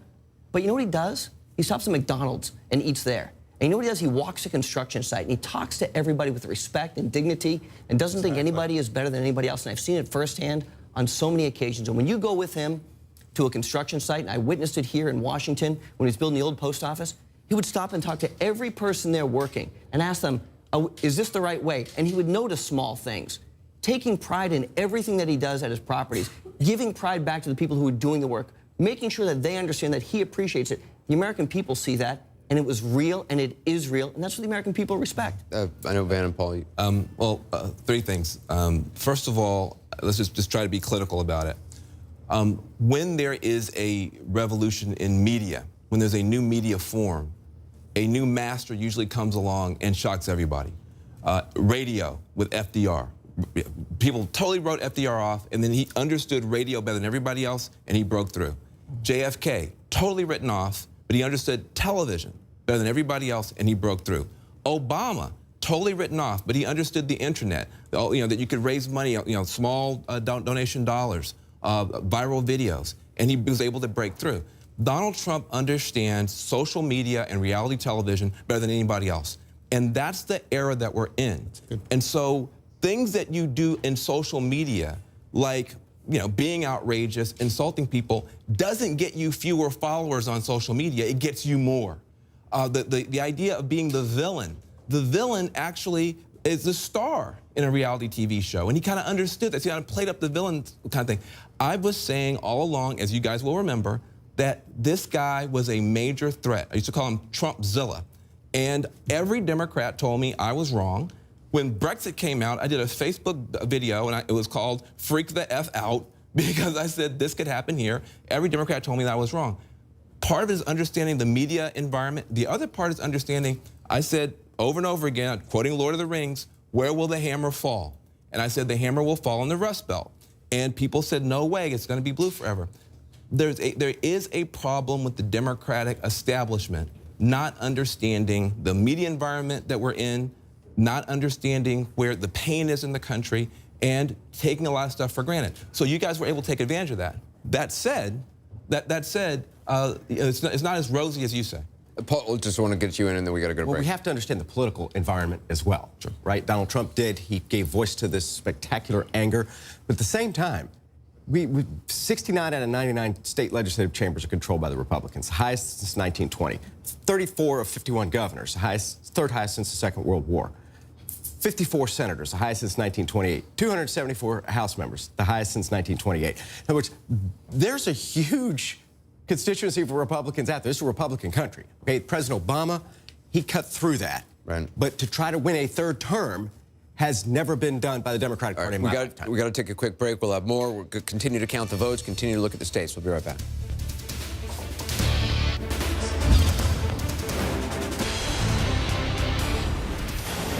We have another projection right now. CNN now projects that Donald Trump will win the state of Alaska. Alaska has 3 electoral votes. Donald Trump will carry Alaska. Another win for Donald Trump. Let's take a look at the Electoral College map. With this win, these 3 electoral votes, Donald Trump has moved closer and closer to this magic number of 270 needed to win the White House. He now has 247 votes. Hillary Clinton has 215 votes. He is getting closer and closer to that number of 270. Let's do a key race alert right now. All right, let's start off with the states that are still outstanding. We'll start off in Michigan, where 84% of the vote is now in. Trump has a nearly 80,000 vote lead in the state of Michigan, which right there has 16 electoral votes. Michigan, we're waiting for more votes. Wisconsin, 89% of the vote is in. Trump also has a pretty impressive lead, 86,000 vote lead over Hillary Clinton. There's another 10 electoral votes right there. Arizona, 66% of the vote is in. Trump has a 62,000 vote lead over Hillary Clinton. 11 electoral votes at stake in Arizona. He is ahead. In Pennsylvania, he is ahead as well. 97% of the vote is in. That's a healthy number. He is ahead by almost 77,000 votes over Hillary Clinton. Pennsylvania alone has 20 electoral votes. Trump is ahead at this late stage right there. Let's take a look at the remaining outstanding states. New Hampshire, 87% of the vote is in. Hillary Clinton has a lead, about 3,700 vote lead over Donald Trump with 4 electoral votes at stake in New Hampshire. In Maine, another 4 electoral votes at stake there. Hillary Clinton is up there as well. She has an 18,000 vote lead over Donald Trump. 86% of the vote is in. And in Minnesota, Hillary Clinton is ahead by almost 57,000 votes over Donald Trump. 87% of the vote is in the state of Minnesota right there. So you see Donald Trump is doing well. Once again, let's take a look at the electoral map. You can see 270 needed to win, 247 for Trump, 215 for Hillary Clinton. You see those yellow states, 1, 2, 3, 4, 5, 6, 7 states remaining outstanding. Jake, Donald Trump in the biggest of those states right now is ahead. And can I just say, we've been talking for months about what the effect of Donald Trump and comments he made would be on the Latino vote and on the vote of white college-educated women. And the truth of the matter is that, according to exit polls, the effect was not as strong as anybody would have predicted. Anybody did predict, except for maybe Mr. Trump. Donald Trump only lost white college-educated women by 6 points, according to exit poll data I saw. That's not the huge gender gap chasm that we thought we were going to see. But perhaps even more surprisingly, I'm looking at exit poll data comparing the percentage of the Latino vote that Romney got versus the percentage of the Latino vote that Trump got in 4 states. In Florida, Trump got a smaller percentage than Romney got. But in Nevada, in New Mexico, and in North Carolina, Donald Trump did better with Latino voters than Mitt Romney did. I mean, tell me who had that on their bingo card. Yeah, nobody. Nobody. But that speaks to sort of taking it up to 10,000 feet here. Going back to June 16th, 2015, when Donald Trump announced, I see Corey over there, he was there, he remembers, every step of the way. He announced, nobody thought he really meant it. He wasn't going to give his financial records. He did. I remember vividly a top aide to one of the early frontrunners on the Republican primary contenders saying, "Why are you guys talking about Donald Trump? There's no way he will ever be Republican nominee." And then fast forward to all of these ups and downs that he had, and he was completely resilient for the reasons that you were just talking about. Because it all comes down to an economic message that he, no matter what else he veered off in, and he veered off in a lot of directions that his campaign did not appreciate, but he had the fundamental appeal to people who felt and feel left behind. And that was something that was impenetrable for these voters. And that is why he was Teflon Trump. And so along the way, I mean, we can chronicle it. We could sit here for 20 minutes and chronicle all of the zigs and zags of the Trump campaign, but he kept coming back because it was that fundamental. And when you look at, this is traditionally a night where we'll talk about what the winner did right and not necessarily what the person who doesn't win, the loser, does wrong.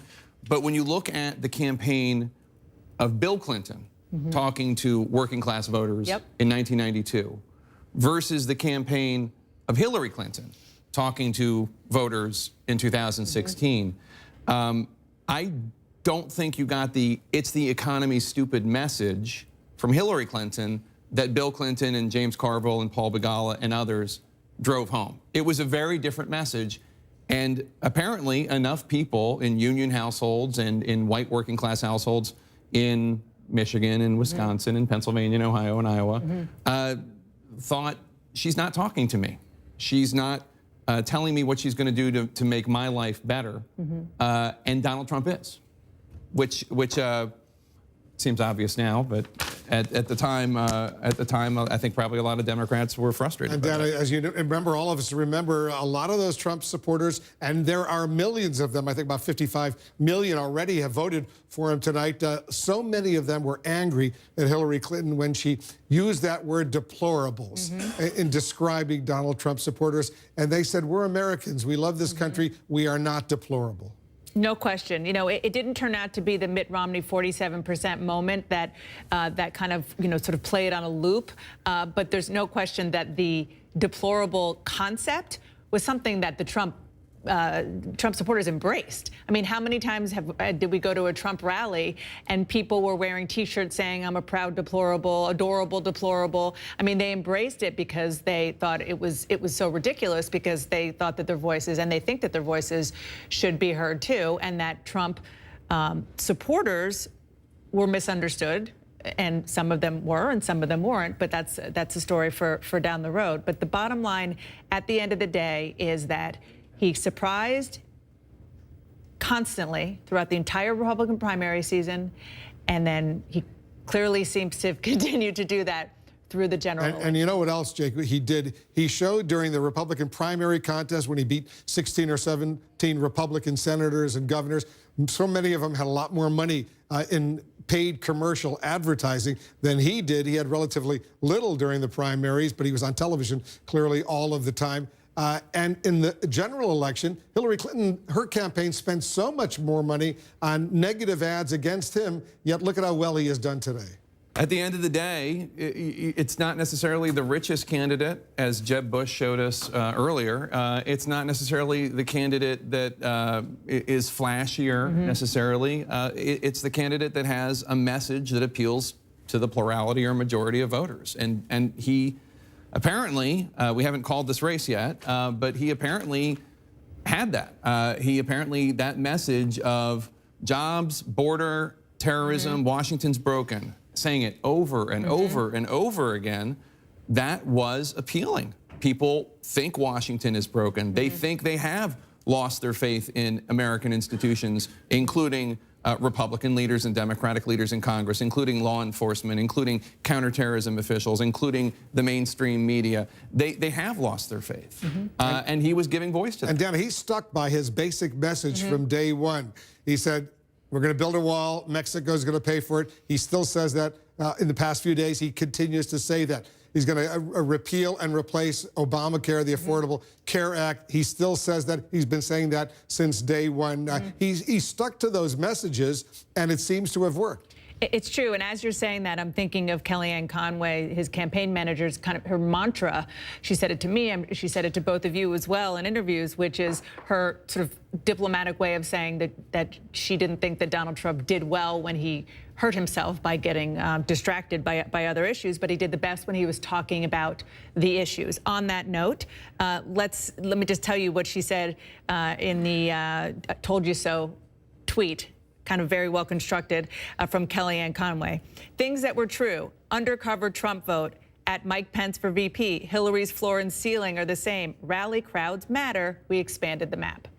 All right, everybody stand by. It's a cliffhanger race right now. We're watching the final electoral votes come in. Let's take a quick break. We'll be right back.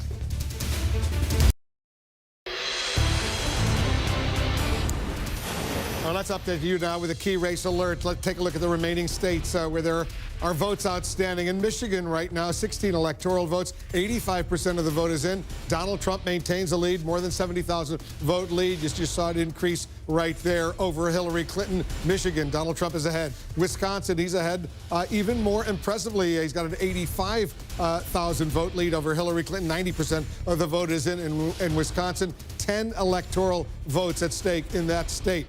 In Pennsylvania, Donald Trump is ahead with 97% of the vote in. He's ahead by almost 75,000 votes over Hillary Clinton. 20 electoral votes at stake in Pennsylvania. In Arizona, he's ahead as well. 11 electoral votes in Arizona. He's ahead by more than 67,000 votes in the state of Arizona over Hillary Clinton. Donald Trump doing well in all of those states. We're watching them very, very closely. There are more states we're watching. In New Hampshire right now, Hillary Clinton has expanded her lead. She's got a lead of almost 3,500 votes over Donald Trump right now, with 87% of the vote in, 4 electoral votes in New Hampshire. Hillary Clinton on top. She's also on top in the state of Maine, another 4 electoral votes. She's up by almost 20,000 votes over Donald Trump. 88% of the vote is in Maine. In Minnesota, she's up by 44,000 votes. 40,000 votes, if you see right there, it just changed. 88% of the vote is in. Hillary Clinton is leading Donald Trump in Minnesota with 10 electoral votes. Let's take a look at the Electoral College map right now. It's all important. Donald Trump has 247 Electoral College votes. Hillary Clinton has 215. You need 270. He's inching closer and closer to that. You see 247. You need 270. Let's go over to Jeff Zeleny right now. He's joining us from Clinton headquarters over there at the Javits Center in Manhattan. I still see a crowd behind you. What are you hearing over there, Jeff? Wolf, there is still a crowd behind me here at the Javits Center. As you can see, there's a little bit more activity right now, and they have turned off the election coverage really for the last several hours. This crowd here has been watching our coverage and others. Really a somber mood here. But I am told that campaign chairman John Podesta is on his way here to the Javits Center from the Peninsula Hotel where he has been with the Clintons. He is on his way here, Wolf, and he's going to be giving some type of an announcement, a message. I am told Secretary Clinton is not going to be coming here, at least not now at this moment. The Clinton campaign is still watching this handful of states that remain out there, Wolf, but I can tell you, optimism among all Democrats here, supporters here, has essentially faded. Top advisors across the board, top donors, top strategists, all are recognizing that Hillary Clinton is not likely to be the next president. So John Podesta is coming here to make some kind of a statement. We do not know exactly what that will be, but we will bring that to you when he does it. Well, it's approaching 2 a.m. Here on the East Coast. Jeff Zeleny, thanks very much. Let's go over to John King. You're taking a closer look at these handful of states that are outstanding that will determine who the next president is. And you know, we currently have Donald Trump at 247. Pennsylvania would be 20. That would get him to 267. And so you're looking at the math right here, and you're trying to find, with 97% of the vote in, is there some way for Secretary Clinton to make that up? And I'll tell you, Wolf, this is just, you know, you want to give everybody the benefit of the doubt, and you keep going through here. 100% of the votes counted. You move out here to Allegheny County, 98% of the vote is counted. You're looking for places where, is it possible there could be some miracle comeback? Or there's some big pile of votes that we yet to count? You know, this is more populated out here, the suburbs of Philadelphia, but that's, you know, 99%. 98% in Bucks County. Look how close it is. So even if you make up a little bit with what's left, and a lot of times you get to 99% and you don't get to 100 till the next day if there's just one precinct out or one issue somewhere. And so you're looking at that, and I just can't find them. I mean, I've been looking for hours trying to find more votes to see, is there any math out there? And if you go through the Trump vote in these counties, they're most of them at 100%. You might find a couple as you go through. There's 1 or 2 we found at 98 earlier when I was going through, but they're all coming in at 100% now. So you assume most of the Trump vote is counted, but guess what? So is most of the Clinton vote. And so you're looking at Pennsylvania. 75,000 votes. It's a lot of votes to overcome at this very late stage. Exactly, especially where the places you're looking where votes are out. Yes, they're Democratic areas, but like as I said when I was in the suburbs here earlier, 99%. You know, she's winning big, but there's not that many votes left. Over here, she's not winning by as much. It's very close here in Bucks County. So if there are more votes come in, they're likely to be relatively evenly split. You know, if they keep with the trend of the night. When you get to 99%, it's hard to see something come in late that's going to defy what you've been seeing for the rest of the night. Happens sometimes, but it's less likely to happen. So you're looking at Pennsylvania. If you're in the Clinton war room, again, they're calling all their people all around the state, and they're not there to be found. That doesn't mean. Yeah, maybe they're fine. Doesn't look good for her there. Let's take a look at Michigan. You come to Michigan here, you're in the same boat here, except we have more votes out. 14% of the vote yet to be counted. But again, you've got a pretty healthy lead there. Modest lead, but a healthy lead, and it's been stubborn and persistent. So let's just start. Earlier tonight, I told you if this was going to happen, the most likely source of it was here, Detroit, Wayne County. Well, we're up to 96% now in Wayne County. Yes, a very big, healthy lead for Hillary Clinton when it comes to the percentages, but no more votes. Oakland County, no more votes. Genesee County, last time you were here, was a little above 47%, I think it was last time. Now they're up to 84%. And again, those are votes for Secretary Clinton. But, you know, even if she gets another 5,000 or 8,000 more out of there, it doesn't match up when you come to this. So it's getting very hard to find these votes. And let's just go next over to Wisconsin. We're in the same boat here. We're at 90% now. That's even 85,000 vote lead that Trump has. It's a healthier lead there. So you're looking, Milwaukee's now up to 99%. This would have been your biggest chance to get votes. And we went from 87 to 99, and she made up a tiny bit, but not enough. The Clinton campaign has been telling us throughout the night, watch Dane County. Now, there are still 16% of the vote out here. It is conceivable when you get that, 16% of the precincts, so you could get a giant stack of votes, and she's winning this one overwhelmingly. So if you're looking at this map, you're thinking, okay, there it is, but you're placing a giant bet on one county, essentially, because when you go through the rest of this, most of it's in. 91% here, but again, look at the percentage of the population. You're talking about much fewer votes here. So if you're in the Clinton campaign war room, you're hoping against hope, you're hoping against math, really, at the moment, in the sense that when you pull back out here, with Donald Trump at 247, Hillary Clinton has to block him. She's leading in New Hampshire right now. But Donald Trump, if he gets 2 of those 3, it's game over. It's over. Let's go to Jim Acosta. He's over at Trump headquarters at the New York Hilton Hotel. What are you seeing over there, Jim? What are you hearing? Yeah, Wolf, I just talked to a senior Trump advisor just a few moments ago who said that if Donald Trump is declared the winner, and they do believe that that is going to happen very, very soon, that he will deliver a speech that calls on the country to come together. He will obviously talk about this as being a very big upset win, that he's going to praise the movement that brought him to the White House. That is, of course, if everything goes the way it seems to be going right now. But, Wolf, as for this issue of bringing the country together, you can just hear the chants behind me. The crowd here at Trump campaign headquarters is chanting "Lock her up" once again. Obviously, it's going to be very difficult for Donald Trump to bring the country together, given that kind of rhetoric, the rhetoric that he's used out on the campaign trail, talking about Mexican immigrants, talking about Muslims immigrating into the United States, talking about women, the kind of language that just infuriated female voters. But, Wolf, I'm also told that this work of building a Trump administration has been actually happening as part of this transition team that was being led by New Jersey Governor Chris Christie, Alabama Senator Jeff Sessions, who is expected to be an instrumental part of an potentially upcoming Trump administration. He is here on the floor tonight. Just saw him here a few moments ago. So, Wolf, they're very excited here. They're breaking out into chants of all sorts of things that we've heard out on the campaign trail. There are lots of red hats in this room. I suspect we're going to be seeing a lot of those red hats in the days and weeks to come, Wolf. I suspect we're going to be hearing a lot more about making America great again. Anderson, over to you. Well, thanks very much. Jeffrey Lord, Corey, in terms of, we heard that chant, "Lock her up." I mean, is that something you think Donald Trump pursues as president of the United States? Or, again, for the idea of reaching out, of sort of being presidential? I'm sure, you can do both here. I mean, number one, you can make the gracious concession, acceptance speech and reach out, et cetera. But number two, she really does have some serious problems here. I mean, I seem to recall Senator Al Franken telling, I think it was Jake the other day, that he wants, as a member of the Senate Judiciary Committee, he wants an investigation of the FBI. Sorry, here's John Podesta. Let's listen in at the Hillary Clinton event. Thank you.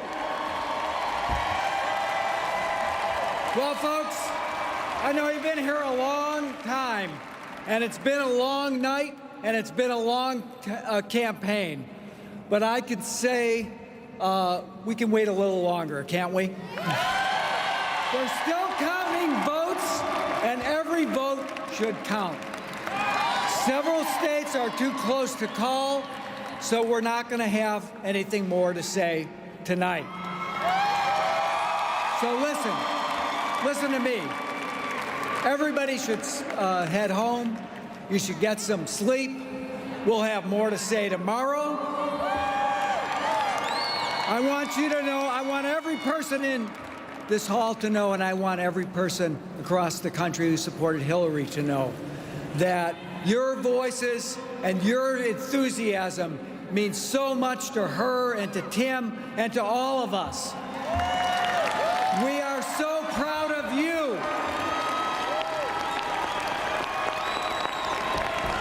And we are so proud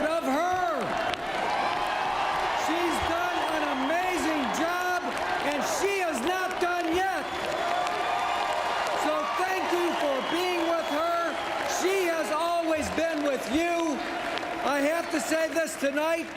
Good night. We will be back. We'll have more to say. Let's get those votes counted, and let's bring this home. Thank you so much for all of you have done. You are in all of our hearts. Thank you. John Podesta speaking to a group of Hillary Clinton supporters at what was, in the opinion of many of the people in that room, supposed to be a victory party for Hillary Clinton. Certainly does not to be turning out that way. Does it surprise you that we're not going to be hearing from Hillary Clinton tonight? Yeah, I'm not sure. I can see wanting to wait and see what happens. I don't know what her state of mind is right now, and they don't know how long it'll be before. Do you think Donald Trump still comes out if it starts to get called by, networks? I suspect if the media organizations call it, that he may speak tonight. I would ask the Secretary of State and the Attorney General. Supreme Court Justice, if you didn't see the interview, thank you very much. Do you think Trump would come out? First and foremost, Hillary Clinton is going to lose tonight. She should call Donald Trump immediately and say, you've run a great race, thank you very much. Secondly, she owes it to the American people to make a speech. If this was Donald Trump sending out the chairman of his campaign saying, we're not going to address this tonight because all the votes aren't counted. It's, 2 o'clock in the morning on the East Coast. We have 99.9% of these ballots counted. We're waiting for a small fraction in Pennsylvania, a small fraction in Wisconsin, which will not materially change the outcome of this election. I think this is, exactly to Van's point, not bringing the country together. This is saying you will hear something moving forward, but it won't be from us. And look, John Podesta could have just emailed everyone yesterday, and we would have got this from WikiLeaks, as opposed to just coming out tonight and doing this. This is absurd. I don't think Van thinks you were making exactly his point. This is so egregious that if this was Donald Trump, the hypocrisy would be so outrageous that, you know what someone in this panel would call him? The George Costanza of this election. That's what he would be called right now. Corey. You won. So where is the conciliatory note to say, I want my people to support one president? Where's that message? It's got to start with you, man. No, it has to start with the president who ran. It has to start with Hillary Clinton, who ran. Look, I didn't run for president. John Podesta didn't run for president. See, this is the fear. Here it is. You see it. You won. Say it again. I didn't hear you. You won. That's right. And Hillary Clinton should say that to the American people and say, support Donald Trump because he's one president. This is it. Let me finish. I'm not done. I'm not done. Look, it's 2 o'clock in the morning. She'll talk in the morning. Will she? Let him finish. Corey, you're being a horrible person right now. Let me finish. If this was Donald Trump, the hypocrisy would be so outrageous right now. I want every parent at home. At 2 o'clock in the morning? I want every parent at home who's up right now, who's trying to figure out, who are up right now, trying to figure out how are we going to get through this, right? Where's the grace going to come from? Where's the understanding? Where's the empathy going to come from? It's going to have to come from ordinary people. Tomorrow at work, when we go and look at people who we don't agree with, this can't be the interaction. It's going to have to be ordinary people reaching out to each other. I'm going to say one more thing before I let a smarter person talk about smarter things. When they were beating up on Melania Trump this past week, I stuck up for her because I thought it was inhuman and disgusting for somebody who never signed up to be a political wife to go out there and do her best and actually ask for the bullying to stop and then be bullied herself. Because you got to treat people like human beings. Tonight, Hillary Clinton's a human being. I think we give her a break, let her come out tomorrow and do a good job. And I'm telling you what, if we can't begin to treat each other in a more human way, this thing is going to go from bad to horrible. Hold on. Ron is just joining us. To bring up Melania Trump, who I happen to know and respect immensely, I heard so many people sit on this network. Not me. And criticize, not you, you're right. So many people criticized her for saying that her priority was going to be anti-bullying because of what her husband has said on Twitter. Criticized her. Multiple people, all the time. And tonight, to say that one of two people who's going to be elected president of the United States is not going to come out and say we should unite behind the person who is the... No, excuse me, you had your chance. It's not my turn. You're saying the same thing 4 times in a row. No, what Van is saying is we have to get the respect from the people at home to come out and support Donald Trump. No, no. They put their faith in Hillary Clinton, and she received tens of millions of votes today and won a series of states. And she is the leader of the Democratic Party. And for her not to walk, is it too late? Yeah. You're saying she should definitely come out and say support Donald Trump? I think, look, as we've just seen, this is an election that has deeply, deeply divided the country. I mean, the polling, we can look, we'll probably get the polling overnight, but the polling going in was that 90% of Clinton voters were strongly unfavorable to Trump. 90% of Trump voters were strongly unfavorable to Clinton. It is still entirely possible that Hillary Clinton will win the popular vote, given the West Coast states of California, Washington, and Oregon, and Donald Trump will win the presidency by dominating in the Rust Belt. But the divisions in the country, the urban, non-urban, he won working-class white voters, non-college white voters, by more than Ronald Reagan did. But the gap between the way they voted and the way the college-educated white voters was the biggest ever. So there are a lot of divides that are left after this election, and it is going, I agree, I think Hillary Clinton, if she is, and it looks like a very kind of thin, road, if she is the loser, she has to make a gesture to reach out. And I think what Donald Trump does as well, you've got to recognize that we are in a very unique situation where essentially half the country is not only disappointed, they are frightened by the outcome either way, and that is just under half the country. And that is a big development going forward. Do you know how many times we heard, will Donald Trump concede this race? Will he call into question? Right. You know what we're seeing tonight? We're seeing Hillary Clinton, who refuses to concede. She has lost this election. Whether it has been called or not, the race is over. And we heard for weeks that Donald Trump will call into question the legitimacy of this election. He will not concede. What will his people do? Will there be an outrage? Where is the outrage tonight that Hillary Clinton refuses to call and concede the election? The race is over. I mean, this is such a basic thing to do. And Van, to your point, and you certainly don't remember this, I do, in one of Nixon's losing races, either for president or governor of California, he did exactly some version of this and waited until the next day and wouldn't do it. And you know what they said? He's got no class. I remember this vividly. And here we are, and Hillary Clinton does this, and everybody says, oh, well, maybe she's tired. I don't think so. Guys, the race hasn't even been called yet. Well, then stay up and wait for it to be called. We are running for leader of the free world. What races? John Kerry conceded on the day after the election. This is not that extraordinary. But I think the advice that Van was trying to give you is good advice, and I'm just giving it to you as someone who's been on the winning side of elections, which is you can either use this as an occasion to sort of strut and pay for strutting and payback, or you rise to the occasion and say, we have now won, we've got to bring the country together. And since you are the leader, if your guy's going to be the leader of the country and really the leader of the free world, then there's an onus on him to do that. And the fact that his opponent is waiting for the votes to be counted shouldn't be the occasion for you to replay everything that bothers you about what's been said over the course of the campaign. You've won, so act like you've won. I think Donald Trump is going to go on tonight. I think he's waiting for Hillary Clinton to call him and concede this race, and then he's going to make a very gracious speech which says, I want to be the president of the entire United States. I want to bring everyone together. I don't think it's outrageous for him to wait. I don't think anybody here tonight has argued that he should not come out and he should not deliver that. Well, if we don't have the election results, why would he come out? But my assumption would be he would wait till somebody calls it and then come out, and so he could have whether she calls him or not. Yeah, whether she calls him or not, and then maybe it makes her look even worse, but he at least gets his due tonight, which is certainly well-deserved given the incredible victory. It's not as if because she's gone home, this process is about to end. This process is continuing as we speak, and when the race gets declared, I think it's entirely appropriate. But I do think, to Corey's point, I mean, I think Corey raised an interesting point. There was a lot of criticism of Donald Trump. Yes. What would he do on election night if the roles were reversed and Donald Trump wasn't, conceding tonight? No. The question was he was asked whether he would accept the result of the election, and he wouldn't say. There's no indication here that she's not going to accept the result of the election.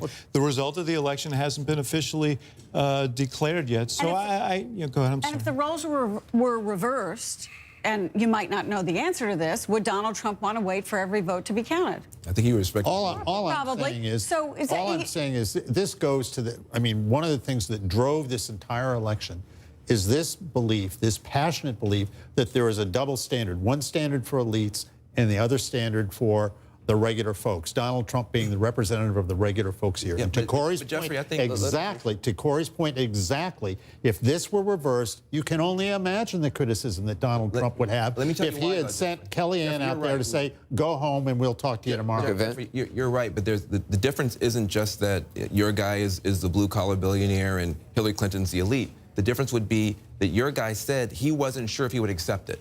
And she has never said that. And so that's why, you are correct. If Donald Trump were being hesitant, it would trigger those old memories. But she didn't go down the road your guy went down, and that's why she would be treated differently. But the fact is, that even if Donald Trump hadn't come out, as Gloria, I think, was pointing out, Hillary Clinton would have come out. I mean, he can still come out and say, I've won once that verdict is kind of, you know, reached by the networks, by all of us. Why is it so much about the timing? I understand it. But it's also about what they say, and that's, I think, was your point. And I think Hillary Clinton needs to be gracious about the stunning victory that Donald Trump has had. Number one, he won, and he reset the map. He blew it up.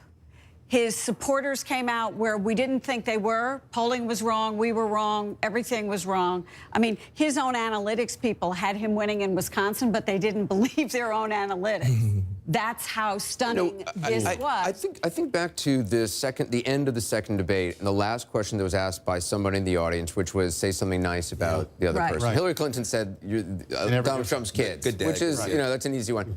I thought his answer was, I thought it was a great answer, but I also thought it really showed kind of the charm of Donald Trump that his supporters see and like, and that people who know him well say they see one-on-one and see in meetings and know socially, which was him saying something which, he attacked her in campaign commercials for, but said, you know, she doesn't give up. She's got grit. And I thought that answer, I was like, wow, that's a side of Donald Trump, you know, that is something that everybody can kind of like. And I'm guessing we're going to see a lot of that Donald Trump in whatever speech he makes tonight. That may be what you're seeing tonight with her. She's not giving up till the last vote is counted. Can I mean, unless we want to beat this around a while longer, but I don't want to invite you to do it. Let me just say this. You know, you said earlier, and I think you're right, that part of the frustration that people were expressing tonight. By the way, this is Donald Trump arriving at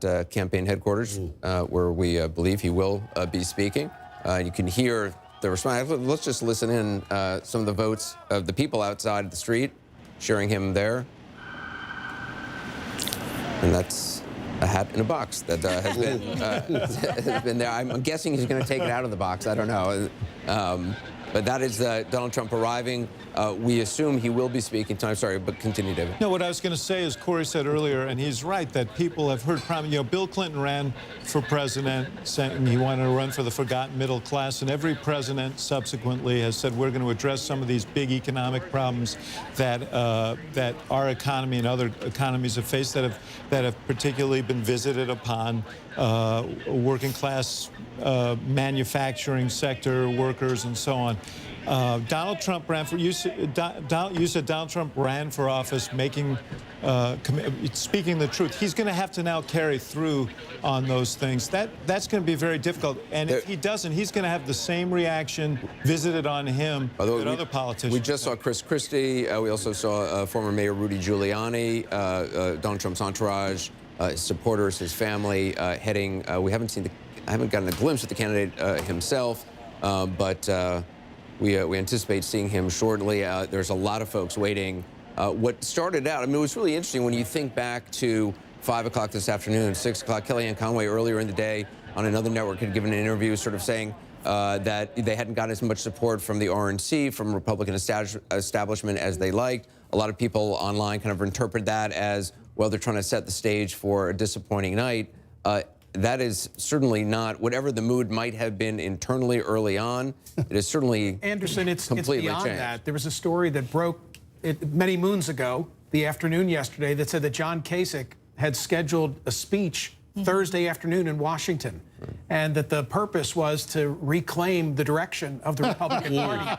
I assume he won't be delivering at least that speech on Thursday. I mean, he didn't need the RNC. He didn't need Kasich. He didn't need any of those folks who abandoned him in some ways, the Bush family. You saw Paul Ryan sort of flip-flop on him, seeming to, back him, then saying he wouldn't, but then ultimately endorsing him. You wonder what happens to Paul Ryan. You wonder what happens to that whole class of folks who thought they were going to be the future of the Republican Party. Because they are all still here. I mean, that's the thing. I mean, this was an incredible uprising by, in particular, one segment of the population. There's a couple numbers. Hillary Clinton's vote among non-college whites compared to Barack Obama, down 13 in Michigan, 8 in Pennsylvania, 10 in Wisconsin, 12 in New Hampshire, 6 in Florida, 5 in Ohio. Nationally, only 28%, less than Walter Mondale got against Ronald Reagan. He had a bigger margin among non-college whites than Reagan did against Mondale. But that included an agenda that a lot of those people you just mentioned really are not part of on any point. Right. You know, backing away from trade, very restrictive on immigration, no cuts in entitlements, an infrastructure program twice as big, he said, as Hillary Clinton's. I asked Paul Ryan about that at a forum we did a couple weeks ago. He said, that's not in the Better Way program. I mean, so and there is Tom Donahue and the Chamber of Commerce. I mean, there are many aspects of the Trump agenda that are fine, that overlap with what Republicans want to do, repeal Obamacare, cut regulation, cut taxes. But there's a whole other half, and maybe the more important half in terms of building the coalition that won, that really collides with a lot of the existing interests in the party, and how that shakes out. You know, I asked a Republican senator this summer at the convention, how many Republican senators would go along with Donald Trump if he wants to withdraw from NAFTA? And he said less than 5.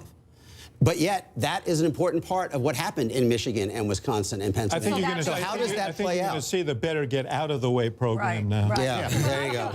I think that's going to change because a lot of these guys owe their reelection now to Donald Trump. You know, when you think about it, he got, what, 1 newspaper endorsement? Is that right? He had a terrible video that came out. He divided the Republican Party, and there was this uprising, as you put it, a revolution of the people, no matter what all of these things were, because there were people who feel disenfranchised, and they wanted to change election, and he gave them change. So Congress, if he has control of both houses, and it looks like he might, if he has control of both houses, the message is going to be to incumbents that the voters want to change. That's right. That's right. What? I was going to say, it's not just the Republicans. I will ensure you, Donald Trump won in Democrat House districts across this country tonight. And what that means for those incumbents is we better listen if we have a president who has set an agenda and won in a district where they weren't supposed to win. So as Donald Trump is going and talking about what his agenda is for the American people, you won't just see Republicans as part of that. He will build a broad coalition, as he always does when he tries to get something done. And he will go to those Democrats, and he will say, this is what happened in Michigan,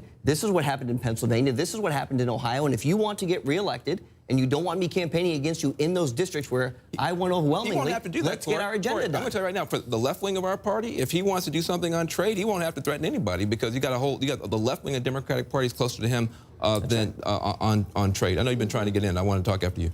Well, all I'm trying to say here is I think that the period after Reagan left office until tonight, the Republican establishment came back into their own, and they took control of this party. And from my perspective, as nice as so many of these people are on a personal level, they steered the party off the tracks. They could not understand for the life of them why they couldn't get Mitt Romney elected. I mean, they assured everybody, well, he's the guy. This is what's going to happen. He'll win. Ditto John McCain. I mean, this was their mentality here. And they have finally been stopped in their tracks by Donald Trump, who is going to rewrite this whole script here. Because they so what happens to all those people that you named? How is he going to deal with John McCain and these others? The same way Ronald Reagan dealt with them. That you mount the political troops to get their support, or you go around them. Jeffrey, will it matter in terms of his leverage if he doesn't win the popular vote? If he loses the national popular vote? The president of the United States is the president of the United States. But in terms of claiming the mandate and influencing people who may not want to vote for him.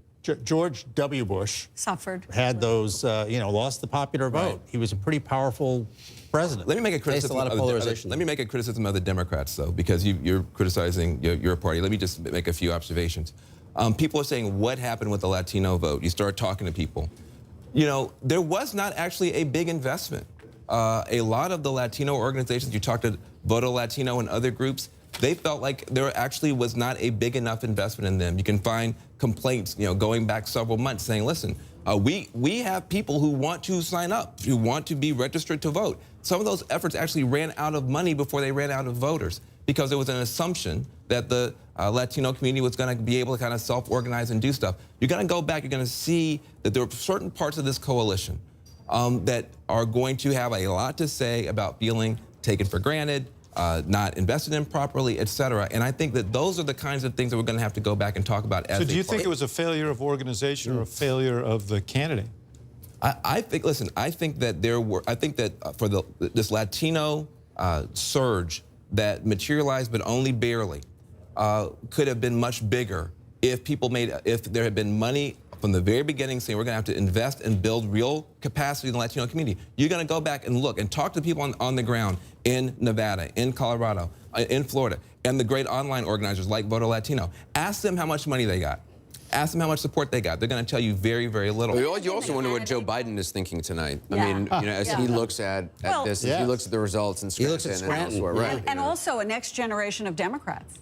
What are they thinking tonight? Maybe, Van, you can talk about that. Is there a next generation? Is there a next generation of Democrats? Because everybody was banking on party identification and affiliation is at an all-time low in the modern era. I think so many individuals voted today without any regard for their identification by party. Instead, it was a vote that they were making along class lines, along income lines. There's one star. There's one star who hasn't been talked about tonight who is going to be talked about a lot. And her name is Kamala Harris. She just became the senator from, I would imagine, or she hasn't been declared. She will be declared the senator. I don't know. I'm sorry. I'm not trying to get in no trouble, but I bet that she will get declared the senator. She might be declared. She might get declared the senator from California. She is sharp as a whip. She is smart as a tack. She is an amazing force on her own, and she's going to wind up being a big deal. The question, Ron, the question for you is: do you think that this is, given as disruptive a force as this, as Donald Trump has been, is there an opportunity for a realignment? Is there an independent or third-party candidate? I don't know, but we've been heading. Look, Trump accelerated the trends that we had. I mean, I wrote today. I thought that the nightmare scenario for Clinton was that Trump batters down her defenses in the Rust Belt before they have advanced far enough in the Sun Belt to replace those losses. I mean, so basically they were caught in between. They didn't get far enough there wasn't like a counter mobilization enough among minority voters, although the Latino thing will be disputed about whether they as well as right. In particular, yes, she did better than President Obama did among college whites, but not nearly as well as the polling suggested. She was up 3 relative to President Obama among college whites, down, what was it among non-college whites, down 8. I mean, that's sort of the story. And, it was clear that Trump was going to run better in Ohio, Iowa, Michigan, Pennsylvania, and Wisconsin than Republicans usually do. It wasn't clear he was going to win all of them. And then she fell short. She did take Nevada, she did take Colorado, she did take Virginia, but there were enough of these blue-collar and non-urban whites in Florida and North Carolina to hold that, in Arizona to hold that. Georgia didn't really get off the launch pad again with just an overwhelming white vote. So the Democratic Party, I think, this was the nightmare scenario. He forced them to kind of accelerate demographic changes that might have taken a decade, move their base from the Rust Belt to the Sun Belt. They weren't strong enough in the Sun Belt, and then he knocked down the doors. Corey, let me just add, Corey, just on a personal level, as somebody who's there from the get-go and went through an awful lot with this man, this candidate, who you're still very obviously close to, what is it like to see this tonight? What is it actually like to see those flags there, to see that crowd with their hats and knowing the candidates, about to come out? I mean, it just got to be an extraordinary feeling. Look, it's amazing to have been a small part of American history. And, there's very, very few people who have had the privilege of serving as the President of the United States. It's such an honor, it's such a high privilege. But to have so many people doubt also but look, I don't know Robbie, who ran the Clinton campaign. I guarantee that guy put in 20 hours a day, 7 days a week for the last year and a half, and his family suffered, and his relatives, and the abuse he took online. I respect it. These guys put the uniform on. I put the uniform on. I was fired halfway through the season, but that's it. That's baseball, right? But it's so amazing of the small team we had, and we had such a small team. We still have a small team, relatively speaking, compared to the Clinton campaign. But I take nothing away from those guys who dedicate their lives, and this is truly a life calling. 2 years to go and do, and then Robbie wakes up today thinking he's going to win and they lose. Yeah. And I've been on the other side. I've lost those races, and it's so devastating. You don't recognize it tonight, you will tomorrow. And I'm fortunate that tonight I'm on this side. But I give those guys a lot of credit because they played to win. I want to talk about the small team, but we do have a projection. I want to go back to Wolf. All right, we have a major projection right now. Take a look at this. CNN now projects that Donald Trump will carry the state of Wisconsin. He will win Wisconsin with its 10 electoral votes. He's cracked the so-called blue wall that Hillary Clinton had tried to create. Donald Trump wins Wisconsin. Take a look at this. 92% of the vote is in. He's up by 75,000 votes plus 10 electoral votes. Donald Trump, the winner in Wisconsin. Let's take a look at the Electoral College map right now with that win in Wisconsin. Look at how close he is. Right now, he has 257 electoral votes. He needs 13 more, 270, to be elected president of the United States. Hillary Clinton remains at 215. Let's go over to Jake and Dana. He is getting incredibly, incredibly close, Jake. And the wall comes tumbling down. This is the blue wall that Hillary Clinton had talked about. This is a state that Hillary Clinton hasn't even visited since the Democratic convention over the summer. And it's stunning. Look, the last time it was close, I believe, was in 2000. But since then, Democrats have won the state. This is a state that voted for Mike Dukakis over George H.W. Bush. I mean, this is a reliably Democratic state.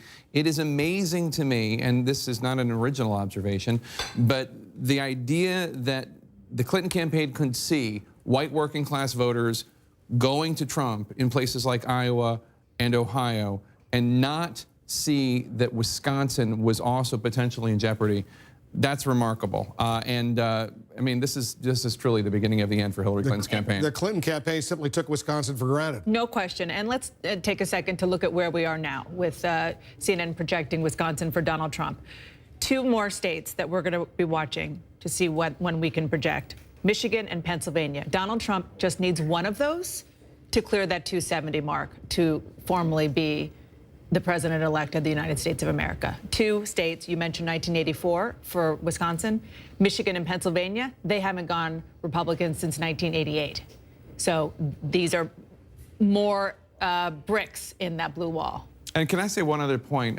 Just to in both of those states, by the way, if you take a look, Trump is ahead in both of those. In Pennsylvania, he's ahead by 75,000 votes, and in Michigan, he's ahead by 59,000 votes. Yeah, we are one call away from the presidency being determined, and Donald Trump is leading in both of those states. Corey Lewandowski is right. There was a lot of talk over the last month and a question at a presidential debate just for Donald Trump, not for Hillary Clinton, about whether or not he would accept the results of this election. And the idea that we are being told by one of the campaigns they're not going to have a comment when we are just one state projection away from there being a president-elect declared by the media is remarkable. And I agree with those who are saying, if the tables were turned, if it were reversed, there would be a lot of outcry by people in the media and others about Donald Trump's behavior. I recognize that these are difficult moments for individuals. I don't mean to make light of that or belittle that at all, but this is also a moment for the entire nation, for the entire United States. If Donald Trump ends up winning, which certainly could happen, the idea that the other candidate is not going to concede before, I mean, after that happens, while we're all still awake, it's only 2:30 in the morning, that's remarkable. And I have to say, there is a nation going on here. It's not just one candidate and her supporters. There is an entire United States of America. David Chalian, our political director, you're looking very closely at these remaining numbers, these outstanding numbers out there. Yeah, I mean, it's just, when you look across the board of why this blue wall seems to be teetering on a complete collapse here, you can see it in the trade issue. You can see it at the anger and dissatisfaction with government. You can see it on the white working class. This all came together in that region of the country where his message resonated and his voter profile showed up. This notion that America was on this inexorable fast path demographically away from where it was did not materialize. And this notion of the first woman president, David Chalian, of the United States, so many people thought that was almost certain, but the polls indicated that it probably was. Didn't happen. No, it didn't happen, and there will be a lot of going back and looking at the polls in this race and polling in general. There's no doubt about that. But to Jake's point about how the Clinton campaign saw these states, I can't stress enough. Wisconsin and Michigan, they were never considered battlegrounds by the Clinton campaign, ever. Throughout this entire process, until the final couple of days in Michigan, they considered that. That was on a different list for them. So this is clearly coming as a big surprise to them as well. A major blunder on the part of the Clinton, the Clinton campaign, Dana. No question. And to be fair, the Republicans didn't even realize how big of a wave they had on their hands. One that it seems, and we'll talk about this later, that Donald Trump seems to have coattails in the U.S. Senate and in the House of Representatives. Republicans are just, winning across the board and doing quite well. But I just want to concur with what you said, Jake, about the whole question of John Podesta coming out and saying, never mind, go home. We'll talk to you in the morning. I mean, that's just not how, I get she's human, just like you said. I completely understand. But I agree that if the tables were turned and if Donald Trump were waiting for one more state and he said, never mind, I'm not going to come out, or suggested that the phone call wouldn't be made to say, congratulations, Madam President-elect, if the tables were turned, it would be, the Democrats would be screaming from the rooftops. And this is different than 2000. You remember in 2004, it all came down to Ohio, and John Kerry did not come out and speak that night. But the entire election was hanging on that one state. Right. There are enough states out here to put Donald Trump over 270 that it is surprising to me that they are not waiting that out, because it's not like the entire election is hanging on one state that just doesn't look like it will get projected. Outstanding. We have New Hampshire, we have Maine, we have Pennsylvania, we have Wisconsin, we have Michigan, we have Arizona. I mean, he needs one of them, right? Yep. I mean, not including New Hampshire, which is only 4 electoral votes, but I mean, he needs one of those bigger states. I mean, this thing's almost... And he's leading in several of them. This thing's almost done. Yeah, I want to go to Sarah Murray over at Trump headquarters, the New York Hilton Hotel in New York. I take it the Trump and his entourage, they are there, and they're going to be... Donald Trump will be speaking fairly soon, is that right? That's right, they are here. We are expecting Donald Trump to speak fairly soon, although I have to tell you, Wolf, for aides who have been in this room, this race has been over for a while. They have been here celebrating. They have restocked the bar for Donald Trump supporters who are not going anywhere, by the way. They just continue to cheer, continue to wait for Donald Trump and Mike Pence to show up. And of course, we know his plan going into this was to deliver a victory speech, to be gracious, to talk about bringing the country together. It'll be interesting to see if that tone changes at all in the wake of the fact that Hillary Clinton is not conceding. And speaking to some of Donald Trump's aides and seeing what they're putting out there on social media, they do seem surprised that we're not going to be hearing from his Democratic rival tonight. But there actually are a number of Donald Trump supporters that are right by a curtain to my left. We have heard them cheering over and over again, and they are just waiting to make their entrance. So should be any moment now, Wolf. I'm sure Donald Trump will be speaking fairly soon. Sarah Murray is over there at Trump headquarters in New York City, over at the Hilton Hotel there in the huge ballroom. Jake, this is the moment that Donald Trump predicted what happened. A lot of the strategy he used in defeating 16 or 17 Republican candidates, senators, congressmen, certainly governors, worked. Crooked Hillary. He used to call his opponents in the Republican primary by a name as well. That seemed to have resonated with a lot of folks. It worked, and I don't know how much of Donald Trump's success is because of that behavior or despite that behavior, and I'm sure that there will be many studies and lots of research and data about this. There are probably, without question, there are people who found that appealing, his most ardent, diehard supporters who yell things like... Little Marco, low energy Jeb, right. All of that.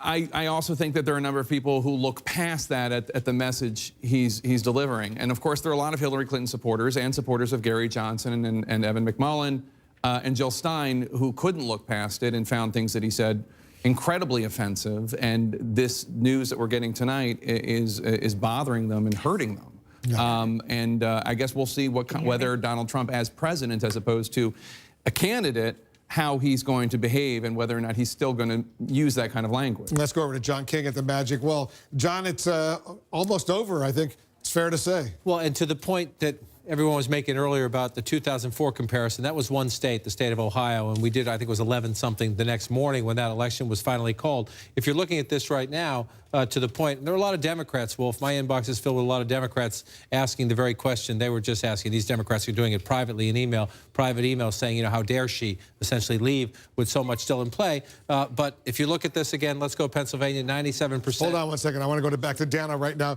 Dana, what are you learning?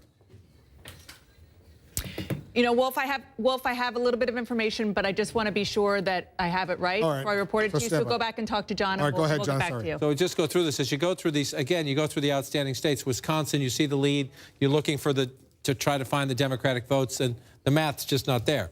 And that, you know, again, if it was one state, you'd say, okay, they're going to be extra careful about one last state. You come back to Michigan, it's very hard for the math. And I just want to pop this up, Wolf. It is not inconceivable that Donald Trump catches up in Minnesota. You know, Minnesota, the one state Walter Mondale won in the Reagan sweep. Now, it's, you know, the math is hard still. It's a close race there, but this is a sweep. Dana, you wanted to be precise, so go ahead. That's right. CNN can report that Hillary Clinton has called Donald Trump to concede the race. She has called Donald Trump to say that she will not be president, and I'm not sure the exact words, but probably to congratulate President-elect Donald Trump. So that has happened in the last few moments. President-elect Donald Trump, if Hillary Clinton has conceded, that is dramatic. That is a dramatic development, Dana. And to hear the words President-elect, we haven't yet projected that, but Hillary Clinton, what you're saying, has now made a formal telephone call to Donald Trump to concede. Is that right?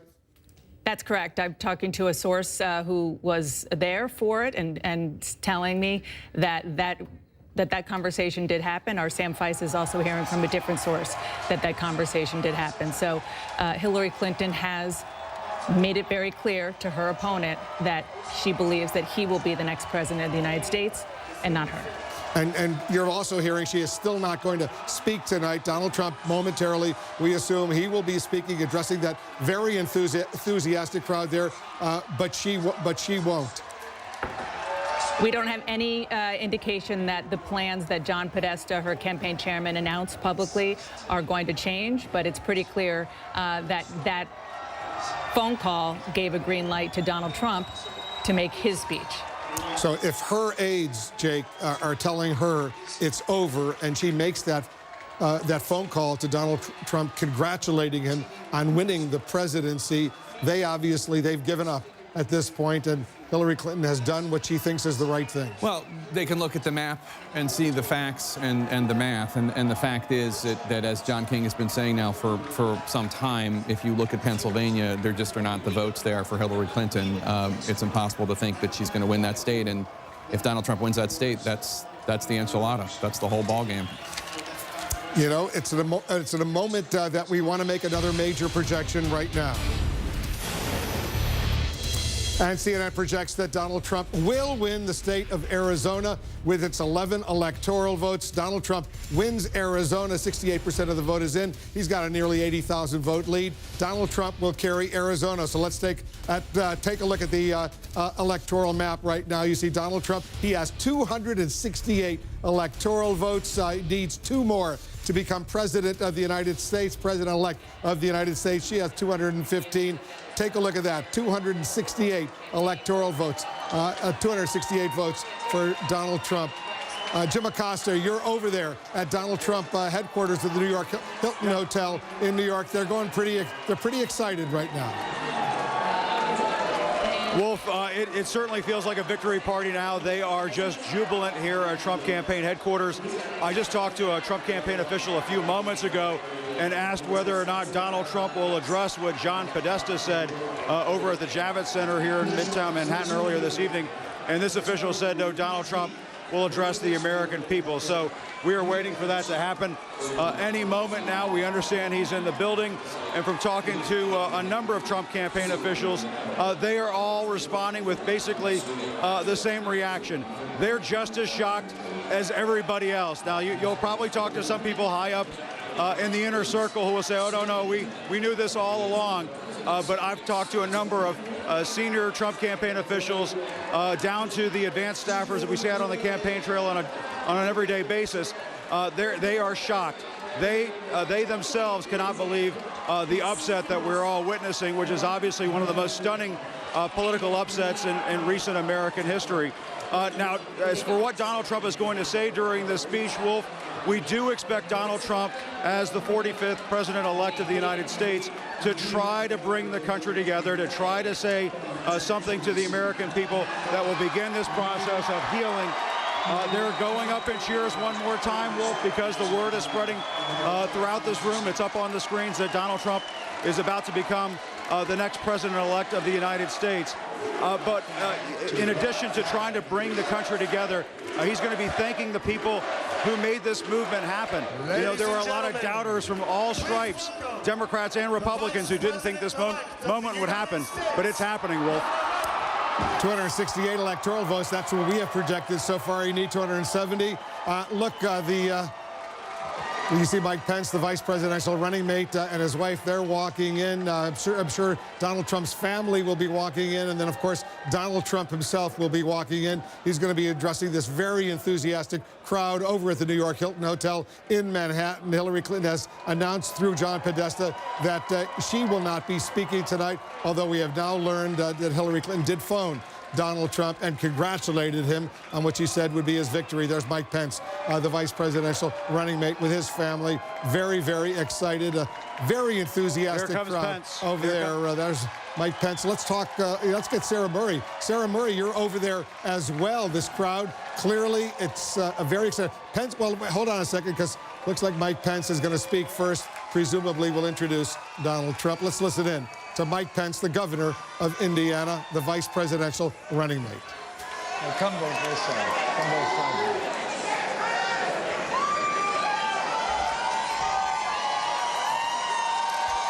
This is a historic night.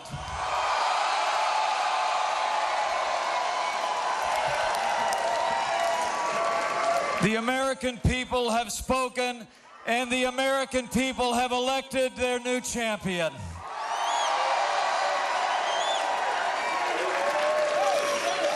America has elected a new president, and it's almost hard for me to express the honor that I and my family feel that we will have the privilege to serve as your vice president of the United States of America.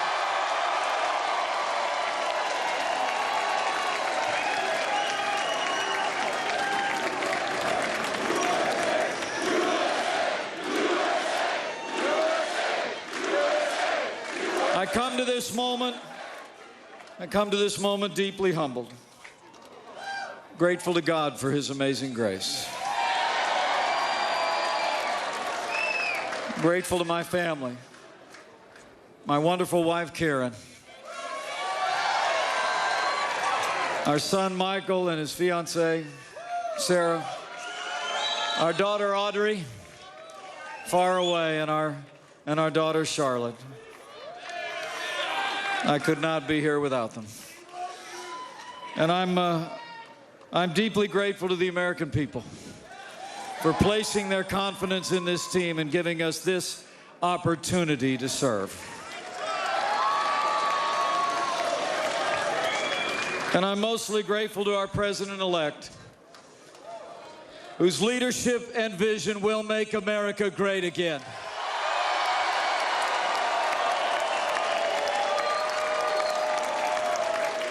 So let me say, it is my high honor and distinct privilege to introduce to you the President-elect of the United States of America, Donald Trump. Right now, a historic moment. We can now project the winner of the presidential race. CNN projects Donald Trump wins the presidency. The business tycoon and TV personality capping his improbable political journey with an astounding upset victory. Donald J. Trump will become the 45th president of the United States, defeating Hillary Clinton in a campaign unlike anything we've seen in our lifetime. Donald Trump wins the presidency of the United States, he is now going to be called President-elect Donald Trump. He's walking up right now. You see him right there. He's going to be speaking momentarily. He's got his wife there. History has been made. Jake, this is a moment a lot of people are going to remember. Well, the first time in the history of this country that somebody who has never held any job in government or the military being elected to the presidency. He is going to be moving from Fifth Avenue to Pennsylvania Avenue. I think it's a moment that a lot of people in his inner circle did not even think would ever happen, but it was a decisive win. There are still outstanding states that we haven't even called yet, but because his win was so overwhelming, we're calling it right now. He's there with his wife Melania, his son Barron. He's going up to the microphones. He's going to be having a victory speech. I assume he'll mention the phone call he received just a little while ago from Hillary Clinton, in which she conceded. She congratulated him on becoming president-elect of the United States. Dana, this is a moment few anticipated. Except if your name is Donald J. Trump, who said Brexit plus plus, and we'll analyze the results, but that looks like that's exactly what this is right now. So many things to look at and think about in what the new Trump-led world here in Washington is going to be like. A Donald Trump governing, a Donald Trump taking over the institutions that he called rigged so many times. And here he comes to the microphone. Donald Trump is going to speak.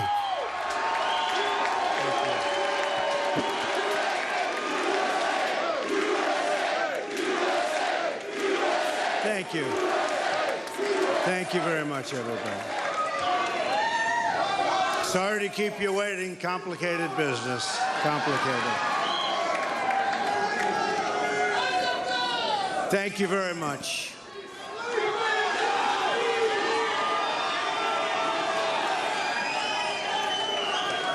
I've just received a call from Secretary Clinton.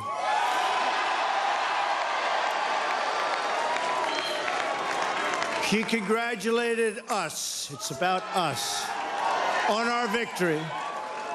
And I congratulated her and her family on a very, very hard-fought campaign. I mean, she fought very hard.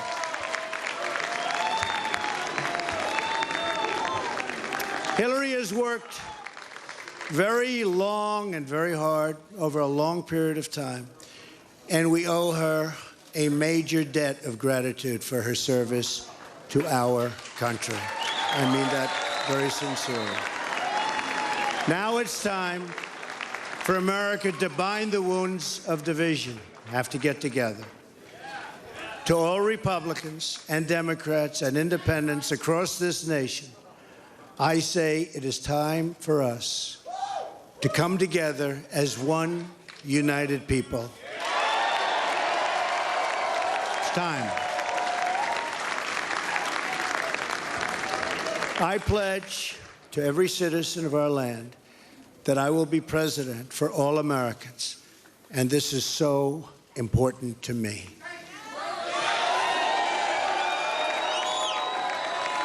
For those who have chosen not to support me in the past, of which there were a few people, I'm reaching out to you for your guidance and your help so that we can work together and unify our great country. As I've said from the beginning, ours was not a campaign, but rather an incredible and great movement made up of millions of hardworking men and women who love their country and want a better, brighter future for themselves and for their family.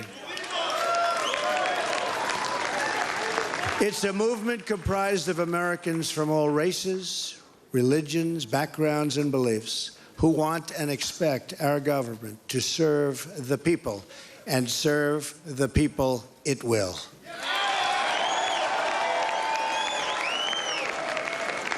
Working together, we will begin the urgent task of rebuilding our nation and renewing the American dream.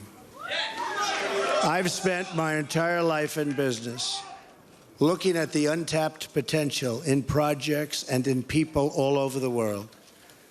That is now what I want to do for our country. Tremendous potential. I've gotten to know our country so well. Tremendous potential. It's going to be a beautiful thing. Every single American will have the opportunity to realize his or her fullest potential. The forgotten men and women of our country will be forgotten no longer.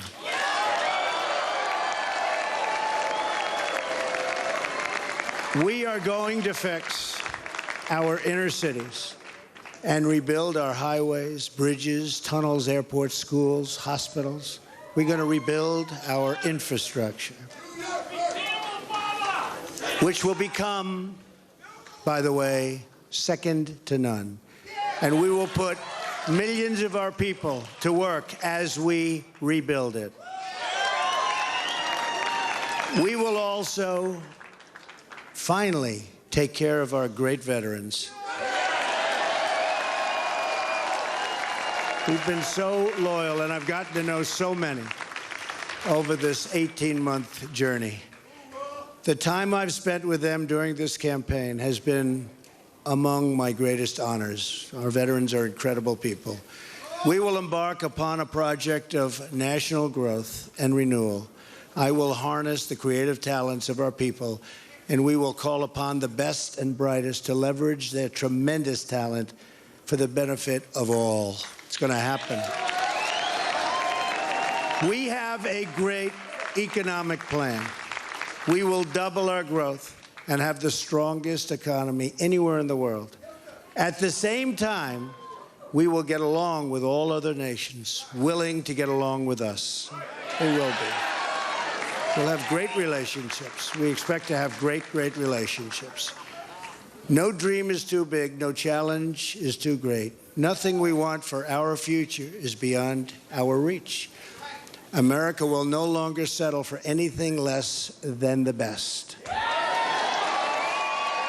We must reclaim our country's destiny and dream big and bold and daring. We have to do that. We're going to dream of things for our country, and beautiful things and successful things once again. I want to tell the world community that while we will always put America's interests first, we will deal fairly with everyone, all people and all other nations. We will seek common ground, not hostility, partnership, not conflict. And now, I'd like to take this moment to thank some of the people who really helped me with this, what they are calling tonight, very, very historic victory. First, I want to thank my parents, who I know are looking down on me right now. Great people. I've learned so much from them. They were wonderful in every regard. I had truly great parents. I also want to thank my sisters, Marianne and Elizabeth, who are here with us tonight. And where are they? They're here someplace. They're very shy, actually. And my brother Robert, my great friend. Where is Robert? Where is Robert? My brother Robert. And they should all be on this stage, but that's okay. They are great. And also my late brother, Fred, great guy, fantastic guy. Fantastic family. I was very lucky. Great brothers, sisters, great, unbelievable parents. To Melania and Don.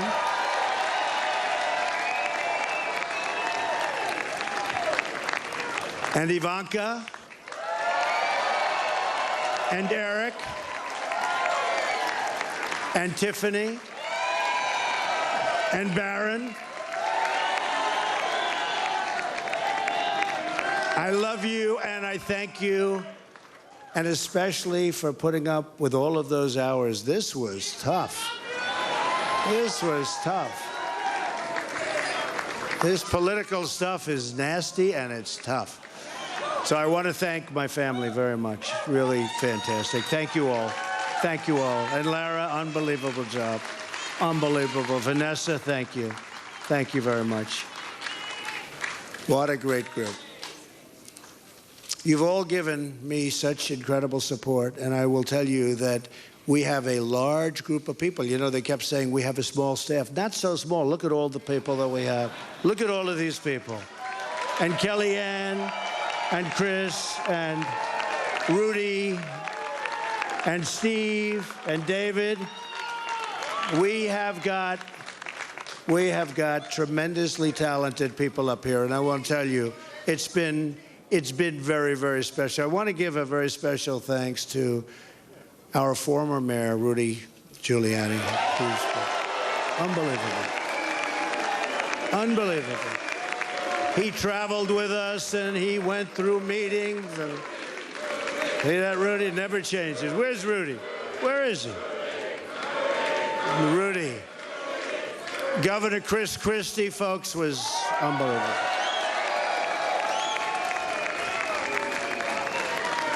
Thank you, Chris.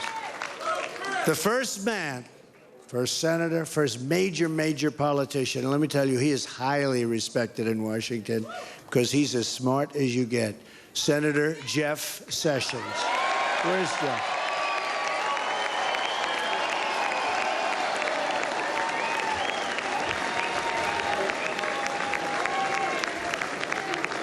Great man. Another great man, very tough competitor. He was not easy. He was not easy. Who is that? Is that the mayor that showed up? Is that Rudy? Oh, Rudy got up here. Another great man who has been really a friend to me, but I'll tell you, I got to know him as a competitor.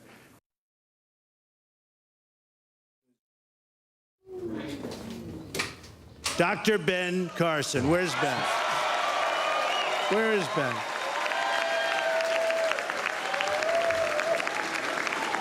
And by the way, Mike Huckabee is here someplace, and he is fantastic.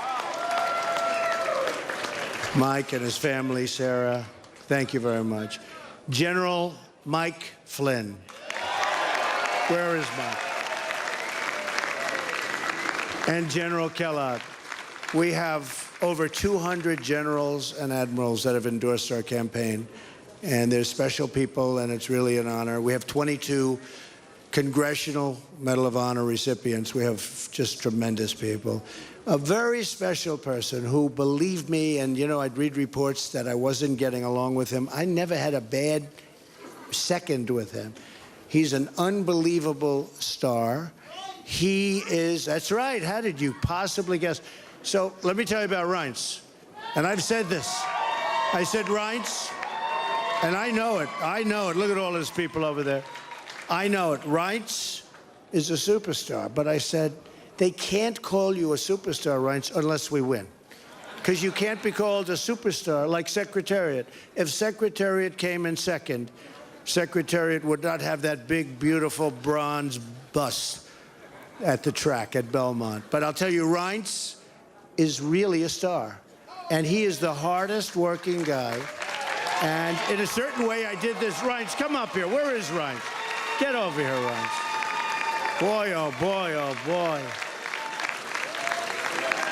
It's about time you did this, Reince. Huh? My guy. Yeah, say a few words. No, come here. Say something. Ladies and gentlemen, the next president of the United States, Donald Trump. Thank you. It's been an honor. God bless. Thank God. You bet. Amazing guy.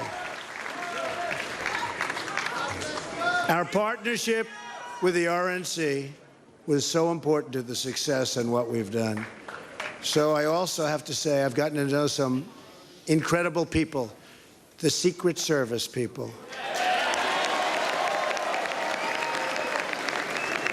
They're tough, and they're smart, and they're sharp, and I don't want to mess around with them, I can tell you. And when I want to go and wave to a big group of people and they rip me down and put me back down in the seat, but they are fantastic people, so I want to thank the Secret Service.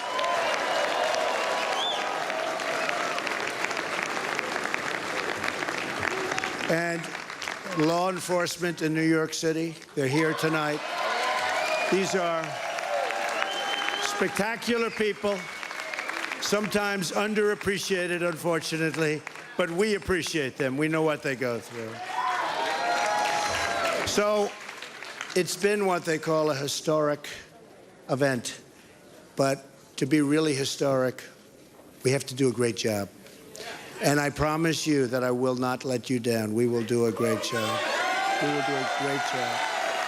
I look very much forward to being your president. And hopefully at the end of 2 years or 3 years or 4 years or maybe even 8 years,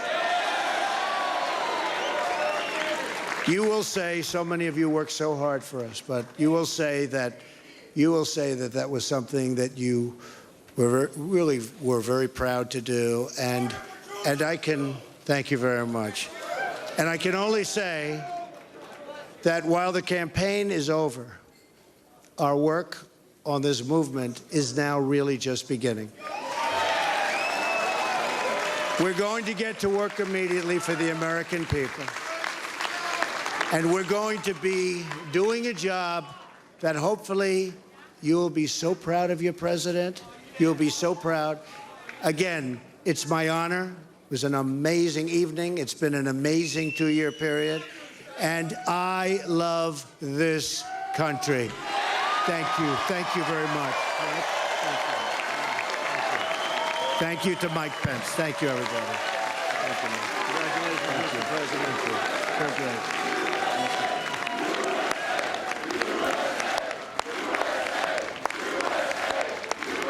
An amazing moment in American history. Donald J. Trump with his family there after thanking all of his supporters, all of his key staff, his family members, having a very gracious speech, thanking Hillary Clinton for calling him a little while ago to congratulate him on becoming president-elect of the United States. He thanked her for her service. He was very gracious toward her. There you see him kissing his daughter and his family members over there. Donald Trump, the president-elect of the United States. What an historic moment this is. What an improbable moment. You see Chris Christie there. You saw Rudy Giuliani. You saw all of his top aides, including Reince Priebus, the chairman of the Republican National Committee, who worked very, very hard. Steve Bannon is there. All of his supporters are there. Omarosa from his days in reality TV, Jake. This is, how improbable is this, what we're seeing right now, that Donald Trump has defeated Hillary Clinton to become president-elect of the United States? There has never been anyone elected to the presidency of this country who had not at least served in government or the military before. He is as much of an outsider as possible, using those as the parameters. It's quite remarkable, and it really says something very different about the world that we're in now and what at least a plurality of Americans want. It was on this day in 1989 that the Berlin Wall started to come down. And now, in 2016, the U.S. has just elected somebody who one of his policy proposals, perhaps his main policy proposal, is building a wall so many years after that Berlin Wall came down. It is a time when the United States seems to be saying to its leaders, we want more attention paid to what's going on here at home. And you see him walking into that crowd. It's after 3 a.m. here on the East Coast. He's in New York City. Didn't carry his home state of New York, but he got more than enough electoral votes, Dana, to become the president-elect of the United States. And he pledged to work with Democrats. He said even those who didn't support him, he said there were a few, he said he pledged to work with them going forward. And we should take a moment to talk about the beginning of that speech, because I was told by a Trump advisor it was going to be gracious, and it was. It was. He hit all of the notes and all of the tone, broad tone, that a winner is supposed to hit. First of all, calling out Hillary Clinton by name, saying that she ran a good race, reaching out to her supporters, and saying that he is going to try to bring this country together. That is precisely what he should do. And it was, sort of a little bit jarring for people who went to his rallies and listened to him throughout the campaign, because his speeches then were quite different. Now, he actually got what he wanted, to play on the song that we're listening to, and he realizes that he does have to succeed. His whole life is about succeeding. He succeeded in winning Now he's got to actually do the job.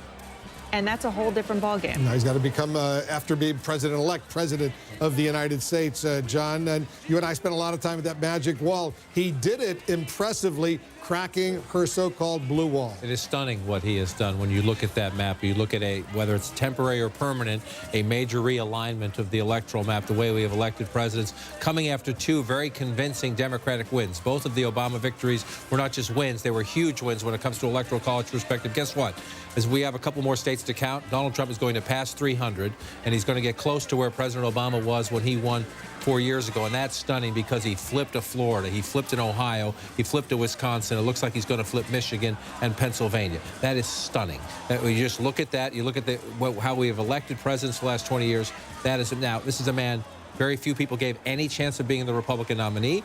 Then in the last several weeks, very few people gave any chance of being the president of the United States. His biggest challenge just started. This country is ripped apart by this campaign, and he is going to have to now, in 2 months, put together a government. And he's going to meet in the next 48 hours with a president of the United States that he spent several years saying was illegitimate. This is just a remarkable moment. This is history, and give the man his due, and give his team their due. The real challenge starts now, uniting this country. But the speech, remember, he was saying days ago he would appoint a special prosecutor.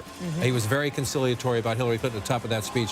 We'll see if this carries on and what his supporters demand from him. And we're talking about the challenges he faces. If you look at the exit polls, I don't want to spend too much time on this because he just won, but if you look at the exit polls, voters, a majority of voters, including voters who voted for him, still have very serious concerns about him. They don't think Hillary Clinton was honest and trustworthy. They also don't think he's honest and trustworthy. They don't think he's qualified. They don't think he has the temperament to be president. And they are concerned about what's going to happen now. So obviously, the qualities he has were considered superior to the qualities that Hillary Clinton has, but he still has work to do.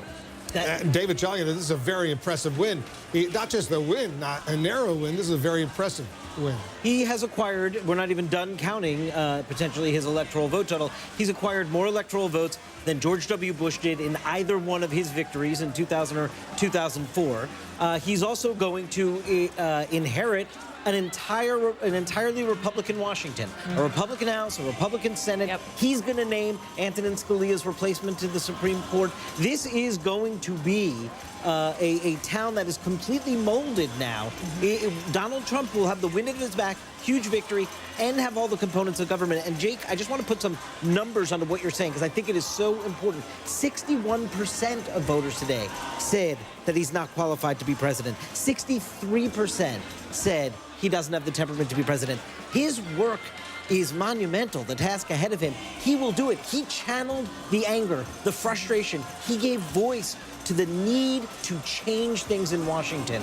And he's been the vehicle for it, and he just soared to victory with it. And now he really does have this monumental task of piecing together, even as you noted, Jake, his own supporters who have doubts about him. And can I just say something a little bit perhaps counterintuitive? And I was just texting with a Republican strategist here who said that maybe the Freedom Caucus or the Tea Partiers, the Republicans in the House of Representatives that made it so difficult for the then Speaker John Boehner and now even Paul Ryan to do deals across the aisle, that they're kind of irrelevant now because they are part of the broader Republican Party. And so because of that, maybe if Donald Trump has it in him to do the deals, to negotiate across the aisle, as he says he's going to do, he has the kind of moral authority with those Republicans who wouldn't let their leaders before do it to actually get things done. Going to be a Republican president and a Republican House and a Republican Senate. And Donald Trump says on day one, he will remove all those executive orders that President Obama signed. He will begin the process of replacing and repealing Obamacare. He's got an initiative that's going to begin right away. That meeting he's going to have with the President of the United States later this week could be awkward. Look, President Obama has been campaigning his heart out, saying over and over again, you don't want to elect this guy because he says he's going to undo all that we did. And he's right. That is what he said he's going to do. We'll see how quickly he tries. We'll see how hard it is. Look, Obamacare is a perfect example. You know, the reason Republicans couldn't repeal Obamacare is because there was a guy named Obama in the White House, and he would, there was, even if they got the votes, he would have vetoed it. He would have vetoed it, and they didn't have the votes to overcome it. Donald Trump has a Republican Congress, but not, you know, the votes to overcome a filibuster, so he might not be able to do it either. All right, Anderson, over to you. Yeah, Wolf, a lot to talk about with our panel. David Axelrod, you know about transitions. There's a meeting with President Obama on Thursday with the President-elect Donald Trump, and then the transition. Right, and there's a lot of work to be done between now and then because it's a very complicated thing taking over the government. But first, let me say, having experienced this before, I remember being in a room when I heard Wolf Blitzer announce that Barack Obama had been elected president of the United States. It was an emotional moment. It's an incredible, surreal moment. I'm sure our friends over here are feeling that as well. And this is truly a historic event. Maybe, you know, I thought I was part of a historic event. This is certainly a historic event in its own right. The most surprising result perhaps we've ever had, at least in my lifetime. So let's just note that. Secondly, let's note that he did strike the right notes. He did strike the right notes. And I think that was a good first step. Van talked about this a little bit earlier. He did, I think, what he needed to do tonight. And now he has to build on that in a country that's deeply divided. So this issue of transition, I don't know exactly how far along Chris Christie was. You know, we started this transition relatively early because, first of all, because we had to, but secondly, as time went on, it became clearer and clearer that he was going to have to assume office. The advantage that Donald Trump will have is that we assumed office in the midst of an epic economic crisis and 2 raging wars with 180,000 troops overseas. He doesn't have that, and that will be helpful. But he still has to put people in place, and he has to give some thought to who those people are, because every appointment will send a signal as to whether this is going to be an administration that reaches out or an administration that doesn't. The transition is just a massive operation. It's really. I don't think people understand. It's almost a corporation unto itself. Right. To be able to pull this off right, and you have so many political appointments to get in place, and any one of them, as you can see, can sometimes cause. Well, I mean, just realistically, how much of it is about rewarding those who came along on the journey with you, which has got to be, I assume, part of it, and how much of it is reaching out to people who maybe weren't with you, but governing? Well, it's going to be an interesting challenge because, particularly in foreign policy, so much of the Republican foreign policy establishment have said they are not going to work for Donald Trump. They wrote a letter opposing Donald Trump. He will have to, I think, build a very, and they don't agree with kind of the central tenets of his vision of how he interact with the world. So you are going to see, I think, particularly on the foreign policy side. I mean, there are a lot of domestic areas where Donald Trump is basically a Republican. I mean, he can find the same EPA director, maybe, that another Republican would. But in the State Department, who those people are could look very, very different than it was for another Republican. The old saying that personnel is policy will come into play here, and I'm sure he will find people who are. Well, I mean, he's had General Flynn has been with him. Spoke at the convention. Obviously, he has an intelligence background that he likely will have a role. Senator Sessions is got a lot of experience in this as well. I mean, these people will come. I mean, let's begin. One thing I want to talk to what David was saying. This is what freedom and democracy is, and Hillary Clinton could well have won this election. She didn't. But had she won it, I'd say the same thing at that point, that this is what freedom is, this is what elections are. Lots of countries, many countries, do not have this privilege. We have this privilege, and so now we go on. And now this is going to get into the sort of normal aspect of what goes on in Washington with everybody saying, hey, I hear Harry's up for Secretary of you always bring up Ronald Reagan, and let me bring up Ronald Reagan, because I remember, I mean, I was in high school when he was elected. I remember a lot of liberals believed the world was about to end. Right. That Ronald Reagan, and there was hue and cry overseas that this former actor had been elected. Right. I don't know if it's an analogous situation. Obviously, Ronald Reagan had been governor of a state. But certainly, I think there's a lot of people, a lot of Democrats out there tonight who are horrified tonight maybe just like many were when Ronald Reagan came. Exactly. And again, I'm not comparing Ronald Reagan to Donald Trump. No. I mean, but you are. But I am. Right. But I do so in the sense, not that they're the same person. Obviously, they're not. But what they are is they come into a situation and they assume the presidency, and then they reshape it, as every president does, as Barack Obama did, to their personal, where they want to take the country, et cetera. And this becomes then part of the Washington scenario here and a very normal presidential administration. This is a new world order. Yes, Let's it is. say that. Yeah. As was the Reagan era.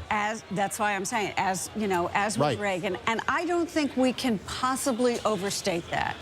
Not only is Donald Trump different from the establishment Republicans we have seen over the years, but there is a new world order in the Congress. He will have control of the Congress in much the same way as Barack Obama came in as a different candidate with a completely different kind of coalition, and the pendulum swung one way, but he had control of the Congress when he came in, and he wanted to be a transformational president. And now you have somebody else coming in. The pendulum has swung the other way. He wants to be a transformational president. He's got control of the Congress. And everybody who wakes up in Washington later this morning will know that. Yeah. So it's going to be different, huh? Everyone in Washington is up. They know it. Michael Smerconish? As this campaign was in its 11th hour and was really nasty, there was a letter that went viral, and it was an image, a JPEG of a letter that had been left behind by George Herbert Walker Bush for Bill Clinton, the man who took his job. And I'm just thinking now about, it was an incredibly graceful and beautiful letter. Unbelievable. Yeah. You're all of our president now was the gist of it. And I suspect President Obama will be equally gracious, as difficult as that might be, when he meets President-elect Trump on Thursday. It also occurs to me that I'll bet Secretary Clinton wakes up in the morning wishing she had given that speech tonight, given the way this whole evening has just come together, and put it behind her. But now the onus is on her, because he was gracious, and he did check all the boxes and say all the right things at the outset. Yes, I want to defend her. She called. That something had to be done if she wasn't going to speak in public. I'm glad for the country she did, was my point. Exactly. I think that was the I can imagine she'll be gracious tomorrow or whenever she comes out and makes a speech. And she's got a lot of supporters who are disappointed and devastated and fearful. And I think she'll have to set a tone. She had at one point, I think, said that if she won and Donald Trump lost, she expected that he would, sort of not advise her, but be a helpful voice in terms of her transition. One of the things I want to say also about the transition team, I was texting back and forth with somebody who's on the transition team. He says they've been working, that it's a robust transition team, and they've been working for months on it. There's two questions, though. I mean, one, what does this do to President Obama's post-president plans, what his legacy, but also, is the era of the Clintons over? I mean, where do they go from here? Do they continue with the Clinton Foundation, which lots of questions have been raised about? Chelsea Clinton is also until a minute ago, they probably hadn't been thinking much about that. I don't think much planning had gone into that. I don't think this exigency was considered. As for President Obama, I mean, I think he too is probably right now thinking through this, and obviously this is a different end to his 8 years than he expected. As Paul Begala mentioned earlier, there is one of the things that was at play here is it is hard to win a third term of any one party, and that was probably a factor here. But I want to go back to something I said earlier, and build on something Gloria said. Donald Trump does have the Congress, and one thing I remember very clearly when we came to office was the awareness that expectations were very, very high, and that it was going to be very hard to meet them. Donald Trump has set some really high expectations. He did it again tonight. We're going to double growth. We're going to, earlier he said we're going to crush ISIS very quickly. We're going to, bring manufacturing, all this manufacturing back to the U.S. Right, infrastructure better. All of this stuff is invigorating to his supporters, but it will very quickly become lamentations if he doesn't accomplish it. And he's going to find that it is hard to accomplish things, you know, even as willful and however skillful he might be. Government is a different entity than the Trump empire. For all presidents. I mean, they all face this. The doing of it is hard. Okay, I think what you see tonight is you got, if the numbers hold up, Donald Trump is going to come to Washington with a mandate, not just on his presidency from the American people, but with the Republican House and the Republican Senate. And what we know, because I was at the campaign when we were doing this, the transition team was started last June. It didn't get a lot of fanfare. It wasn't this high-profile thing. And everyone said, what are the positions going to be filled? Because Donald Trump had no interest in worrying about a transition team until tonight's election results were known. But what we do know is that those people have been building, you know, there are about 4,152 presidential appointments. Some of those have to go and get confirmed by the Senate. Some are Schedule C, some are SCS appointments, etc. And in that category, the team has been working diligently for something like this, just in case, and they will be exceptionally prepared in 78 days, I think, from today, when Donald Trump is sworn in as the 45th president of the United States. But his agenda is going to be the agenda that the American people have supported for him, and he needs to work with Congress to get that done. He is a great person who will reach across the aisle. Privately, he's a very different person. He has that relationship. He's very good at building relationships. He's talked about it a lot. His criticism of the president was, look, if you want to go play golf a lot, go play golf with the Speaker of the House so you can get something done. That's the way he tries to do things, is be inclusive. You can still do things that you want to do, but try and do it so it's for the betterment of the country. I think that's the direction he's going to go when he comes in. Yeah. I think the learning curve can't be underestimated. Part of the thing is when you're a CEO, you can do certain things. You can fire people. You can reorganize a corporate charter. You can't fire the House. You can't reorganize the Constitution. There's certain things that he is used to having and has to be used to having at his disposal. He will quickly find you don't have. So that means there is a learning curve there, which does then mean that who he picks to put around him, he's going to have a challenge, because he doesn't want to stack it up with the old establishment types. But if he brings in only a bunch of young rebels and young Turks, that is a very hard bus to drive. Yeah. You know, and so he's going to have some real challenges. The magnitude of the inflection point for the country here really can't be overstated. The Democrats were on the brink of having a Supreme Court majority for the first time in 45 years. And now Republicans will be able to name a fifth and appoint a fifth Supreme Court justice. This was the first time ever. Maybe more. And maybe more. And maybe more. This is the first time ever that we have seen a new entitlement program be opposed by the opposition party in 2 consecutive elections. Republicans ran against Social Security in 1936. By 1940, they were accepting it. Medicare, they accepted it. If Hillary Clinton had won, the odds were overwhelming that Obamacare would have been entrenched and would have become kind of a part of our safety net in the same way that Social Security and Medicare are. Now, they have very good odds of repealing it. I mean, through reconciliation, they will have an excellent chance to make that go away in very real ways. Maybe not all of it, but a lot of it. And then third, I mean, the kind of fundamental choice on fiscal, they will, through reconciliation, have the ability to pursue a major tax cut that will change the options going forward for the federal government. I mean, this is a big turning point at a moment when the Democrats had the opportunity to kind of consolidate a lot of what they want to do. Now, instead, we're going to go in a very different direction. You know, Ron, there's one more thing. What about immigration? Yeah. What do you do about immigration policy? Building a wall? I know Donald Trump says Mexico is going to pay for it. There are a lot of Republicans who don't believe that's going to happen, and there are a lot of Republicans who don't want to build a wall. So he needs a whisperer to help him not only navigate Washington, but navigate, you know, within his own party on that. And maybe that's Reince Priebus. He may not want to navigate with his own party. On immigration, it's worth noting that in the exit poll tonight, 3/4 of Americans said they favored some pathway to legalization. So, but he doesn't. No, he does not. But I think it's important not to misread the vote. Yeah, that's true. If he's the president. You're talking about a mandate. But there are 3 issues like that I think if you are a person of color and close to communities of color, that you've got to wonder what's going to happen. I mean, I can't tell you how many people are texting me, I can't sleep, I'm afraid. They're all Muslim, they're all Latino, they're all African American. First of all, this question around immigration. Not only how hard is he going to come down in terms of the policy, but in terms of the tone. Because there's been a real spike in hate crimes against people of color in this period of time, and many people feel his tone added to that. So immigration. The Muslim community tonight feels very, very vulnerable.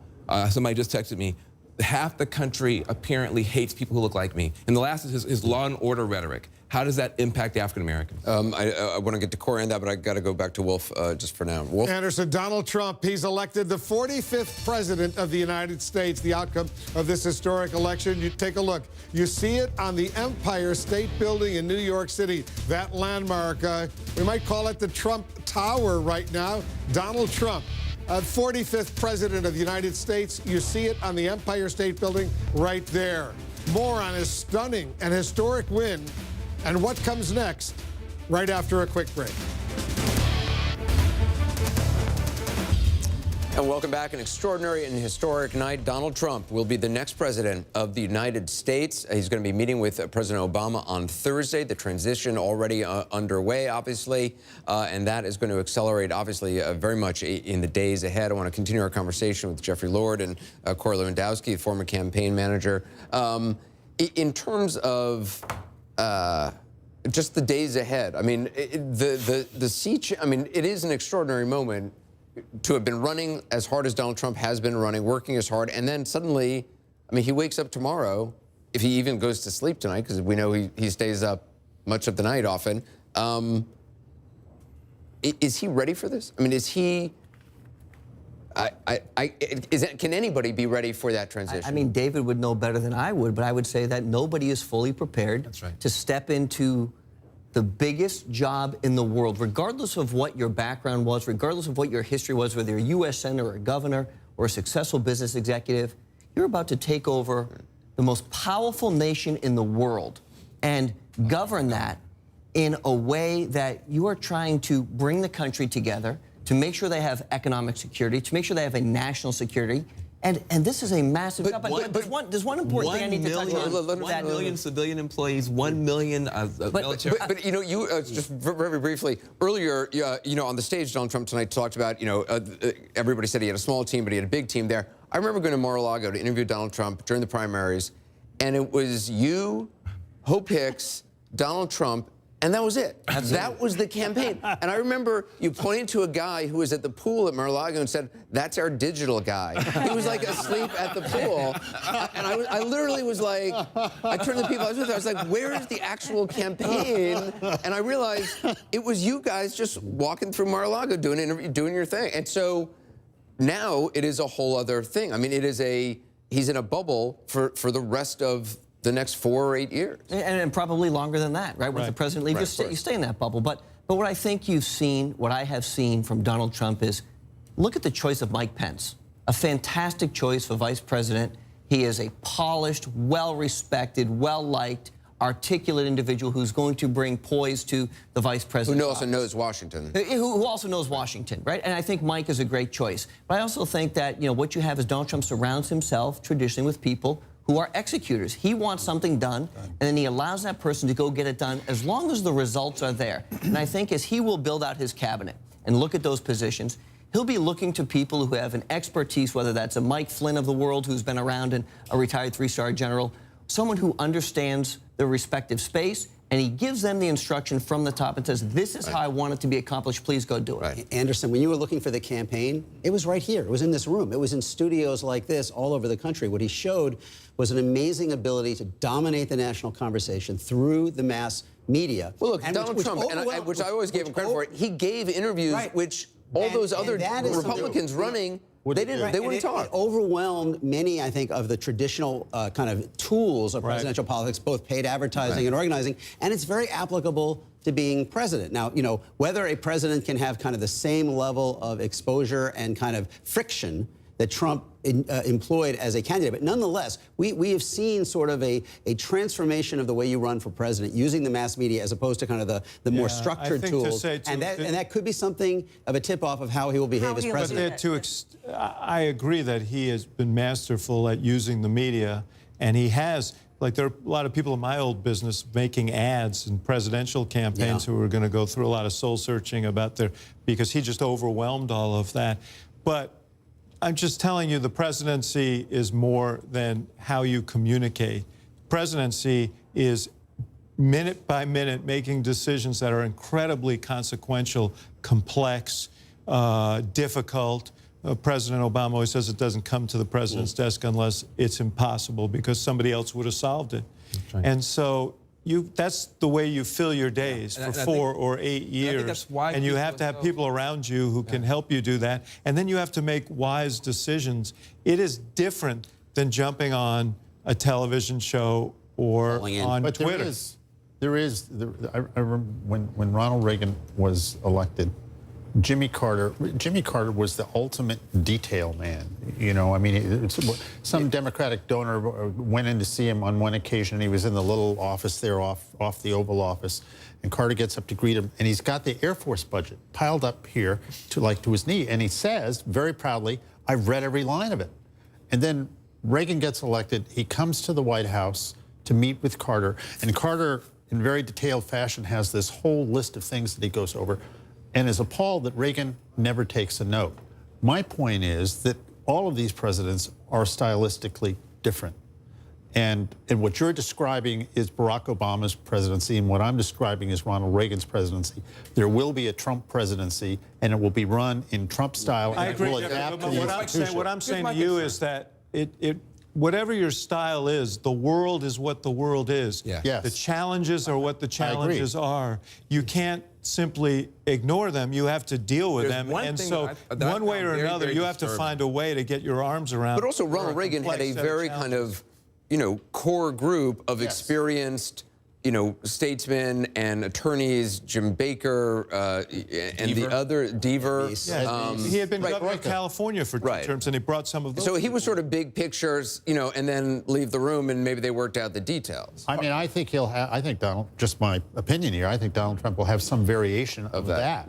Look, part of what I noticed about Mr. Trump as a candidate was that he changed direction a lot. Sometimes you guys would come out here and say, oh, he's going to come out, he's going to be very contrite, and then he would come out with like people accusing Bill Clinton of rape, and it was like he was kind of wrong-footing his own advisors. The problem, if you do that as president, because you've got 1 million civilian employees, 1 million military, that what struck a lot of people as that kind of erratic way of making decisions. You will cripple the federal bureaucracy if you send a different signal. Forget about the federal bureaucracy, Van. What about the markets? What about other nations? I say all the time that when presidents speak, they can send armies marching and markets tumbling. Exactly. And actually, markets are tumbling tonight because there's fear of lack of predictability. But David, that was the same markets that we saw tumble after Brexit, and guess what happened? 2 weeks later, they were back at their highest peaks, and so there was I'm there not a saying reaction to that? Corey, I'm just saying that. Well, I'm just amplifying on Van's point, which is you've got to be very careful about what you say as president, because what you say as president, just your words alone can have enormous impact. Here's my other question. I've never seen a politician run who reacts to public opinion more minutely than Donald Trump. And watches coverage. I mean, incredibly. And as president, and maybe you can answer this, David, as president, you obviously watch public opinion.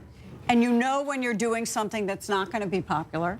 And you know when you're responding to the public opinion polls, and you look at it. So my question is, how will a President Trump make decisions that are separate from public opinion? Because sometimes presidents have to do that. They have to make decisions that will be unpopular. So on the subject of how he governs, I think there's another component of this that needs to be at least put out on the table, and that is, how is he received?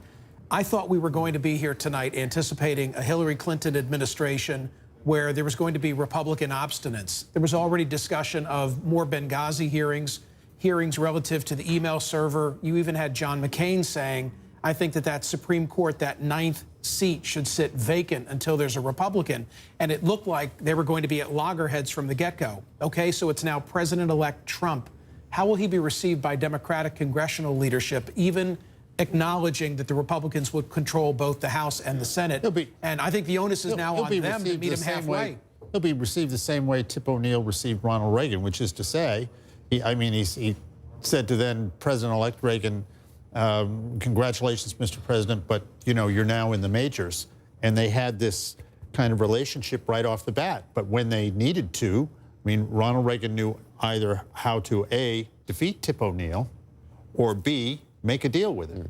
And Donald Trump has that same visceral understanding. I will say this president was received a little bit differently, though, when he came to office. And there was immediate opposition and implacable opposition. Well, the question is, do the Democrats try to do that? The question is whether Democrats take that as an example and say, well, we're going to do the same thing. And if we get in I'm saying that was done to Ronald Reagan. And yes, I think they will. I mean, if you look at where the Democratic electorate is, it makes it almost inevitable that Democrats are going to be in opposition. I mean, the bigger question is kind of what do the Republicans do? And I think that may not be as hard as it looks, because as I said before, I mean, half of Donald Trump is essentially a generic Republican. He will cut taxes. He will cut regulation. He'll repeal Obamacare. He'll appoint a conservative Supreme Court justice. There's going to be no problem lining up Paul Ryan and Mitch McConnell for that. The question is when he gets into the aspects of the agenda that made him unique and may have allowed him to get to these extraordinary numbers in white working class America, things like building a wall, accelerated deportation. Will they go along with that? Will Tom Donahue in the Chamber of Commerce and John Engler in the Business Roundtable, will they accept the portions of Trump that deviate from traditional Republican thinking? As I said, twice as much infrastructure spending as Hillary Clinton. Will they be on board for that? And if they aren't on board for that, what does it mean to the voters that ultimately empower them? The other thing, though, I mean, Donald Trump seems to have always been very loyal to the people who were with him. The counter to that, and I think I think I read something in the New York Times that he said, is there going to be an element of retribution for those who weren't with him along the way, or for changing libel laws or whatever it was, for the crooked media, stuff like that? That's why the market's tumbling. How much of that continues, or is it, you know what, I've won, that was the race, and now, or is there an enemies list? I mean, I guess that's sort of one of the... We've seen this, though, after the primaries. I mean, Ted Cruz, who went to the convention and didn't endorse him at the convention, then came and endorsed him. Remember that moment? Remember that moment? Right. And then Chris Christie ran against him. So it's clear that Donald Trump, if you come on board, you're on board. I mean, is he going to like somebody more who was with him from day one than somebody who was a Johnny-come-lately? Sure. But he's going to need all the friends he can get. That's not unique to Donald Trump. No, exactly. I mean, he's a politician. He understands. But I think Donald Trump does have a very long memory. I mean, I think he remembers, critical newspaper articles about him from ages ago. That's the media. Yeah. Well, it might not be with somebody who ran against him who now wants to help him out. I mean, he understands that they're serving their own self-interest. He wants to win. So whether it's this campaign or whether it's making a successful presidency or a successful company, he is going to do what he has to do to make it work. So we can win. I guess I'm concerned about, which has to do with, we just haven't talked about it, and I just think it's weird not to talk about it. A woman ran for president. Right. Probably the most... She won't be the last. Well, she won't be the last, that's for sure. But probably the most qualified, by traditional metrics, person to run in generations. And she was beaten by someone who, at least from traditional metrics, is the least qualified person. And I wonder, and I don't have a view, but I think it's at least worth talking about. You are taught when you are a young woman, when you're a young person of color, when you're any kind of outsider, LGBT, that what you're supposed to do is be the best. Is to stack up all the credentials, go to the best schools, do all these great things so you can separate, so you can prove that you're worthy of these opportunities. And now you have an example of someone who did that to the nth degree and was just devastated. Yeah, but you can make it. That's not true. That's not true. No one told her to go set up a private server. No one told her to delete 33,000 emails. No one told her that you have to break the law in order to run for president of the United States. Nobody said that. No one said you have to go and become the Secretary of State and then cash in and make hundreds of millions of dollars from foreign countries who degrade women, who degrade blacks, who degrade homosexuals, and you keep that money and use that money to pay for your daughter's wedding. No one said you had to do any of those things to become the president of the United States. But certainly, Van, I mean, to your point, there are a lot of voters, a preponderance of voters, who believe that whatever resume Hillary Clinton had, it still didn't help her with judgment, and Donald Trump does have a great resume. What Van is wrong is people say that she's the most qualified person to be the president of the United States by a metric that the media has imposed is what the qualities are that the American people want. Right, the American people. that's my point. I think in an era when you have such jaundice about institutions generally, about government and about politics, the idea that someone would emerge here who didn't come from this and win is not, in retrospect, that's stunning. because people, that was part of the statement. We don't want someone from the inside. We want someone from the outside. We want someone who's going to take a blowtorch to the establishment. But doesn't it feel like sometimes like the rules change? I mean, I'm just asking. It doesn't feel like you're supposed to do all this stuff and then it doesn't matter. But there's one element of the results I think that kind of puts this in a different light. I mean, she is the first woman nominee. She won college-educated white women, not by as much as people thought, but she did win them. She won minority women by a big margin. She lost white women without a college education by 28 points. She lost them essentially by as much as Walter Mondale did against Ronald Reagan. Only a third of them, according to the exit poll, and maybe this will change as we go, voted for her. And that is probably why Michigan and Pennsylvania and Wisconsin toppled. I mean, she expected to do poorly among non-college white men, but this kind of deficit among working white women, what we used to call in the 90s the waitress moms who did vote for her husband, Bill Clinton. He had better performance among them than any Democrat. That, I think, if there's any single result that's going to get the most discussion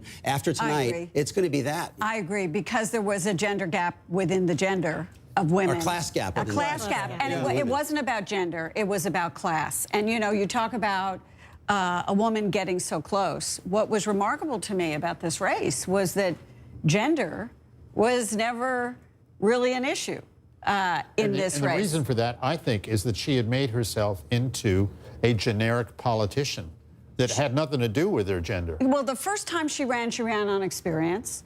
This time she started out talking a little bit more about gender, but that got subsumed. And I think, you know, she thought that Donald Trump, she and a lot of us, quite frankly, thought that Donald Trump was going to create her gender gap for her by his own behavior.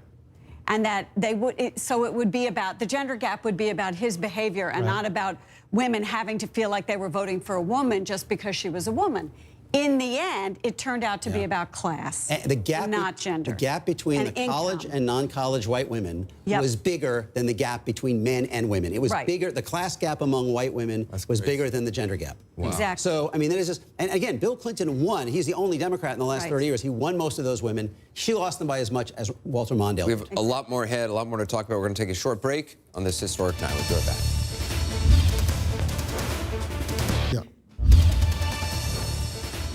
Let's update you on the electoral votes that are coming in Maine. We now project Hillary Clinton will get 3 of the 4 electoral votes in Maine. Maine distributes its electoral votes according to congressional districts. Donald Trump will get 1. So now we have the number. Take a look at the Electoral College map. Donald Trump has 289 electoral votes right now, still a few outstanding. Hillary Clinton has 218. He's well over the 270 you need to be elected president of the United States. Let's take a look at the national popular vote right now. There it is. You can see Donald Trump is ahead by more than 500,000 votes. He's got 47.8% to 47.4%. Donald Trump has received almost 58 million votes, 300,000 votes for Hillary Clinton. So there you see it. The Donald Trump is still ahead in the popular vote. Just noting on Maine, Hillary Clinton gets 3 of the 4 electoral votes. Donald Trump will get 1 of those electoral votes. That's why he went up from 288 to 289, and she's gone from 218 to 219 in her number of electoral votes. Right there. So that's where you see what's going on in Maine, the popular vote. We've updated you on that as well. All right, now, Jake, let's talk a little bit about the markets right now. They seem to be calming down a bit. They do. They're down. Dow futures are down about 288 last time I checked. Perhaps it is because of the speech that Donald Trump gave, in which he talked about partnerships in the world and reached out, extended an olive branch to former Secretary of State Clinton. We should point out another update, just to remind our viewers that Hillary Clinton will be giving a speech in the morning. She has already conceded the race to Donald Trump. And tomorrow she will be talking to her supporters and followers, presumably to tell them to unite behind the next president. A couple other historical notes we should just note about Donald Trump. First of all, he is now the oldest person in this nation's history ever elected president, older than Ronald Reagan at 70 years old. We've said before he is the only person who has never before served in government or the military. There are 4 individuals before him, 4 presidents who had never held elective office before: Zachary Taylor, Ulysses S. Grant, Herbert Hoover and Dwight Eisenhower, Taylor, Grant, and Ike had been generals, of course, and Herbert Hoover had been a Secretary of Commerce. And then now America, your new First Lady, Melania Trump, she is the first foreign-born First Lady since Louisa Adams, who is the wife, or was the wife, of John Quincy Adams. Melania Trump joining that august small club of First Ladies born outside the United States. The new First Lady of the United States, Melania Trump. Dana, the Senate, the balance of power in the Senate, the Republicans stay in charge. That is the headline, that Republicans were defending 24 seats. And they did so successfully. They remain in charge of the U.S. Senate. Right now, the balance of power is that we can call is Republicans have 51, so they have a majority. And there are 2 remaining seats that we just haven't been able to call yet. One is New Hampshire, and the other is Louisiana, because there's going to be a runoff. So it's possible that at the end of the day, Democrats will have only picked up 1 seat. And turns out Donald Trump had some pretty big coattails. And the Vice President, Mike Pence, Vice President-elect, will be the President of the Senate. So exactly. And then just, obviously we talked about the Senate, but it bears repeating that this is Republican control of Washington. Yeah. Republican in the White House, Republican control of the House, Republican control of the Senate. It's very impressive, John King, when one party controls the executive branch and the legislative branches of the U.S. government. It allowed President Obama, when he came to office, not without big fights, but to get Obamacare, the Affordable Care Act, through. It allowed President Obama, alienated a lot of Republicans in the process to get his version of the stimulus package through, all on Democratic votes. Now we're going to see what Donald Trump can do, which the tone tonight, very conciliatory. The market's reacting. A lot of Democrats saying that's the right pitch even. They don't trust it. We'll see, we'll see what happens going forward in this polarized environment. We were just looking during the break. It's possible, still possible, Hillary Clinton could win the popular vote as we count the votes in California. That will add a nugget to the debate in this polarized political environment. Now the big question is, with a Senate like that, Democrats will try to block it, but the Republicans can repeal the Affordable Care Act. They may have to go through budget maneuvers. You can't get 60 votes, do it in other legislative ways, but they can do that. As David noted earlier, there's a Supreme Court vacancy, Antonin Scalia's seat on an evenly divided court. That is a huge deal. Donald Trump's going to fight with his own party on trade. The Republican establishment, including the Speaker of the House and Mitch McConnell, don't want to build a wall.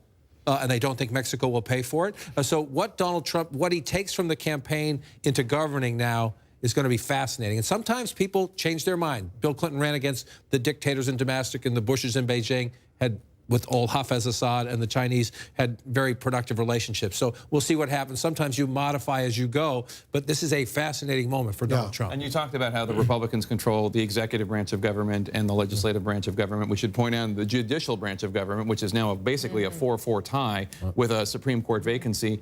Donald Trump will now get to fill that vacancy. Merrick Garland is not going to get that Supreme Court justice. We should point out 3 of the so-called liberal justices, if you include Anthony Kennedy, who's a swing vote, are all either 78 or in their 80s. So it's Donald Trump will probably get at least 3 Supreme Court justices to be named unless they hold out. And in fact, it was that argument that he made over and over again to really consolidate the Republican Party with him, that he would have the ability to shape the court for a generation. That gave real strength to the Republican base. They believed that was reason enough to coalesce around someone that they may have disagreed with. That and Obamacare. In the final weeks of the campaign, when he said, I will repeal Obamacare, I will cut regulations, when he gave a traditional Republican speech, he stayed disciplined, and you could close your eyes and forget the voice, and it could have been Jeb Bush or Marco Rubio or Ted Cruz giving basically the speech that Donald Trump was giving in the final weeks of the campaign. That is when Mike Pence was running around the country saying, Republicans, please come home.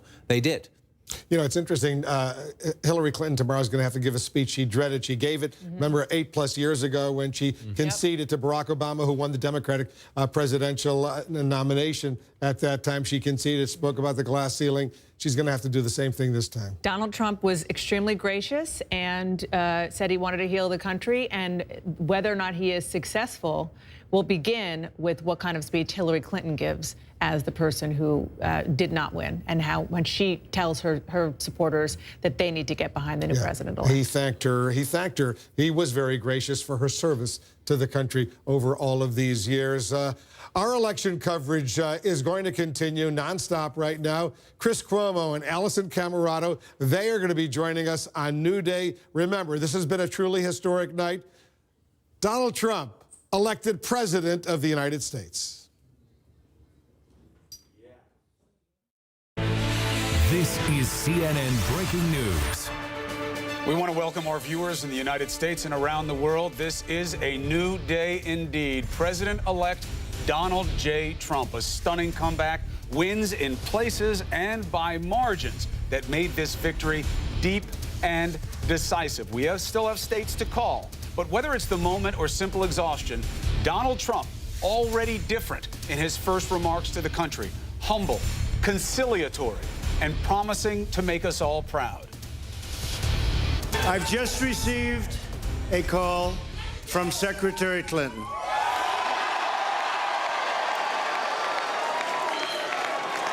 She congratulated us, it's about us, on our victory.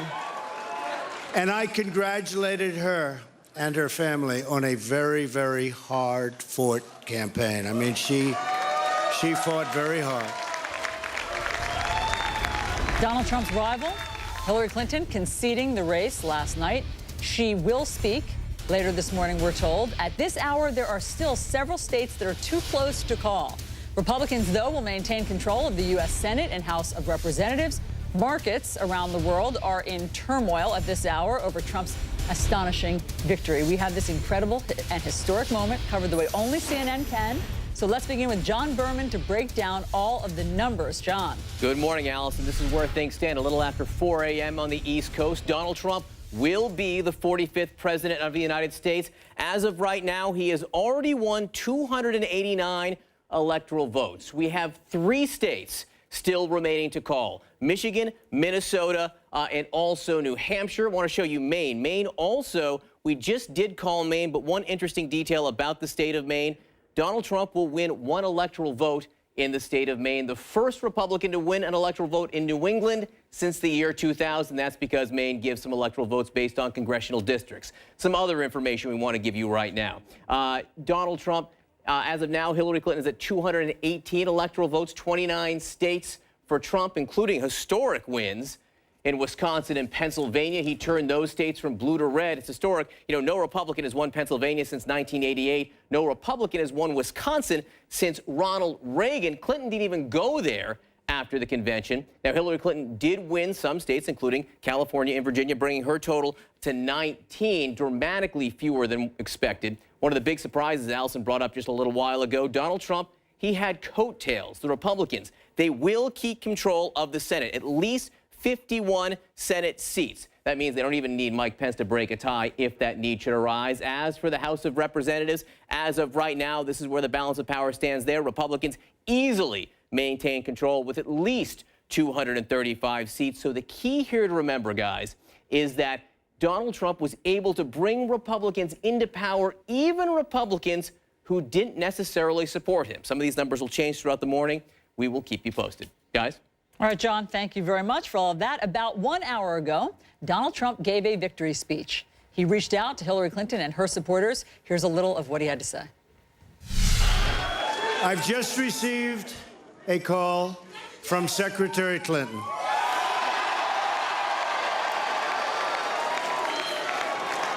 She congratulated us, it's about us, on our victory.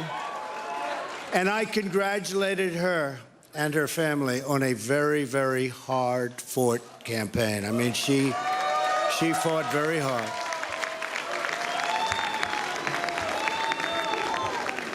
Hillary has worked very long and very hard over a long period of time, and we owe her a major debt of gratitude for her service to our country.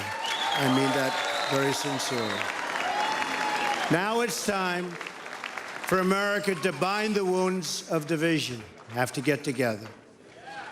to all Republicans and Democrats and independents across this nation, I say it is time for us to come together as one united people.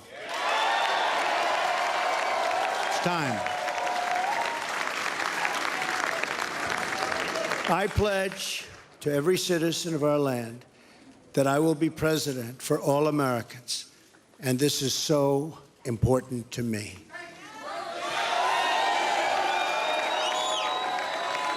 For those who have chosen not to support me in the past, of which there were a few people, I'm reaching out to you for your guidance and your help so that we can work together and unify our great country. As I've said from the beginning, ours was not a campaign, but rather an incredible and great movement made up of millions of hardworking men and women who love their country and want a better, brighter future for themselves and for their family. It's a movement comprised of Americans from all races, religions, backgrounds, and beliefs who want and expect our government to serve the people, and serve the people it will.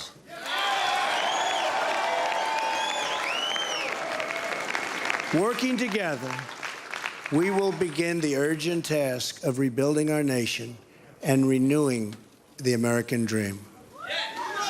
I've spent my entire life in business looking at the untapped potential in projects and in people all over the world. That is now what I want to do for our country. Tremendous potential. I've gotten to know our country so well. Tremendous potential. It's going to be a beautiful thing. Every single American will have the opportunity to realize his or her fullest potential. The forgotten men and women of our country will be forgotten no longer. We have a great economic plan. We will double our growth and have the strongest economy anywhere in the world. At the same time, we will get along with all other nations willing to get along with us. We will be. We'll have great relationships. We expect to have great, great relationships. No dream is too big. No challenge is too great. Nothing we want for our future is beyond our reach. America will no longer settle for anything less than the best. I want to tell the world community that while we will always put America's interests first, we will deal fairly with everyone. Vice President-elect Mike Pence on one side, Barron Trump on the other, his youngest son. Haven't seen much of him in this campaign, but what a moment to make an entrance. Donald Trump making history. The victory astonishing on many levels. CNN's Sunlen Serfati is live at Trump Tower in Midtown Manhattan with the latest. The word from there.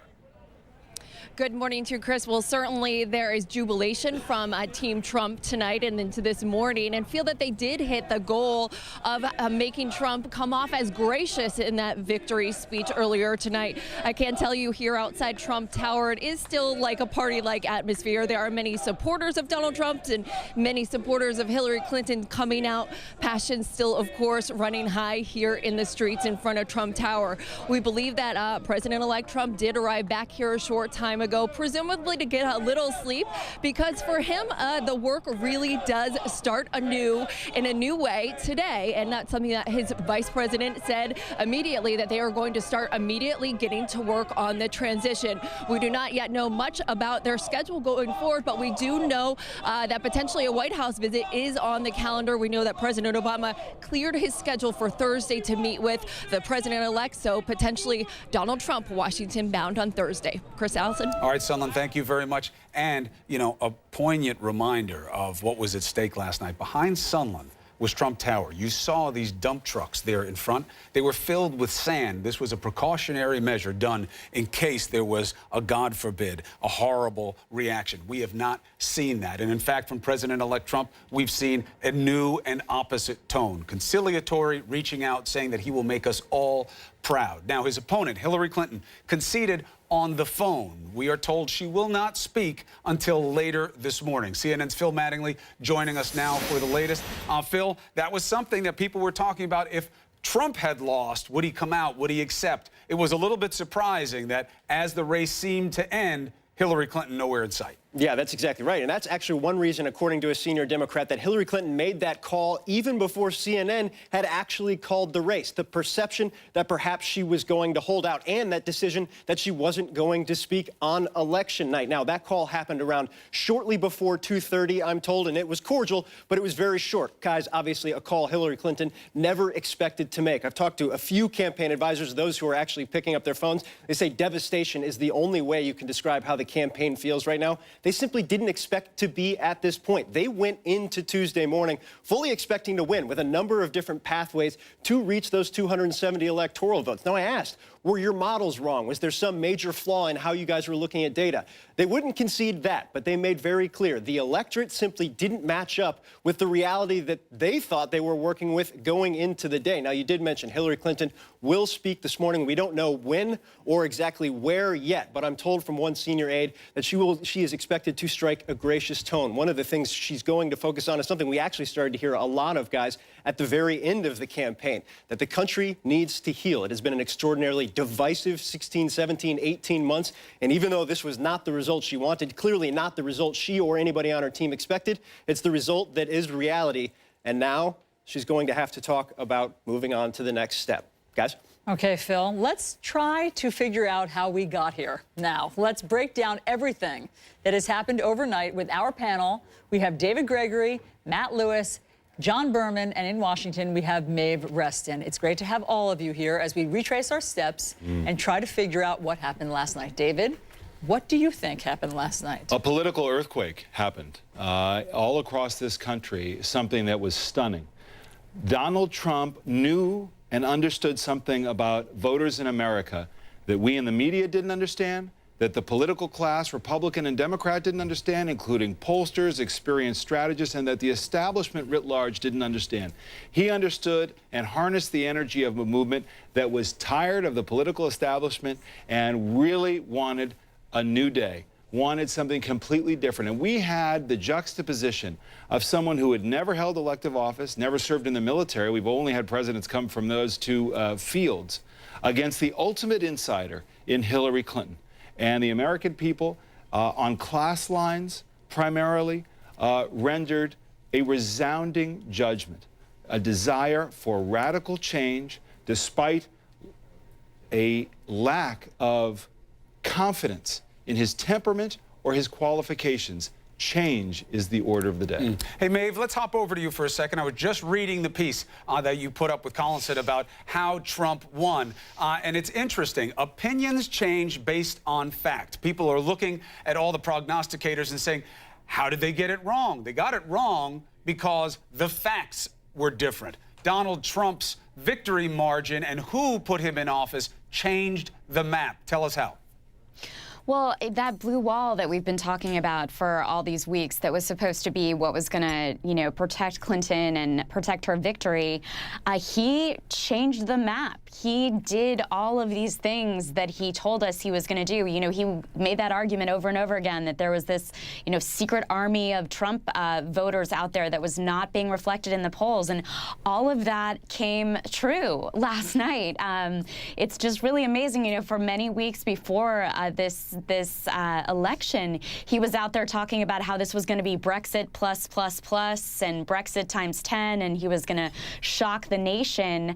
And he did by moving into those Rust Belt states and turning states like Wisconsin and Michigan that until this weekend were not even really on the Clinton campaign's radar as battleground states. It's really just a stunning development.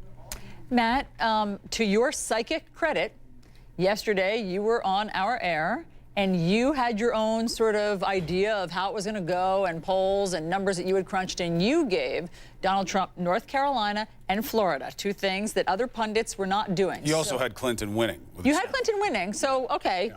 Before I mean, his, you're not Christian. Before his breast swells too much with pride. Okay, but those were the pivotal states. Those were, at that time last night, hours ago, those were the moments when Clinton's camp started gasping. Let's put up those numbers. Let's look at those, because let's look at how what the polls said. The polls of polls. In other words, all of the polls crunched together. Let's start here with Florida. The poll of polls, well, they saw it even, but he won. Right. So I had Hillary winning a very narrow victory. I think I gave her 274 electoral votes. I thought Trump would win Florida and North Carolina. I did not think Trump could go win Wisconsin or Pennsylvania. And, you know, I'm sort of cursed. I have this encumbrance of actually having followed politics and seen Republicans time after time go into Pennsylvania, and it's fool's gold. They always end up losing it. I think somebody like Donald Trump, in a way, it's a blessing. He saw things from a perspective that he wasn't sort of burdened by following politics as closely. And so that sometimes gives you a fresh perspective. But clearly, I think we are now at the beginning stages of a reordering. I think that the Republican Party is going to be the party of working class whites in the Rust Belt in places like Pennsylvania and Ohio and Wisconsin. And in the short term, I think that's a good thing if you care about winning elections. I still am concerned about the long-term ramifications, because I think you end up losing Arizona and Nevada and you know, the sort of Sunbelt states. Well, President-elect Trump made an interesting point. He said, for this to be truly historic as a win, we have to do a great job. There is a burden of the mandate of change, which is you actually have to do something. And when we look at why he won, you have two angles you look at, right, as a surveyor, as a pollster: width and depth. Here, they saw where he'd get his support, but they did not get how deep it would be. And these are people, John, that you were tracking all over the country who want to see something real from their government. You know, people say, what happened? The answer is it all happened, right? I mean, this was a political realignment. You talk about the Rust Belt. Donald Trump won white voters that voted for Barack Obama. Let's put those numbers up. Okay. Michigan and Wisconsin. That's a good point. No, that's a great point, because it's not just the missing white voters who weren't voting in the past. It's a lot of people who voted for Obama. Put the numbers and now up. They're voting for Trump. Michigan and Wisconsin, so just so we can get a sense of this, because this was seen as fairy dust. When we used to touch these buttons on the wall. And then you see Michigan, you know, very tight right now. We haven't called Michigan. We haven't called Michigan right now. It is very tight. We have called Wisconsin. It's a 26,000 vote margin. Wisconsin, Michigan, very, very close. Pennsylvania. I will say one thing about Florida and also North Carolina.